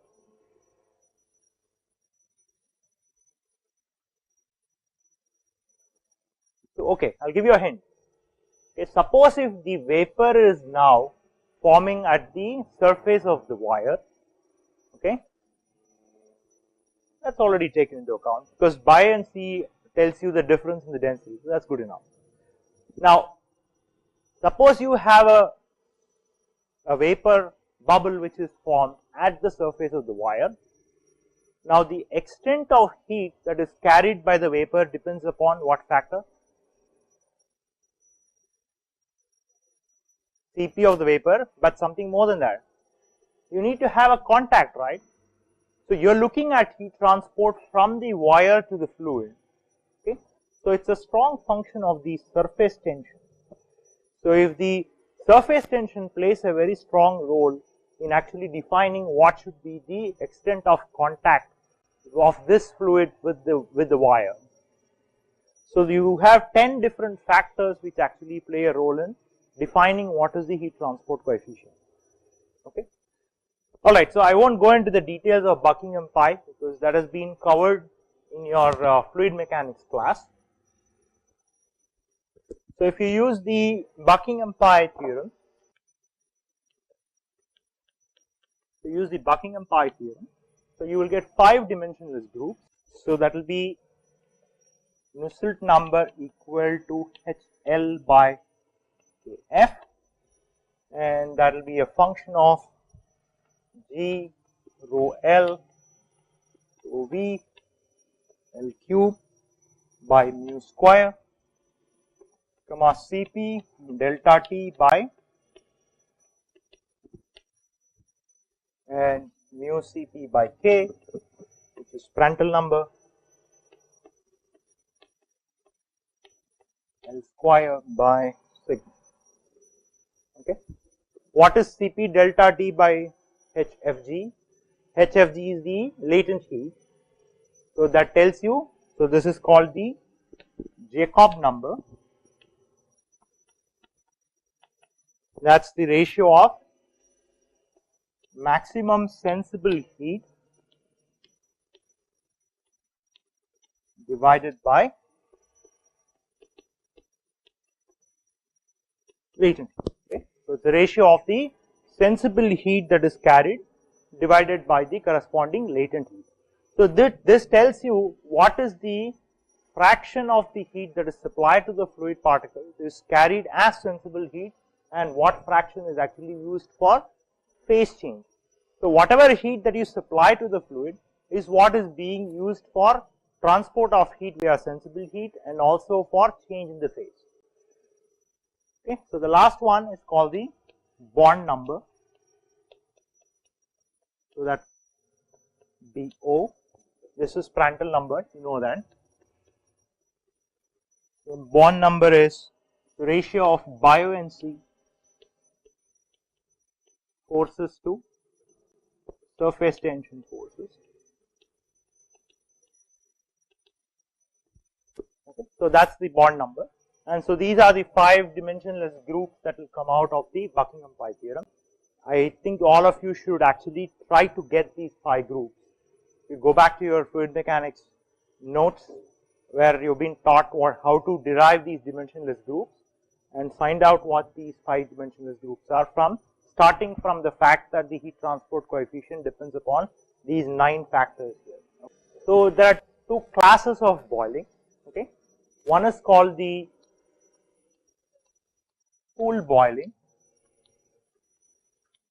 and the other one is called the forced convection boiling. Okay. So it might be a bit surprising to see forced convection here. So we'll see that although the fluid is not being pumped or it's not being forcefully made to flow or something, but you will see that there is a certain type of forced convection which is involved, and we will actually discuss it very briefly when we go to that topic. Okay. So in pool boiling there are 2 types. One is called the free convection mode, the other one is called the nucleate boiling, nucleate pool boiling. Okay. So what was observed, this experiment was done by a person named Nukiyama. So what he observed is that because it's a very controlled experiment, okay, it's a very controlled experiment, you can find out what is the net flux of heat that was actually, or net flux of energy that was transported to the fluid. So you made a plot between Qs and delta T. Okay. Now here we assume that when you start the experiment, the fluid is almost at the saturation temperature. Okay. So this is Ts minus Tsat. So note that saturation temperature is fixed for a given fluid under given conditions. the saturation temperature or the boiling temperature is fixed. So what he observed was something like this. Okay, so we are going to explain in a short while, we are going to explain why you get such a curve and what's the significance of this. So suppose so this is the kind of curve that he obtained, and what was observed is that there is a maximal heat flux, okay, on the curve, and there is a minimal heat flux in that curve. Okay, so this is what is called as a boiling curve.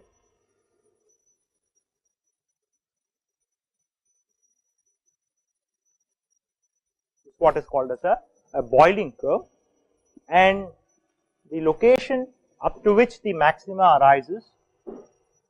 appears, this region before that is called the pool boiling region,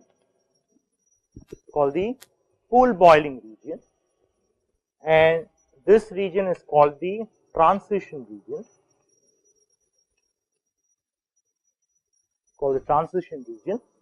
and this place is called the film boiling region. Okay. So these are the three different stages of boiling.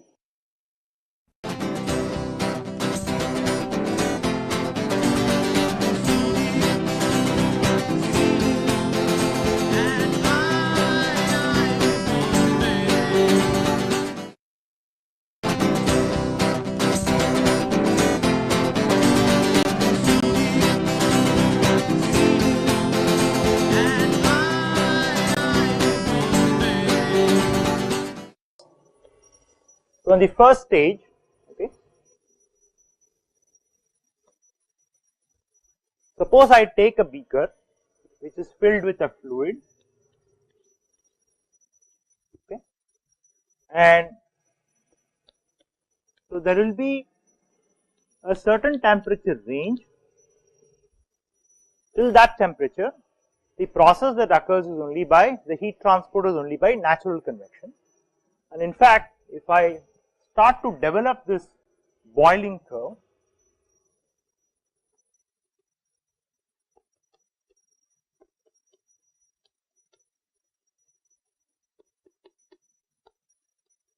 okay. So there is a certain region till which point the primary mode of heat transport or the dominant mode of heat transport is the natural convection, and what happens is, supposing I supply heat here, and this is the temperature of the surface.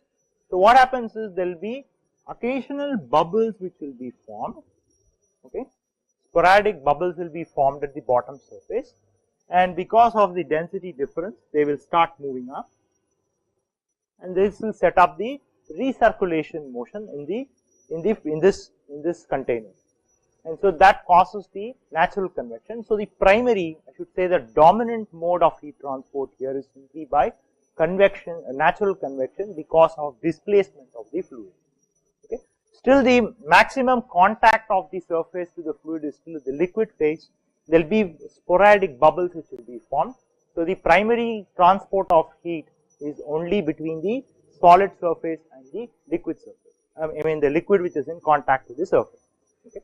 So this is what is called the natural convection mode of boiling, and then the second one, okay, it's called the nucleate boiling.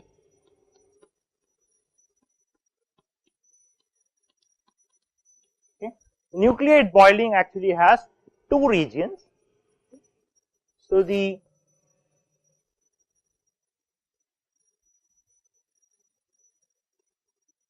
free convection is still this point. So all the way up to the maximum. Okay. So if I call this as some maxima C, okay, and this is again delta T versus the flux of heat that is supplied for boiling. So what happens is,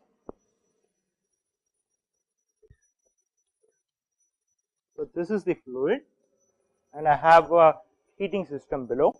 So what happens is, till a certain point, so there will be an inflection point on this curve, okay. So till the inflection point, you will see that there will be significant bubbling of these vapors which will come here. So the bottom surface will now have significant amount of bubbles, and so there will be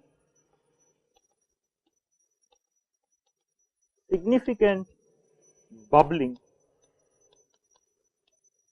So now the heat transport is not just by the free convection, because there is a good fraction of the bottom surface which is in contact with the vapor bubble. So therefore the heat transport is going to be both because of the sensible heat which is carried by the vapor and the sensible heat which is carried by the liquid phase of the same fluid. So now the phase change has affected heat transport by both liquid and the vapor phases. Now what is the nature of the conductivity of vapor phase compared to liquid? It's always lower, right? So the conductivity of the vapor phase is always lower than the conductivity of the liquid. So what happens is that till the inflection point, still the majority of the energy is carried by the liquid phase, and therefore what you will observe is that the heat transport coefficient will continue to increase all the way up to the inflection point, till the situation where they have a switch in the extent of heat that is transported by the liquid or the vapor phase. Okay, so that's the third stage. So that's the third stage of boiling, where it's still nucleate boiling, because it's still the mechanism is nucleation.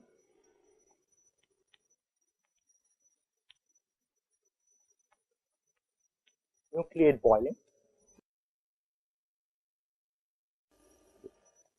is that there will be significant vapor formation, bubble formation at the bottom surface, and some of these bubbles, because they are formed so close to each other, they are going to coalesce with each other, and they will form what is called the vapor stream. So these are the vapor streams. So you will start seeing vapor streams which is going together. So a channel of vapor is created, and so the heat transport is now because of the heat that is carried by the vapor phase. So there will be a change in the dominant mode of heat transport. So I should say that heat transport is now primarily due to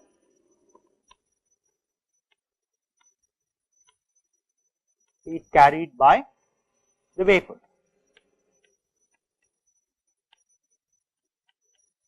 Okay.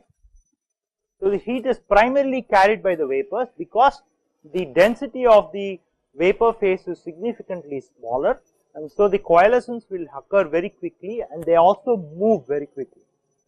So this is actually going to increase the recirculation in the fluid in this chamber, and so there will be vigorous mixing that will be introduced. So the mixing is introduced in this particular stage. Now what happens is, because the conductivity of the vapor is much smaller than the conductivity of the liquid, okay, so the net amount of heat that is transported, remember the net amount of heat that is transported is going to reduce.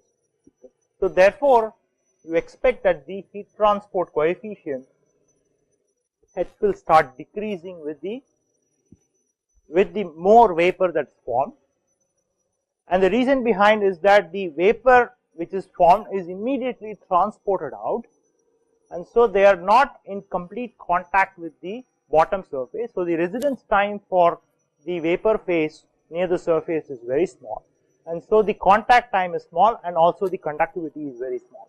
So therefore the heat transport coefficient will start decreasing as soon as you reach the third stage. Okay. And the boiling curve here is, so if I put, so that stage is all the way up to the maximum. Okay. And what happens after that is called the transition stage, okay, where you cannot distinguish whether the bottom surface is now in contact only with the fluid or only with the vapor phase. It is going to be a constant switch between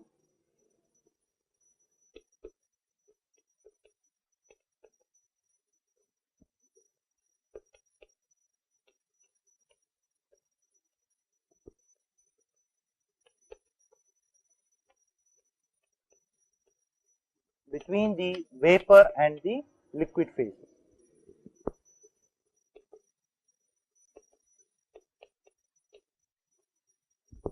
So therefore, the heat transport coefficient will continue to decrease because it's constantly switching, and so the residence time or the contact time between the fluid and the solid is going to be significantly smaller. Okay, so the transition stage also, the heat transport coefficient will continue to decrease. So that is the transition stages from the maxima to the minima. So this is the transition stage, okay, and the last stage is the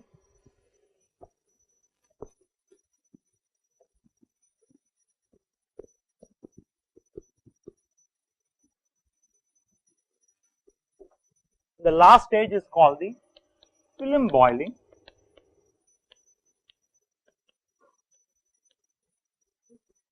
Now at this stage there is sufficient amount of heat that has been provided.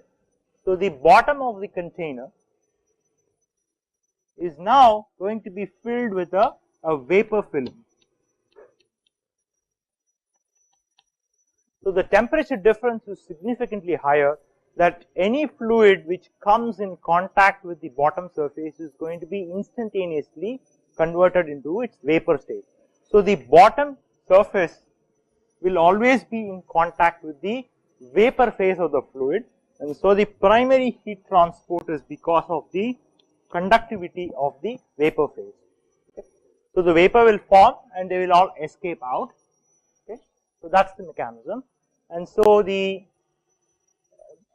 boiling curve at that stage would be so now as you further increase the heat that is provided, so you increase the temperature difference. This is Ts minus Tsat, and therefore the net amount of flux of heat that is carried is going to increase with increase in the temperature difference. So this bottom minima is called the, just for historical purposes, it's called the Leidenfrost point.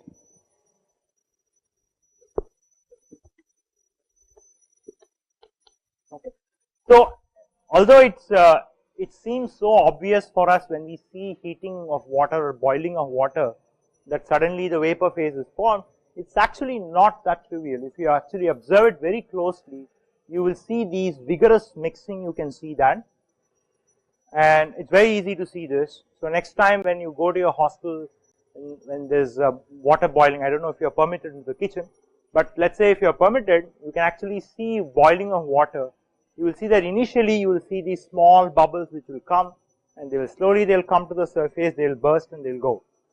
And then after a while, when you continue to supply heat furthermore, you will see that there will be vigorous vapors which are formed, and you will see these big bubbles which will come to the surface and they will start bursting. So the top surface will not be flat anymore. You will see there is a lot of vigorous vapors coming in and going out. Okay. So that's actually the second stage or third stage, which is nucleate boiling, where there is vigorous vapor which is formed. And film boiling is the stage where you will see that most of the fluid is already gone. They've already been converted into vapor. There is just very little fluid left, and so the bottom will now be filled with vapors. So usually you never want to reach this stage. Most of the times when you heat water, you never want to reach this stage of having a film at the bottom, because the film temperature difference can be significantly higher. It's not the most favorable condition. So you never want to reach this stage.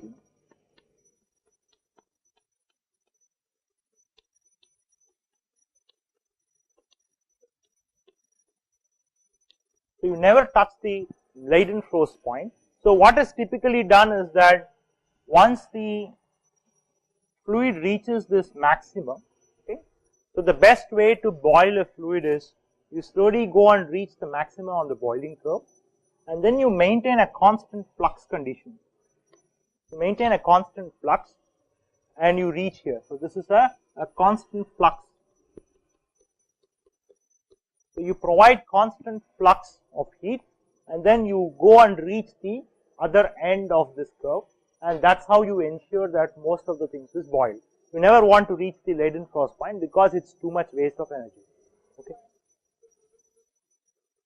Oh, okay. So what happens is that in supposing I look at, this is the beaker. Okay.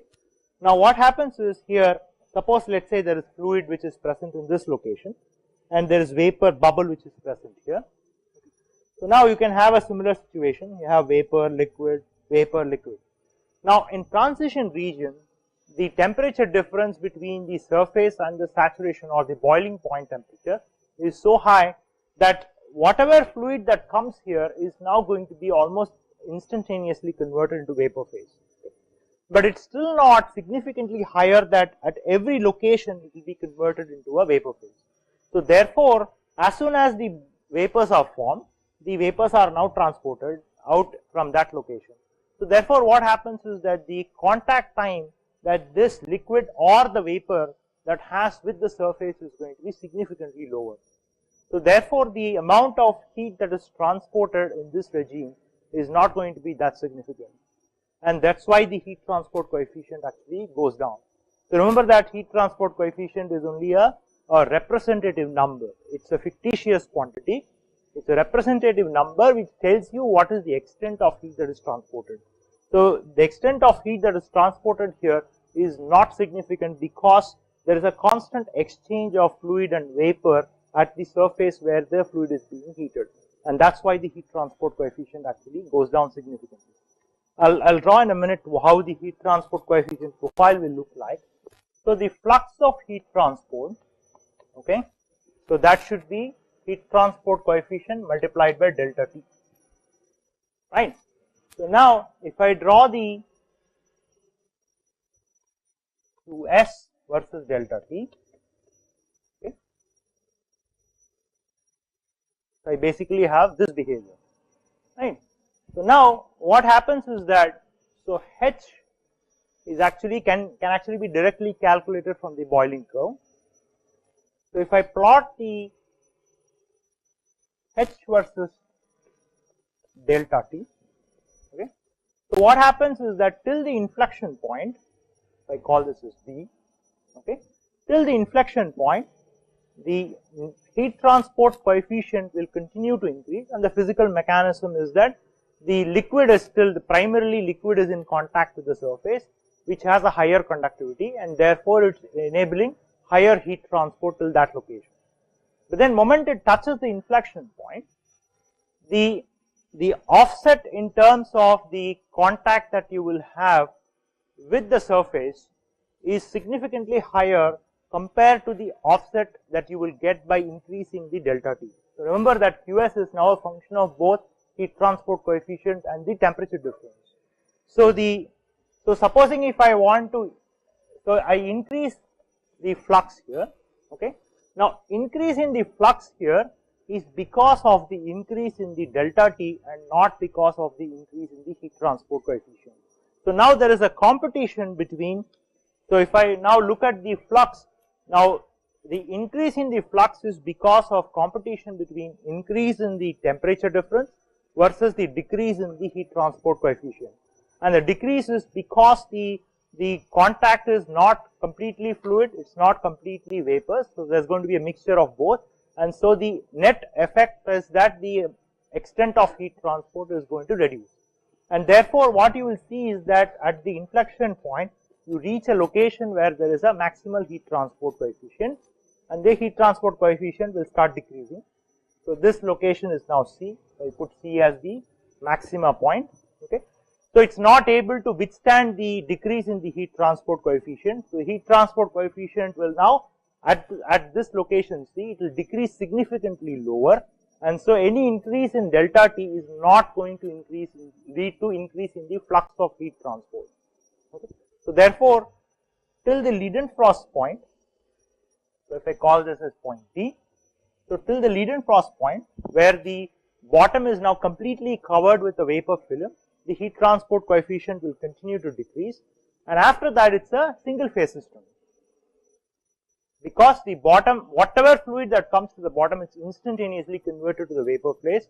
So, there will be a film of vapor which is always present on top of the bottom surface.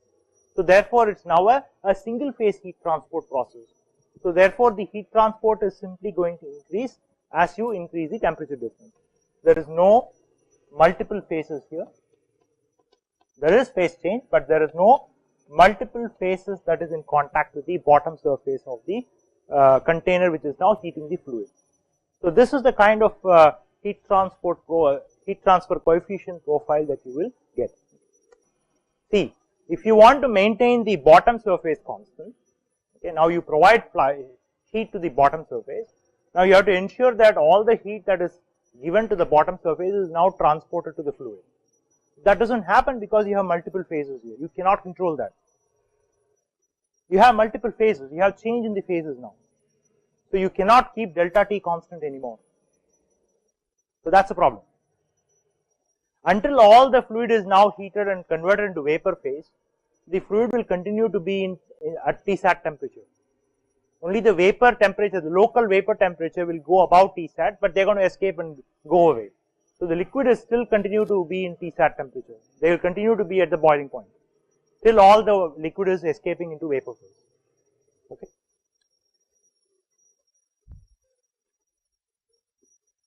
Okay, so what we are going to do in the next 5 minutes or so is, so there is no way to get, first of all, there is not easy to write the governing equations, and therefore there is no way to get analytical solutions. So there are some correlations which are available. So if you take free convection case, that is stage 1. We have already looked at some of these correlations. So you have to use the correlations developed in, we already know them because we already looked at natural convection problem. So the second stage is where you have nucleate boiling.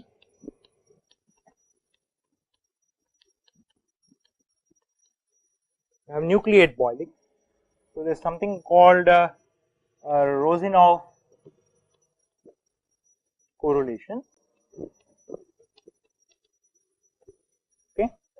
So now this correlation essentially gives you what is the maximum flux, what's the maximum point, because that's what is important for from operation point of view. Remember, I drew this curve where if you want to heat the fluid, moment you touch the maxima, you would like to maintain a constant flux condition. So it's important to predict what is the maxima at which the boiling curve is going to reach. So that's given by mu L multiplied by rho V divided by sigma to the power of half multiplied by Cp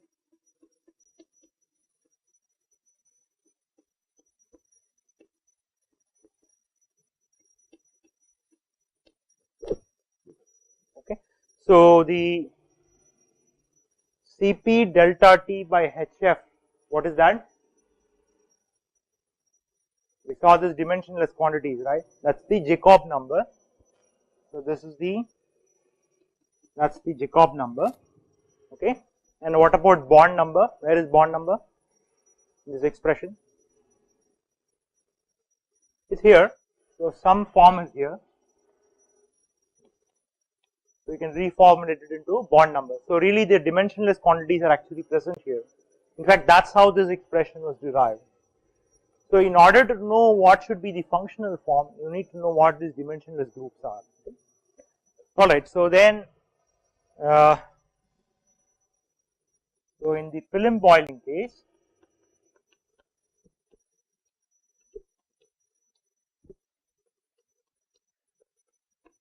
the Nusselt number, which is,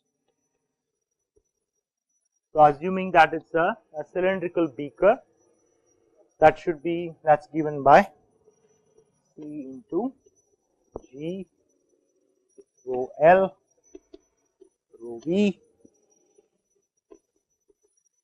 G, mu V, V, Tsat to the power of 1 by 4. So that is the correlation for Nusselt number at the film boiling case. So HF, I have put a prime here. The reason I have put a prime is depending upon the temperature difference. So it could be either just the conduction mode of heat transport at the boundary, or you could also have a radiation mode of heat transport. Okay.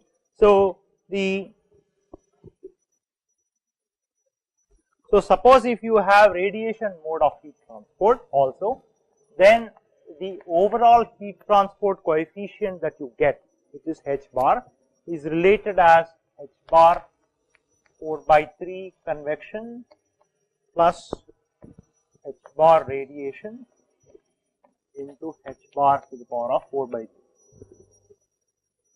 Okay. So note that it is not linear.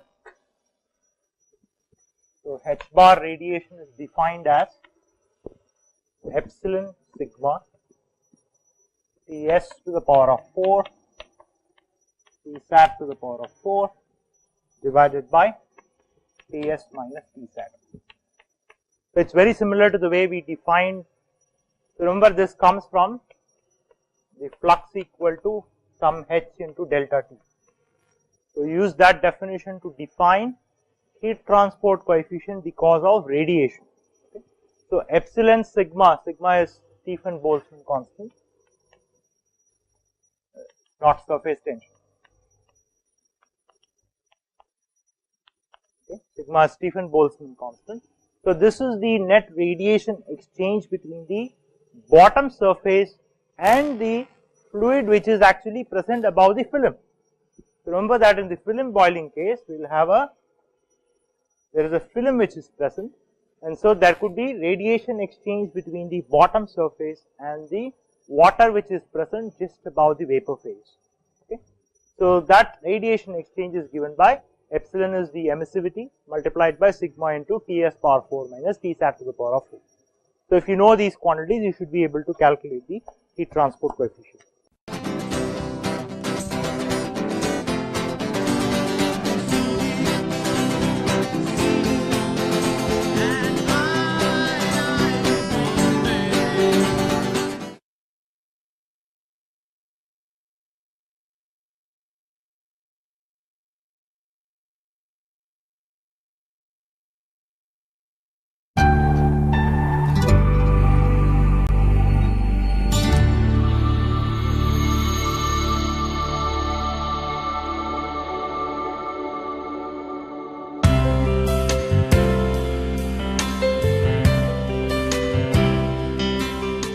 Hello friends, continuing with our discussion on topic of fracture. This is the second lecture on that. Okay, so continuing with that, we discussed about the Griffith criterion for brittle material. Okay, and we said that failure stress will be given by a relationship like this. Okay, from Griffith theory. And then we also said that in ductile material, because there will be some plastic deformation ahead of the crack, this actually stress will be more while we are talking about ductile material. That means you will need more stress to continue the crack or propagate the crack. Okay, so it is always better to design your material or your whatever your structure you are designing, considering only the considering it as a brittle material, so that you are always going to give a conservative estimate. Okay, you will be always within the safe limit. Okay. Now the problem with the Griffith equation here is that you have a parameter which is the surface energy, okay, the gamma s, and it is very difficult to kind of find out this in all kinds of material. If you change the composition, these energies will change. Okay. So for each material, finding out this energy is always going to be difficult. Okay. So instead of that, another proposed idea is that we can calculate a parameter called stress intensity factor. Okay. And what stress intensity factor says that K is dependent on the whatever is your applied stress under root of the crack length. Okay. So, if it is the crack within the material, it will be the total will be 2C. Okay. So, half of that for inside crack. If it is a edge crack, already we will take the total length as C. So, it deals with the stress intensity at the tip of a sharp crack. Okay. Now, you can also define a critical intensity factor in this. Okay. So, this will be when the stress is sufficient to start the fracture. So, it is sufficient to start the crack propagation. So, as Griffith criterion has already assumed that we believe that there are going to be small defects, cracks inside the material. Okay. So, when the material fractures, basically these cracks are going to propagate. Okay. So, we want to find out a stress, okay, which is sufficient to propagate these cracks, and for that we can define a critical intensity factor. Okay. And with that will be, now we have changed the sigma applied to sigma f, that means the stress where the fracture is going to take place. Okay. And this is again the crack length. So, this is Kc is critical stress intensity for a factor for stable crack extension. Okay. So, instead of doing this analysis using surface energy, we can do an analysis like this, and we can find out the critical intensity factor for a given material. Okay. So, your value of K or Kc will depend on type of loading, what type of loading I am giving, material. Okay. So, for each material I can find out the stress intensity factor, critical intensity factor, and geometry of the sample or structure. Okay. So, what is the geometry of the structure is there. Okay. We will look into detail of all these 3 parameters. So, the first one, if you see, this is a 3 modes of loading. Okay. So, mode 1 is what we call as tensile mode. Okay. So, if a edge crack is there and you are applying a tensile stress over that, okay, so it is called a crack opening kind of mode. Okay. So, whatever crack is there, it is going to be opened by application of this tensile stress. Just a comment here that compressive loads are not that critical in case of fracture. Okay. Because when you are applying, suppose there is a crack also, when you are applying a compressive stress, actually you are closing the crack. Okay. So, it is not going to propagate. In tensile mode only it will propagate. That is why you will not see a compressive mode here, only a tensile mode. Then the second mode is the shear mode. Okay. So, basically I am shearing the material where the crack is there. Okay. So, when the mode 1 is there, then critical intensity factor will stress intensity factor will be called as K1C, because we are doing it in mode 1. So, which mode we are doing, that also we can include in the definition here. Similarly, mode 2, when it is a shear mode, then it is a mode 2. Okay. Then I will call it as K2C. And then if it is a tearing mode, so it is a mode like this. Okay. So, instead of shear mode like this, it is a kind of tearing mode. Okay. And then it will be mode 3. So, K3C will be written. Usually most important is K1C, which we will use in all the design practices. Okay. So, if you want to consider this geometry of the loading and geometry of the specimen, okay, actually I can modify the equation here now. Okay. So, it will be critical stress intensity factor, okay, equal to a factor which deals with the value depends on specimen and crack geometries. Okay. And this is your critical crack length, and sigma f your, as I told you, the fracture stress. Okay. So, stress at which the fracture takes place or the crack propagation becomes stable. If a very sharp crack can be made in a material, so now how we are going to use this particular parameter. Okay. So, initially what we will do is we will introduce a crack in the material. Okay, so suppose you give a material to me, okay, and ask me to find out the that what will be the critical intensity stress intensity factor for this material. Okay, so what we will do is, first we will make a specimen, introduce a crack of a known length which we have already introduced, okay, which we can easily measure. So that crack length we will already introduce in the material, and then we will do test to find out that at what stress it is going to fracture. Okay. So when I do that, so under plane strain condition and tensile mode, which is K1C, I will find out that for a particular crack length what is your going to be the fracture stress. Okay. So by doing this kind of experiment, empirically I can determine that what will be the critical value of stress intensity factor. Okay. So for a given material I will get that. Now once I get that, now I am using this material in practice. Okay. So there is, in that practice, wherever I am applying this material, there will be some applied stress. Okay. By doing some non-destructive testing, I can also find out that what are the typical crack or defect present in that material. Okay. So by knowing this applied stress which you have found out from your design, okay, and finding out this crack length from some NDT kind of analysis evaluation, okay, and using whatever geometries we are using, if we are doing it in plane strain condition under tensile mode, then y will be under root pi. Okay. I can calculate that what will be the stress intensity factor under mode 1. Okay. Now if this stress intensity factor is more than K1C, then I have to either change the applied stress, or I have to redesign my structure, or I have to do certain processing to the material to reduce the defect size.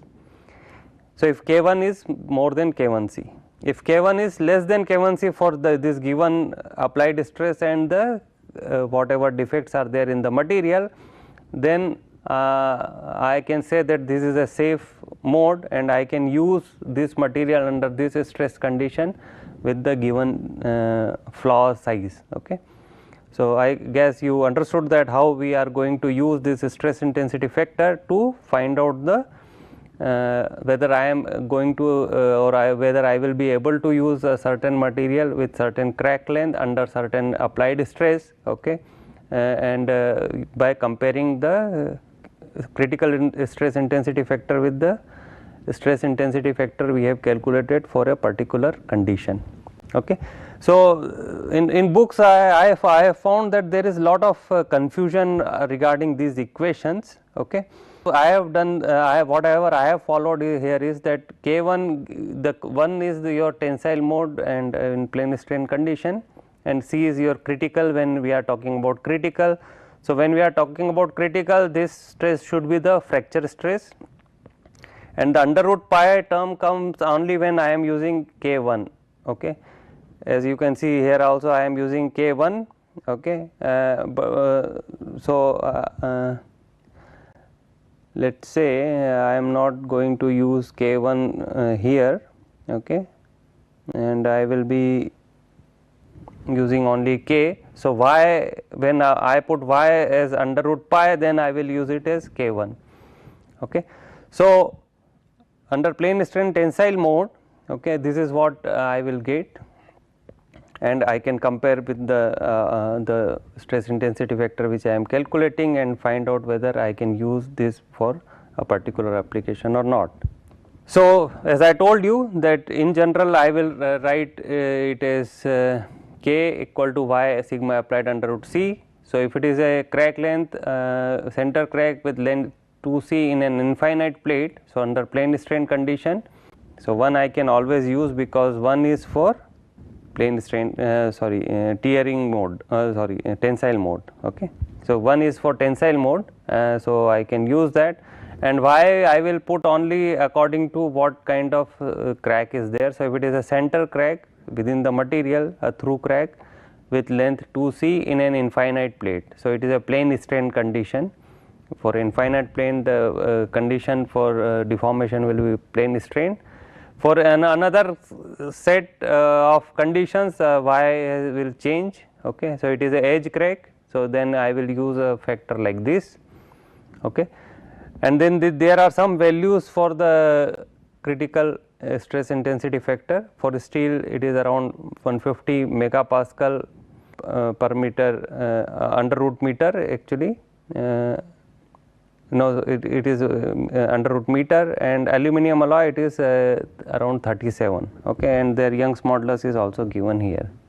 Now, what are the common fracture modes? Okay, so if you see there are different fracture modes. Already we have seen once in the previous slide also. Okay, just to recap here.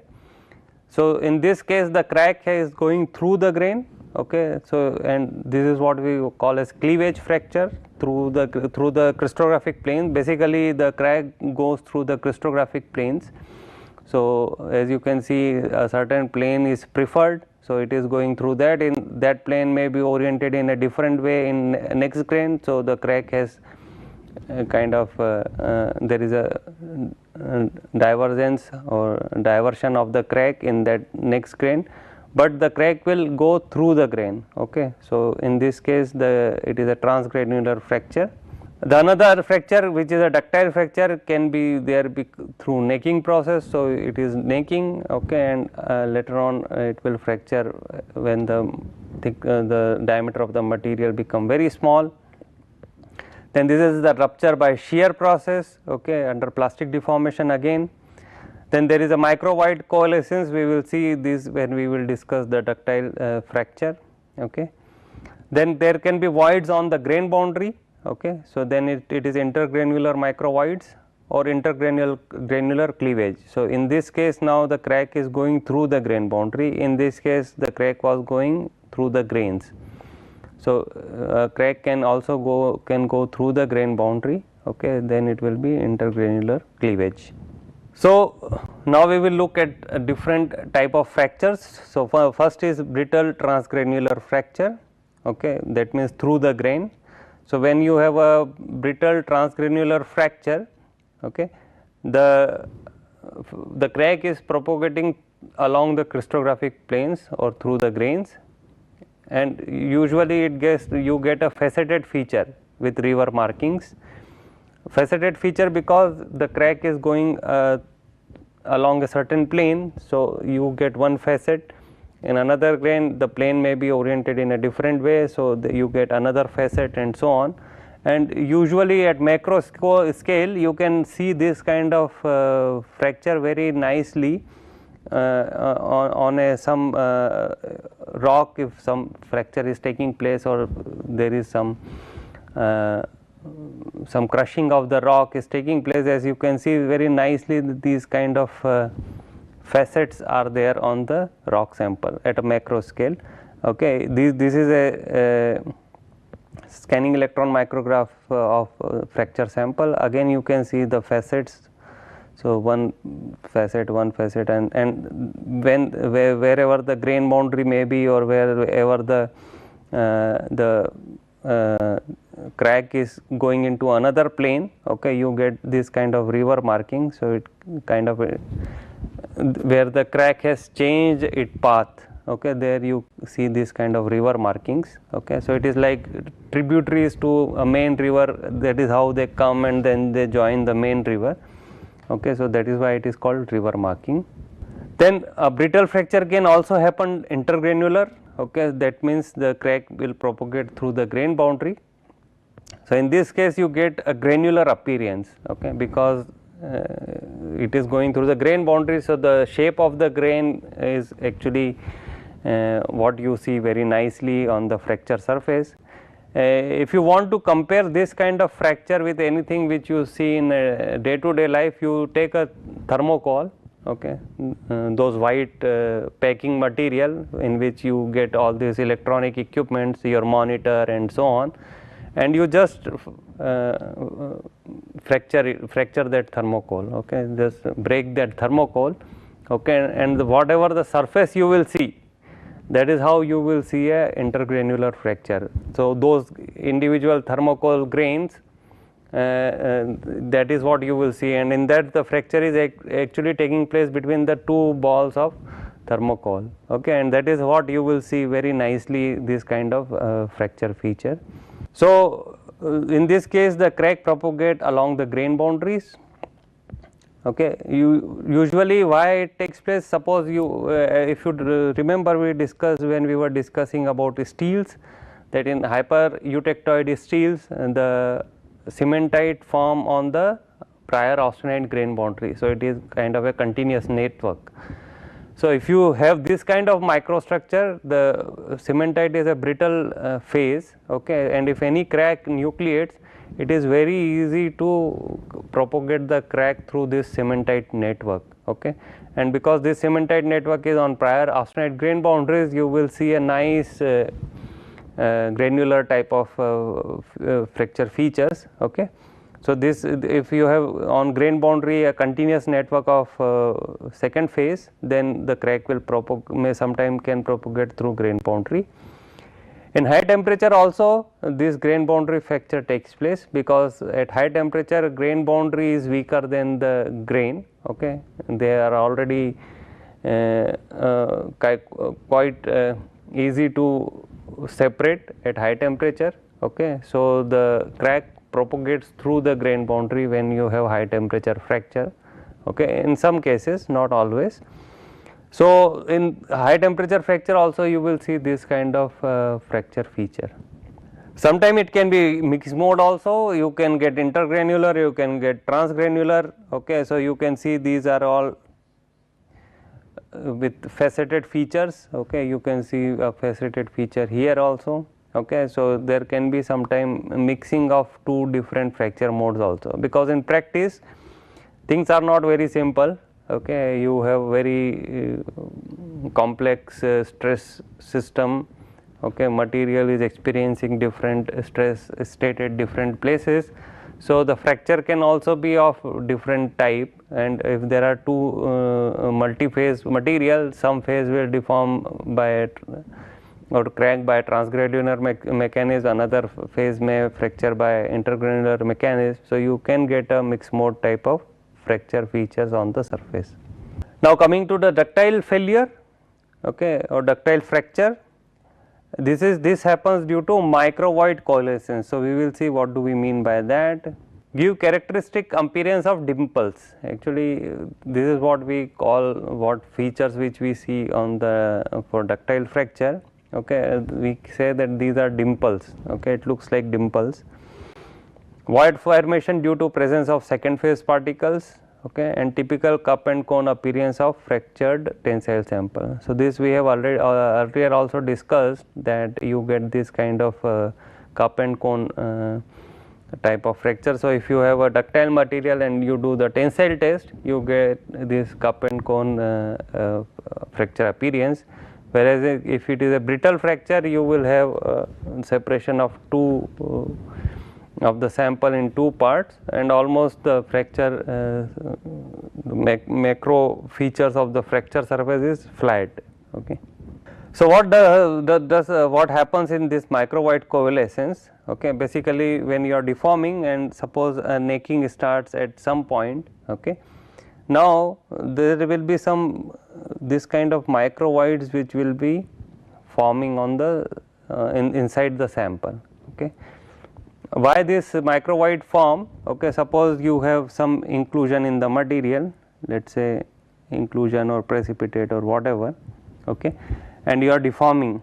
Now, the mechanical properties of the precipitate will be different than the matrix, okay. Usually precipitates are all very hard compared to the matrix. So, matrix is soft, it can deform, whereas the precipitate will not deform, okay. So, when you have suppose this is my precipitate, this is my matrix around it, my matrix is able to deform, but precipitate is not deforming, and there is an interface here, isn't it. So, what will happen if it is able to deform, it will try to separate from the, my matrix will try to separate from the precipitate, because it is able to deform, whereas precipitate is not deforming, it is kind of a solid inflexible precipitate within the grain. So, what will happen now, you have initiated voids at the interface, okay, and these voids, initially these voids will be very small, micron size small voids, okay, and when you keep on increasing the stress because of the necking, there will be, the stress will be concentrating in this region, okay. What will happen, that these voids will grow and they will start connecting with each other, okay, that is what we call as coalescence, okay. So, first voids will form, the small voids, micro voids, then they will kind of connect with each other and you will get a region within the material which is now already separated. So, remaining material on the outside is remaining there, okay, and that will fail in a shear mode, okay. You can see that this is typical 45-degree shear surface, as I told you already that when you have uniaxial tensile at 45-degree you will get maximum shear. So, when the material is already separated from within, the remaining part will shear out, okay, and at 45-degree almost, okay. So, you will get a fibrous appearance here because of those micro void and they are coalescing with each other and the shear on the outside, and this is what is going to give you a cup and cone type of fracture features. So, you can see that there is a flat region and then there is a raised region here which looks like a cup, and in this case it looks like a cone, okay. So, this is how the whole deformation takes place. So, now because of this micro void formation and coalescence, okay, the typical fracture feature which you see in ductile material is called dimples, okay. So, these are individual dimples, and you can also see that there is a precipitate sitting within these dimples. That means the micro void might have nucleated there, then it was growing. Another micro void nucleated for this precipitate, that is also growing, and locally there is kind of a shear between the two of these holes. So, you have one micro void like this, another micro void like this, and when the material is whatever material is remaining between them, okay, that is very thin small volume of material that will shear out. So, because of that you get this raised portion here, okay. So, this is a typical dimple fracture. So, if it is under tensile mode, simple tensile mode, then it will look like a equiaxed dimples. Suppose the same thing is failing under shear mode, okay, which we see in cup and cone at the extremities of the sample, okay. So, this same dimples will under shear mode will get elongated. So, it will look like this, okay. So, instead of equiaxed you will get a elongated dimples, okay,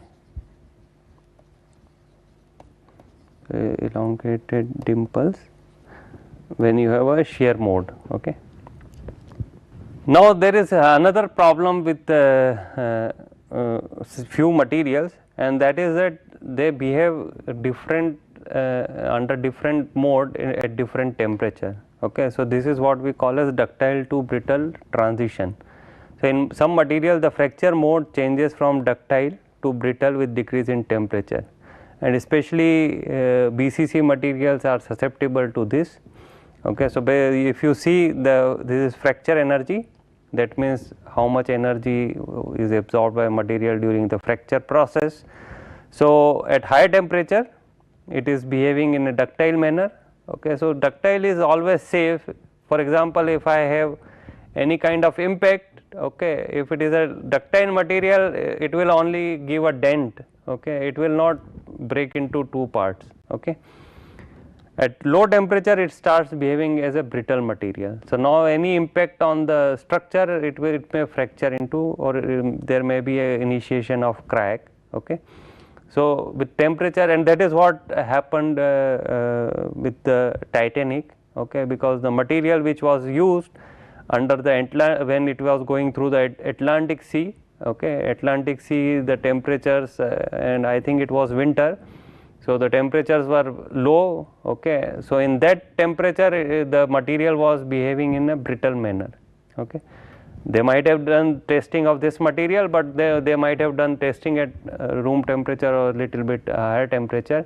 So there the material was behaving like a ductile material, so they used that material, okay. But when it went into the Atlantic Sea, okay, and when because of in the night the temperatures of the water must be low, so at that temperature it started behaving like a brittle material. So when the iceberg hit the ship, okay, it instead of just giving it a dent, okay, what it did is it is initiated the crack in the structure of the ship, okay, and that crack then started propagating, and then you had the that accident, okay.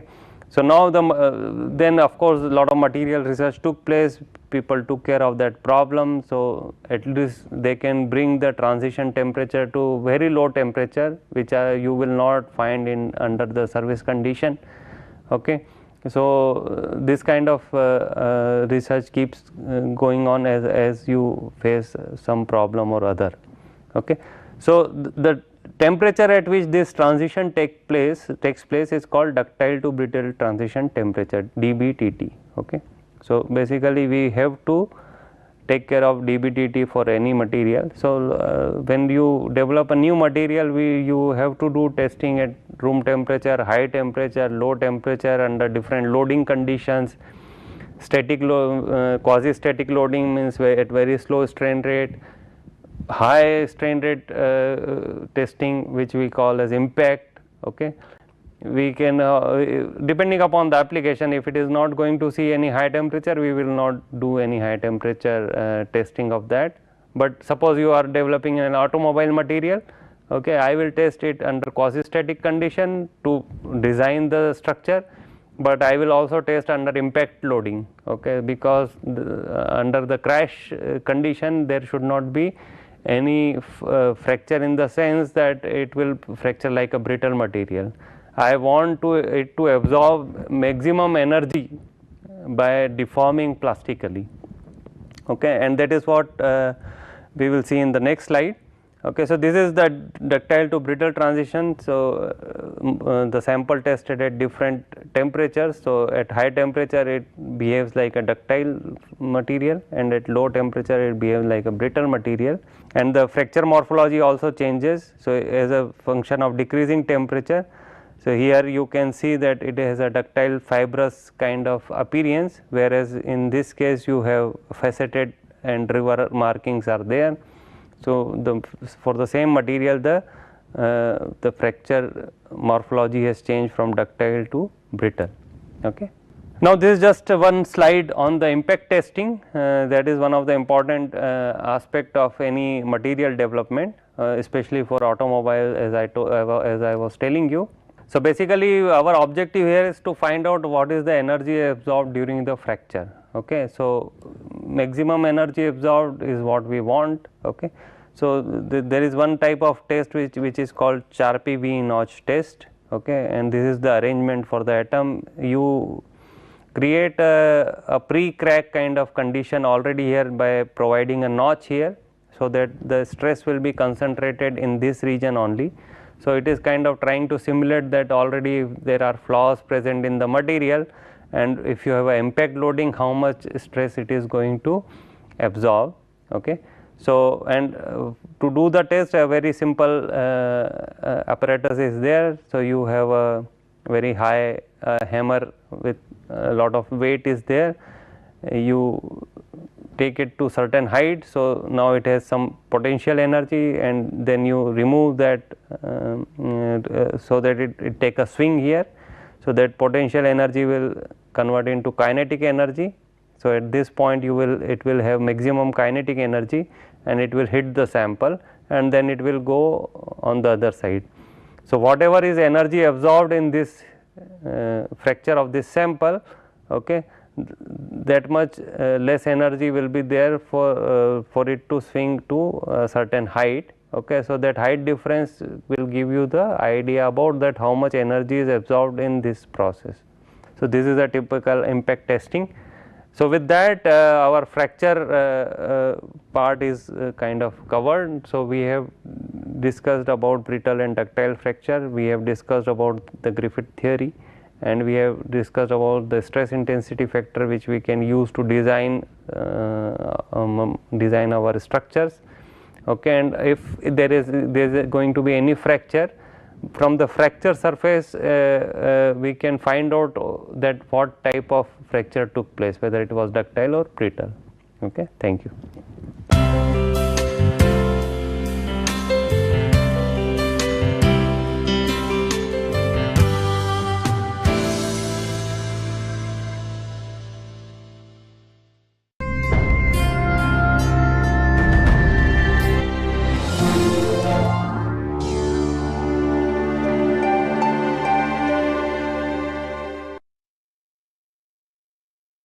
Hi and welcome to this last lecture of module 4. In module 4 we were so far we were discussing about getting solutions to nonlinear equations, the nonlinear equations in general of the type fx equal to 0, and we looked at several methods to get the solutions for a single variable case, and in the previous lecture we extended it to multivariable case where we had several functions of several different variables and trying to find out all the values of those x1 to xn that satisfy the equation f1 equal to 0, f2 equal to 0 up to fn equal to 0.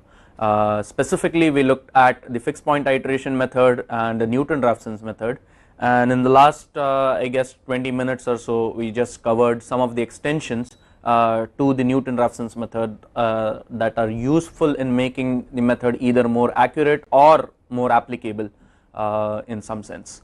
So that is what we have been talking about so far, f of x equal to 0. There is another type of problems of the same sort, f of x equal to 0, where f of x is a polynomial function. Root finding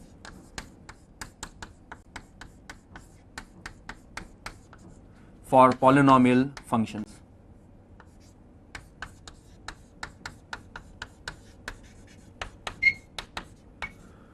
Okay. What I have done over here, I have listed just 3 particular examples of polynomials. The first one is x cube minus 7x plus 6.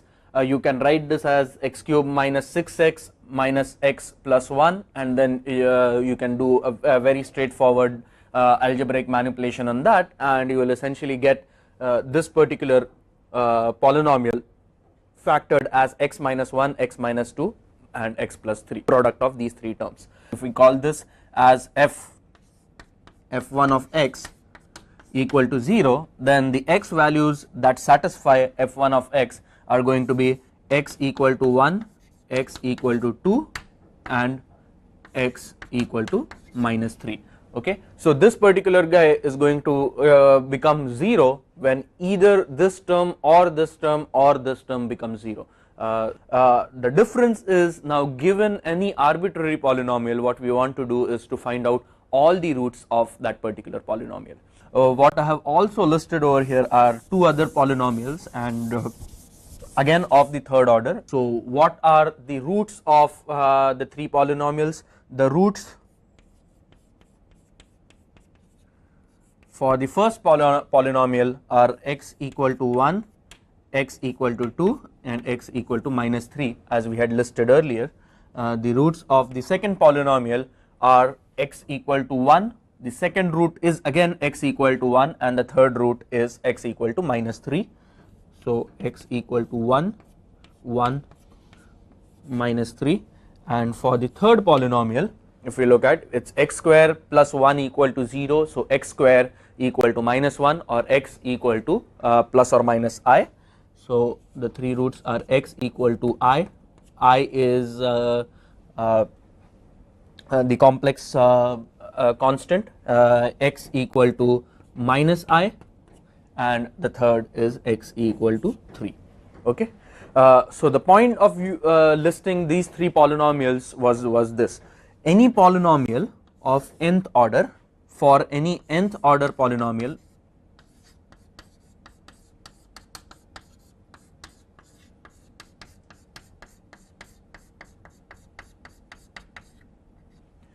Okay, an nth order polynomial will have, or sorry, exactly n roots. Okay, for example, all of these third order polynomials have 3 roots. Okay, some of the roots may be repeated. Okay, it's not necessary that all the n roots have to be unique roots. Okay, in the first example we got 3 unique roots, 1, 2 and minus 3. However, in the second example we got repeated roots, so 1 and 1 are actually repeated roots. There may be repeated roots, may or may not be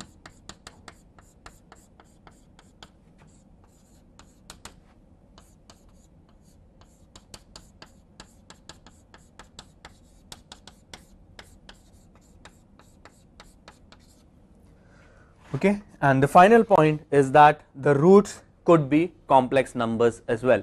In this particular case we get a purely imaginary number, in some other cases we might actually get complex numbers also.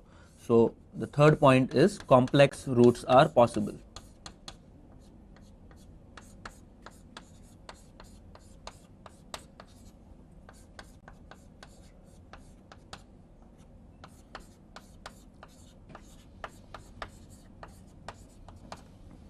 Okay, so what we have is, when we have an nth order polynomial, we are interested in finding all the n roots of that polynomial, if even if those roots end up being complex numbers, or even if those roots are repeated roots. So we will start Newton-Raphson's for polynomial root finding.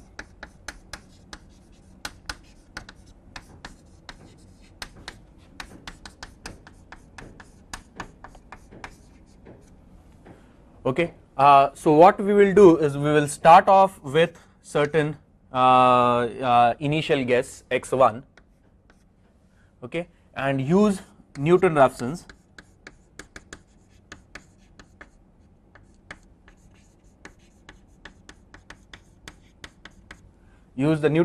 method to get the actual root. Let's call it x bar 1. X bar 1 just to represent that it's one of the roots of that particular polynomial.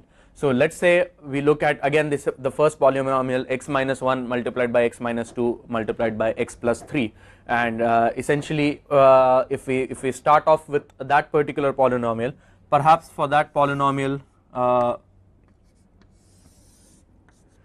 the curve perhaps is going to look, so we have intersection at minus 3 plus 1 and plus 2 for negative values of x. For very large negative values of x, the function f is going to be very highly negative. So perhaps I think, if I have to guess, this curve is, maybe the curve is going to look somewhat like this. Okay, I'm just drawing a cartoon, I don't mean the curve to be exactly in this form. Okay, so the 3 roots are minus 3, plus 1 and plus 2. Okay, these are the 3 roots, and what we are interested in doing is, we are interested in finding out all these 3 roots of this particular equation. Okay, so let's say we start with our x1 at this particular value. Let's because we don't know, assuming we don't know anything about this particular equation, let's start with x equal to 0 as the initial guess. If we start with x equal to 0 using Newton-Raphson's method, we will first get our x1 bar equal to 1. So we started off with a polynomial of the form x cube minus 7x plus 6. From x cube minus 7x plus 6 we found one of the polynomials was x bar equal to 1, one of the roots was x bar equal to 1. So what does that mean? That just means that x minus 1 is a factor.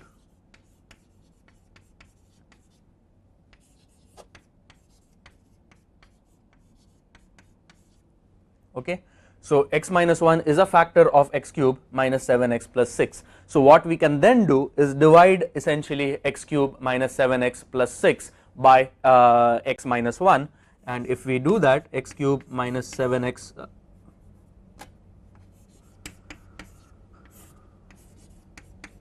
divided by x minus 1. Basically what we should be getting is x minus 2 multiplied by x plus 3. So this should essentially lead us to x square plus x minus 6. Okay. So we started with a polynomial of third order. We used the Newton-Raphson's method to find out one of the roots of that polynomial. Once we found out that root, we divided the original polynomial with the with x minus the root that we have found, and we got a polynomial of one order lower. So we started with let's call all our polynomials, let's represent them as p subscript n, which represents n represents the order of the polynomial, p represents that it's a polynomial. When the first root is found, when the root x1 bar is found, the polynomial, then we can what is known as deflating the polynomial. The polynomial can be deflated to Pn minus 1. Okay. So I'll write that over here. Pn is going to be equal to Pn minus 1 multiplied by x minus x1 bar. The curve x square minus x plus 6 perhaps would look let's see.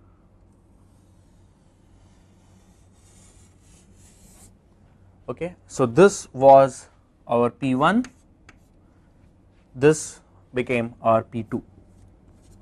Okay, now in the polynomial, sorry, this was our P3. From P3 we went to P2 after deflating out the polynomial x, after deflating out the factor x minus 1. So now this particular curve now intersects the x axis at 2 points, minus 3 and plus 2. What we can essentially do is we can start again with our Newton-Raphson's method with our x1 bar equal to the previous solution. So we can start off our x1 bar at this particular value, okay, and then use Newton-Raphson's method. Perhaps we'll go this way, this way, this way, and so on, and we will end up at the solution 2. So what has happened is we first from Pn minus 1 we obtained x1 bar, deflated that particular expression to from Pn we deflated that expression to Pn minus 1. From Pn minus 1 we got our second solution x2 bar and deflated it to Pn minus 2, and we repeat this until we reach P1. Okay, each time we get a solution we deflate the overall polynomial. By deflating I mean nothing but removing that particular factor from that the original polynomial that we started off with. Okay, so I'll just write down the algorithmic steps that we are going to follow in this particular case. Is we start with Pn. The second part is choose initial guess,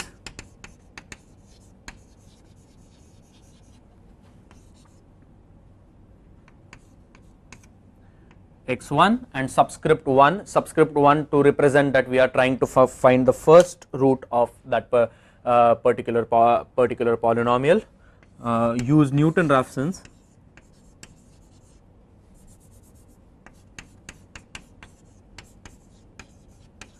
to get the first root, or in general, yeah,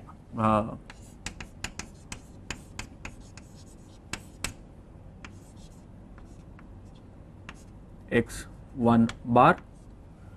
Okay, so we will use the Newton-Raphson's to get the first root x1 bar, deflate polynomial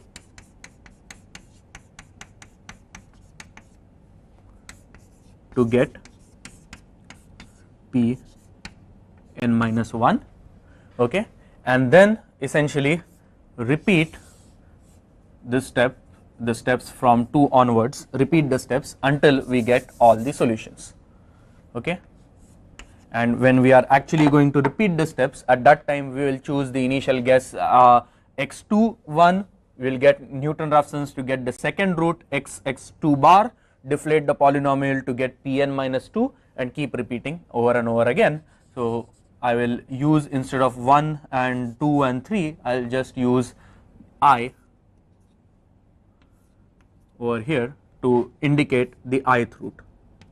Okay, and we will repeat this until we get the polynomial P1. The question happens is, what if we do not have real roots but we have complex conjugate roots?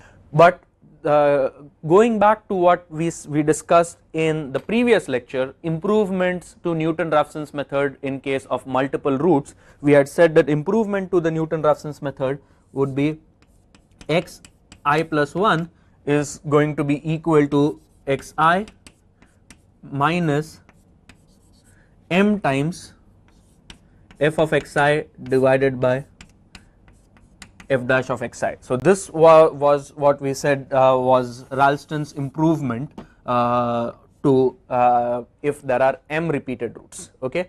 Now in the polynomial of Pn, whenever we have a polynomial of Pn, there are n repeated roots, which of course means we will replace this m by n.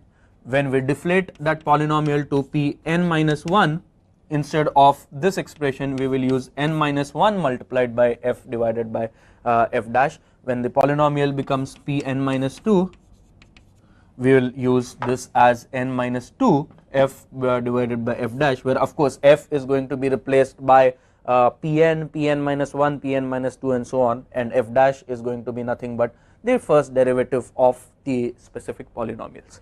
Okay, so this is the procedure we can actually follow in step number 3. So the Ralston's modification is something that we can use in step number 3 in order to get faster convergence of the Newton-Raphson's method for multiple roots. This is because we know a priori that a polynomial of the form Pn has n roots, and we are interested in finding out the n roots of that particular polynomial, and every time we deflate the polynomial, the number of roots decreases by 1. Okay. So that's basically the background of using a Newton-Raphson's method directly to polynomials. Now the question is this the best that we can do, especially when we have when we have complex roots? And in case of complex roots, there is indeed a better method to use, and we will go back to what to the expressions that we had, and we will just look at this particular expression where we would get complex roots. So what we got was, there was one real root x equal to 3, and there were two complex roots x equal to I and x equal to minus I. Okay. The complex root will for all the real coefficients, we know that they always come in complex conjugate pairs. Okay, and so if we have one complex root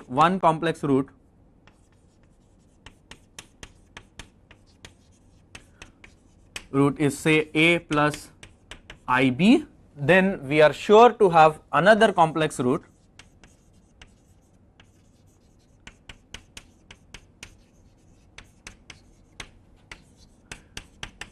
a minus ib.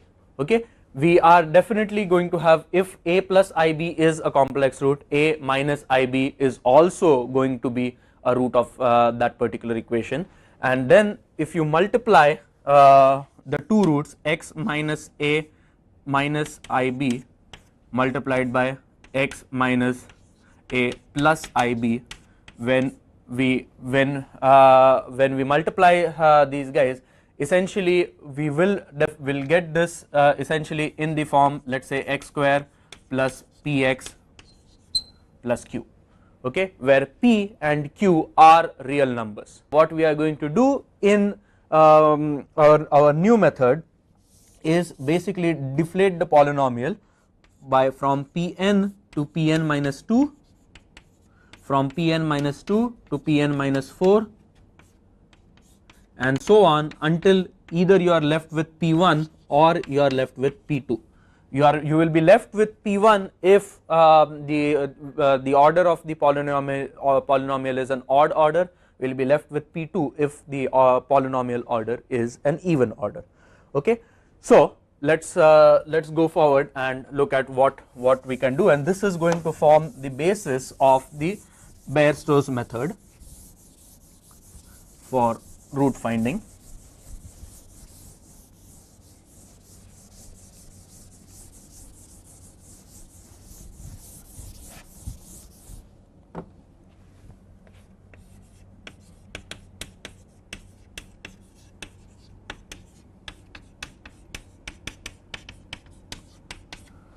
Okay, and the Bairstow's method for root finding is the first part of it is going to be as follows. Let's say any polynomial Pn, let us represent that as a0 plus a1x plus a2x squared plus a3x cube plus so on up to an x to the power n.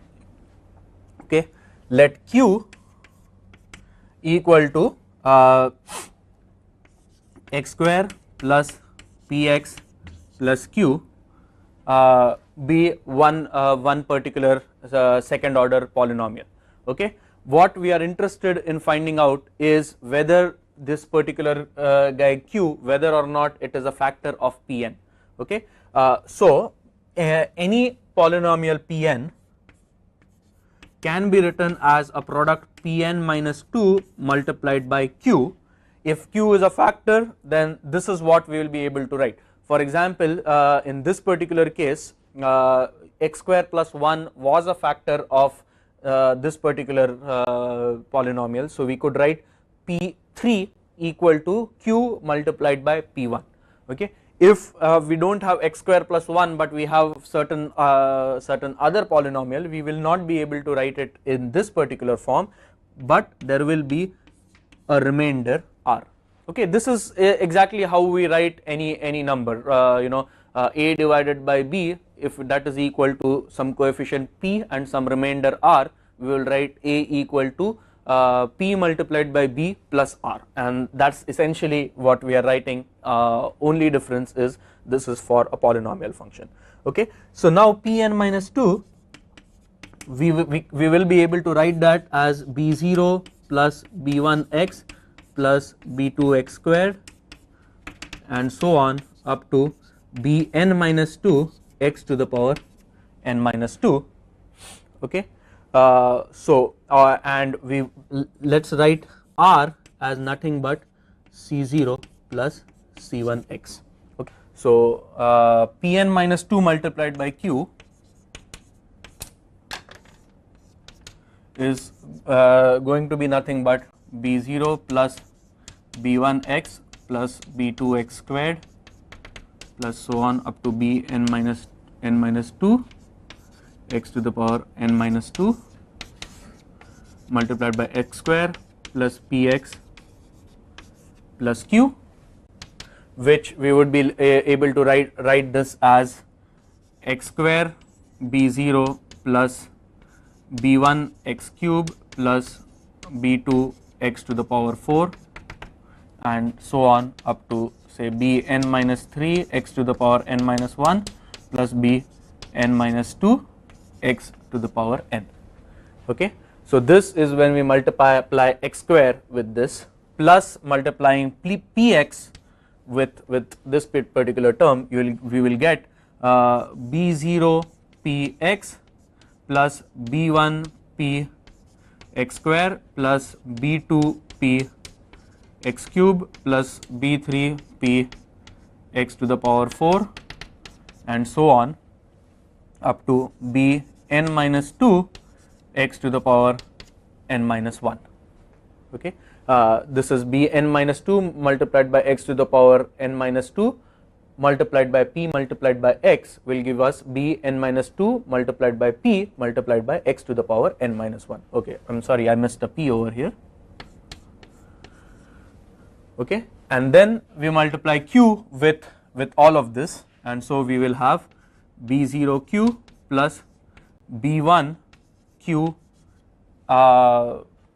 b1 q x plus b2 q x square plus b3 q x cube plus so on up and there will not be an xn minus 1 term over here. We will end up with p b n minus 2 multiplied by x to the power n minus 2 term. Okay. So when we add all these guys up, we can collect the terms in x to the power n, collect the terms in x to the power n minus 1, and so on and so forth, and equate them to the original polynomial that we had.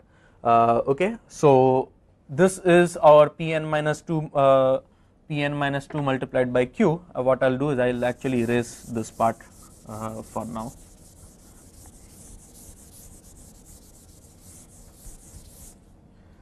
Okay, and R we will write this as equal to C0 plus C1x. Okay, and when we add all these terms up,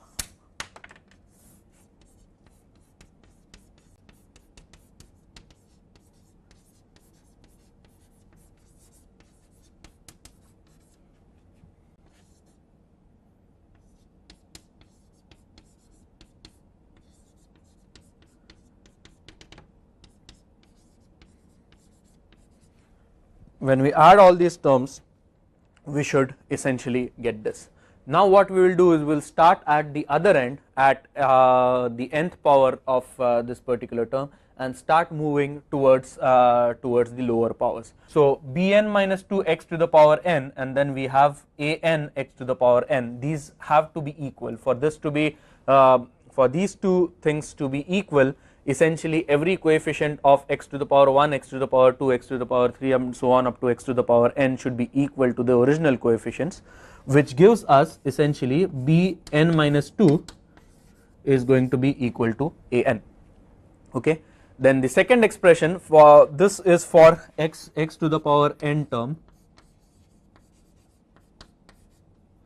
x to the power n minus 1 term is bn minus 3 multiplied by p times bn minus 2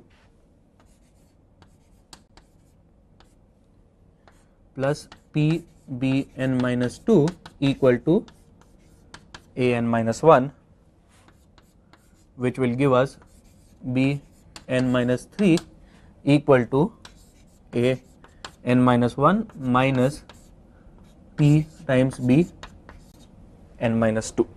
For any ith term, okay, if we look at this particular thing, for any x to the power ith term, what we will get for x to the power I, we will get b I minus 2 plus p times b I minus 1 plus q times bi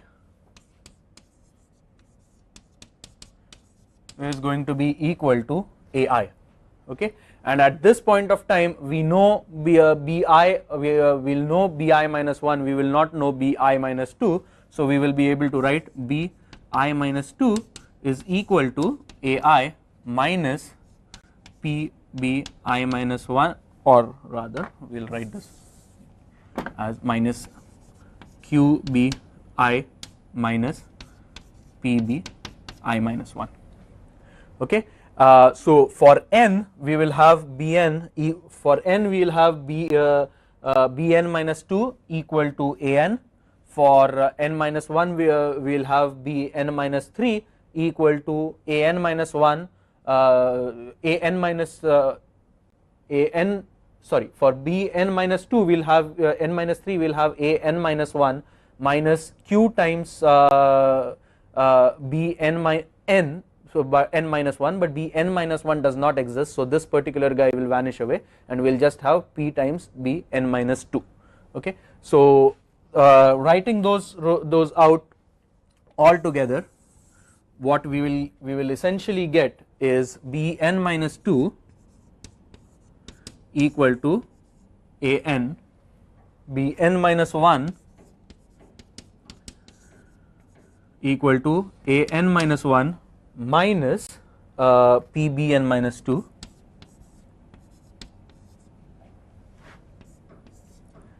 and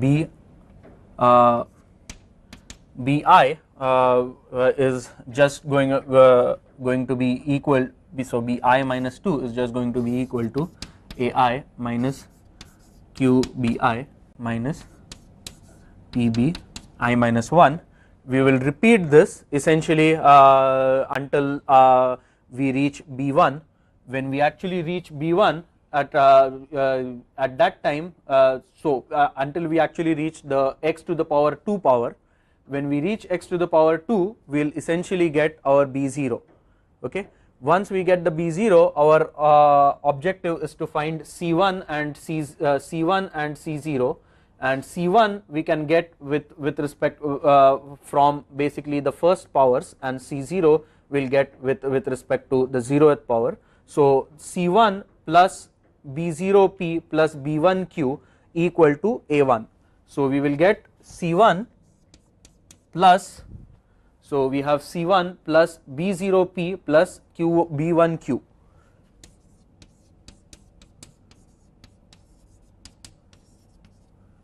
equal to a0. So we take all these terms on to the left hand side, and we will get basically c1 as a0 minus b0p minus b1q. That's going to be our c1, and our c0 is going to be, so c0 plus b0q equal to a0. So a0 minus b0q is going to be our c0. This, I'm sorry, should be a1. Okay, and this I essentially I goes from basically from we are going from x to the power n minus 2 from n minus, so bi minus 2 is essentially going from n minus 2 to 0. Okay, or in other words, I